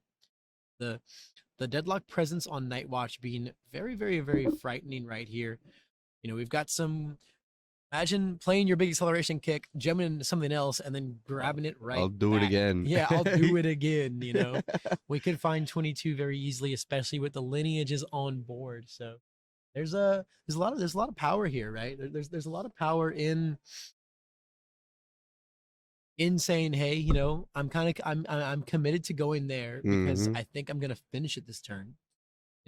To your 6 in hand and 11 stage, I might be able to finish it this turn. At the very least, I think if we see a hard commit here by Brandon, we're gonna see him eat through a lot of resources. Right? Yeah. I like this plus ultra block a lot here as well, because it basically says, hey, breaker one doesn't really mess you up right now because you're just gonna eat your progressive and then be on such a low check anyway. You're probably gonna play that frog lashing you picked up. You're gonna ready anything that you commit anyway. We got the tongue smack coming in here with the perfect check on it by the looks of it. Same time though, I feel like maybe holding the plus ultra for a future really fast move, like say wait for whatever Brandon decides to Ochako plus 3 speed onto.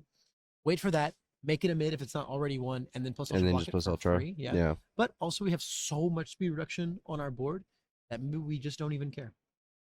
We can say, yeah, man, make your 7 high or whatever. I don't even care. Like this would have been a pretty beautiful block, right? 7 high for 6 here. Would have been a good Now we spot. kind of have to figure out how we're going to deal with this. At the same time, though, blocking with a plus ultra does turn our mediators on. Our mediators are online to draw cards here. At the same time, though, we have 5 cards in hand. Yeah, so I don't think we need it. I but... don't know how worried about the drawing cards we are, but the -3 speed is going to be nice with it. All right, yeah. So there's the mediator. Yep. I mean, we have to do it right here, or either here or on the next one if we want to stop the Tree Sheet Cape from picking anything up. We have to, right? Which kind of says that that's what we were maybe hoping for, as we didn't first enhance to unflip our committed thing. Leave the pressure of it on board, force him to use a mediator right here. Otherwise, you let me play another move, and then I will deadlock form, and then you have to deal with all of my tongue smacks and my lashings and stuff once more, clearing progressive as well, which is very scary. No, Corey proudly displaying his 5 cards in his hand. No, I did not just start my turn. Nope, you love to see it. Nope, we're definitely on your turn, Brandon, but I have as many cards as you do. Very entertaining. So maybe we're just kind of trying to just navigate the rest of our turn. Looks like we might be counting our erases in the discard pile. How many times we can get eraser blocked here. A lot of very minute decisions going into the progression of this turn from here on out. So far, Brandon's only played moves that progressed his game state, right? They were basically replaced themselves and then got good cards out of Corey's hand. Which, when you build one and pass, right, definitely says to me like you're hanging on to some good stuff there, right? So I'm really interested to see how Brandon progresses from here, right? Because the second we start playing lashings, it says we're committed to the kill turn. Yeah. Playing a haymaker and a tongue smack, that's just kind of drawing cards, replacing itself, can trip, and then, getting our pickup from Ochako, right? Getting him to pop mediators and stuff like that. Like again, we are just slinging moves that at least give us some form of advantage. But the second we start putting down anything else, it says, hey, we're ready to try and find lethal this turn. But if we can send our haymaker back in that I believe we picked up, things get a little scary. Stun 2 can be very powerful here. Stun 2 could really change the game here. So we've got a lot of minus speed on this tongue smack. So it looks like we're blocking on a 6. So we'll commit one of our cards. Again, wow. What a beautiful stage. Really hard to pick one there. It all looks like quality. I'm like, yeah, okay, sure, that one. Yep. So, again, as Brandon, right, we basically just can tripped to pop a mediator and get the acceleration kick out of his hand. Our haymaker is going to come down here. Not the best check, but not the worst check. Meet me in the middle with that 4 check. This is scary from here on out, though, right? Because Brandon's just got lashings to send all day now. That's going to be a lot of readying that he can do here. It's really going to come down to the checks. At the very least, this is a textbook breaker 1 block right here, as far as our erase is concerned. It's like we're just deciding what face downs to leave up and what to commit. Might see we're either going to see a build or a draw from the haymaker here. That is the checked card, yes. As far as stun 2 goes, we're opting to lose a tape and a lineage. Yeah. Makes sense. Yeah. Get rid of your dupes. We're probably give you good the most on options. our block zones, right? Now we can find erase all day. We've got the cloth capture in hand, right, as our 1 high block. Going to be a very valuable piece of the defense there. I'm just so eager to see where we go from here. Someone style's gonna pop something to ready itself. Somewhat Style proving to be one of the really standout cards in a lot of these lifeless, especially the unfun stuff lifeless. Really love that Somewhat Style, that new training method. Build a lot more reminiscent of theirs and kind of what we've been seeing do really well from their end. It's really interesting to see a lot of the dichotomy between all of the different, Ochako, Toga, Froppy, et cetera, but just the life builds overall. Seems like every group kind of has their own way of doing it. This is very reminiscent of the unfun build, but with a lot of, a lot of Brandon techs here as well. Yeah. And we've got the Rochester build, which is very different in its own right. Then we've got kind of the meteor shower builds like I've been playing, with a lot of the more momentum focused like turbo foundations. Still going to show that even with such, repeat characters and repeat symbols throughout top cuts, still a lot of diversity between them. Tons of variation. Still a lot of ways to play those different cards. Okay. So we got that tongue, we got the frog lashing coming in here. It's about time these come and make their appearance. So we actually checked a 4, right? Because of our breaker one. So we've got to commit one more thing for this. What's nice here, right? Because we can, commit 2 face downs and ready them. We don't only need to get, 2, we'll really only get 1 damage on these moves as far as them being lethal is concerned. So committing to this lashing really says that we're looking for the kill this turn, right? Mm-hmm. I mean, I'm fairly sure we have the other lashing here. I believe. I do think so. I believe we have the other lashing and a home run comet. So we're telling Corey he's got to execute 2 more blocks this turn. Same time though, these are not very fast moves. No. This is going to be a 2 high. It's all about zones. Yep. This is going to be a 2 high, and then our home run is going to be a 1 high. These are not the fastest moves in the world. So even with all this progressive difficulty, there's still a lot going as far as blocking these moves go. We've still got so much speed reduction on the board. Speed reduction. We got the tape, so we can mitigate 1 zone here. Then we got the spooky, to combo with the speed reduction to basically make it nothing. So still needs to fight through a decent amount of defensive options here for Brandon to be able to fight through. Yeah. So we're gonna pop a rescue completed to ready 2 of our phase downs. I suspect we may see a lineage in response to damage pump, and then an eraser minus speed, and then a spooky for it to be a 0 damage move. Potentially. Yep, and there wouldn't be, I don't think there would be any anything that Brandon could do about that, right? Because it would be -5 in total, right? -3 speed from lineage, and then -2 speed from Eraserhead. So make it a -1 speed. Then we swap it for a -1 damage move. The best that Brandon can do is use rescue completed for +1 speed, right? In between all that, which still makes it a 0 damage move. So it looks like that might be the tech that we're seeing Corey use here. That way we just basically don't even have to bother blocking and stuffing our pool up. Alternatively, we might wait to just do that on the next one with a mediator play to basically achieve the same result.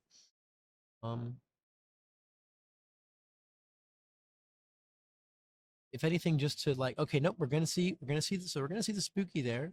Yep. Now dealing, it's a very fast 0. Yeah. Yeah.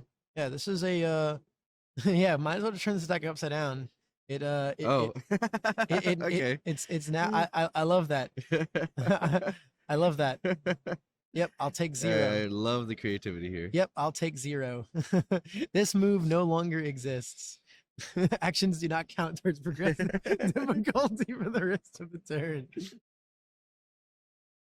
So the real scary thing here, right, is trying to jam another move here. On a 7, we check a 5. 6, 7. What we're saying here is we want to jam this, and then we want to jam our other frog lashing on a 9. Which could be make or break. Like, we've still got Eraserhead up, so these are very, very slow moves, but we don't have a ton of things to commit anymore. Yep, exactly. And Brandon has done actually a really good job in this game too, of just holding and sculpting this hand that allows him to potentially be able to break through everything that Corey has actually aligned. Absolutely. So we're definitely looking to make this lethal, which it can be. And then we're going to look to play our other frog lashing on a 9. We can't check a 3. Yeah, we actually with the breaker 1 block,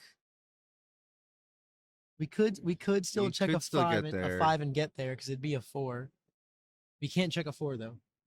There are 4s in our deck. Quite a few So actually. this is gonna put it very tight. No. So I actually really expected to see the ready 2 on Frog Lashing get night watch. I expected to see that.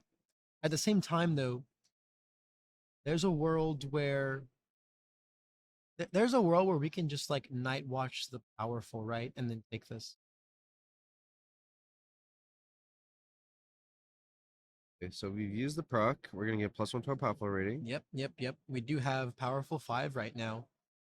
Yeah, I feel like if you're expecting another move as Corey here, which is what we're telegraphing, right? We're leaving all of these face downs up. You know, it really feels like we're telegraphing the second Frog Lashing here, which if we paid attention to the cycle of cards, I believe we should know is coming. We do know that's coming. I do believe we know it's We do know coming. that's in his hand. I believe we do know that. So because then it's just that if we block this, I'm not sure blocking another lashing is possible, even with all the speed reduction. It would just come down to the checks, right? It would just come down to the checks. Because if we check well on this one, it could be a free block, and then the mediator with Eraserhead on the next one could get us there as well. This is a really, really cutthroat turn right now. We could potentially see this go to a game 3. This is yeah, this is gonna come down to some real minimal stuff right now.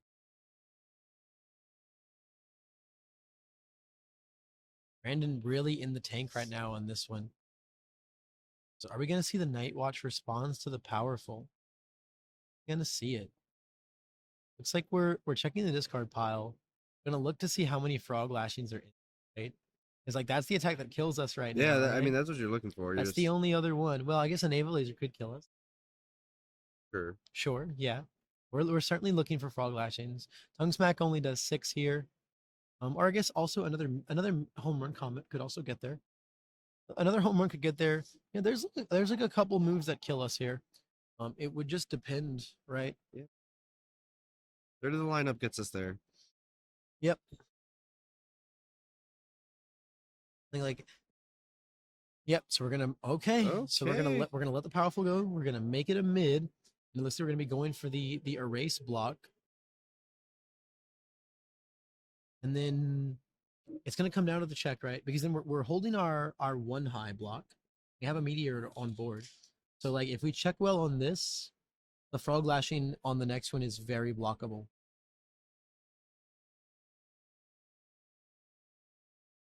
This is very down to the wire right now. Very close. This is very down to the wire right now. There's also a world where we just like aren't able to pass the Frog Lashing on the next one, right? We're up to the point that I'm almost wondering if we should have sent in the Frog Lashing before the home run. That the ready 2 could go towards our home run being more passable. Because then our home run wouldn't be able to fail. So it would be, we wouldn't have to rely on rolling 5s to be able to play both of these moves. Right now, especially after breaker 1, okay, so we're gonna go ahead and so we're gonna mediator. Use the mediator on this one. Oh, the card. Sure. Sure, yeah.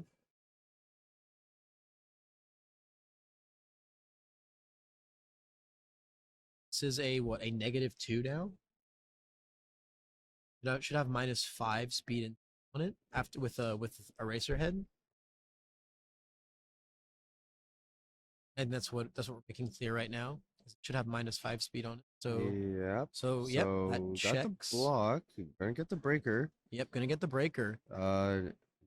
If we commit to this, it always comes down to the checks now. For sure. That's all it is. Yeah, I mean we just have to try and pass our Frog Lashing here. So actually, you know what the crazy thing here is, if we play the Frog Lashing on a 9, check a 5, we actually can't pass it, right? We'd only check a 4. We have 4 things to commit.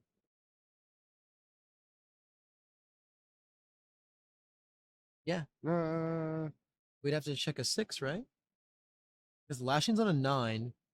We check We check a 5, it goes 6, 7, 8, 9. But then so we can We still have it. So yeah, no, we have to, because if we check a 5, we actually checked a 4 breaker. We've only got 4 things to commit. That'll be 8. So we now cannot pass the frog lashing.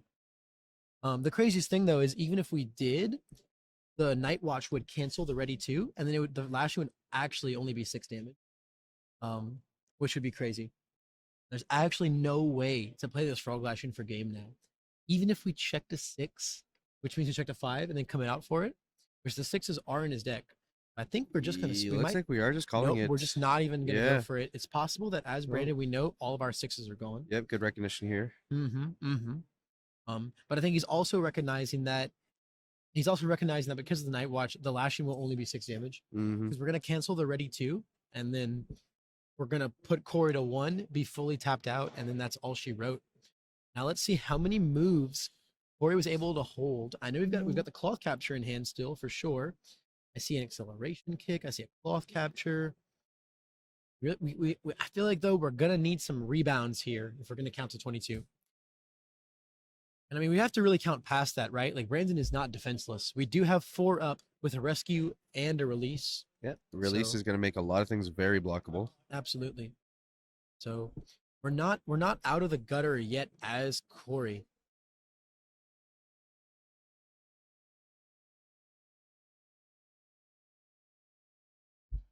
Is still a fairly perilous situation for him. Really eager to see how he navigates through this. Probably just going to kind of get a read right now on what attacks are left in Brandon's deck. Possible that Corey's just considering a build turn here. But which, I mean, he's got all the time in the world, right? To navigate literally all the time in the world to navigate this however he needs to. He does not have to worry about frivolous things like time right now.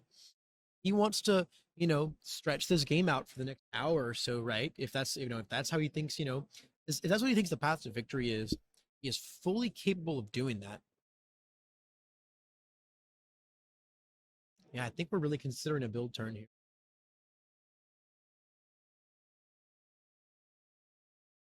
I mean, it's not a bad idea, right? That's what we did last turn, right? I mean, we built one past, right? Last turn, and then look, Brandon slung 5 attacks. And we did 0 damage. there. We did 0 damage. Yeah. we slung 5 attacks and we did 0 damage. Yep, the build turn coming in. A hot build 2 pass. All right, Brandon, try again. Yep. But slinging ourselves right back into 11, going to deadlock, but again, that not being very relevant because by the time the Trace Sheik can do its deadlock form, we will have popped immediately, be back to 10. Yep. As Corey, we can very comfortably coast here. It seems like Corey's kind of accepted that most of his good moves are gone. So we're just going to go ahead and wait for the cycle. We're going to go ahead and wait for the cycle to get our rebounds back into the deck and then, play move later. So it looks like we're going to cantrip the ready, set, go here. See what happens. Get that draw. Find a back alley haymaker. Pretty nice with it. Wonder if we're going to see Brandon here go for another kill turn. We built 1 more than last time. We're only holding 5 blocks this time. Yeah. There's only 2 tapes on board now. I'm sorry, 3. Nope, there's 3 tapes on board. He got another one down there. There is 1 remainder. There's one stray tape from the previous kill turn. Brandon thinking really, really hard about how to navigate this situation. This is a really, really tough spot to be in. He's now very, very, very, very like knee deep in Eraserhead's perfect game state. Yeah, and doesn't have the flexibility that Corey has to just dig himself right into deadlock without giving Corey like a free opportunity to be able to find a game plan that can actually kill him. 100%, and as far as just the construction of their decks, right? This is just much more what Corey's deck is designed to do. Yep. Right? Like as long as like Brandon has to attack to ascertain value from his character, but if his attacks aren't progressing the game state, he's ascertaining invisible value. Whereas as long as Eraserhead is blocking, he is obtaining heck of value, man. Mm-hmm. He is feeling great the longer he is blocking. because he's just, he's getting to activate all of his abilities and, actually progress the game state from them because he's just, he's just getting attacks out of Brandon's hand all day, every day. And eventually, if this game state progresses like this, eventually Corey will just find an opening. It's just a matter of time until he just finds the right hand and the right opening. Yep. Because I do think that Brandon's in a very similar scenario here, like Corey, where he's used his best gas to kind of force Corey into a tight spot, and is probably going to rely on a refresh to be able to see if he can dig up or sculpt another hand very similar to maybe find an opening again. Right. And that's why it's kind of like, it's unfortunate we're able to get there last turn, right? Because that was like the turn where we used all of our critical stuff, right? Mhm. We played 2 frog lashings that we were keeping in circulation for quite a while. He threw his move in, drew his card, right? Replaced itself, ate it. Now, how do we progress this turn from here? Yeah, we're playing a frog All right, lashing. there's the lashing that we held on to. Checking the grab lift. That's been one of the really deciding factors of this game too, right? We've not seen Brandon find Not a seeing grab those. lift. Easily one of Ochako's just strongest kit in general, but simultaneously one of the best pieces of aggro against Eraserhead. He doesn't have as much like direct throw. Mm-hmm. His throw hate, it's a little more circumstantial. Checking the 2 on this frog lashing. I mean, we're 4 committed in now. We're 4 deep, and I don't see much semblance of us being able to land damage this turn. I mean, we're gonna ready 2, right? That will be nice. But we're kind of just throwing this frog lashing to the wolves, It's like maybe just it's tough to say that, this isn't gonna get his high block foundation out of his hand, right? yeah. Which is just not a progressive state. But we're just we're kind of just putting the foundations in Corey's hand into his discard pile for him at this. It's effectively what we're doing, and that's because it's obviously tough to say as Brandon, like you want to do some stuff on For your sure. turn, but Right. Not to say Brandon is a bad player by no, any no, no, no, no, means. no. But it's just It's a really it's a tough spot yeah. because like you want to try and progress game state, but at the same time, this effectively doesn't. I mean, you're just basically telling your opponent you either need to have held found and held a high, or at least I forced you to use some kind of resource to try and deal with it. Right. We still have 3 tapes to fight through. We got 2 lineages that are going to be there every turn. We got Spooky sitting there, so it's just a lot at the moment. It's so much. So it's just trying to find like, okay, do I go for a big long string like I did last turn to try and see if I can just break through by forcing him to have to block 6 times in a turn, or do I manage to get a little lucky? He doesn't have the right cards in hand and start forcing the castle walls to go down in structure chip after chip. Right. It's like almost like an interesting battle of resource management at this Mm-hmm. right? And at the moment, if we're only able to sling these like 2 or 3 attacks a turn, like I feel like it'd be more optimal to be just sculpting like crazy and getting like a 7 attack turn ready, building up a bit more of a stage. But it's hard to say. It's really hard to say. I myself would not know what to be doing in this game state right now. No, No, it's just a really tough spot. I would. To be in. I think at this point I would just try things and Yeah. just see like, Yeah. okay, yeah, maybe this is what gets through. But having the high block here. Yep. So we at least got a few committed things out of Corey here. If we had like a huge slew of moves from here on out, I'd almost say we could get something there. We have the tongue smack, which like could get there. But we really just need more moves. We don't have the amount of moves right now to be able to fight through. And there's still just so much defensive tech on Corey's board, man. This is very, very like old school Universus right here. Like playing in this game state, knowing how to navigate this game state is very interesting. Plus ultra. Yeah, looks like I'm sure we're going to Yeah, there we go. plus ultra the speed. Right? You want to force them to have to block this? Yeah. Because like if you do damage, that's actually not doing anything. No, if you do damage, we're just gonna go lineage and we're just gonna go look at it. We're just gonna go lineage, Eraserhead -2, spooky it, Yeah. and then it's gonna be a 10 high for a 10 high for 0. So This is pretty interesting. But at the same time, though, I wonder if we'll see Brandon pass up on the damage pump here on it I think you almost have to. to counter the lineage. Yeah. But then, like, if you do, right? Okay, cool. You deal 4, and now what? Throw range. Yeah, I suppose, right? That's like an out. It's an out. I think the only other move we have in our hand though is the wire arrow. We kept those in.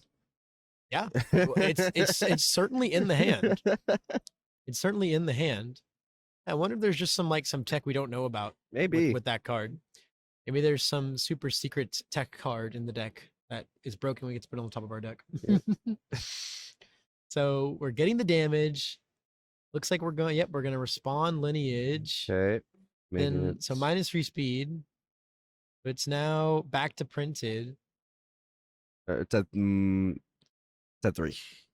At 3. Yeah. Yeah, you're right. The you're dice. right. He does the dice on the other side. Of the You're card. totally right. You're totally right because it should be -5. Yep. -5 on the 8 speed move. Yep. I wonder if we're gonna see the mediator spooky here and just make it a 1 damage move, right? That we take. I'm sorry. No, yeah, 0 damage move. Yeah, because at 3 speed. Yeah. That's absolutely what we're gonna see here. I feel like that's the most value we could get out of our mediator spooky. Does seem like he's on that train of thought. Thinking about it. All right. And then the real play here would be now rescue completed for +1 speed before Corey gets to spooky. Or we're just going or we're just high block. We're I just mean, gonna- we're just that gonna works. make it- That works too. We're just gonna make it extremely slow. Yeah. And just get to go for the high block on it. Yeah, really, really nice play right there by Corey. Mm-hmm. As Brandon now, I'm not sure where we go from here. I mean, I feel like I've been feeling that way for a while now. Yeah. Yeah. Unfortunately too, because there is a world where like if we had some more very cool moves, we could have maybe found game this turn. You like cool moves But- like that, but- right? yeah, like that grab lift. Like that grab lift that we can sadly only appear to check. So, I mean, all things considered, we're still going into the turn with some great defensive foundations and 3 in hand. I think the real unfortunate thing is none of those getting any damage in, meaning we don't get to keep them around in the momentum. We are what, 10, 11 turns in, and we have 0 momentum as a Taco. That feels very, very Yeah, bad. it's tough. We're not stockpiling those resources to be able to sculpt that really, really good hand. Now we're like not necessarily at Corey's mercy here, but we're just in a game state that Corey is very happy to play. And it's like how much time is left before Corey just finds 7 moves, right? Or it's either that or how much time is left before we get kicked out of this convention center. Yeah, absolutely, right? That is totally a factor to consider. Maybe we just take this out back to the parking lot and just wrap it up there. Oh yeah. We've got the mobile studio out there. Yeah. We got at least we got the van. Yeah, of course. I mean, but I got the van. no, so the beauty is, of course, these are these kinds of high level game states that Swiss rounds 1 don't allow us to see. Like there are so many what ifs, that the clock management aspects of the game push you through, where now it's like, okay, so if this game actually played out, what actually do the outs look like? What actually do the lines look like? Right. How do players maneuver 12 turns deep, and with an impenetrable walls on both points? Right. So we are going to see Corey here take a quick bathroom break. What, then an hour and a half into this round? Maybe don't take your microphone with you to the bathroom. No, it'll be okay. It's pretty clean in there, huh? it's pretty clean in there, right? I've been there a couple times. It's relatively spotless, You- spot check, spot check, spot check. But yeah, no, it's crazy to think about, right? Because if this was a Swiss round, it would have been over ages ago, Yeah. right?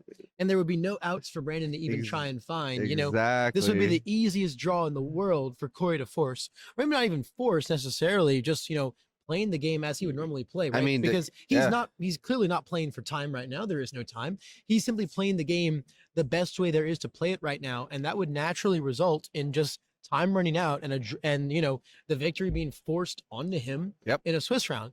But we do get to be 800 turns deep into this game state, right? Yep. And we did get a confirmation from the judge that every single attack had been checked at that point from Corey. So we were just waiting for the shuffle to then be able to draw into anything that could progress the game state on this side. Which at that point, as Corey, we're happy to see Brandon slinging these moves because it means we get to block with all of our cards, get them out of our hand, and also make checks to get our cycle in sooner. Right? And there's the man running with the microphone in his hand. Are we about to get? Okay, we got some leg extensions here. Oh from yeah, Brandon. we got the stretch in. We got the stretch Yeah. in. Listen, but you don't become world champ by skipping leg day. Yeah, I'm a. Yeah, do a little stretch ourselves. Yeah, Yeah. yep. You had Ooh, to take the mic with you. stretch check. Oh my goodness. Okay, so we're back in action now. We do know that at most Corey will have 2 attacks in hand. I think we saw the acceleration kick being there from the previous turn, and having had checked all his attacks, we do know that after the cycle, only potentially probably being able to draw into 1 additional 1. So more likely than not, we might start seeing a progression of game state, but more is likely than possible. not, a slower turn once again. It is possible that this turn we may actually solve the mystery of Maybe. whether or not Corey cited out every attack in his deck. Because currently, it's my suspicion. So But there, finally, that's a good one. That's finally, one. there's our old faithful rebound sidekick coming in. As much as it's to be said, right, that Brandon hasn't found a single grab lift, we haven't seen a single rebound sidekick on Corey's end. Both very, very critical parts of their game plan. So it's gonna be really, really great to see this card come in. This is a flash, so unless you've got some real hidden tech, we are shipping it. We are sending her. We are shipping it down. So it's extremely mid, but that's not as meaningful on the Ochako side as it is Not for at all, the right? I mean, Eraser what's side. if he breaker blocks me, it's gonna clear. I've got a billion foundations ready, and it means I got a sick attack card out of his hand. Mhm. Because foundations don't have breaker. No, Unless- there's Preparing like for battle? one. Preparing for Yeah, battle? There's Yeah. one. Yeah, preparing for battle. That is, and that is actually the ability on that card, Yeah. right? That is actually the primary ability on that card is breaker 1, right? I feel like there's a Shoto Foundation that also has Breaker 1. A Shoto Foundation that has breaker 1. No, I think there's a bunch of his attacks. There, I'm almost certain on that front, to a point where I might actually look it up. Hmm.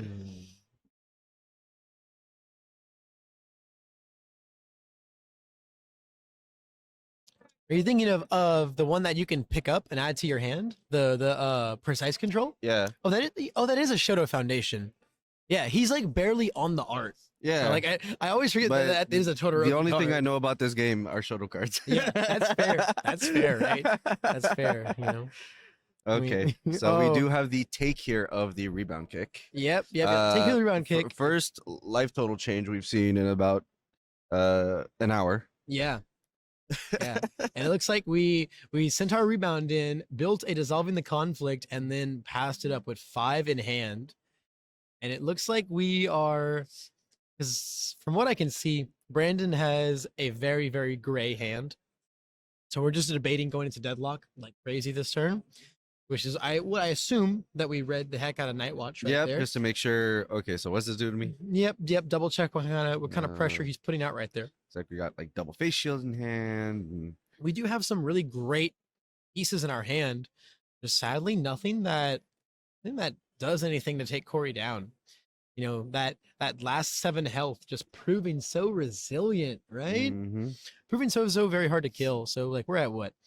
Three, oh, the build one pass. 3, 6, 9, 10 exactly. So it's gonna bring us to 11. That's fine. Yeah, I mean we've got releases, right?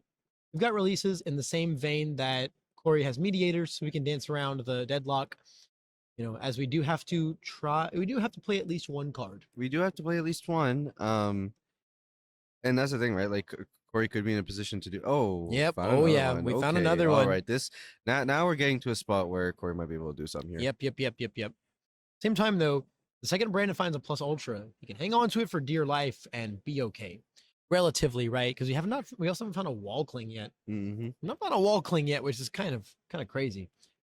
Crazy. I mean, we have been drawing a lot of attacks as Brandon. True. We've basically drawn all of our attacks that aren't grav lifts, right? Yeah, I mean, we've run multiple variations of how we can sequence our attacks at this point. 100%. We've yeah, opened with the tongue smack. We've opened with naval. We've opened seen all with the lashing. We've seen all the lashing. lashing. So opting to just take the sidekicks again, man. I mean, I guess really just respecting the heck out of the rest of Corey's aggro here. You have the acceleration kick chilling in hand. I mean, I think. Oh, is this the time? Because he's been holding on to that card. Yeah, And understandably so. That's his closer. it 100% is. I don't know if Okay. now is the time. I don't think so. though. I think he was being rewarded really well with his patience, getting the setup with the rebound kicks, and now I think this is because if you just wait out next turn, that's an additional +2/+2. You're just kind of getting Absolutely. for free. Well, he's got double acceleration kick Oh well, okay. Maybe he's seen things that we ain't seen. and a plus ultra. Yeah, he's seen things that we ain't Oh seen. yeah, he's seen it. He's seen it. I think the plan here is to just make this one like reasonably big to try and go for the bait block, commit him out, and then just plus ultra the next one. Yep. Could be the line that we're going for, right? At the same time, though, you know, you're not getting your other rebounds damage in, right? Because it was not blocked. Mm-hmm. So I feel like, you know, waiting a turn here could have been okay. At the same time, though, there's a world where Brandon could just play 7 attacks, right? That is definitely a world that we live in. Yep. So, you know, kind of should attempt to play for a resolution at some point, Maybe. you know, or at the very least, right, we can make this a really fast 8 damage move. And if he goes to block it, commit him out, and then play the next one, plus ultra the damage, and then that's it. Yep. 1 lineage, and it gets to what, 14? Very easily. And then if Brandon doesn't take the bait, we just do 8 damage for free, which also Mhm. sounds awesome. Rolled a 4, so that one's gonna get discarded. Oh, goodbye, Faith Okay, Shield. good Goodbye, pick. Faith Shield.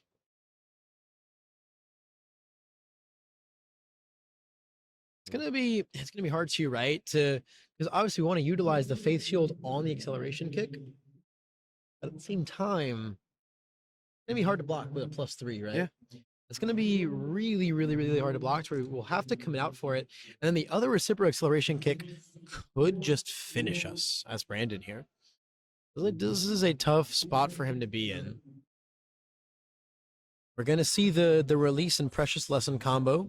Love to see it. Love to see it. Amassing a very big stage. So I think the real crazy play that we're going for here is send this acceleration kick in, play the next one, then deadlock on Night Watch to pick it up. Yeah. And go for 3 acceleration kicks this turn. However, if Brandon succeeds his Faith Shield block, that will not happen. That puts a pretty good dent, man. Yeah. Oh my god, Face Shield's such a good card. Faith Shield is a really good card. Although I believe we could still play We could. the second one, finish the move, and then deadlock form pick it up, because I believe it is a deadlock form. It is a Pick up farm. a combo. At the same time, though, we might not be, after all these releases, we might not be in deadlock anymore by the time that acceleration comes down. 'Cause Mhm. we have to double release this for sure. I believe we've released once now. We do have 3 releases on board. Card. It's a good card. It's a good card. But hey, if anything, we are just going to, for basically no real loss of resources, just destroy the heck out of Brandon's board here, right? Yeah, 100%. Just get him to use all of these releases. Make it harder for the crackback. Exactly. But release is incredibly good. I mean, I recall Bromley versus, I believe, Garrett's game in Vegas, Yeah. where Garrett's just sitting on 2 releases, able to block a string of like 6 or Yeah. 7 attacks. Yeah, I watched him double release every move like 6 times in a row, and then full block a move with 6 in his card pool. Yeah. Yeah, it was crazy. Yeah, it was crazy. He's like on an 11, then he's like, I checked a 9, commit 2, and I'm Yeah. like, wow. Yep. So so card's good and Yeah. allows for some insane defensive Yeah, capabilities. double release is no joke. Is no joke. Triple release is even less of a joke, especially because now we're back at 10 foundations. No deadlock form for you. No deadlock form for you, man. Yep, and that's the value of self-destruction, is the fact that you can be way more flexible in terms of what you're forced to do, forced to go to deadlock, and something that decks going set 2 forward, especially once we get into a world where deadlock abilities become even more present and even more powerful.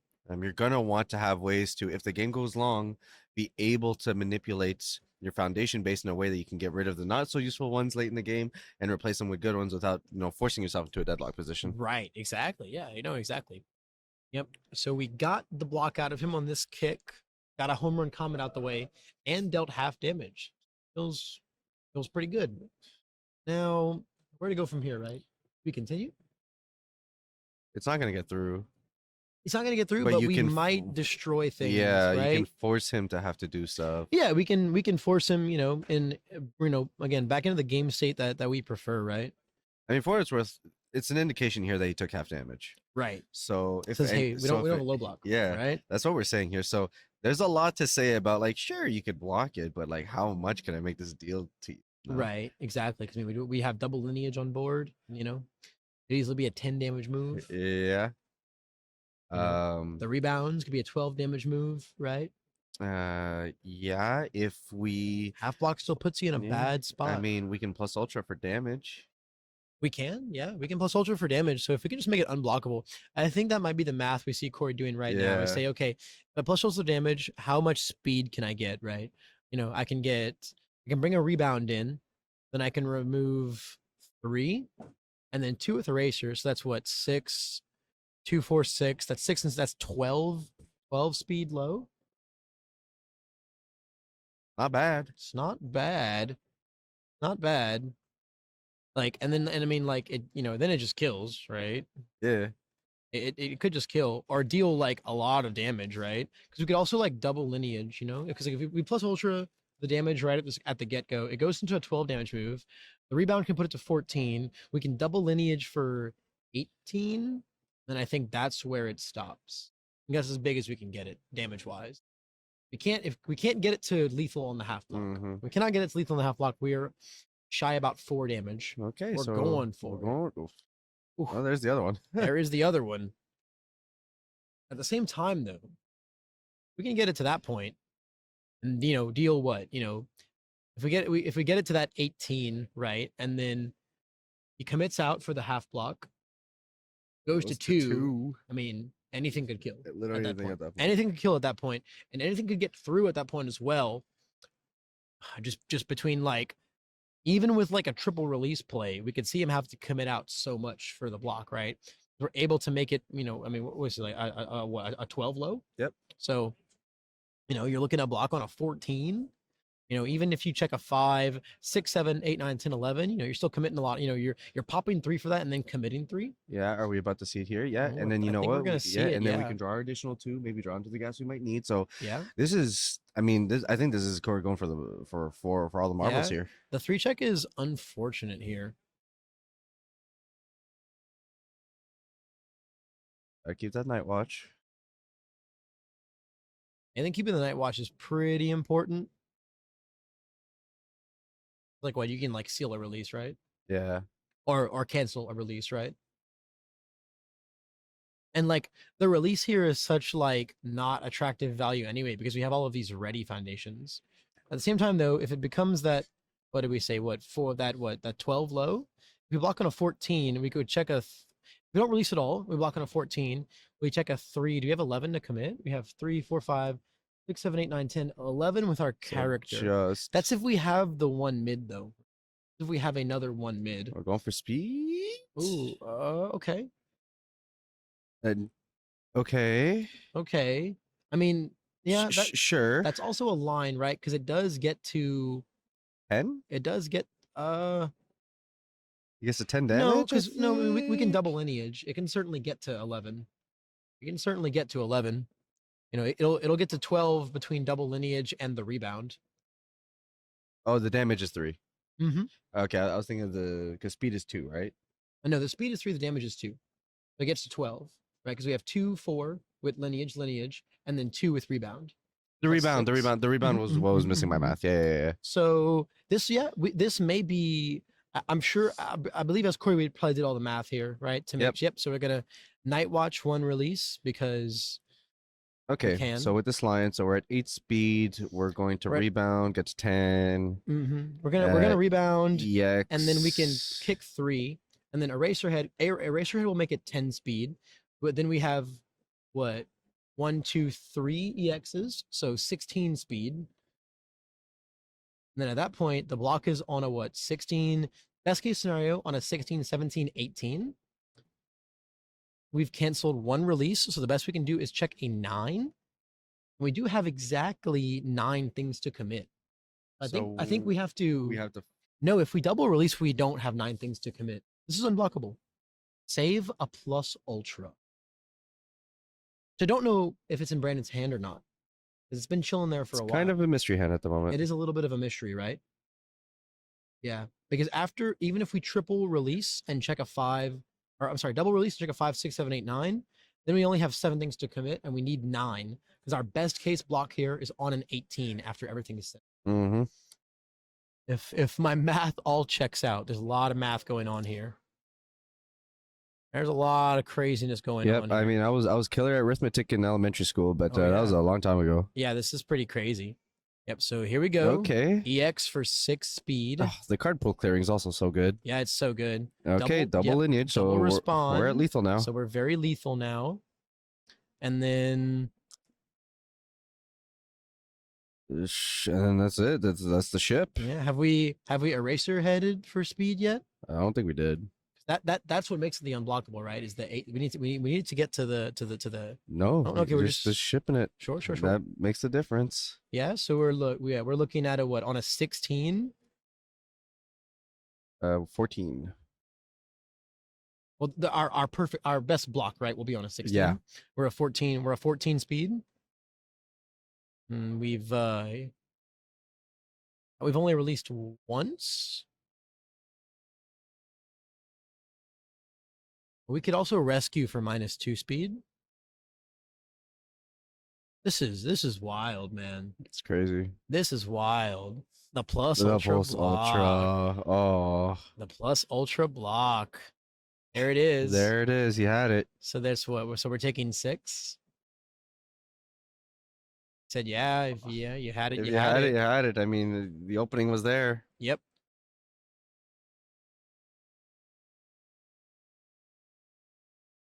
Very, very, very unfortunate. Very, very unfortunate. You know, sometimes you do the math, and it just doesn't account for Sometimes plus it just doesn't even matter, man. plus ultra does not care about your math.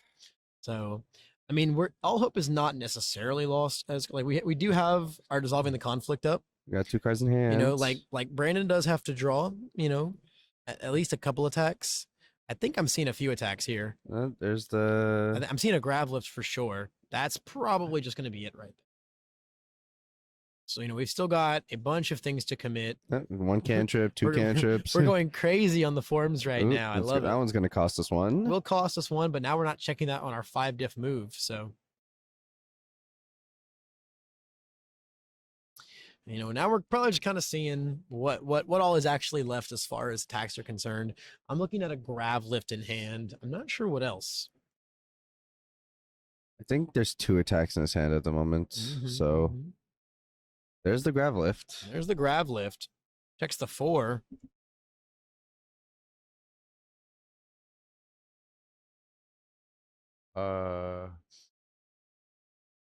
We sadly don't have any aggressive foundations here. Yeah, I think there's just a wire arrow in his hand as well. That's it. So I mean, technically we can take this. Technically, yeah. I mean, we this we have is very little resources. it's Well, I guess at that point you're kind of inviting the other, like a follow up grab lift. sure, yeah. Because I mean, now we grab lift, we send it in, we wire arrow, we pick up the grab lift, we send in the Yeah. grab lift, and we have 2 cards, right? I mean, we can commit Eraserhead, but after that, we're not blocking anything else. You know, without our minus speed, we're not blocking another grab lift. And there's not, you know, even rolling 3s on the rest of these, including a third 3 on a dissolving the conflict. We have, you know, 6 things to commit. So it's looking like all she wrote, Aspera. It do be seen that way. Let's see Brandon close out this sequencing to be able to get there, and Yep. then more than likely force out a game 3. Yeah, wow, crazy. Actually insane. Absolutely busted. Actually Uh, insane. There are at least like 5 to 6 games worth of sequencing between these two players here in this match. 100%. This has been one of the craziest games. Like by the time it's over, it'll be one of the craziest sets I've ever seen. Oh, 100%. I mean, the sequencing, the defensive lines, there have been game-winning lines that just haven't managed to just get there 3-4 times in this game easy, both Yeah. defensively and offensively. Absolutely. Absolutely.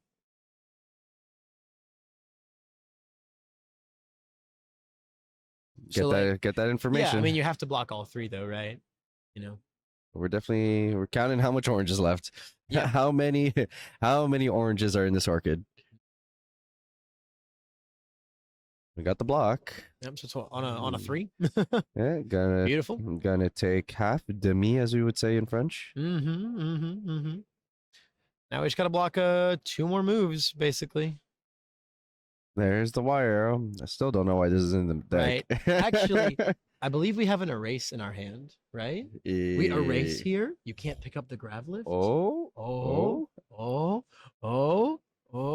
I mean, you have to. I mean, you still have to. You have to. I mean, you commit to draw 2, right?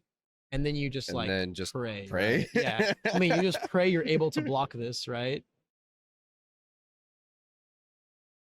Because you have to erase, or else it's game. For sure. Yeah. What? Yeah. Yeah. No, I mean, you have to. Yeah. You have to. You have to. There's not a world where you block this. I mean, there's not a world where you block this with the. I mean, he's thinking, okay, if I block this with the erase. No, oh, that's he's it. We're just picking gonna up. scoop that up. Picking it up. All right, so forcing into game 3 here. Brandon finding the out. Corey thinking he's able to close out the game, and the plus ultra swing that tempo back to Brandon's side. Ochako making it into game 3 of this top 8. Absolutely. I mean, yeah, that game state they were in, it was absolutely just going to be a matter of who gives the other the opening first, because no one was swinging through all of that defense straight up committed, right? Or straight up ready, right? We were never breaking those stages in any real sense when they were just completely ready for the defense. It was going to be a matter of who overextends and then who gets hit on the crackback. 100%, and it does look like we've got another bathroom break here. So for our lovely viewers in this recorded stream, we'll go ahead and skip the timeline here to when the players come back and are ready for the next game. And you know what? This caster's going to take that opportunity to be ready for the last game in this round as well. Absolutely, man. This is gonna be so cutthroat. All right, and so the players are back, and we are jumping into this game 3 of the first round of top 8. Yes, sir. The first round indeed. A true nail biter coming in here. Unsurprisingly, we do have some updates on all of the other rounds. Water Asui moving forward, Fourth Kind moving forward, and Fire Tokoyami moving forward. This being our only match still withstanding. Aggro very much pushing through to the forefront here in this top 4. Aggro. If Corey clinches this one out, he's got quite the bracket to move into. I think he's going to be fighting one of the frappies, right? If I remember the bracket so correctly. we'll be updating the bracket shortly when we have a second match. We just take a peep here. That does mean that Nick Toth has moved forward and is waiting on the results of this match up. Andrew Holder winning on top of I actually Phil believe Birch. it's Travis moving forward. I mean, told water frappy what was the victor. I mixed up the So symbols. it's all good. 100%. They're, So they're very similar. They're very So similar. Travis moving forward, waiting for the results of this game. On the other side of the bracket, we have Andrew Holder taking down Phil Birch's Life Toga to move into top 4, fighting off against the bird himself, Jacob Johnson on Fire Tokiyami, having the win over Darth on Air Jiro. Yeah, that's definitely going to be an interesting matchup right there. Going to be a very, very fast one, right? Yeah. You know, Tokuyama can put out a lot of damage, but 34 is a big number. It's a very 34 big is a number. very big number. It's going to be interesting to see how fourth time Tokuyami faces off. And then regardless of what happens in this matchup, things are going to be wild. You know, we're going to be looking at Eraser, right, versus Water Asui. So once again, he's going to have to navigate a very, very, very difficult aggro matchup with many more throws. with many, many, many, many, many, many, many more throws. Or we're going to see Oshako versus Froppy, and things are going to be a slugfest. Yep. So we do have Corey starting off here. A beautiful build 5 as the turn 0 player. Pretty Really, good. really, pretty good. That's that power. That's that power of being a 7-hander, right? You know, being able to find such a good grip of foundations, you know. And then we see Brandon as the second turn player only building 3. This could actually be a very gnarly spot for Corey to find some damage if he can grab a couple orange cards in his new 7 cards. We've seen here. Corey do it. I mean, if he goes into there it rebound is. kicks, There's those our early beautiful. rebound There's kicks our to go beautiful. into a powerful acceleration going into the follow-up turn could very much be a very swift finish here. Yeah. It doesn't take much for a racer to be able to deal ridiculous amounts of damage. Absolutely. If he can get some good damage in this turn, he could poise himself to be in an aggro position for the rest of the game, and we're just gonna keep going for it. Banking both checks beautifully, you know, pitching this, making it super fast. This is potentially unblockable if we check bad here. Mm-hmm. It'll be -2 now. Okay, -2 on the rescue completed. Very nice. Don't have to release here. I think now we are able to check bad and it's going to be okay. However, if it does deal any damage, it's going to draw a card, which is annoying. So now we're going on the 5. Checks the 5. Looks beautiful. Then we're looking at, looks like a Grav Lift, a Plus Ultra, and a Haymaker in hand. Okay, there's So- the spooky. Yeah, unfortunate. Our second move didn't get any damage in, but no, not the end of the Rebound world. got in. That's all we needed. Rebound got in. It's all we needed. I mean, and Still we're in a very fortuitous and position, again, right? just not as insane as like last game, but a very, very good defensive Think- lineup looks here. like we were considering building that other mediator as well, but I think we have to hold a high block here. You know, the rebound going in face down doesn't seem Ooh, that's a yeah, misplay that's probably gonna rear its ugly head later in this game. yeah, for sure. See how Brandon can combat on only the 3 foundations. Only the 3 foundations Probably for Brandon. build. Yeah, I don't know. I mean, he's got the grav lift, right? So you're like, So yeah, you want to get that in at least and Yeah. start getting some. at the push same through. time though, I mean, look at what we're looking at. We're looking at Spooky. Spooky gonna do some things here, right? Spooky gonna do some very, very good things here. You know, I mean, it can eat up our mediator, right? Like, it can eat up a mediator, which is like never a bad exchange, especially if we do it before he gets the chance to draw a card with it, right? Right. Like we could see some nice value here, right?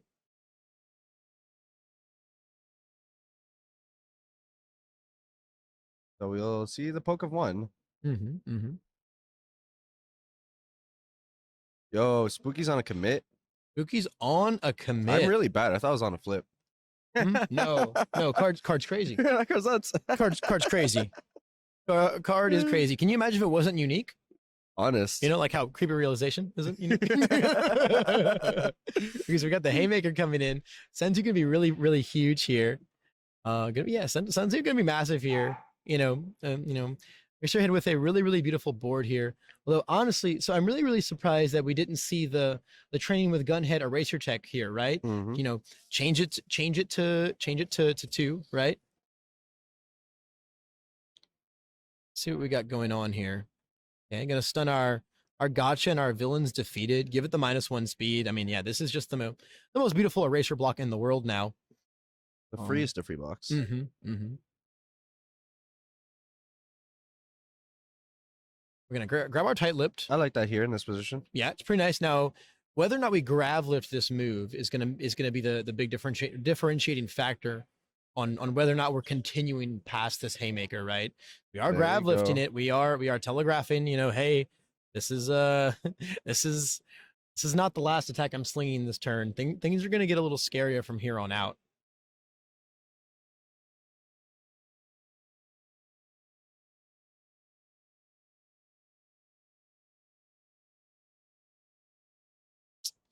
Okay, and there we go. We see the breaker block. 2 cards left in Corey's hand. We got Mediator, Lineage, Confused, and Training Gunhead stuck in the back. So still some defensive options here. We Absolutely. will see the back alley come back for Yeah. a secondary appearance. Yeah, another lovely haymaker, potentially going to be a third one this turn as well. Once again though, right? Like I mean, have we found another erase is the question, right? We are on our second erase right here. So this is again going to be a very easy mid block, even past stun 2. You know, this is still just a very textbook block for Eraserhead. It's not hard for him to execute this at all. It looks like we're going to rescue completed for a speed, I believe. It's the only thing we can do here that commits. I believe so, unless I'm losing my mind, right? That might be the make or break difference. We're gonna pop our release into somewhat style, then we're gonna build it back in with the haymaker. That's a very cool play. Okay, I love that. Just trying to okay. pseudo reset our board Yeah, here. yeah, okay. Right? And then we can also Ochako this. Yeah, that's know, that's a bring it back to an actual speed amount now. I like it. That's a professional play. No, that is pretty awesome. I love that. And then like we can be really greedy here, and then just sit there with like a face shield and a plus ultra in hand, and say that I've got a pretty ironclad defense for the next turn. Yep. So we see it's correcting that speed there. And pushing through. And we are at a speed now. Really love that play. We do have 0 grav lift over. All right, and the judge correction there. Rebound is not optional, so correcting the game state, making sure that the momentum is flipped. Yep. Just a very swift correction there, as rebound going in face up is not optional. Certainly is not. Says if this attack is added to the momentum, add it face up. No ifs, ands, or buts about it. So looks like we're popping the mediator on this haymaker. This haymaker dancing with these speed numbers, man. Thank goodness we have, much to Lenoko's dismay, some lovely dice to keep track of everything going on here. Yeah, Because this haymaker has changed speed more times than I can count, especially after such a gruesome set of games between these two players. 100%. And So I mean, this is now, I believe, an auto block, right? Yeah, we only have to commit 1. yeah. Yep. So another perfect block, another breaker 1. Here comes 0 grav though. Yeah, I presume. I mean, feel you like have an opening for I it. feel like we have to, right? It's just a free 6 like damage. you just have to go in here. Yeah, it's a free 6 damage, and it goes to our momentum, sets up our next turn. Not the best check, not the worst check, you know? And I mean, can he do, I mean, honestly, like there's a world where Corey could do 23 next turn. We have to be a little respectful, and we're committing no way we're committing our release, are we? We want that tight lip damage that bad? Really? I don't know about that. Don't think I agree with that. I don't think I agree with that. Oh, actually, we have to commit 3 because we checked a 3 because of breaker. Yeah, you can only leave your release up here. You have to. You have to. That's This your. is the only one that Mhm. allows you to be able to somewhat amount a strong defense going into the backswing. Absolutely. Honestly, thinking about the breaker now, I feel like maybe that wasn't worth playing. I don't know. It's really I still like getting that damage here. Yeah, I really still like getting that damage here. yeah. So it was what on a we commit our character for the half block, and then the breaker 1 now. Ooh, that's rough. It is 100% rough. We're It's done tough, now. I but mean, I don't think we wanted to build our faith shield anyway, but are we even gonna get to use it with nothing but our release ready? With everything, well, everything's got +2 speed. everything has +2 speed, man. I think with release we can get there once. Maybe. Well, yes, because we have plus ultra, right? Yeah. We can plus ultra block 1 thing. Yeah, in that case, I think you just have to try and build your faith shield here, actually, just to have a foundation. You know, you can check a 5 and then you're okay. Nope. Oh, no No, you way. can't. No way, bro. No Oh. way. So now you're kind of just praying that you can bink. Now you're kind of just praying that you can bink the Oh. 5 check block on plus ultra, Dude. which is a big risk. Wow. I mean, but we've got what is that double? No, just one lineage. But I mean, we've got the rebound. this is dangerous. it's open season. This right? is It is open. super It's open season. dangerous. There's also a world where Corey doesn't even have to kill here, right? He can get very, very free damage in until he doesn't feel like it anymore, and then just build and be so ahead, right? I mean, he's already ahead on foundations. 5 to 6. He's already slightly ahead. Now, do we have moves? Are we going to see an extend here? Oh, Another there's rebound. There's our rebound. Oh, there's our extend though. Unfortunately, yeah, you hate to see it. Committing our training with Gunhead with a grav lift chilling on the momentum is kind of interesting. Although I guess, is there a grav lift in the discard pile? Is our confused online for a throw remove? There is a grab lift in the Discord. Well, oh my gosh, Corey, the monster right now. Cold. Yo, stone cold Corey right here. Can only draw rebound sidekick, but like you love to see it. Those are going to sit there and be extremely Absolutely. dangerous. Absolutely. Oh, he's got a cloth capture in Dude, hand. Oh my If goodness. he finds an acceleration kick within the next turn He or does. two, He has an acceleration kick. It's right there. I don't know about doing it right now. I don't know about though. this either. This is like a risky business check here. Yeah, I don't- Oh, yeah. I don't know about that. Because like next turn, you can go into a +6/+6, EX them all away. for, like, Yeah. massive damage. Yeah.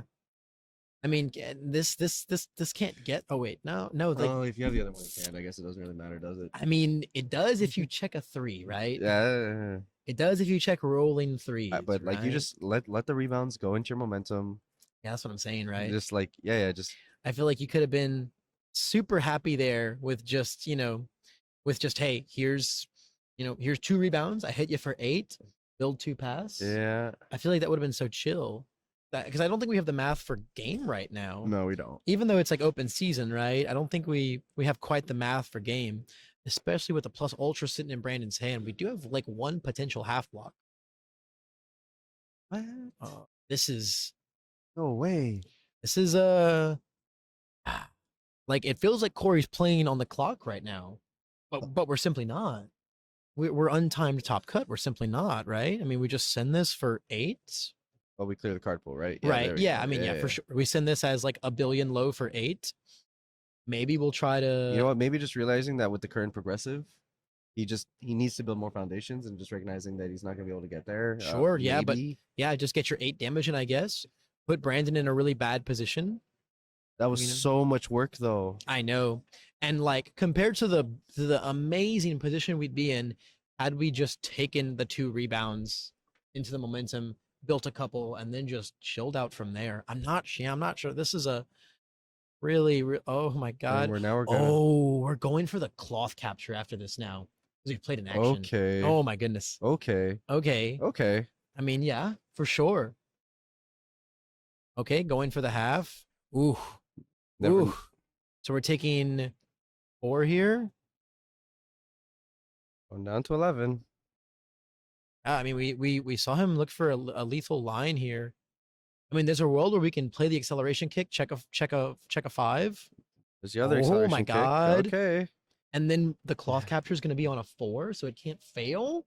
Oh my goodness, this is Okay. is that there's the cloth a- capture is a 5 damage move, right? Yeah, I Is this think so. 11?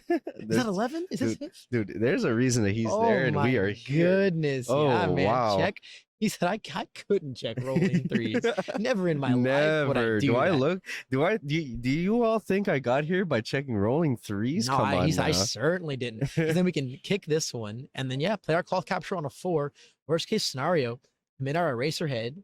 We check a If 3, we have to. and then that is all. Yeah, that is all she wrote. Okay, let's see the sequencing Let's here. see it, man. 8 low for Yeah, 6. Taking down, going down to 5. And then boom, There's on a the cloth. 4. Check a 3, commit eraser head. Discard your card. Hits And you that's for 5. it. Oh my god. What an insane finish. A very, What- very different game. Oh my god. Oh, What wow. initially looked like a It couldn't have all been like that. what had initially looked like a bit of a fumble actually being the sequencing, the line a bit risky, but the one that was able to close out that game. Sometimes you have to risk it for the biscuit, man. Sometimes you have to just play a little bit of a risky business to get that one turn finish as a Racerhead. I mean, we said it right. It was open season. Mhm. Find 23. He said, "Oh man, wow, wow, man, What a that was crazy exciting. That was awesome. Corey must feel like tired. tired, but also on the moon right now." Oh, I must. On the moon right now. And you know, he probably said, "Hey, look, for the sake of my mental health, I can't play another hour-long game. I've got to go into my next round as soon as I finish. Screw it, man. Yeah. Check that 5. Absolutely. Check that 5. Take that life." Wow, crazy. I mean, what a line. Absolutely What insane. a I line. didn't see it. I know, I didn't see it either. It wasn't until I saw the cloth capture his hand that I was like, "Oh, okay, he's going for acceleration capture." I like it. And that can account for checking a 3 only on the capture though. Yep. Not on the acceleration kick. So crazy, nuts. man. That was awesome. What a though. back and forth. I mean, if anything, like you could take so much away from just that game too. As long as it was, there were so many individual set pieces that would typically lend to a successful game finish that you could extrapolate so much just from that game alone. Yeah, I think that was an absolute masterclass in not only eraser play, but also just late game, long game defensive play in general. Right? I mean, like, who the heck builds one passes? Corey does. Corey does. Corey does and takes it down, man. Wow. Yeah. I mean, I feel like we said everything there is to say about all the play throughout that entire set, throughout that entire set. Yeah. So just absolute firm handshakes to both Corey and Brandon for some really, really stellar gameplay. You know, that is some of the best universes you can ever see, right? Just super long, grindy games, almost like a chess match, right? Almost like a high octane, exciting chess match, man. 100%. So cool. But with this top 4, we are looking to speed things up. Absolutely. So what are we going into next? Well, with this top 4, which congratulations to all players making it into top 4 prizing now, we do see Travis with his water Oswe breaking through and playing against Corey on his Void Eraser head. On the other side of the bracket, we see Andrew Holder with Fourth Kind, who's going to be playing off against Jacob Johnson's Firebirds. Wow, I mean, these are 2 big names. These are 2 big characters. This is going to be a very, very explosive match. And I think for the sake of diversity, we're going to be jumping onto that side of the bracket to watch that one. Is that correct? Absolutely. Beautiful. I'm ready to see some Fourth Kind Tokoyami nonsense going on. So we got both players setting up right now, getting ready for their match. I expect we'll see a much quicker match, if anything. I'd like to think so. These are 2 characters that like to go splat, right? One way or the other. Yeah, let's. I think it's just gonna come down. It's gonna come down to who can light that fire first. Yeah, right? I mean, we can just ask them real quick as hey guys, you guys think this game's gonna take 3 hours? All right, so both players having confirmed Absolutely not. absolutely no way this game takes 3 hours. All right, I'm ready. I'm ready. I'm ready. Yep. It's who's gonna draw more 1.3s or more sugar rushes, right? Absolutely. Who's gonna draw those bombs, man? This is gonna be super exciting. So I mean, what a top 4, right? You know, Tokoyami and Asui, right? Both very, very commonplace in these brackets, but Fourth Kind Finally awesome, making the breakthrough we were expecting. right? Yeah, the breakthrough we were expecting in Vegas, finally getting through in the hands of Andrew Holder, and then man, Corey with the Eraserhead. Is this Eraserhead's event? Maybe. I mean, maybe that. I mean, he's been piloting it expertly. Absolutely. I mean, we can already consider it to an extent his event so far, but is it like his event, right? How far are we going to push Sensei here? I mean, we're in record territory here. Absolutely. You know, Eraserhead's first top 4 in organized play, premier play. You know, how much further can Corey take that record and see if Eraserhead, you know, the deck that everyone hails as the big brain deck, the deck that if you play it expertly, which he's been doing up until now, can get all the way. Is he going to be able to push through against this Asui to make it into the finals? Right, exactly. I mean, what were my words before Vegas, my words during Vegas? If the perfect eraser player finds the perfect list and pilots perfectly all day, he's poised to take it down. Yeah. I mean, he's on the right track so far. But again, he's got a scary matchup ahead of him. Asui on water. I mean, it's, again, he was able to conquer Ochako on life, right? He was able to navigate that low agency on the character erase, defensive, back to the wall type of matchup. He's gonna have to do it all over again, and especially so far in, right? Only one round in, but like 3 hours in. This is where the concerns, right? The concerns of playing Erasure start to take into effect. Is the brain starts pumping the brakes eventually. Yeah. Are we gonna see that masterful play continue through a top 4 and potentially a top 2 finalist game as well? That is the big question. So it's gonna be very exciting to follow the rest of Corey's journey as they go through their round. But that's not what we're here to watch. We're here to watch some big dogs slam some big moves on the table. That's what we're about to see once these two players get themselves ready for their feature match. 100%. All right, but just like the aggro decks that are ready, let's not waste any more no time. dilly-dallying. We've got to wrap up some intense games here. So, Andrew Holder versus Jacob Johnson. Fourth Kind versus Tokoyami. This is going to be high octane. Once again, we're using my favorite phrase here. This is going to be high octane as heck. We got the firm handshake right here, and it looks like due to see Jacob Johnson is going to be starting off. Tokoyami on the play. Whoa! What? I mean, what? Hey, you know what? You know that ratio you love. You so know much? those It's ratios? about time it This comes. is what happens when less than a third of your deck is foundations. This is what slams What? sometimes. Oh. And then the 5-hander with the perfect build. Oh my god. So, I mean, Jacob Johnson going third here, right? I mean, arguably fourth. Yeah, he's gonna get to build at most 2 more foundations if he draws 2 foundations right now. He's drew one more. This is very unfortunate. Wow, what a start. Yeah, this is really, really, really unfortunate for JJ here. Just absolutely unlucky. The build one pass here, and like this has got to be his 3rd hand, right? As first player, That greed, we're just yo. sending the Crow and Frog. Oh, I mean, you know what? We're an aggro deck. I mean, yeah, We're an ship aggro it, deck. right? Ship it. Who cares? I mean, we get to ready one. We get to give it a bunch of damage. Yep. Wow. You know what? This is kind of thrilling because, I mean, here's the thing. There ain't no egg in heck, Andrew, that you're proccing your once per game on me. Absolutely not. Not anytime soon. Not anyway. anytime soon. That's Not for anytime sure. soon. Anyway, I'll be amazed if we get to 5 foundations anytime soon. Yeah, we do see the take here. A Yeah. decent amount of damage. I mean, that's not nothing. Yeah, no, a 6 damage move is a 6 damage move. And then we're just gonna. We drew 2 Stronger in Darkness though. Okay. Off of our review and Pretty drill. good That's ones. I quite mean, nice, if we're leaning on low to the ground, no resource aggro, those are the ones you want to see. Yeah, I mean, now we just kind of have to hope we can just survive a little bit of the 4th kind aggro here. And Andrew just in a great position right now. Unfortunately, due to JJ's checks, very, very, very sad. Very unfortunate. Very tough position. But like, I mean, you run these ratios, these things will happen. These things will happen. We can.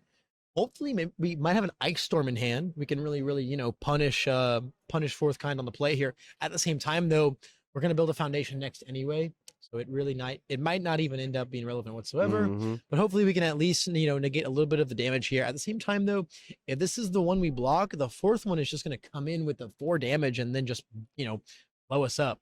At the same time, though, as a 2-speed move, this is a guaranteed block without having to commit anything. So maybe there's a world where we get to block 2 things here, right? So.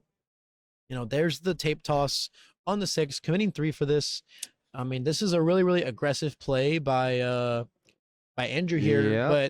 but He has the freedom to be. I mean, yeah, he's got free reign right now on Jacob. Unfortunately, man, build 1 as a 7-hander. Oh my goodness. wow. Yeah, no, that's like I don't even want to know what the percentages on that are. To be quite honest, especially after 3 hand mulligans, I don't even want to know. So we're committing 1 more thing here as Andrew. Really debating committing the shock treatment there. Could be a key survival piece again in JJ's next turn. Tokoyami can do 28 on 3 foundations. He That's like, can. actually not impossible. It can get there. So another 2-speed moves. This is another free block, right? We cannot fail this. Yep. Nice thing is that it gives us the Dark Shadow to be able to pull back with our Tokoyami Right? on our We're crack actually back turn. just playing our Dark Shadow. We actually just casted Dark Shadow here. Oh, that does a thing defensively. Yeah. Our next check still has +3 now. Oh, It does. because It it's does work like that. right, Yeah, and then right. now it commits our character, so we can -1 damage to this guy. Okay. So we're getting ready to block the third move when it comes in as the fourth card here. Mhm. I think that is what we're, and I have to assume we're holding a nice low block in our hand because we expect a 1 point. I mean, it's either a 1.3 or a super burst, right? I mean, that's what we expect. That's what we expect for sure, right? And we do know, as we have the knowledge that it is a reciprocal burst in Andrew's hand right here. So we're just gonna opt to take this instead. Oh, nope, nope, nope. There we go. Down to 12 we Yeah, go. opting to take that move instead. Now let's see what happens here. I'm sure we're gonna see the passing the torch come down. There's possibly a world where we just go passing the torch and requesting assistance and then pass. At the same time, though, we've committed our fourth kind, right? So we're not going to get to pick up our attack if we block with it, unfortunately. True. So, also though, if we just play out our entire hand while building the passing the torch, we just get to draw for free.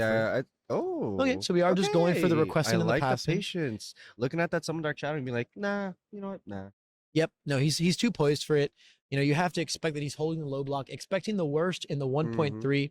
And I mean, even though the reciprocal burst isn't the worst there, it's still the same zone, so it's going to get blocks no matter what, right? We're not going to be able to make it fast enough to make a difference. So the heat wave coming in and checking. Oh, that's just tough, man. That's very unfortunate. Yeah, that's very, very unfortunate.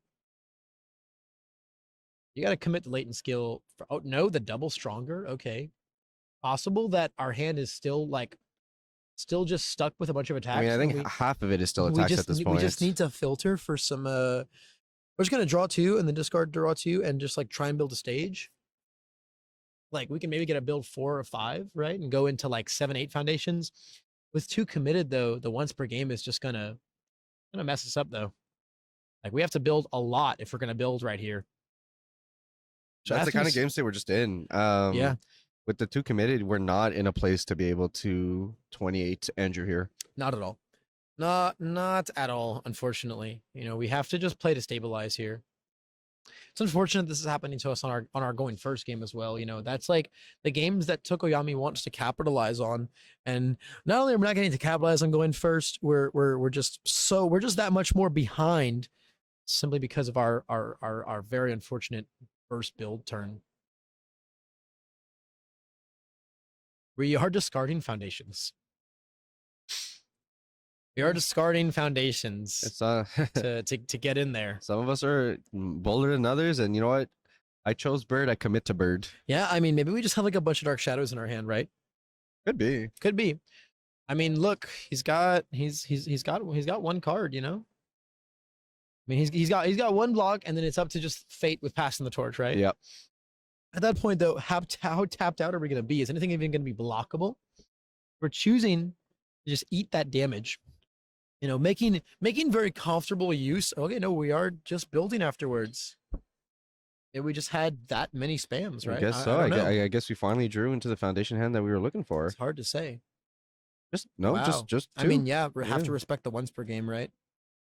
We just can't build past 5 enough for it to matter. Yeah. To not just die to once per game. Like we've seen in the mirror, right? You gotta push to 8 or 9 at the when you're committing to that. But exactly. No, and Jacob's got a huge hand. He's ready to start blocking a lot, but Andrew could put him in a position where, you know what?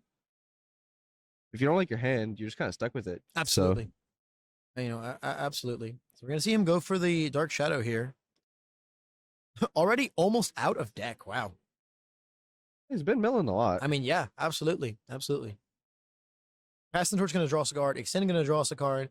Effectively becoming a 7-hander this turn. But how many moves do we have? It looks like only the reciprocal burst. The Evil Gaze cast here. Going to be pretty sick. I'm not going to lie. I wonder if we're going to see a double Evil Gaze this turn. I have to assume there's a lot of actions in that hand as well. We lost 1 earlier. So readying the passing the torch, very questionable play right there. Just makes it the obvious destroy now with Evil Gaze. It has to be the one. Just makes it the obvious. That's what I want to destroy. But if it's committed, I'm less inclined to. Now I'm just really inclined to. But maybe he's just really worried about protecting his thing fast. Could be. Card is pretty good. Card's very good. Or maybe just being really bold and saying, I don't think you're going to block. I doubt that's the case, but. No, I think we're definitely committed to this now. And an Ice Storm block here would be fantastic for sure. Would be huge. At the same time, though, Fourth Kind just comfortably building a foundation, then building another one, and then playing his second attack. At the same time, though, that does limit Andrew to 2 attacks this turn if he goes that route, but he does only have the 2 attacks. True. So no, we're just going to see the Dark Shadow block, I believe. Makes sense. I mean, it is a great mid block.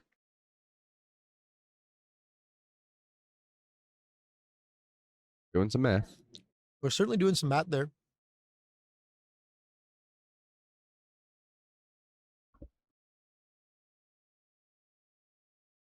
Jacob does have a lot of decisions. He's got a lot of cards in his hand, so. He's got a lot of cards in his hand, and only 3 foundations up. So it's a pretty perilous spot to be in, man. I'm not gonna lie. I am feeling for JJ here as far as his options go.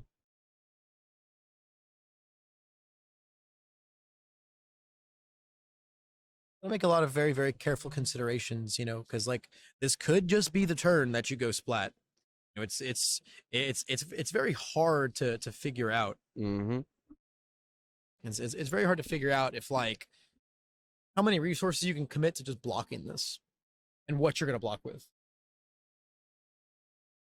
Because like Fourth Kind with 5 foundations up, there's an easy 2 more attacks this turn, maybe even 3 if Andrew has them.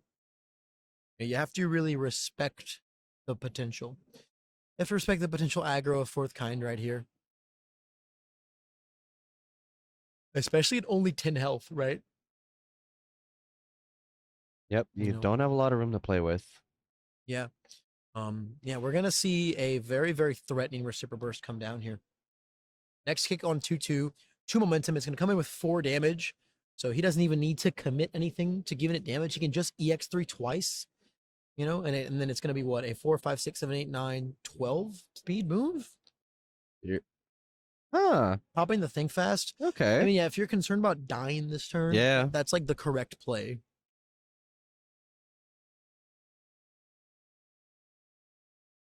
Okay. And So we're gonna see, foundation, Reciprocal Burst here. And that might just nuke the bird from space. So this is on a 4. This is gonna be huge. Yeah. So on entry, we're gonna respond for -3 speed. Yeah, sure. Yeah. Yeah, for sure. Yeah. I mean, because of Fourth Kind, it's already the most lethal move in the world. But it's just all about giving it the speed right now. I mean, we have the option to give it An additional 6 speed. Yep. We're gonna stun 1 there, respond for a speed. So we're back to printed now. And then EX it EX to be a 9 lethal. speed. Yeah, And that's not blockable. Unless you got a gamer plus ultra in our Ida hand. goes burr, and We that's do it. not. Look at So, look at all those actions. all right, so Fourth Kind, Andrew taking down game 1 over Jacob Yeah. Johnson. Ooh. An unfortunate start there for Very, Jacob. very unfortunate. Very, very unfortunate. And I didn't see the full process of their mulligans, but that obviously has to be the 3rd hand, right? It must have been. There's no way you keep a. Well, yeah, for sure, right? Yeah, that's why it has to be. So so it's crazy that makes you think, right? Like, what do you give up? Maybe like a 2-hander and a 2-hander, right? Like a 2 foundation hand into a 1 foundation hand. I mean, he could have given up better, right? I mean, as a 7 Saw 3 and said, you know what? yeah, I can as do a better as than a that. 7-hander, you're almost always gonna send that 3. Such a feels bad. 3 Such a foundations into feels 2 bad. foundations into 1 foundation. Such an It's unfortunate. just diminishing yeah. returns. I'm definitely going to ask JJ what his first 2 hands were like. Yeah. And if it was a matter of hubris or not, right? Mm-hmm. But I mean, I don't know. I think as a 7-hander, I'm gonna send a 3 foundation hand back every time. You just kind of have. I don't know. Maybe not with these ratios. I haven't played. I was about to say, how I comfortable haven't- would you feel with That's these what I'm saying, right? I haven't played. Because I know how much you love these ratios. Exactly. I have not played this deck itself a ton. I don't know if a 3 foundation hand is very valuable or not. For this deck, maybe it is, right? Yep, Got to go on to UVS Ultra and just do the test starting yeah. hand button over and for over. those of y'all in again, chat, right? how about you just throw it into the hypergeometric calculator and Yeah, tell us yeah, what see, we pull. see what your averages are. Yeah. Be a better mathematician than I. So as these 2, I think we saw JJ side anything. And as far as Andrew is concerned, I saw the other creepies in there. I'm sure we're gonna see those come in. Tokuyami likes to be, 7, 8 cards deep Yeah. into his pool. It's one of his favorite pastimes. So I'm sure we're going to see the other creepies come in. Aside from that, hard to say. Normally, you're going to see these fourth kinds sighting in, more or just searing glacial storms in general. Not sure if that's something we'll see in this matchup. Mhm. The bird is probably just going to try and be killing Andrew before that even happens. I'm sure More likely than not. we're going to see JJ play very, very aggressive and just try to just get it out of the way right then and there. So I think if JJ lands on a 3 foundation hand this time, you might think twice before kind of shipping it back into his deck. Absolutely. Yeah, 100%.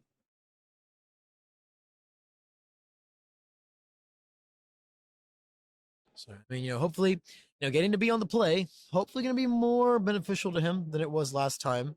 I hope we're going to see a far more fortuitous hand on JJ's side of the table. And just, man, so punishing, especially Andrew having the perfect build 5, right? Mhm. Like as a 5-hander, man, that's beautiful. It was too beautiful. Yep, saw exactly what he needed. Exactly what he needed. A very, very textbook game for Andrew, and very, very unfortunate circumstances for JJ. Hopefully they can turn that around.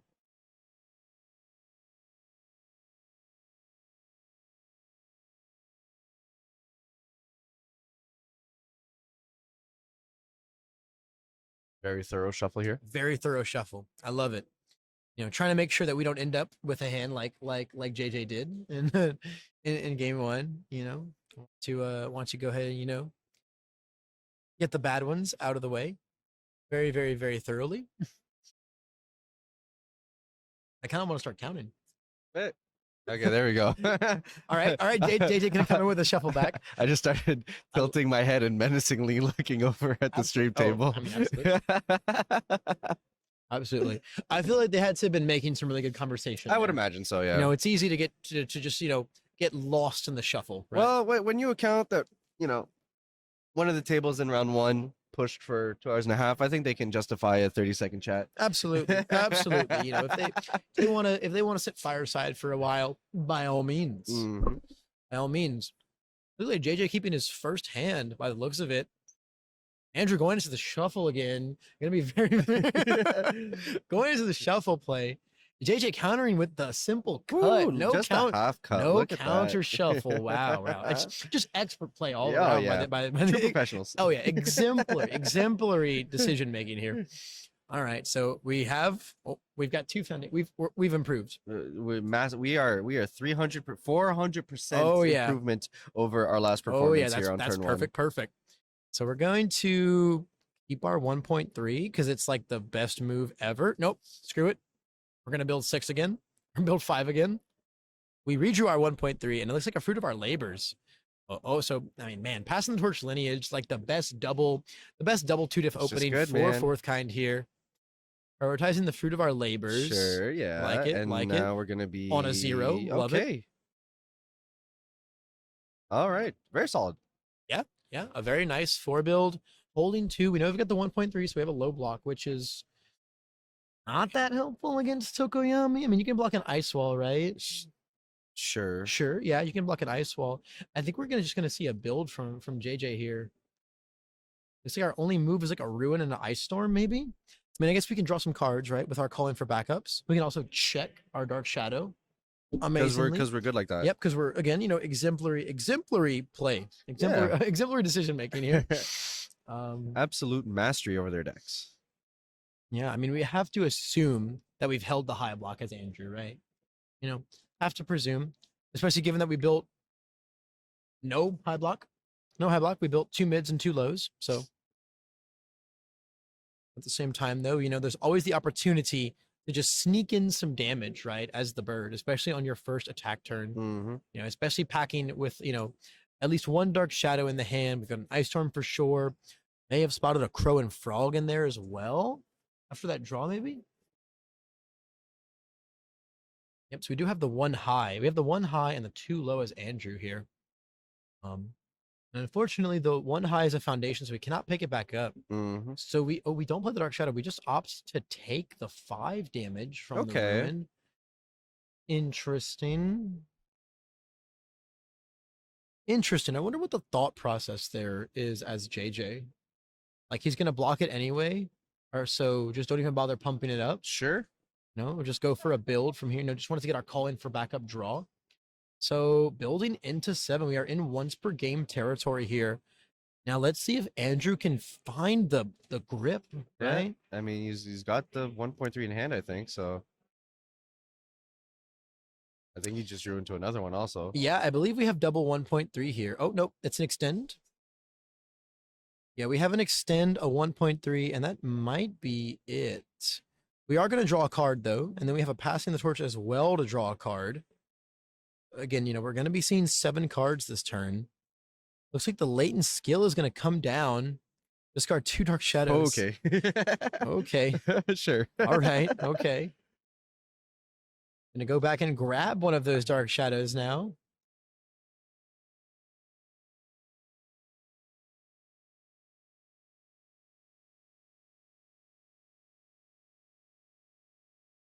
I definitely got a 1.3 in hand. I think I may have seen a setup strike. May have peaked a setup strike. Setup strike into Volt. Pretty good. Mm-hmm. Now we haven't once per game yet though, which does kind of say something. Maybe we want to kind of see if he's going to block this first and then proceed from there. Maybe. Leave your good ones up and then, hey, I'll tap them all down.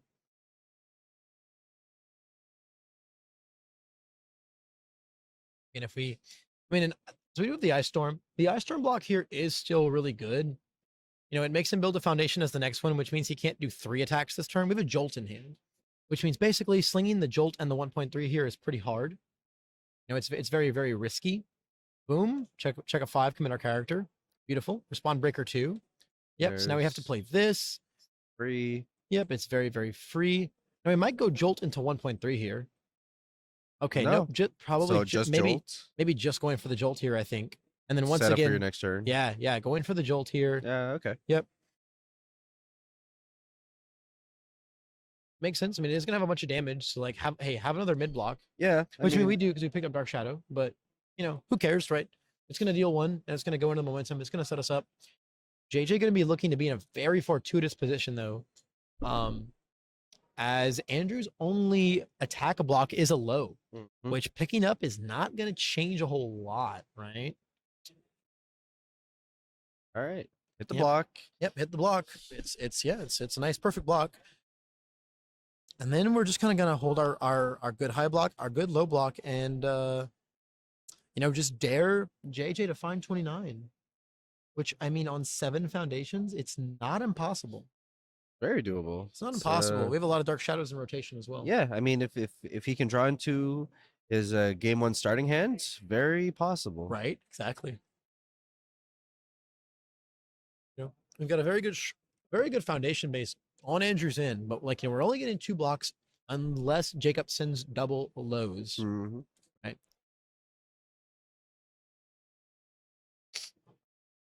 See, we really just want to draw all the ruins and crow and frogs in the world right now. Got a crow and frog. Okay, there it is. There's the crow and frog. Checks the 3. No biggie. We're gonna ready 1. Probably gonna see a calling for backup draw here. Yep. Right into the draw.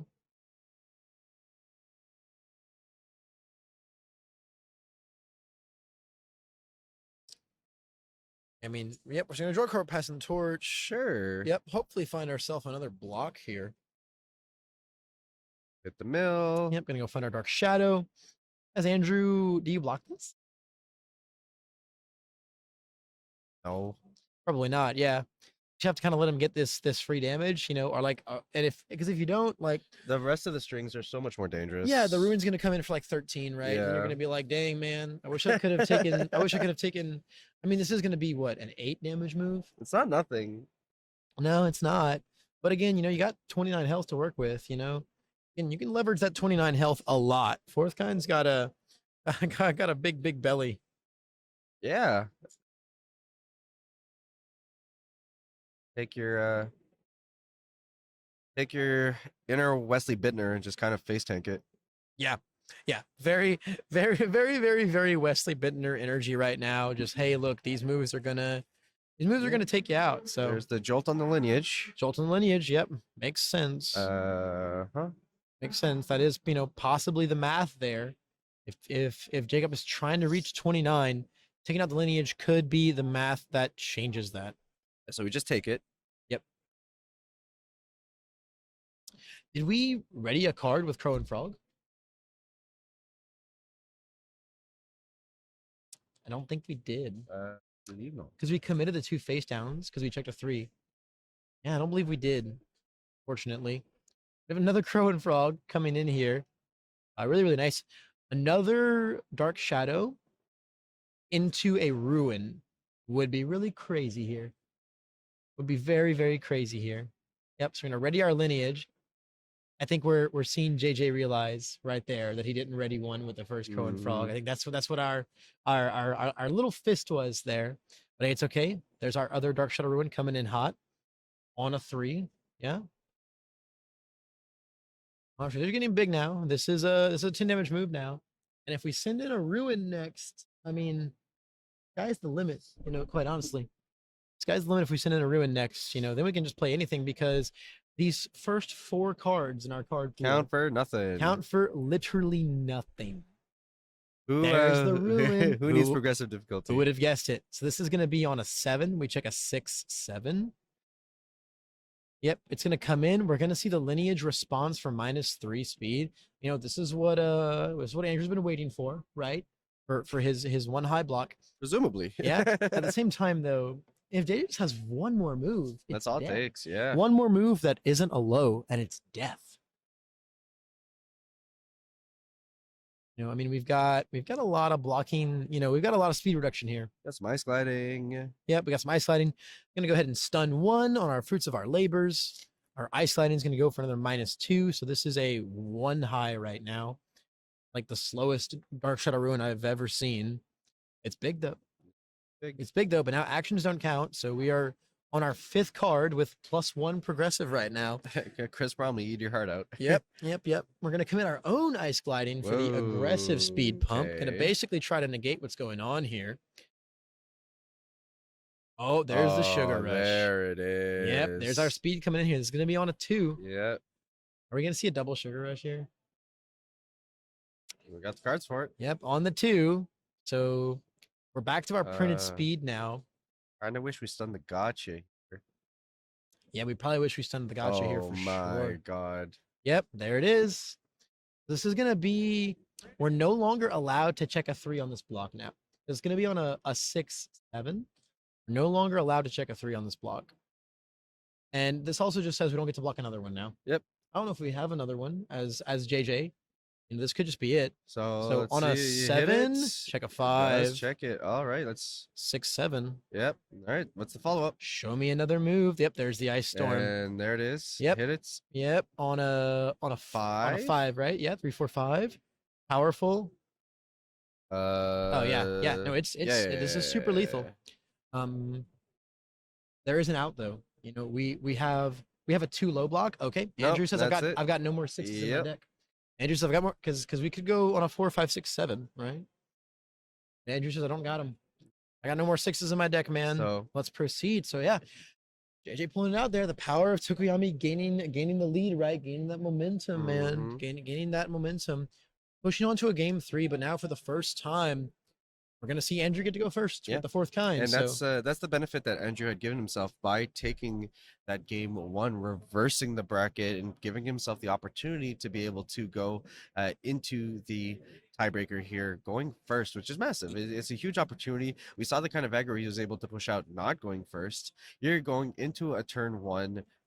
Hopefully strong build. Turn 2, something like a pair of jolts, right? Which will shut down any kind of defensive turn that Jacob has, and then following up with a strong swing of 1.3s with the rest of his aggro pieces could lead to a very good turn for Andrew here. Yeah. In Christmas Land, of course, that's I am predicting everything going perfectly right, but that For is sure. the kind of lineup that going first will give him, and he does have 3 hands deep to dig to try and find that. He's got a lot of leeway to find that path, and at the same time, in a lot of cases, it's almost less about going first and just making sure Tokuyami doesn't get to go first, right? That's really what you're taking away. It's really the asset, because we've seen what happens when Tokuyami is Swiss champ and goes into top cuts, gets to go first all day every single time. It's a recipe for disaster for all of his opponents, right? So we're gonna see Andrew on the play here, man. Andrew being someone who's participated in a lot of tournaments so far, really looking to make a name for himself, especially with his content, Mhm. right? Especially with his, Go Beyond Gaming, great channel, great content, great stuff there. A lot of really educational things. And I know Andrew's been wanting to, for the sake of his content, for the sake of himself as well, right? Really want to break into that upper echelon of play. So I'm personally so happy to see him at the top tables. He's a very, very, very great guy. I'm happy to see him finally making it. And if he goes all the way, man, more power to him. Mhm. But Jacob Johnson, no slouch, right? No slouch, no. No We slouch. all know his name here up in the top tables, both in set 1 format into this set 2 format. The man knows his decks. Oh yes, the man knows his stuff. We saw him. We saw him on Eraser. Now we see him on Tokoyami. Showing his incredible proficiency at piloting both high skill cap defensive decks and high aggro, headstrong decks. Very, very flexible player. Been playing the game for a very, very long time, and also, both of them being like great personal friends of mine. So as far, I couldn't even tell you who I'd want to root for, even if I wanted to. Right? It's at this point, it's all in the spirit of competition between these two players and only these two players. Mhm. Just see what happens. That's what's great about Top Cut. That's what's it's just great you and about me. Top Cut. It's just It's, you and I don't me, have to. bro. I don't have to worry about Swiss breakers. I don't got to worry about time. It's just this game, this match, you versus me. Who's gonna walk away from it? Absolutely. And it's also just, it's a beautiful matter of, hey, look, no matter what happens, we both made top cuts, we both made top cuts, and you can't be upset with that, Yeah, 100%. Yeah, We're any in the- kind of top cut finish is a great finish. It's a phenomenal finish. It's a great record. Anyone should be proud to do it. And in this top 4 placement, no matter what happens, I'm flying home playing some Switch games. Exactly. Exactly. Top 4, they're all flying home, playing their brand new Nintendo Switch, walking away with some nice mats, some very, very, very nice promos, Absolutely. all kinds of super cool goodies, man. So I think regardless, neither one has anything to be upset about. At the same time, though, it's the top 4 matches where it, can also get a little sweaty, right? Because the victory in this match is what's dependent on getting one of those sweet, sweet mats or not. The mats where things come in. And as someone who's made it to the top 4 3 times over and lost out on getting one of those beautiful, beautiful mats, it stings, man. And It stings. to add even more to that, when we're talking RLE, the championship and contender frigid heat waves. Absolutely, absolutely. So there is, despite everyone walking home with a Switch, everyone walking home with with some kind of a mat, everyone walking home pleased, there is still a lot to sweat over on the line. on this game right here. Ooh, a beautiful 3 check there to commit our character. Exactly what we wanted. So a nice 3 build from Fourth Kind and a nice 4 build from JJ on Tokoyami. See what happens now. That is a grip of moves. There's the there. jolt. So Oh yeah, we got a grip of moves here as Fourth Kind. This is gonna be a pretty big damage turn. I can't tell a lie. It's gonna be a pretty big damage turn. We're not going for the calling for backup draw. Racing right into the stun 1 by the looks of it. I mean, we already have a lot of what we need, right? pretty much. I mean, it's there. Ooh, there's a breaker 2 That's block. good. I mean, yeah, But- especially since the thing is, Andrew has 3 moves he wants to play, right? So the breaker 2 block gonna heavily slow him down here, force him to play the foundation there. Now he's only gonna get to play. Well, now it's really awkward. He's got 3 more moves in his hand. I mean, I like the setup into whatever he's playing on. Oh next, yeah, so- oh yeah, it's gonna be nice with it. Yeah, it is, however, yeah. 100% worth it. Yeah, and I mean with the beautiful check as well, right? The beautiful check as well. If we check the 3 there, things get really scary going into the next turn. But now Mhm. it's all free from here on out, right? It's all free from here on out. Our next moves, either on a 3 or a 4 diff. So because of Fourth Kind's very, very, very powerful ability to reduce your difficulty on your 4th card by exactly 4, giving it 4 damage. The setup strike into it is just such a beautiful line. It's just such a beautiful line, right? In this deck, like, Yeah, we can send in. I mean, honestly, we can send in that high engine kick, pitch through a Reciprocal Burst. It's gonna be unblockable. It's gonna have like 7 speed on it. yep. It's gonna be an 8 damage move. This is probably gonna land as well. Tokoyami's gonna be in the danger zone, This man. is a great turn 2 here for Yeah, it's gonna be Andrew. like 34-7. It's a scary spot That's for the bird to huge. be in. It's a very scary spot for the bird to be in. Yeah, and we can discard this for Super Burst from our hand and then just go to town, right? They'll have the lineage as backup. We're Going gonna into the draw a next turn. card here. Okay. what we draw could change everything. Yeah, I mean the Jolt's gonna do a ton of work here defensively. Between that and Yeah. Lineage, probably I gonna be mean, okay. if this hits, right, that puts Tokoyami to what? 8 health? Yeah, we can't get there this turn. No, absolutely We can't not. get No, there no, this turn. but just I mean, there's a world, right, where you can play your reciprocal burst next. You know, oh my God, is he thinking about it? I mean, there's no way to get it to lethal though, right? That's we drew an extend. Oh shoot! Oh no, that's the issue. There's no way to get it to lethal. yeah, but I is the mean, issue. this is such a beautiful setup for his next Oh turn. yeah, I mean, look at like 34-8. That's and crazy. With Lineage on the back, you Yeah. got Jolt on the back, you got a ton of momentum going into it. So there's gonna be big turn here for Andrew, and like Jacob's gonna be on the clock here to be like, I need to do something with my turn too. Yeah, I feel like Andrew was hard debating trying to jam the reciprocal extend there. I mean, you could check a 5 and commit out for it. But you probably want to leave a few foundations up to try and block Yeah. one thing. You know, the difference between Tokoyami being at 8 or 4 next turn. It's negligible. No, it's completely Yeah. negligible. Yeah, it makes no difference, especially if your once per game goes online. Literally doesn't make a difference. And asking the bird to do 34 here, it's a lot. It's quite a bit. It's a lot, especially it when that's our can- first check. Yeah, Yeah, we're it's gonna our get- first check. The Jolt here is gonna shut down one other one. like- Yeah, we're gonna get to ready one. It's immediately gonna go back down from the jolt, which is very unfortunate. And then all fourth kind has to do is deal 8 damage. and he starts off. He's got an extend into the burst, He's which that its already- own yeah. that already is a lot. It's tough to deal with, especially if you line it up. Extend into the fourth one being the burst. I don't know how you deal with this. No, literally, if you draw setup strike, it's over. Yeah, Extend into setup strike into burst, coming in with a Fi- lot. 5 speed, 3 damage, and 3 momentum. Yeah, like I mean the burst by itself is already just death, Mm. right? Play it on the fourth. It's lethal for damage, then just give it 9 speed. Yep. Like, I mean, unless we can, like, we can't even, force the burst out of him because he can commit and pick it back up Nope. after a block. This That's the worst part this about is it. absolutely textbook. If any of you are wondering kind of what fourth kind looks like when it just rolls hot, this is exactly what we're looking for here. Yeah. And Jacob here doing his best, pushing through, trying to Jacob make something happen, doing but his best in for a sure. tough position here. Most definitely between a rock and a hard place. Aggro doesn't feel like the right call. Defense doesn't really feel like you have an option. You can't go Yeah. to 6 because of the once per game. It's just very tough position. Yeah, I mean, at this point, right? Like, I mean, you got, I don't know. Do you have to just go for it? Yeah, I think you just do. Like, I think you just have to high roll and hope that like you can press and find it. Yeah. Hope you find your dark shadows, and try and get a repeat of what you did last game. I Yeah. think that's the best you can hope for here. But on against double lineage, oh my god. Yeah, man. Double lineage says we're gonna get to block one thing and then pick it right back up. That's the worst part about it. That's the worst part about it. I think that's why we haven't seen him damage pump these, right? As Tokoyami. Okay, Okay. okay. On a 5. Okay, we are binking 5s as JJ That's here. a good find. However, this is within the realm of blockable, right? This is a 3. So the thing is, if we try and block this with our reciprocal burst on a 5 and we check a 3, we don't get to commit out. Yes, we're just taking it. Yeah. we're just face tanking it. We said these 2 cards is Oh, on a 6. okay. I mean, hey, you play bird, you commit to aggro.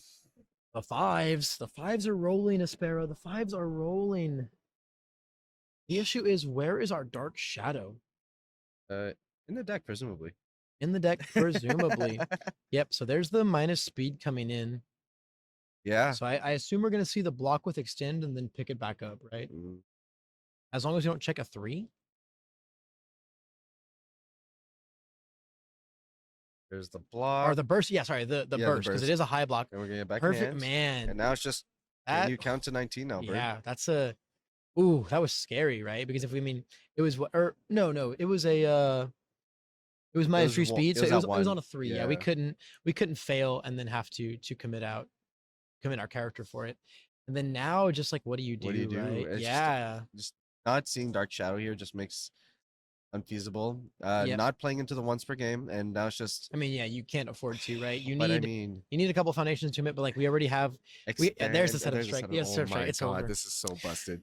Yep, it's looking All right, pretty. let's see if Andrew can find the Yeah. sequencing here. We've got to find it. Yeah, I mean, I feel like he could just show JJ hand. the reciprocal burst. Yeah. He could show him just the reciprocal burst, and it's unblockable. You know, All right. it's unfortunate. The latent skill going to come in, try and find us some better blocks here. Maybe a better low block so we don't just get swept by the bomb. Unbeknownst to JJ, though, it is a reciprocal burst, right? Well, he's seen it from the block, right? You're right. You're right. Yeah, it is not. He knows it's there. It is not unbeknownst to JJ. But of course, you have to make sure your opponent sequences correctly. Yep. You don't just say, okay, well, burst kills me. Got the -1 damage.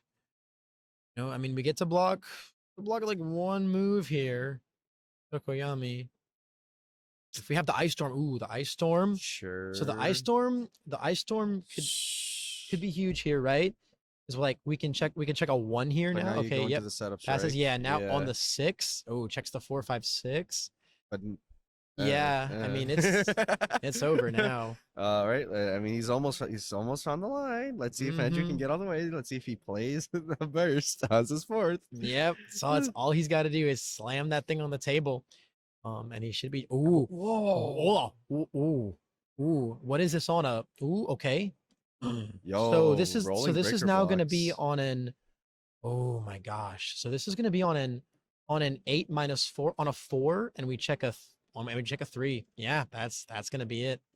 Yep. And that's yep. it. Commit There's those the exam, get 2. that there, and that's it. Yeah, that is it. Andrew Holder moving into the finals with 4th kind. Man, speaking of very, very textbook game finish, a very, very textbook game 3 finish against JJ there. Mhm. Very, very unfortunate. The just the lack of gas, right? The lack of gas, just Yep. not being able to quite get it there, not being able to at least force the moves out of Andrew's hand, Mhm. for to try and dodge those lethal plays. Wow, this is rather intense. Yeah, Aspera. 100%. A very, very intense set right there.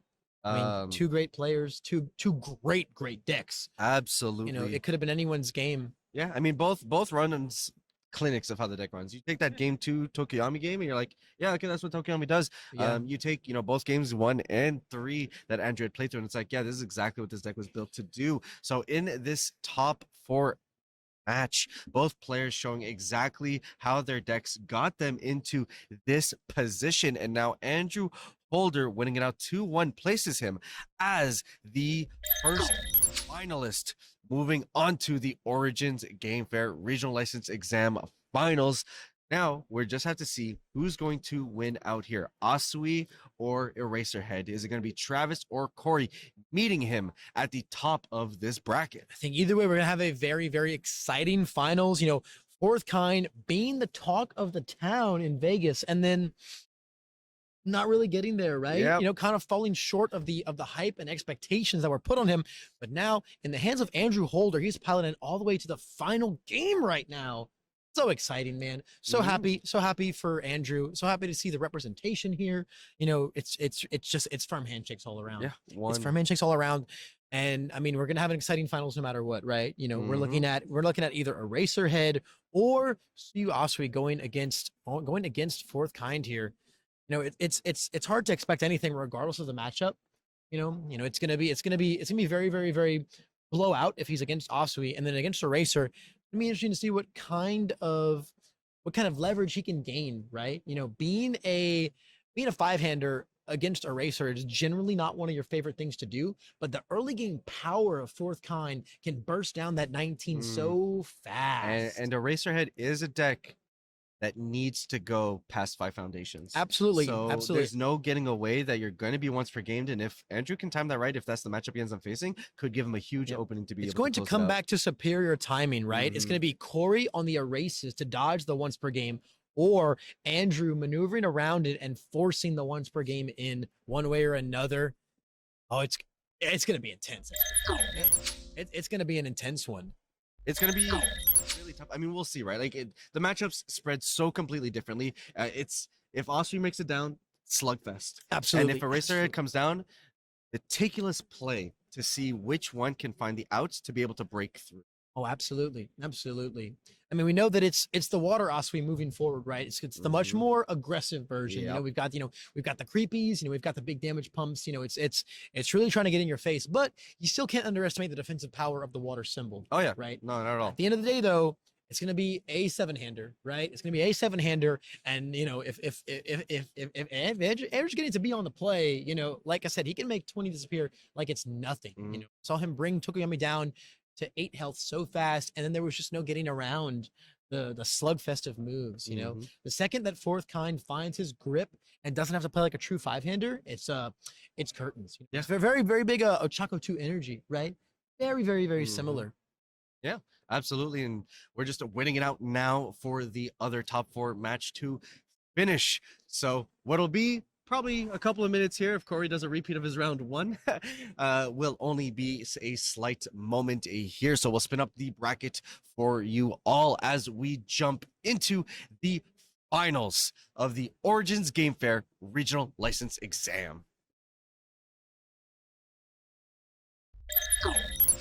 And with that, welcome back to the finals of the in-person Origins Game Fair Regional License Exam.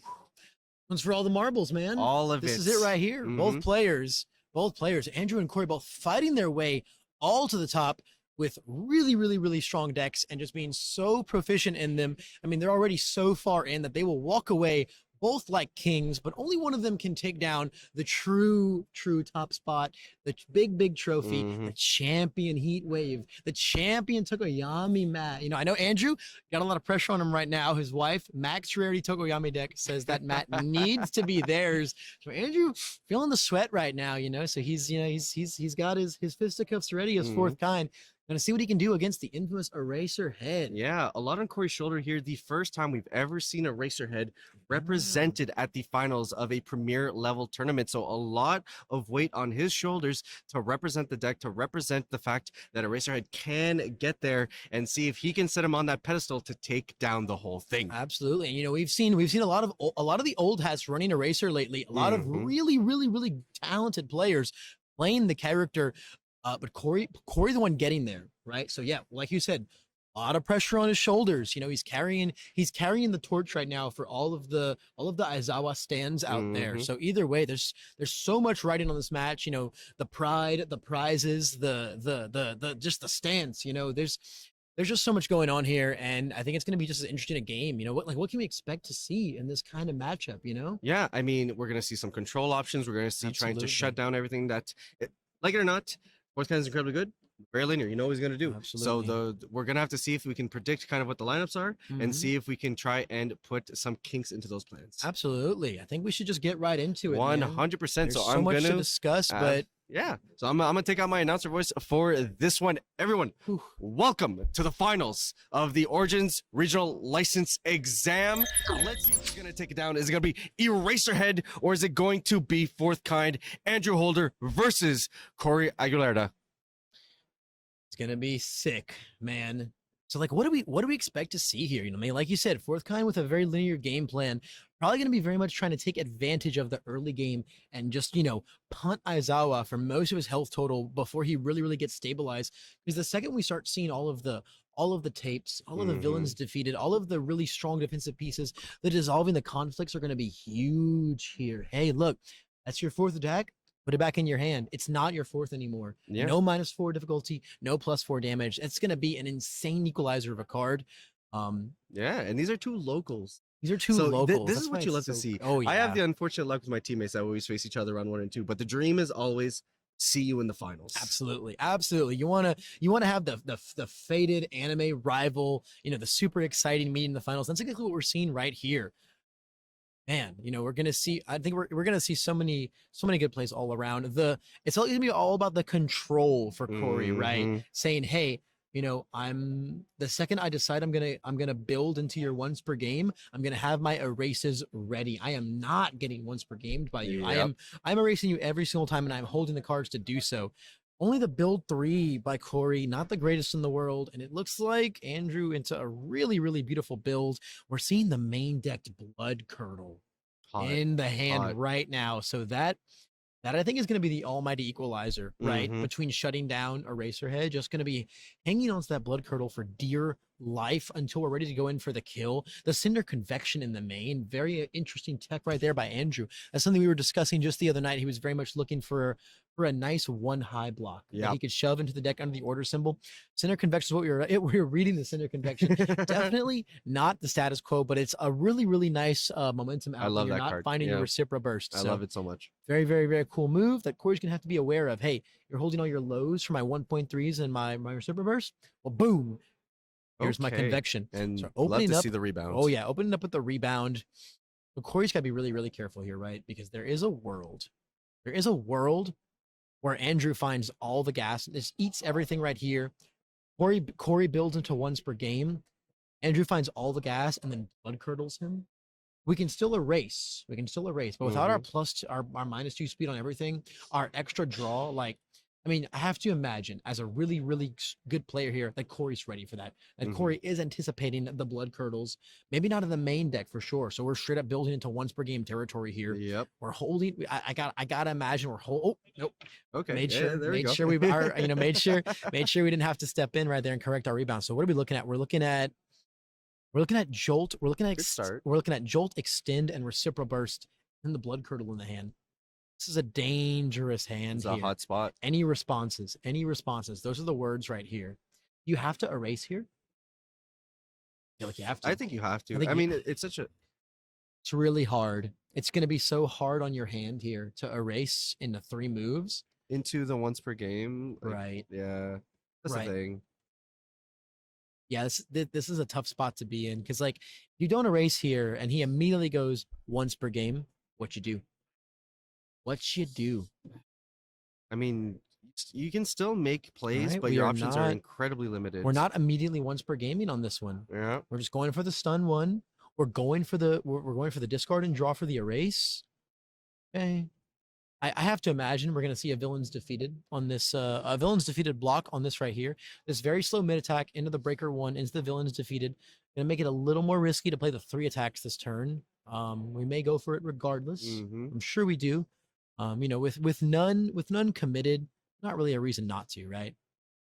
So, taking our one, breaker one-ing, going for the villains defeated, only getting the 1 heal out of it. But I mean, we got to remove that jolt from the game. Yep. We got to remove that jolt from the game. It's too much free value. Yep. It's just way too much. So there comes the extend, right? Checking on a 4, checking a 4. Beautiful. And then we're making sure that the jolt is removed. Andrew did put it upright in the discard pile, so I think we were still signifying that it was removed there. But let's separate it just in case. Make sure there's no confusion. We're gonna draw a card off of our extend, find ourselves a nice making a stand. We're definitely seeing a lot of restraint on Andrew's end, not to immediately slam Blood Curdle once per game here and just go for the win, right? Yep. At the same time, though, right? Maybe that was the play. You gotta time It's- it just right. It's really hard to say. Yeah, you have to absolutely time it just right. But right now, though, we're kind of just sending all of these mid attacks at Corey. These very slow mid attacks that he's very happy to just kind of comfortably block all day. It's gonna be a matter of whether we are holding the gotcha as the low block for the Recipro Burst, and right we have double lineage and mediator on board. That Recipro Burst is not hitting. It is absolutely not hitting. We've seen Corey already establish a really nice defensive stage here. Having, getting a little damage on board, having just one rebound sidekick ready. It's hard to say that Andrew's going to be able to find leverage after this turn. I think he kind of has to hope that we're just taking the extent. Okay. Okay, that's a Alright. bold move right there. Saying I'm not concerned with this one. It's the one afterward that I want to see what you're gonna do with. Right. Yeah. I mean, that's fair enough. Maybe he's worried that if he commits to block this, but I mean, at the same time, like it's a free block, right? It's on like a 2-3-4. Mm-hmm. But maybe those couples there are okay. So we're not going for the burst here. We're just going for a huge build turn here, wanting to really, really stabilize, have a more threatening once per game turn next turn. But see, now we're really giving Corey Opportunity. the opportunity to just build hard here, right? And then not feel very threatened by our once per game. Again, I like the restraint, but I have to wonder if we missed our window to really get some meaningful damage in on that turn. So realistically, fourth kind just needs to get like one big OTK, right? Like 15 is definitely in the realm of just if I can set it up, I can find an opportunity to actually just 50 you. Absolutely. He certainly can. It's really just going to be a matter of Corey overextending or not. Corey understanding the win condition here is to make sure we can survive the once per game turn next turn if he just finds a billion attacks. Yeah. And I think we're just going to see him go for the very hard build here. You know, possibly the build 4, I feel like is the way to go. Only the build 3, so holding 4. So after once per game, we're still going to have 5 foundations up. 3 heroic lineage, double mediator. I feel like, I mean, that's the 5 to keep up, right? Mhm. Just, I mean, maybe the tape if you're depending on what your blocks in hand look like. I wonder if we're going to see. What if we're going to see him pitch for the speed on this one? Probably not. Want to hold the momentum for our recipro burst and make it very scary on the next one. With double passing the torch on board, though, we have a lot of potential here. Effectively being a 7-hander from here on out, you have the ability to draw a lot of moves and to play them for the most part as well. At the same time here, right, Andrew has to be really careful when he once per games, right? And because if we wait to do it on our next one, we could very, very much see the erase come down. Yeah. And just make whatever bomb we're trying to drop really, really strong. So really, really, really nice play there with the making the stand, discarding the rebound sidekick, you know, almost like the win condition, right? So I wonder how hard we're trying to go this turn because we didn't see the blood curdle come down, right? We didn't see the blood curdle come down. There's a world in which Andrew just waits for an overextension, maybe, and then says that's when I'm gonna go for it. It's hard. I'm eager to see how Andrew navigates this. Oh, okay, taking the setup strike. Very liberally just using his health as a resource here. Saying, okay, well, buddy, you just went to 10. Now here's the blood curdle. I'm in the realm now. Yeah. Yeah, I mean now the burst is lethal. Yeah, right? I mean that's it. The window was given here. Absolutely. Thinking the check as well. Yeah. Yeah. Taking damage might be taking damage a little too liberally now, so we can still erase here. That might just be what we have to do to dodge the once per game. The issue is you have to double erase, you know, and we can't pick up a second one now that our character is committed. This is a scary spot for Corey to be in, and that's what that low life total just. I mean, precisely this just forces these really tough positions where even if you just take a little bit, absolutely, there's not a lot of wiggle room. Yep. So we're going for the erase here. You know, no character text, no once per game on this one. The issue is now we don't have our speed reduction. We don't have any more erases to work with. We are, simply put, we are wide open now to get once per gamed on the next move. And I don't know if we're able to block both of those. It looks like we only have the one low block in our hand. This broke this turn wide open. Absolutely. Absolutely. Yeah, taking that setup strike was rough. Taking the setup strike and taking the extend on the previous turn. Yeah. You know, I feel like we just felt a little too liberal with our health total there. Because you know, the second we go to 10, now every move can just be lethal now. Is the biggest issue. There's just so much lethality now in every move. Yeah, opting it. I mean, yeah, you have to, right? Because you're gonna get once per game on the fourth one here. So this is the fourth card now. So this is the free one, right? Because we played the blood curdle, right? This is our fourth card. So it's on a 3. 5, 6, 7 minus 4. Yeah. Yep. Yeah, we certainly committed 2 things though.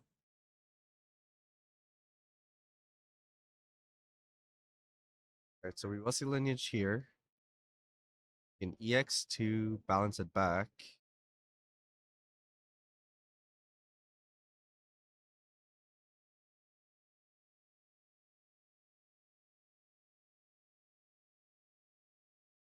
So no erase on this one. So the once per game alongside stun 1, we're only going to have 2 up. This is blockable, but then 1.3 is the issue. And all we have to do is bank the 5 check on the 1.3. That is all she wrote.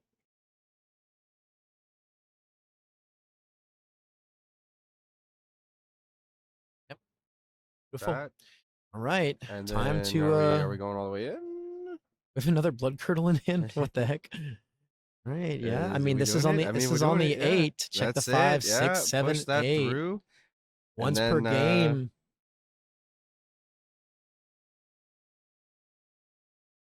I think we only have high blocks in it. Later your outs. Maybe your opponent misplaces sequencing. Right. Maybe he doesn't see what he needs to see. Right. Stun 1. Okay. Mediator. Do we draw a card?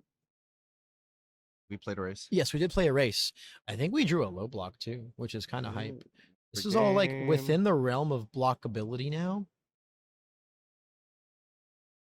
I mean, Yeah. it is your only 4, but yeah, I mean, with -3 speed, if we drew, we have a learning the standards in hand. We have, yeah, I mean, this is on the block. Yeah, it's the half block and And die, die. right? Yeah, okay. Yeah, okay.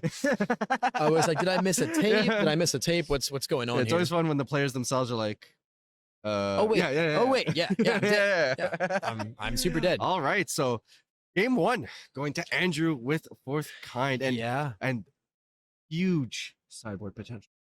Oh yeah. I think there is no pun intended. There is without a shadow of a doubt. We're going to be going into Kurogiri here in the sideboard. As strong as it is. As strong as negating the once per game when it's critical is. I think there is just zero doubt that you have to go into the Kurogiri here, right? You have to actually literally smokescreen into Kurogiri here in order to navigate this matchup, because just being able to, every time they play their fourth card, just being able to just put it on the bottom of their deck, right? Giving them another, you replace their attack, but that's not your fourth card. It's not the fourth card in your card pool. It's the fourth card you play during the turn, right? So you're completely negating that static on fourth kind every time, which is what the entire deck is built around.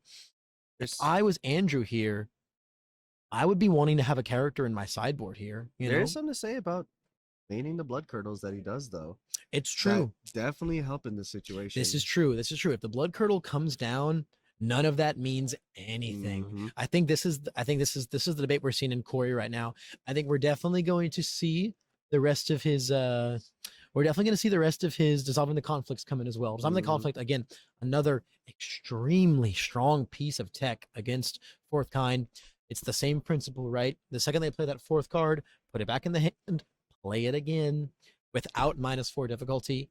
It's going to be tough to do most of the time. Yep. The whole deck is built around cheating that difficulty. It's very all in on that game plan. And if we see some interaction coming in on Corey's side with the Kurogiri side and the dissolving the conflicts, it's going to get very interesting. And I have to wonder how much experience, right, both players have in that respective matchup. How much experience does Corey have siding the Kurogiri in general? How much experience does he have siding it against fourth kind specifically? And then how much experience does Andrew have against both of the characters? Yeah. Is he expecting the Kurogiri side, right? Does it change his game plan at all? Right? Because I mean, if you don't find the blood curdle, you just don't get to play fourth kind. Yeah. It's very hard. It's very tough. And even if you do, the dissolving the conflicts are going to come in hard. If I was Andrew, I'd maybe be looking to side, maybe something like Sato here, right? Sato feels like he could be a very, very huge game. a very, very awesome side here. It's a very, very similar main deck. You just have to start playing it very differently because you're not fourth kind anymore, right? But it's a very similar game. So we're not. Oh, It looks like we We're ended gonna up stick to not going it. through with the Kurogiri side. Maybe it's the plan for game 3. Maybe it seems maybe we're just more comfortable on Eraser. Well, that's the thing, right? Like you have to. There's a recognition that sideboard characters are great, but there's also the fact that in a perfect world, you've repped as many matches with your sideboard variant of the deck as you did your mainboard variant of the deck, and realistically, for most players, odds are you've played the ratio on that's probably 10-1. Absolutely. So there's something to say, and I always tell players this. Yes, there may be best decks in the format, but always take the deck you're most comfortable with, that you understand your matchups the most, and you know your outs the most. You won't misplay. Yeah. The chance of you misplaying is just substantially smaller. And so that's kind of why I brought up, the question of the experience, right, between citing these characters and these matchups. Yeah. It's possible that Corey's like, well, this is finals, and I've actually never played Kurogiri versus Fourth Kind, so maybe it's just better to stick on what I'm so used to and so comfortable with, and I've been playing so proficiently for the whole event so far. Yeah. Theory only takes you so far, right? Absolutely. And there's something to say about, well, the finals really want to test that theory and see if it's absolutely see if it's the a finals truth. is definitely not where you start beta testing things, right? Again, this is for all the marbles, regardless of both players, like I said, gonna be walking away like kings. Oh, absolutely. Very, very, very decorated. There can still only be one winner. There can still be only one trophy for the champion. There can still only be one trophy champion heat wave. There can only be one champion mat, and also as far as bragging rights go, there can only be one champion. Oh yeah. So still so much on the line here for them to think about. A lot of pressure on both ends right now. It's also possible that maybe Corey has decided that going first Eraser is still the better bet, right? To get more stabilization out of the game. And then maybe when we're going to start with our backs against the wall a little more in game 3, Kurogiri is the better option, right? I will say though, as Andrew, understanding the potential of having to face a Kurogiri, I feel much better. Oh, I agree. Yeah. I agree. So we're looking at, it seems like we might have seen more Searing Glacial Storms come in on Andrew's side. I'm looking at one in the opening hand right now. Definitely going to be a strong card because, like, Searing Glacial Storm is kind of the way that that Fourth Kind wants to leverage the game post once per game turn. Yeah. Oh, I didn't kill him on the once per game turn. Okay, We'll set him back. yeah, we'll set him back and we'll just keep the game in this very minimalistic state where, because Fourth Kind with 5 foundations is so deceptive. That's all right? he really needs. Yeah, it's all he really needs. It's so deceptive because he just gets the one attack for free, right? Like -4 difficulty practically says you have 4 more foundations on the board than you actually do. When you count for it, it means, okay, well, on a decent check, the first attack is free.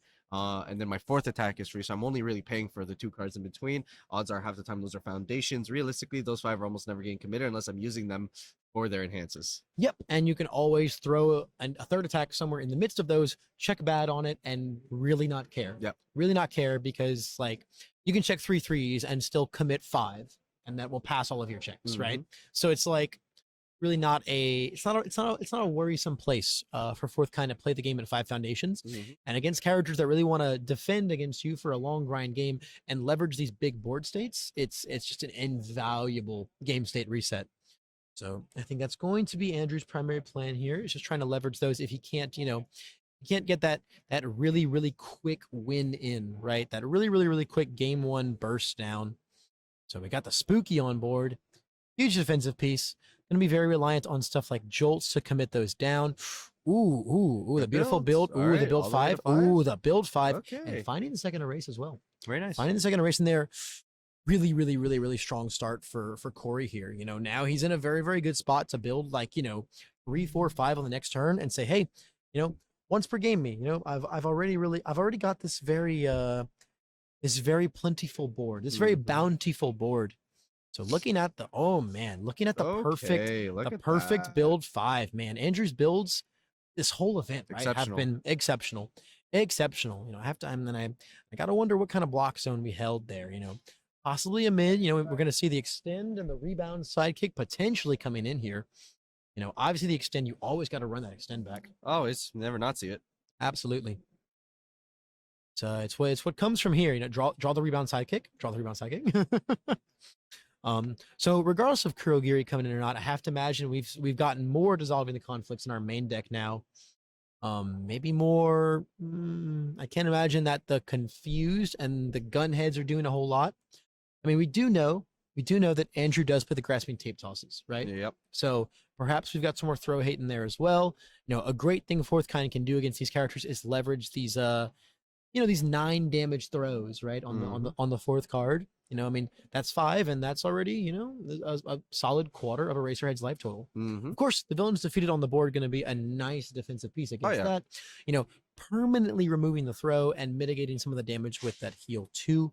We've also got our heroic lineage and our Eraserhead speed reduction comboing into the Spooky on the throws as well.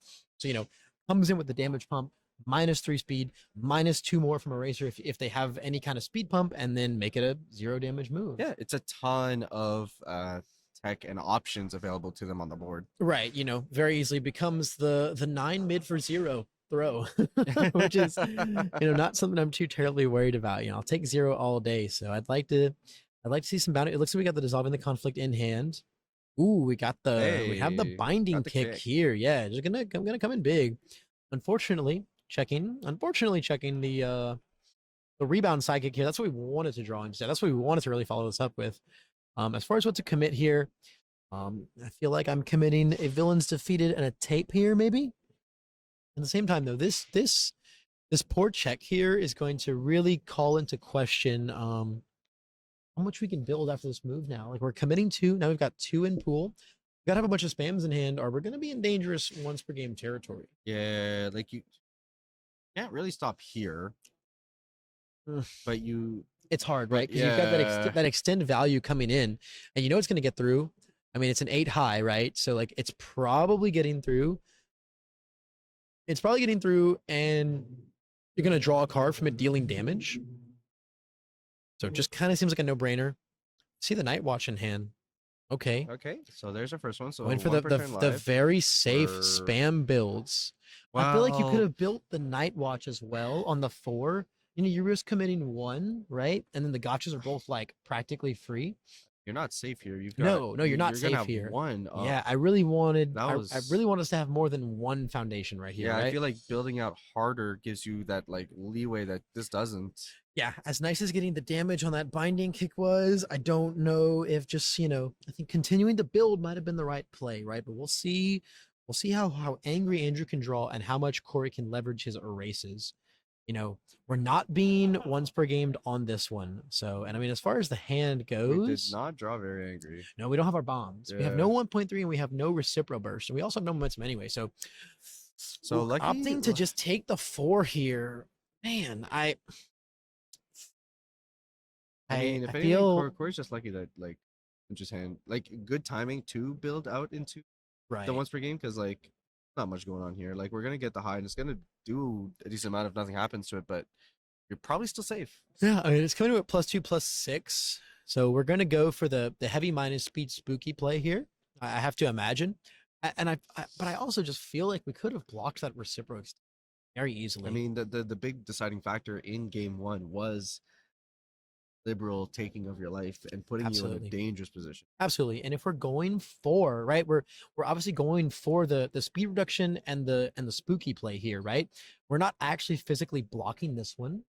But we could have blocked that extend, no problem. 1 in our card pool, it means nothing. It means nothing. I feel like for some reason we're just not seeing Corey leverage the perfect blocking that we've seen him, Like, obviously you have to respect fourth kind's aggro here, but to be able to analyze the situation and realize, yeah, I mean, this, I can take this and not be dead this turn. Yeah. So I gotta wonder what the game plan is. And then we're going for the physical block on this one, Okay. And I mean, yeah, just chill. Yeah, I mean, again, we committed our spooky, right? So, we kind of had to actually physically block that one. But I feel like there's a world where we could have left spooky up, go for the easy breaker block on the extend with our erase, and then just spooky minus speed play the last attack there. Yep. But I mean, either way, Corey come out of the turn relatively unscathed. But still, every bit counts when you're against fourth kind. Especially like if we're gonna be building out here. Those 1.3s are going to be massive. They're going to be huge. They're going to be massive. And if we fall in a position where we can't block a 15 damage 1.3, we're going to wish we had that few extra health. So the rebound coming in here very nicely. Checking like all of our erases here, amusingly enough. checking a whole ton of erases here. Obviously, this being a really, really good setup. At this point, we are storing up a lot of momentum as erasers. So like, we could fabricate a kill turn in the very near future. Andrew is only at winning. Not a lot. It's not a lot, and Accelerate can get there. Oh, and yep, there's the binding kick here as well. Another nice check on Corey's part.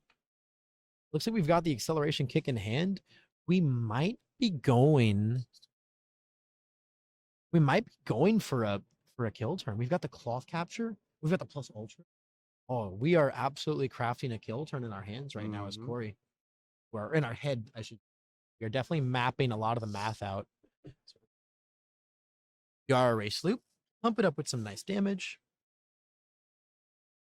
We're going to find our erase. We're going to make it super fast.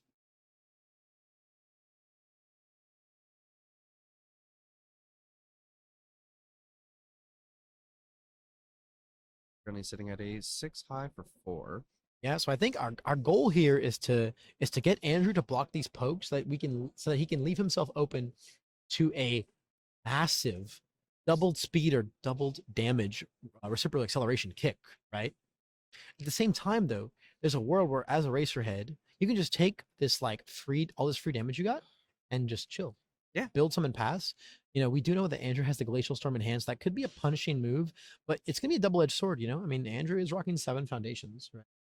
You know, it's gonna be a nice game state reset, but as long as Corey keeps 5 very important ones, you know, we have to see some very impressive aggro from Andrew following the Searing Glacial Storm. Yeah, being at this half-life total puts him in a range where Corey doesn't have to work too hard anymore to be able to find lethal. So Andrew doesn't have the time to go super conservative and do like a slow, you know, I'll jolt one here, jolt one's there, Right. and maybe set up for a kill turn. He's maybe gonna have to find some more pressing gas that allows him to be able to kind of push. Yep. So we're seeing a very disciplined build one pass from Corey here. A So lot of momentum here for Racer. a whole lot of momentum. Still though, this is a scary spot to be in, right? As Corey. You know, if the blood curdle comes down, it's gonna be massive. We're gonna go ahead and yep, yeah, of course. We have to bring in the Searing Glacial here. You know, our opponent is sitting a very comfortable 8 foundations. So telling him, hey, your whole stage is cracked. Pick 5, Yep, right? I love this. I mean, I love the card. So. Oh yeah, This is the leverage of the Searing Glacial Storm. But even before we fail to kill, right, on a once per game turn, so these are gonna get removed, and we're gonna see him keep. Wow, removing them, And keeping the gotcha. and there is a okay. Oh, this is very interesting. Then oh my god, Yeah, we have I mean, 'cause we're not once per gaming. we have a so, whole lot of lethal in our. a lot of stuff.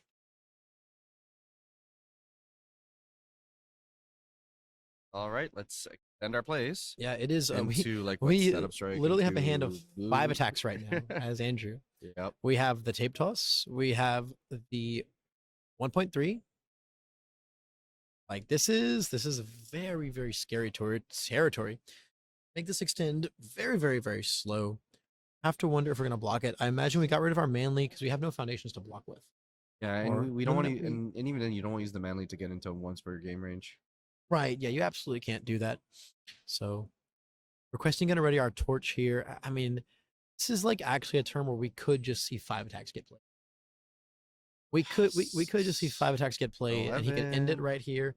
I Taking this and mean- going down to 11, we can extend into extend here. Oh yeah, that'd be insanely gross. There it Oh, is there it on the is. 6. Checking the 5. Andrew's checks here coming in so clutch. That's what you need to see here. Oh, to yeah. to play at these top tables. We have 4 more moves in our hand. We have 4 more moves in our hand. We are on our 3rd attack with 4 more in hand as a 5-hander. This is the power of 4th kind on the order symbol. And this speed just making it so tough for Corey to be able to deal with it. Yeah. And I mean, at this point, you're in such scary territory that I don't think you have a lot of choice but to keep taking these, right? You know, Yeah. at this point, it's a matter of can you stop you have to just take these and just think about stopping the 1.3 and the reciprocal burst, which I mean, you can block one and then you can minus speed spooky play the other. That's the thing. It's the spooky right now that makes this a viable defensive. Absolutely. We also have, 2 tapes still just chilling there, right? So anything that we do want to block is like a confirmed block. It's never going to come down to our zones here. It's just going to come down to whether or not we can actually leverage our blocks. Going to commit 4th kind, right? As a foundation with Think Fast, Yeah. so that we can change the zone of it. That's very interesting. I mean, yeah, we don't. Our static is active as long as even Yeah, if we're that's committed, fine. right? So it basically just says, hey, I don't need to pick up an attack when I block next turn. Yeah. You're dying right now. Andrew is looking to close this finals Yeah. out for good right here. The man smells the orchids. Oh, absolutely. Absolutely. He is ready to send Corey away. He's ready to send Corey home packing right now. I mean, when you draw 7 attacks as fourth kind, The deck tells you what you need to do. absolutely. There is no other option.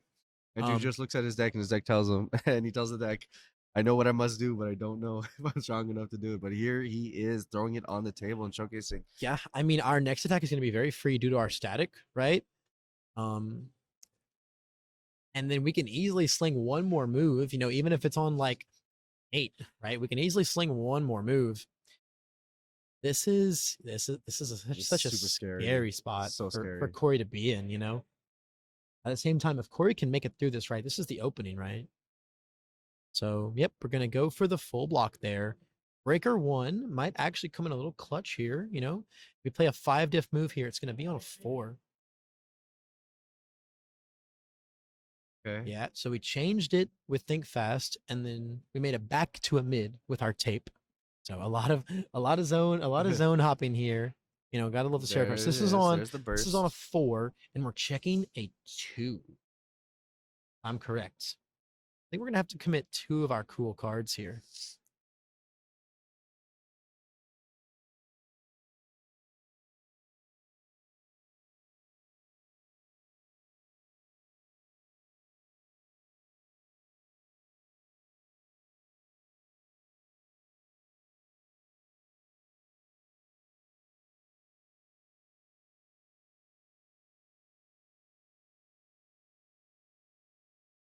Okay, going for the making the stand and the passing is our 2 commit. Yeah. Yep, like it. So this is okay.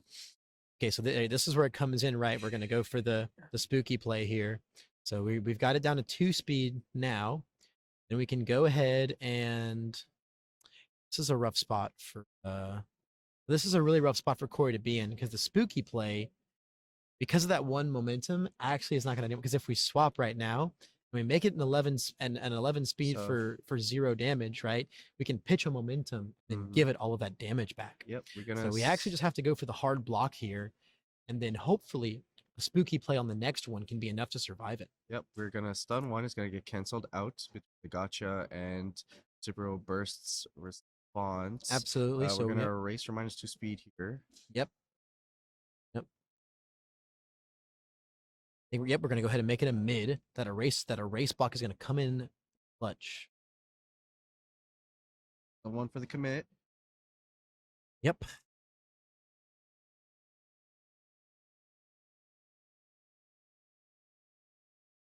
Now we're in a spot now because of that check and because of that breaker. We're actually not able to jam our 5th attack anymore. So Corey leveraging his defense, navigating really, really, really well out of this tight spot he's in. It's crazy. If we'd seen something like a blood curdle, this would have been Yeah. this would have been absolutely over. Andrew having to fight through the just like iron tight eraser defense, all on his lonesome here.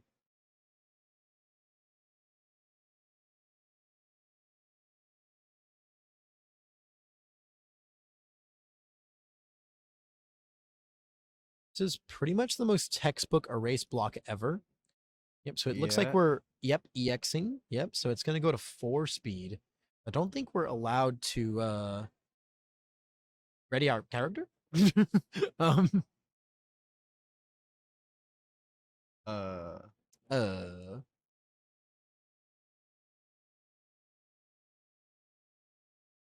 All right. Gonna try and figure out what happened here. Oh, okay. There we go. Yep, we are certainly not allowed to ready our character. So And here's the right spooky. now, yep. So we went ahead and bluffed the momentum out right for the EX. Now we can safely spooky it, make it simply a 4 damage move that we're now just allowed to take, right? Or a But like that's the thing. Corey needs to crack back this turn oh, absolutely, because absolutely. because Andrew's hand is 100% angry enough Mm-hmm. to get there. Yep, and we have to just end there. We cannot play any more moves like this. So the only issue, right? I mean, yep, Andrew is certainly wide open. Basically, if we find a reciprocal burst, we are in there like swimwear, right? I mean, we actually we have a plus ultra and an acceleration kick. So that's the This lineup. oh That's yeah, it. this is Yeah, very yeah. very very lethal. We I got mean, we re- just slammed that here. yeah. I mean, it looks like we have double rebound sidekick. Oh Yeah. yeah, this I mean this is the dream right here. We are living the dream right here as Corey right now. We're Just just say, you know, we're just gonna do this here. Here's the math. Here's Absolutely. the math. I'm gonna do this. This is gonna be unblockable. This is gonna do for like 1,000,000 damage. yep, yep, yep. So we can just double the damage there. Yep. Uh, Lineage response, then rebound sidekick, put it in. Yep. That is 16 right there. And with And erasers we're just gonna plus call yep, it. yep, and with erasers plus 2 speed, it's very unblockable. So Corey navigating his way through that horrifying kill turn that Andrew was prepared to put out, and unfortunately could not clinch the last damage with the power of Spooky, man. Yep. The power of leveraging the Spooky properly, making, you know, and I mean Andrew playing really well, right? You know, making sure that Corey brings the Spooky in at the right time. You know, both of them kind of dance around it as much as they could, you know, challenging the other to play correctly and sequence correctly. So it looks like we're going back into the sideboard as I mean, maybe we just Andrew here. liked Eraser more proactively. Maybe defensive. Yeah, Is the that, play. you know, that's kind of what I was saying earlier, right? You Yeah. know, we're kind of we're kind of in a position where, you know, we're going to be going second. You know, we're going to be kind of on the back foot the whole time. You know, fourth kind's going to be very very scary, very very threatening. And Kurogiri is maybe the choice here, but no, it's like we're going to nope, looks finish like we're with remaining the on ones who Eraser. got us here. Absolutely. I mean, yeah, look, I'm a huge advocate for always playing the character you are most comfortable with. Yes, sir. And if he hasn't had a lot of experience siding the Kurogiri, especially in this matchup, then I just don't think it's the right play, regardless of if it's the statistically correct play, right? Those are very different things in this situation, man. Yep. I mean, you know, a faster ship doesn't mean anything if you don't know how to drive it. So Yeah, absolutely. Absolutely. You have to have the right plane and the right pilot synced up together, or you're not going to see those results, even if, you know, the characters are, you know, even if the characters in play tell you you're supposed to see those certain. do you drive a boat or do you boat a boat? You sail a boat. You sail a boat. You sail a boat. I mean, I guess if you have like a motorboat, you're technically driving yeah. it. Okay. But I think the correct term, Yeah. right? That makes sense. Because like you fly a plane, right? Even though it's mechanical. Yeah. So it's much more. I think the definition goes from how the vehicle is traveling across the terrain, right? Yeah. So anything, you know, if you were in a car, right? So if you're on one of those, like, you know, cars that can go in water, you're technically sailing the car. Yeah. Right? Because sailing just means you're on water. Agreed. Yeah. Yeah, That makes yeah. sense to me. Yeah. Some philosophy Yeah. from us here. And Going into this final. absolutely. You know, yeah, 100%. So we're game 3 right now. Mhm. This is actually for all the marbles. Literally everything. There is no more room for error, no more margins for mistakes, for misplays, no nothing. This is gonna be, I mean, it's all come down to this. Every single game played and casted this entire Yeah. weekend has all come down to this moment.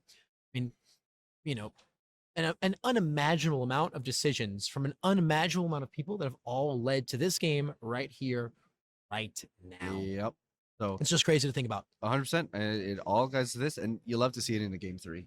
You 'Cause- love to because see now it. it's You like- never want the blowout. yeah. You want the sweat. Mhm. You want the sweat. And Drew So- drew into what I think is a really bad turn on hand. Yeah, not the legendary build 4s and build 5s we've been Yeah. seeing from him No. on both sides of going first and going second. So at least he is still going first. You know, I mean, even like a build 2, right? It's still better than going Give second. you something like right, Right. especially in this deck that you can still go attack, build, attack. Yeah. He's not going to be behind for sure, Mhm. but he is going to be losing his advantage and momentum from going first. So it's going to become a much more evened up game now. We see Andrew dropping his hand like that. Definitely, Get me ready definitely for that. not pleased with Yeah, his get- build Yeah, 1 you know pass. what? He saw Jacob's play. And he's like, you know Yeah. what? I want to try. Oh yeah, Jacob Johnson said, "Hey, before I go down, I've got to curse you, buddy. I've got to curse you by serving you up a build 1 pass as well." So again, normally, you know, building anything first is still putting you ahead. However, as the 7-hander with the extra card here, You know, it's so hard not to find a great build here. It's gonna feel like you're I said it's gonna even things up, but it honestly might put Andy behind, depending on how Yeah. strong Corey's build is. All right, the Okay, build one that's pass it. coming in. I mean, as Losing- Corey, you love to see, right? Yeah, You I love to see mean, it, you know. And I mean, I know Corey's mindset here is, hey, man, you all know, right, here's this a this gave me an inch. I'm taking a mile, yeah, man. here in And it's gonna, counteracting. oh, Here's and like a 5 easy. oh yeah, 100%. And I mean, this is one of those great instances where you can even commit eraser here on the 3 check because you just don't care. Yep. And you check the you don't check the 5 there, but I uh, mean, you build 5, right? You build 5x what your opponent. I mean, you can commit eraser no problem All right. because like you're not getting hit.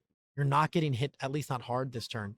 And I mean, we're reviewing 1, drawing 2, drawing more. True or orange. He only he's got, we only have attacks in our hand right now. That's it. All So, you got. We have the high engine kick here to filter a card at least. Yeah. But man, Find something. hey, can we find a foundation? I don't think we found a foundation. What? I think we found another high engine kick on that discard there. I mean, at this point, right? Like, yeah, you just play the extend. Yeah, just draw. You need to I draw. mean, to there's something. no way you can't check foundations now, Nope. right? You have to be able to pass these checks now. I mean, at this point, as Andrew, we're just trying to draw You're foundations. literally just trying to see any gray. Because that's the great thing, right? Is if we can find one foundation It here, allows us to go into a big. we got it. We got it. We got our gotcha here, so we can play on a 2, and then we can play our next attack on a 0. Mm. I mean, look at fourth kind here on 1 foundation, Still being able to getting do out a lot. 3 Yeah, attacks. so it's actually. I'm And not I gonna lie, mean- it's a very tough position here for Andrew, but like making something out of literally nothing. Oh, absolutely, absolutely, making something out of literally nothing. If we don't have the low block as Corey, which we only have the mid block here as Corey, you know, so we're only going to see the half block, right? There are no tapes to be seen. New. I mean, we got the nice block on the extend. We should be able to get the half block on here, but I mean, this is going to be an 11 damage move, right? This is on a what? On a 2, 3, 4, 5, 6. Yeah, I mean, we can't fail it, right? So Still taking sizable damage though. yeah, I mean, And, still like, taking sizable And damage. like it or not, like don't get me wrong. I mean, acceleration into like plus ultra definitely puts a good number, but not Yeah. 34 is a lot. I mean, and 34 to 9. yeah, I mean, like you said, Andrew turning something out of nothing alongside his character fourth kind, enabling such aggressive strategies, the flexibility of the hand, right? You know, fourth kind being able to just, you know, to do business, right? Make a deal. You know, we are making a Oh, deal yeah. with the hand that we're dealt right here, no matter what. So I mean, as Corey here, you have to send in maybe a poke, and I think you just have to hard build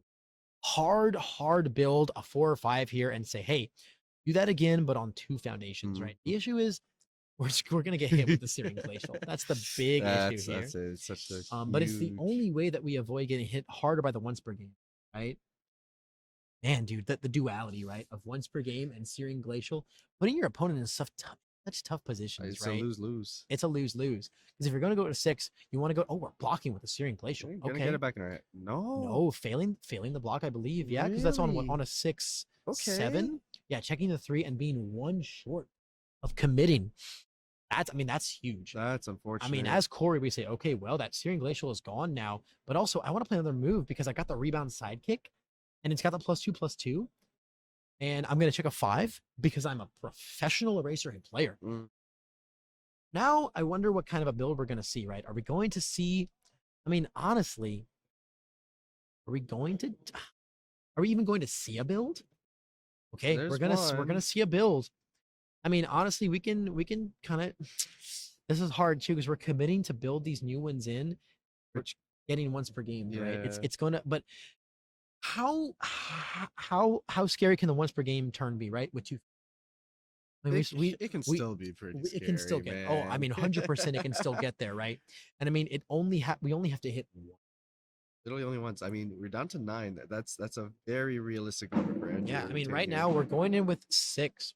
Per game gonna hit us for 2. At the same time, though, right? Andrew's got to find the moves. Let's have and to we- find and- it. So I think we have to see perfect. I 2. think- Do we have double jolt? I think we have to see perfect leverage of the erases by Corey right here. I don't know that we can allow ourselves to be once per gamed. We are not erasing. Is the once per game going to come down here? It looks like we have a jolt and a new Searing Glacial in our hand right now. Oh, Kind of surprised we did. Oh no, we have the 1.3. We have the 1.3 and a jolt. I think you have to Oh, once per you have to once per You game have here. to. He You didn't. have He it. didn't erase. You have You to. have to. You have to. At the same time, though, right? Like the jolts are not going to be lethal by their lonesome, and we can still put ourselves in a position to block the once per gamed 1.3. And I know that's what's on Corey's mind right now. We're down to No, 5. We're down to no. 5. Oh my gosh, we're down to 5. But the 2 check committing us out here. That's tough. So here's where it gets scary now, right? We can play our requesting assistance on a 2, no problems. Then we have to play our 1.3 on a 4. Check a 3, it is over. I mean, we still have double jolt backup to slow down. So if Eraser had bad checks, maybe we don't get there. But like he's got. Yep. God, this is so close. And I think this is an easy. No. Oh, the breaker block is going to be so huge here. The breaker. Oh, no. It's, Well, it's, no, no, 'cause no. it's It's on the still a- foundation. It's on the yeah. foundation. As long as we don't as long as we don't check another 2 on this requesting assistance block. Okay. So breaker block coming in, only taking the 1. Oh, this is so hard now. Losing our once per game is what's killed us. Having to commit our character. That's what's absolutely killed us here. Made all We the can play difference. the 1.3, but it's just getting blocked. It's getting blocked all day, every day. Would we just play the foundation? I think Yeah, so. Yeah, on a 0, right? No, that's fine. That's okay. Gosh, yeah. I mean, he still has to do 24. We have double jolt. We have a requesting to ready 1. We have our attack to block with. We can't pick it back up, but it's still a block. It's still a block. We can make him discard a momentum. We have to find our infamous acceleration kick plus ultra here. That's the combo that gets us there. God, this is. Oh, there's so much pressure on Corey's draws right now. We have to find the hand. This is our opening. This is our opening right here. We have a Looks- very angry hand from the looks of it. From the looks of it, I think so. Yeah. Let's see if we can get it here. Also, like, it's crazy, but we do have Taiyaki to cancel requesting assistance. If that ends up being the make or break, okay, our acceleration kick, we have double acceleration kick. I think we have the binding kick as well, and we have a reciprocal burst. All right, we're gonna see Corey in the tank here, on the tank here, or the math, right? If his deck can grace him with good checks, he has I mean, with how many the attacks we orange just to drew, get there. with how many attacks we just drew, oh my god, man, this could just be it. This is so scary, man. I mean, again, huge props to Andrew for again making something out of nothing. But man, just the 2 check, man. 2 check. Because if it was a 3, our character Completely stays up different. and once per game probably gets us. Opening with the burst, the beautiful 5 check. The beautiful 5 check opener, immediately sealing the making a stand that I want my momentum. Get out of here. I want my momentum. And if you want to requesting assistance here, I can Taiyaki that down too. Mhm. Yeah, this is going to be cutthroat here. Okay, the jolt's going to come in. You have to admit the lineage here, don't you? Yeah, Yep. we're going to see the lineage commit here, big time commit here on the lineage. Yeah, there's the stun. Yep, there's the requesting to ready the gotcha. Looks like we're not interested in Taiyaki that. I mean, it's possible that we just need the foundation more. We might just need it. I Yeah. don't think this ready makes a big difference in the grand scheme of things. Our moves all still feel very unblockable with Eraserhead, right? Grabbing our erase. This is crazy. If we had a binding cloth capture in hand, oh my man, we'd be on to the races right now. Different. We'd be on to the conversation races right now. completely. So this is okay. I truly believe that Corey can get there this turn. I just hope he can look at the cards in his hand and find the right lines. Agreed. Right now, this burst is only hitting for the issue at the end of the day might just be the damage pump, right? It could just be the damage pump coming in or not coming in, right? Mhm. And now I think we have the binding kick in hand as well. The We one that's do. pitch momentum for 3 damage. We do. That could be huge here. That could be really, really huge here. But at the moment, this is a very fast recipro, and I wonder if there's a world where we just simply pitch to give it 3 damage right now.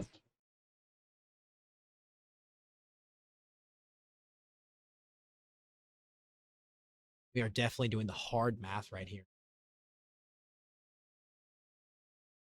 Sending it. That's it. 6 low for 5. You know, Just I take think the 5 here. absolutely, absolutely. This is not where you commit your one potential block for the turn. Issue is like, are we gonna get a more blockable one? Debating on the, I mean, I think acceleration kick into acceleration kick is the play here. I believe we have 2 of them in our hand. We do. We have 2 of them in our hand. So it's really going to come down to those checks. But we're going to be clearing our card pool along the way. We've got to check this 5 right here. Ooh. No. Okay, Ooh, that's going to be a okay. painful one. Oh, yeah, that's a painful one right there. So, committing 3 for that. Now we're in a very, oh, there's the plus ultra. There's the plus ultra. We're going to be doubling the damage on this, getting it to 12 damage. Then the rebound is going to be getting it to 14. But man, that jolt is going to come down right now. Probably committing the dissolving the conflict, I have to imagine. Make sure you have no outs to my next turn. I got to survive this and take you out right here, right now. The plus ultra is just what changes everything The about plus ultra this deck. reciprocal kick, man. That has been Corey's bread and butter. You know, everyone says, "Hey, how does Racerhead find that damage to end games?" Like this is exactly how we find it. Really in the tank about this jolt here. Looks like we're going for the mediator. Okay. Okay, that's very interesting. So not giving us an extra speed. Okay, yeah, makes sense. Makes sense. Okay, we're definitely going to have the rebound come in, giving us 2 more damage. I mean, this is just not blockable, right? Absolutely not. And then what's the follow up? I mean, we have, yep, we're going to give it 4 speed. Yeah, I mean, it's going to be a 10 low after Eraserhead. No, we're not So blocking. yeah, I mean, this is going to be for 14, and then we have to send in the next. Okay, actually, I don't think we have a second acceleration kick. I think we only have the binding kick next.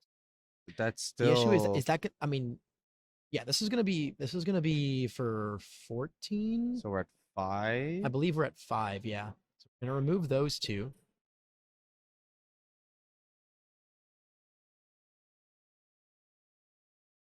And then if we check a 3, Yeah, if we check out 3, we can commit out, but I think that's only a 4 damage move. Or is the binding kick a 5 damage move?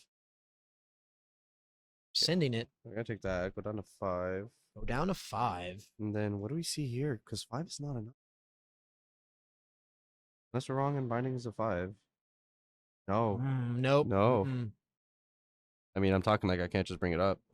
For sure, we can certainly bring it up, but I think It's a 4. it is. Yep, it is a 4. We are. It might just be one We are shy. 1 damage short. I mean, this is also potentially blockable, right? Even if it was 5. Yes. But I think that's the issue we're in right now.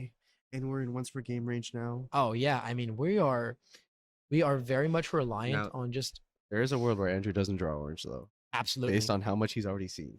absolutely. There absolutely is. He's doing the math. He's looking at every zone. He's thinking what could happen. Oh my Mhm. god! It's crazy though, right? No Because I mean, way. I have to imagine that Corey did the math here, right? You know, to try and count to. I mean, to it is so easy to be 1 short. for It sure. is so Oh, it's easy to be 1 absolutely short. easy. Yeah, absolutely easy. No way. Andrew here just sitting patiently, Oh yeah. I mean, Andrew in a very comfortable position, right? You know, if going into this next turn. I mean, yeah, Absolutely. if you've got it, Absolutely. you've got it, right? You know. I mean, 1 reciprocal burst and it's over. Yeah. I think the biggest thing here is that we didn't respond with our lineage Yeah. immediately before it could get Yeah. jolted down. I think that's what may have thrown off our math. We're just going for the Oh, spooky build now. Spooky helps, but For sure, right? you have to I mean, commit for it. I mean, like, yeah, that's- nothing helps though, right? Once per game. All right, the onus is on Andrew here. Yeah. On 4th kind, what can he I mean, draw he's got the into? one I mean, attack he's in got his a throw in hand. He's He's got got a Cerro throw in hand. he does? No, he's got a 1.3 in his hand. There's the Alright, high engine The kick. high engine kick. We have it looks like we have the high engine and a 1.3. I could have sworn I saw a Cerro throw in there, man. I believe it was in there at one point in time, but I think we got rid of it. I think we got rid of it with a high engine kick at one point. I swore I thought it was the last card I said, Mhm. but I could be wrong. That's fine. We got the high engine kick here. 2 blocks available, So and then an additional 2 cards with Eraserhead potentially. so here's the actual play here. You have to just not even try to use I mean the thing is, right? Like you have to like you have to just respond with dissolving right now, right? It's just gonna get committed. It's just gonna get once per gamed. Yeah. So unfortunate. So What lines- unfortunate. I mean, I mean, yeah, what crazy lines, right? I mean, being only able to bring Andrew down to 1, Andrew starting off with 1 foundation, going to 2, honestly, an insane now game. at 4. Honestly, insane game. This is like such a finals to remember. Just so much craziness right now. I mean, whichever way this lands, I'm gonna pop off. Absolutely. There's the pitch. We're gonna get our Yep, 2 there's speed. the pitch, get our 2 speed, Get our draw. draw. Pitch. Looks like we did not find another move with that draw, but it's No. okay. We have our 1.3.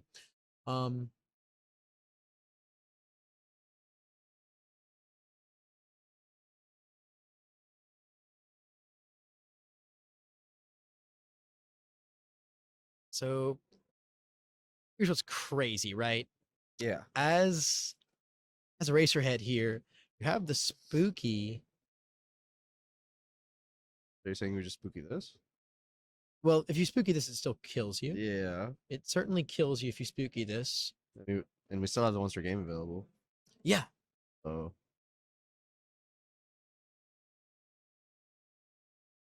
you can use it to make it more blockable, or else you lose it. We have the high in hand. So it doesn't really matter. 1 or 4 is kind of the same thing For here. sure. So we can erase it up right here.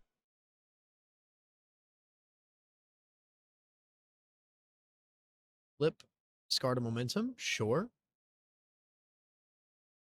I mean, no reason not to. Yeah, I guess you get your usage out of it. I don't think giving our stun attack 1 damage on Yeah. on the 1.3 is going to change a lot. It's going to be for 800 million, regardless. There's There, the yep, OPG. there's the once per game, and You're just saying, come for me, dude. Come for me. yeah, Here's the block. there's the block. Breaker 1. Take Yeah. half damage. Go to 2.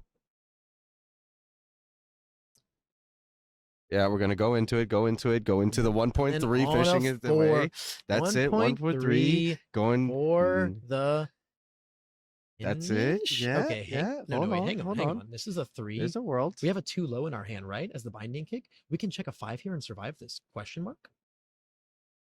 Oh my god! On a 5/6. Oh my god! Oh my! Fuck. Oh my god! Corey, I am clenched right now. Aspera, Dude. this is insane. This is absolutely insane. I can hear the way. players losing their mind over there. Okay, moving back Oh over to my God, Corey's the turn. What's the he double drawing to? 5 check. I mean, what Draws you, into 7. what you trying to literally do? anything. Literally what anything. you trying to do, right? Oh my! Both players just This is not being able to find crazy. lethal. This is crazy. I mean, this is like, oh, wow. I see Vici I plus see the Ultra, I see it. acceleration. Yeah, there's the Oh yeah, extends. he's slamming it. Oh, Corey okay, there it knows. is. Like the you say run is playing in Corey's head right now. he is zooming or whatever Aizawa's battle theme is. He's got quite a few that play when he fights, but whatever it is going through Corey's head right now. I Alright, know. there's a +2 You plus, know, and that's Andrew's it. gonna That's show, it. and that is it. Corey, Corey. the victor, live by the 5 and die by the 5, rolling the double 5 checks to block both. Wow, Yep, 100%. absolutely crazy. Eraserhead's first ever organized play There it finals finish Your championship. champion, Corey on Eraserhead. Wow. Wow, absolutely game. amazing. What a game to remember. I mean, from the 1 build to getting down just enough to be able to put him to 1 on the crackback, thinking there's nothing left to lose, having the perfect card, the perfect block to be able to get there, everything lining up. Eraserhead taking down the Origins Game Fair regional license exam. Yeah, taking it all the way down, all the way downtown, throwing it down with Eraserhead. Wow, I mean, you can see both players playing their actual hearts out. So many live or die check moments throughout that entire game. So Literally many. the nail biter of nail biters, man. I don't even have the words, I mean, if you watched it, you watched it. That was, I mean, wow. I have Wow. no words. I don't even. Wow. Just what a crazy set. From Uh, start to finish, that game 3 was just absolute insanity. started off So much going on, right? There were 4 times back and forth where I'm like, no, he has the game. No, he has the game. No, he has the game. Absolutely. I mean, Absolutely. just showcasing the resilience of fourth kind. The resilience On of a fourth build kind. 1 to be able to put the amount of pressure that was put on turn 2 and to have legitimate outs going into that last kill turn, just Yeah. absolutely insane. The resilience of fourth kind and the flexibility of Eraserhead, man. Be able to adapt to the scenario no matter what. And I mean, both players having kill turns that didn't go their way, back to back to back to back, literally playing tug of war with that champion heat wave, right? Oh like, my wow. god. What a beautiful set. And I mean, both players and both characters making their first big amazing showings of the video. Fourth kind getting into the top 16, not being able to move past that, now making it all the way to the finals. Eraserhead with his first time ever making it past top 8, I believe. Mhm. Every time, and then winning the entire thing. And of course, fourth kind being the contender. I mean, Corey and Andrew, both amazing players, both amazing people. I'm so happy to see both of them here. And of course, only one could win. Regardless of what happened, it was going to be an amazing set. And the winner, I mean, again, it's all between the spirit of competition between these two gentlemen right here, right now. Nothing more, nothing less. Yeah, absolutely. I mean, nothing but absolute brilliance from both sides, and congratulations on both sides. I mean, Absolutely. to make it to the finals and to fight it out in the match in the way that it did, this is one that goes down in the 100. history books. Oh yeah, that was one of the most entertaining sets of Universus, one of the most entertaining sets of the finals. What just I mean, an amazing 3 games to watch. The first thing I'm going to do once we wrap this is walk over and give both of those gentlemen the firmest handshake I can muster, because they both deserve it. Yeah. They both deserve everything that came their way, playing their hearts out, labbing their hearts out with these decks, and then just playing perfect.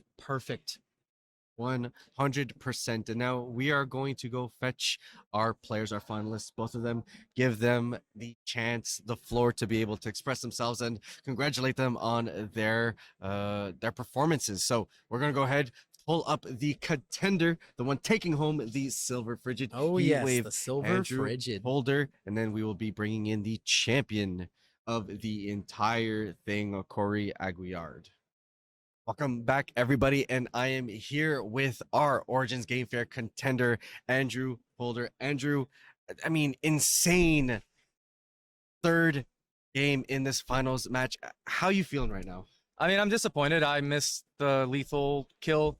I know Corey's deckless because he's a local. I know he has no +1 lows in his deck, and I know if I make the speed 4, 5, it's unblockable on a 6. Or unblockable on like a whatever it was going to be. The math is gone now. But I feel good. I mean, I played the deck and got second in a provisional, got second in a regional while I was here, so I can't complain. Yeah, I mean, if anything, of course, congratulations on your insane performance, going undefeated in Swiss in day 1, having done incredibly well with provisional, with fourth kind nonetheless, a deck that had been kind of on people's radar but didn't really have the performance that people expected going into Vegas. What were your thoughts going into this tournament with fourth kind? It just felt good. Like, so if you win the die roll, which conveniently I think I went second in all my top matches and won 1 die roll the day before. Awesome. So it happens. But I also felt like going second, a lot of people don't understand that if you build 6 on your turn 2, I'm going to kill you. Like, you have to stay at 5 or you have to go to 10. And a lot of people aren't comfortable sitting at 5 foundations. Right. And so a lot of my thought process when I was playing the deck during the provisionals and during a little bit of testing was that it's a Sea Orange play orange deck, right? There's not a it's a Sea Orange play orange deck, but the thought process was I thought a lot of people would be on Toga and on these like 20 health characters. And I felt that like, hey, if I win die rolls, I can kill them on 2. And if they don't respect my once per game, I kill them on turn 2. Yeah. So okay, very nice. And then going into this matchup, how do you feel against Eraserhead? That is there a specific way to maneuver it differently because he has the ability to cancel out your character card or anything like that? Or is it really just kind of the same old, hey, my deck does what it does and is going to do what it needs to do? So against Eraser, the idea is to play. I didn't really get to do it in this match too often, but it's to play the cool ones first, the ones that he has to like think about, because if he erases me then and I once per game, it means the last one I don't care if I once per game. Yeah. So like playing burst first or playing Searing Glacial first, or any of the Searing Glacial's on the side, but like playing any of the cool moves first, and then leaving like killing with extends and with jolts and with things like that. I didn't really actually get to do it in this match. In the one game, I just had a bunch of momentum and made a lethal recipro burst, and then. But yeah, that's the idea behind it. Is also I'm not on the throw heavy build, so I was really comfortable with this matchup. I was on make everything really fast, a bunch of EX and things like that. All right, you know. Post this tournament, if there's any changes you had to make to the deck, do you feel like there's any parts that underperformed or things that you'd have to like max out on that you're teching because they were just really solid in certain matchups? No, I actually didn't see. I'm playing a one for all full cowling 5% strike. Okay. I didn't see it in a single match yesterday or today, so I can't really make a comment on it. And I know that like when the list gets out, I'm playing a one of Cinder Convection that's gonna look like real weird. Yeah. I was too much of a coward to play 2 checks in my main deck. And I wanted a +1 high block because while you don't usually block, you just face tank. The ability to block with a +1 high, commit your character and pick it back up is really powerful. And it was the only +1 high attack that like wasn't a 2 check that I liked. No one wants to block it either because they're scared of the last one. If it's your first one, they're really scared of the last one. So that was and then I was looking for another way to spin momentum because I get a lot of it. There's a lot of half blocking and there's not a lot all of, that much to. Yeah, besides burst. I have burst and I have the EX on Jolt. But that that was the main thoughts. Was if I was gonna change anything, it might be. I actually don't have a thought on what That's I was fair. like. I mean, if you like your deck, it got you all the way here, right? I started in the provisional with a character in my sideboard, and I never brought it in. I started with Taro's UR. Yeah. Taro's UR in the board. Tape swing. I started with tape swing in the board, and I didn't like it. And so I just put Searing Glacials on the side and switched up the main deck a little bit. I was playing tape, but like it felt bad to have tape in my deck, so I put Ice Gliding in. Fair enough. So that was about it. That was it was a good run, but yeah. Nice. So, I mean, repping tournament after tournament after tournament, you were in Vegas, made your way over here to Origins, back-to-back provisionals, facing off now into the regional and finishing second, 2 weeks of non-stop grind. I mean, how are you feeling right now after doing well?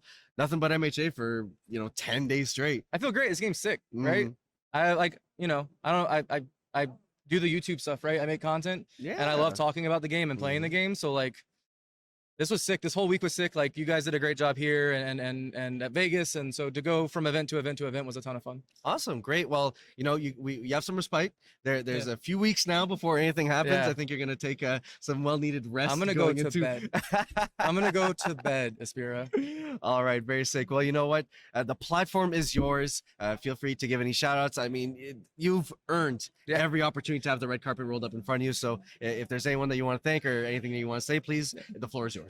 Cool. I just want to say thank you to the guys who came with me. It'd be Zach, AJ, Creed, all the Pensacola crew, Brad Townsley. My opponent, Corey, is semi-local. We have a Gulf Coast My Hero group chat, and I learned a lot watching him play Eraserhead at a case event we had down there. It was just a big thank you to everyone, people from Discord, and I could talk for an hour about the people I want to thank, but a lot of people really helped me out and knew I was putting a lot of pressure on myself for this event specifically. I went into Vegas, no pressure, and I went into these events with a ton of pressure personally, and I got to show up and show out. So yeah, of course, 100%. And where can they find your deck profile? It will be on Go Beyond Gaming on YouTube. YouTube.com/C/Go Beyond Gaming. I'll have it on there probably Tuesday. All right, probably Tuesday. Never stops to grind. Well, once again, Andrew, congratulations on your top finish. Well done this weekend, and we look forward to seeing so much more of you. Yep, I appreciate it. Thank you. Take care. Yep. What is up, my hero people? I am Levi from Alliteration Gaming, and I'm sitting right here with the brand new King of Origins Regionals, Corey Aguilar, piloting Eraserhead. Corey, what's going through your head right now, man? How are you feeling? So many things. I had some crazy top 8 matches today. Like every single one of them were absolutely incredible and ridiculous and came down to just insane plays and luck and mistakes and coming back, and it was crazy. I feel like that's generally how top cuts go, right? Yes. I feel like once you get into top cuts, everyone's at such a high skill level that it just starts coming down to very small things like checks and draws and stuff like that. Everyone's kind of at the peak once you get there, and it's just a matter of little baby things here and there that are just gonna. I mean, that last game right there, a perfect example, right? Like what a nail biter y'all made that. Nail biter y'all made that. I don't think I could have wrote an even more epic ending. I think there were so many like emotions and just like explosive plays and upsets and like punts and then the Right. reverse punt The and punt and the reverse punt, man. like, oh my Literally, God. yeah, you handing Andrew the game Yes. by punting your kill turn and then him handing it right back, both just being results of such tiny little minuscule errors that like the fact that that's what it came down to after such a long day, a long weekend, a long week. Heck, for Andrew, a long 2 weeks of Oh, playing, yes. from Vegas and Origins back to back. Like, I mean, it's a surprise that y'all are even able to think straight, right? By the end of this match, right? Just talk about That's the craziness. difficulty with a racer too, is playing him for the course of a long event, and you have to make so many plays, and you have to know when to eat attacks, when not to. Like, you can't block everything. Sometimes you have to take the hit, and you have to think to yourself, is this taking? There's just so much you have to think about, and it gets overwhelming when you're doing it for several hours Absolutely. straight. I mean, 2 days straight, just nothing but churning games nonstop. And I'm sure, heaven knows how much practice you've had to have had with the deck. When you said Oh, you've been yeah. playing Eraser since set 1, right? Oh yeah. Yeah. And Absolutely. so like, obviously, set 1 was a little hit or miss for him, but going into set 2, I've been talking about how I feel it's a really, really, really good meta, and he's poised to take down a lot of these events. Yes. Can you kind of give your explanation why you felt similarly and why you decided to take him today? Oh yeah, absolutely. I feel like he's got a tremendous matchup against a lot of the field. Does have a couple bad matchups. I don't like the Jiro. Fortunately, I was able to. I feel like Bird was going to be a deck, and especially coming off. I Absolutely. believe that was the correct call. I think that was by far the most. I Was. played 3 of them in, and I think he's well positioned against Bird. And unlike a lot of characters, very good on the draw. I don't win a lot of dice rolls, to be quite honest. Yeah, not great at those either. Everyone tells me to play All Might 3 because I suck at winning dice And rolls. not only that, but there's a familiarity factor to it. Right. So unfortunately, I don't get to play much due to just life and stuff. Ever since COVID and the game took a life online, I don't play online, so I've not been able to play since COVID. I played in like 5 locals prior to this. A couple weeks ago, prior to this, we had a case tournament in Alabama near where I Right, live. yeah. I traveled that, played a racer, had won. When I came here, that was my thought process that I was going to be on a racer, but I did play a racer day 1 here. Top 8 at one of the provisionals, and I'm like, well, I'm gonna try some other stuff. So I tried Toga and the next provision, a couple other characters. I swapped it up each day, and just nothing felt right, and nothing had that comfortable factor that my play style. Yeah. I'm a defensive player. I like drawing less cards. I only play 7-handers, and I like to wall up, and I like to block, and I like to punt it. I like to see an opponent overextend, and that's when I take my shot and kill him. That's how I've always played. And it's super easy to overextend into a racer, between his commit his face to draw to stuff like mediators. Like, there's so many onboard things that create a very, very deceptive amount of defense, right? Yes. He looks like you're like, oh man, I can do 12 right here, easy. And suddenly he full blocks like 4 things, breakers the heck Yes. out of you. And it just gets really, really out of hand. Oh, really, really fast. absolutely. I was playing Shoemaker in Bird, Right. and he just had this long attack string. I wind up eating 1 attack. I blocked like his other 4 attacks. He overextended, was out, and he's like, "Wow, what a defensive! Like, you played that masterfully." I had to play around, a lot of stuff. Then in my turn, I kill him, and I think a lot of people haven't realized that now Eraserhead can kill you. Oh yes. Yeah. I mean, a lot of people have, historically complained like, hey, he doesn't get the damage pump. How does he actually end games? And you're just out here like acceleration kick, plus ultra, rebound, Yes. going crazy with it. It's like you're just one-shotting people left and right with that stuff. That combo felt like your bread and butter, really. Yeah. I definitely didn't win all my games that way. There were a lot of games where, it was like pokes and that nature, but that's the explosiveness that the deck has now that it lacked before. Or if your opponent overextended, well, they weren't too scared because you weren't going to kill them on the back. Now you have that ability where you're dealing 20 plus damage out of nowhere. Mm-hmm. Yeah, Like you can no longer extend into disrespect. acceleration kick, then you respond with some foundation that responds where it has speed Yep, for yep, damage. lineage, pump it Yeah, up lineage. like crazy. And then plus ultra, double it, and I've dealt 20, like 8 damage with like 20 speed or whatever it was. Yeah, no, those kicks get out of hand really, really Yes. fast, and I think it's a real experience thing too. Is a lot of people think they can disrespect the racers aggro like that, and you simply can't do that anymore. No, you Right? can't. No, it's really impressive. No, it's impressive. So like, man, you've been doing a lot of things, despite not having much of a locals to play. You've been doing a lot of things MHA wise, right? No, Between, actually, I between the, I mean, well, Oh, between the case provisionals, the tournament case and tournament, this, and yeah. now this, it's Yeah. kind of been an And exciting time for you. that was also UFS prior to Okay. system. I didn't get to travel as much. So, for instance, I played in 3 PT. I top 2 one, got third in the other, and then the other one I was second seed and got diversified out because first seed was also Spike. Right. Yeah. Of course. But I went to Worlds one time, placed top 8 at Worlds in UFS. Pretty good. It was pretty good. Having And all other the than that, worlds. the only tournaments I was able to go to was I was able to go to nationals each year. There, I always lost my win. That was like the event that I couldn't break. Right. But like right. every other event, I had great success in, and I think unfortunately I haven't been able to play the game as much as I like. But hopefully that will change. Winning here and earning those points really makes it enticing to go to the other events and get more. Oh, they certainly. And somebody actually just explained that point system to me like yesterday. I didn't know.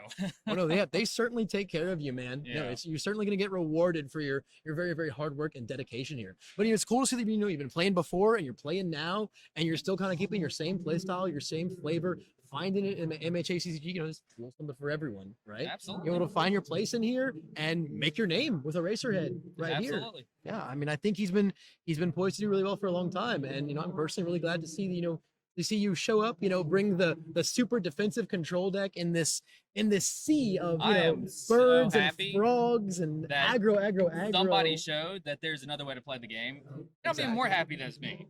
But I was looking for somebody to do it, to be honest, because I was trying to keep up with the game and I was watching these provisionals and all. I'm like, man, it's so much aggro. Where's the control? Right. Yeah. Who can put these guys in their place? Yeah. It's this man right here, guys. Corey with his Eraserhead. Do you have any shout outs you'd like to give, Corey? The boys back home? Yeah, absolutely. The entire Gulf Coast community. We've got a huge community that spans from Alabama to northern Florida. We're all well connected and we talk to each other and each other out. My training partner who helped me get ready for this event leading up to Bradley Townsley. Bradley Townsley, yeah. It's a good one to have. Oh, yeah, we're great friends. We play tested prior to the case event and prior to this, and he helped me get on a Racerhead, the build that I'm currently on.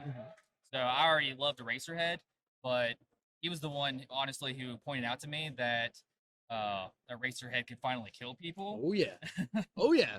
Oh yeah. I'm like, oh yeah, these kicks, they're pretty good now. Yeah, especially all these 20 health characters running around. Yeah. A 20 damage acceleration kick, not too hard to reach. So he's like, hey man, this tournament's coming up. This is the spice. I know you're gonna like it because I know this is what you like. Showed it to me. I'm like, I'm playing that in the case tournament next week, and I'm gonna try to go to that regional, and that's probably what I'm gonna play. Yeah, I mean, it certainly showed, right? You have a ton of experience with the character. You like the character a lot. It's everything that you want to do in this game, and you showed that you could succeed with it. Is there anything else you want to say, Corey, before we sign off, man? Just thank you for having me here, and Bro, thanks thank for all you. the support to all the people back home and the community that were really rooting for me. I had people that I don't even know as well reaching out to me, like Garrett Brett messaged me to wish me luck whenever the top cut started. That's an individual that has always been wonderful and nice. My very first tournament, after teaching myself how to play the game, I'm like, hey, I'm gonna go to nationals. I met Garrett Brett and introduced myself, and he was the most welcoming. And you wouldn't know that he's the most decorated player the game's ever seen. No, he was just the most giving, welcoming. Talked to me, gave me pointers, and to see him now reaching out to me to wish me luck in each of the top cut rounds was really awesome, and I want to give him a shout out. yeah, I mean, that's just this community, man. This community is it's so awesome. It's so beautiful. It's so welcoming, and it's absolutely the backbone. Yes, of I've the played community. so many card games competitively. I played Magic the Gathering on the Pro Tour. I played the Versus System on the Pro. I played Nini Dragon Ball Z. I got a couple of cards made in that by winning invitationals. And this is absolutely the best community I've ever been a part of.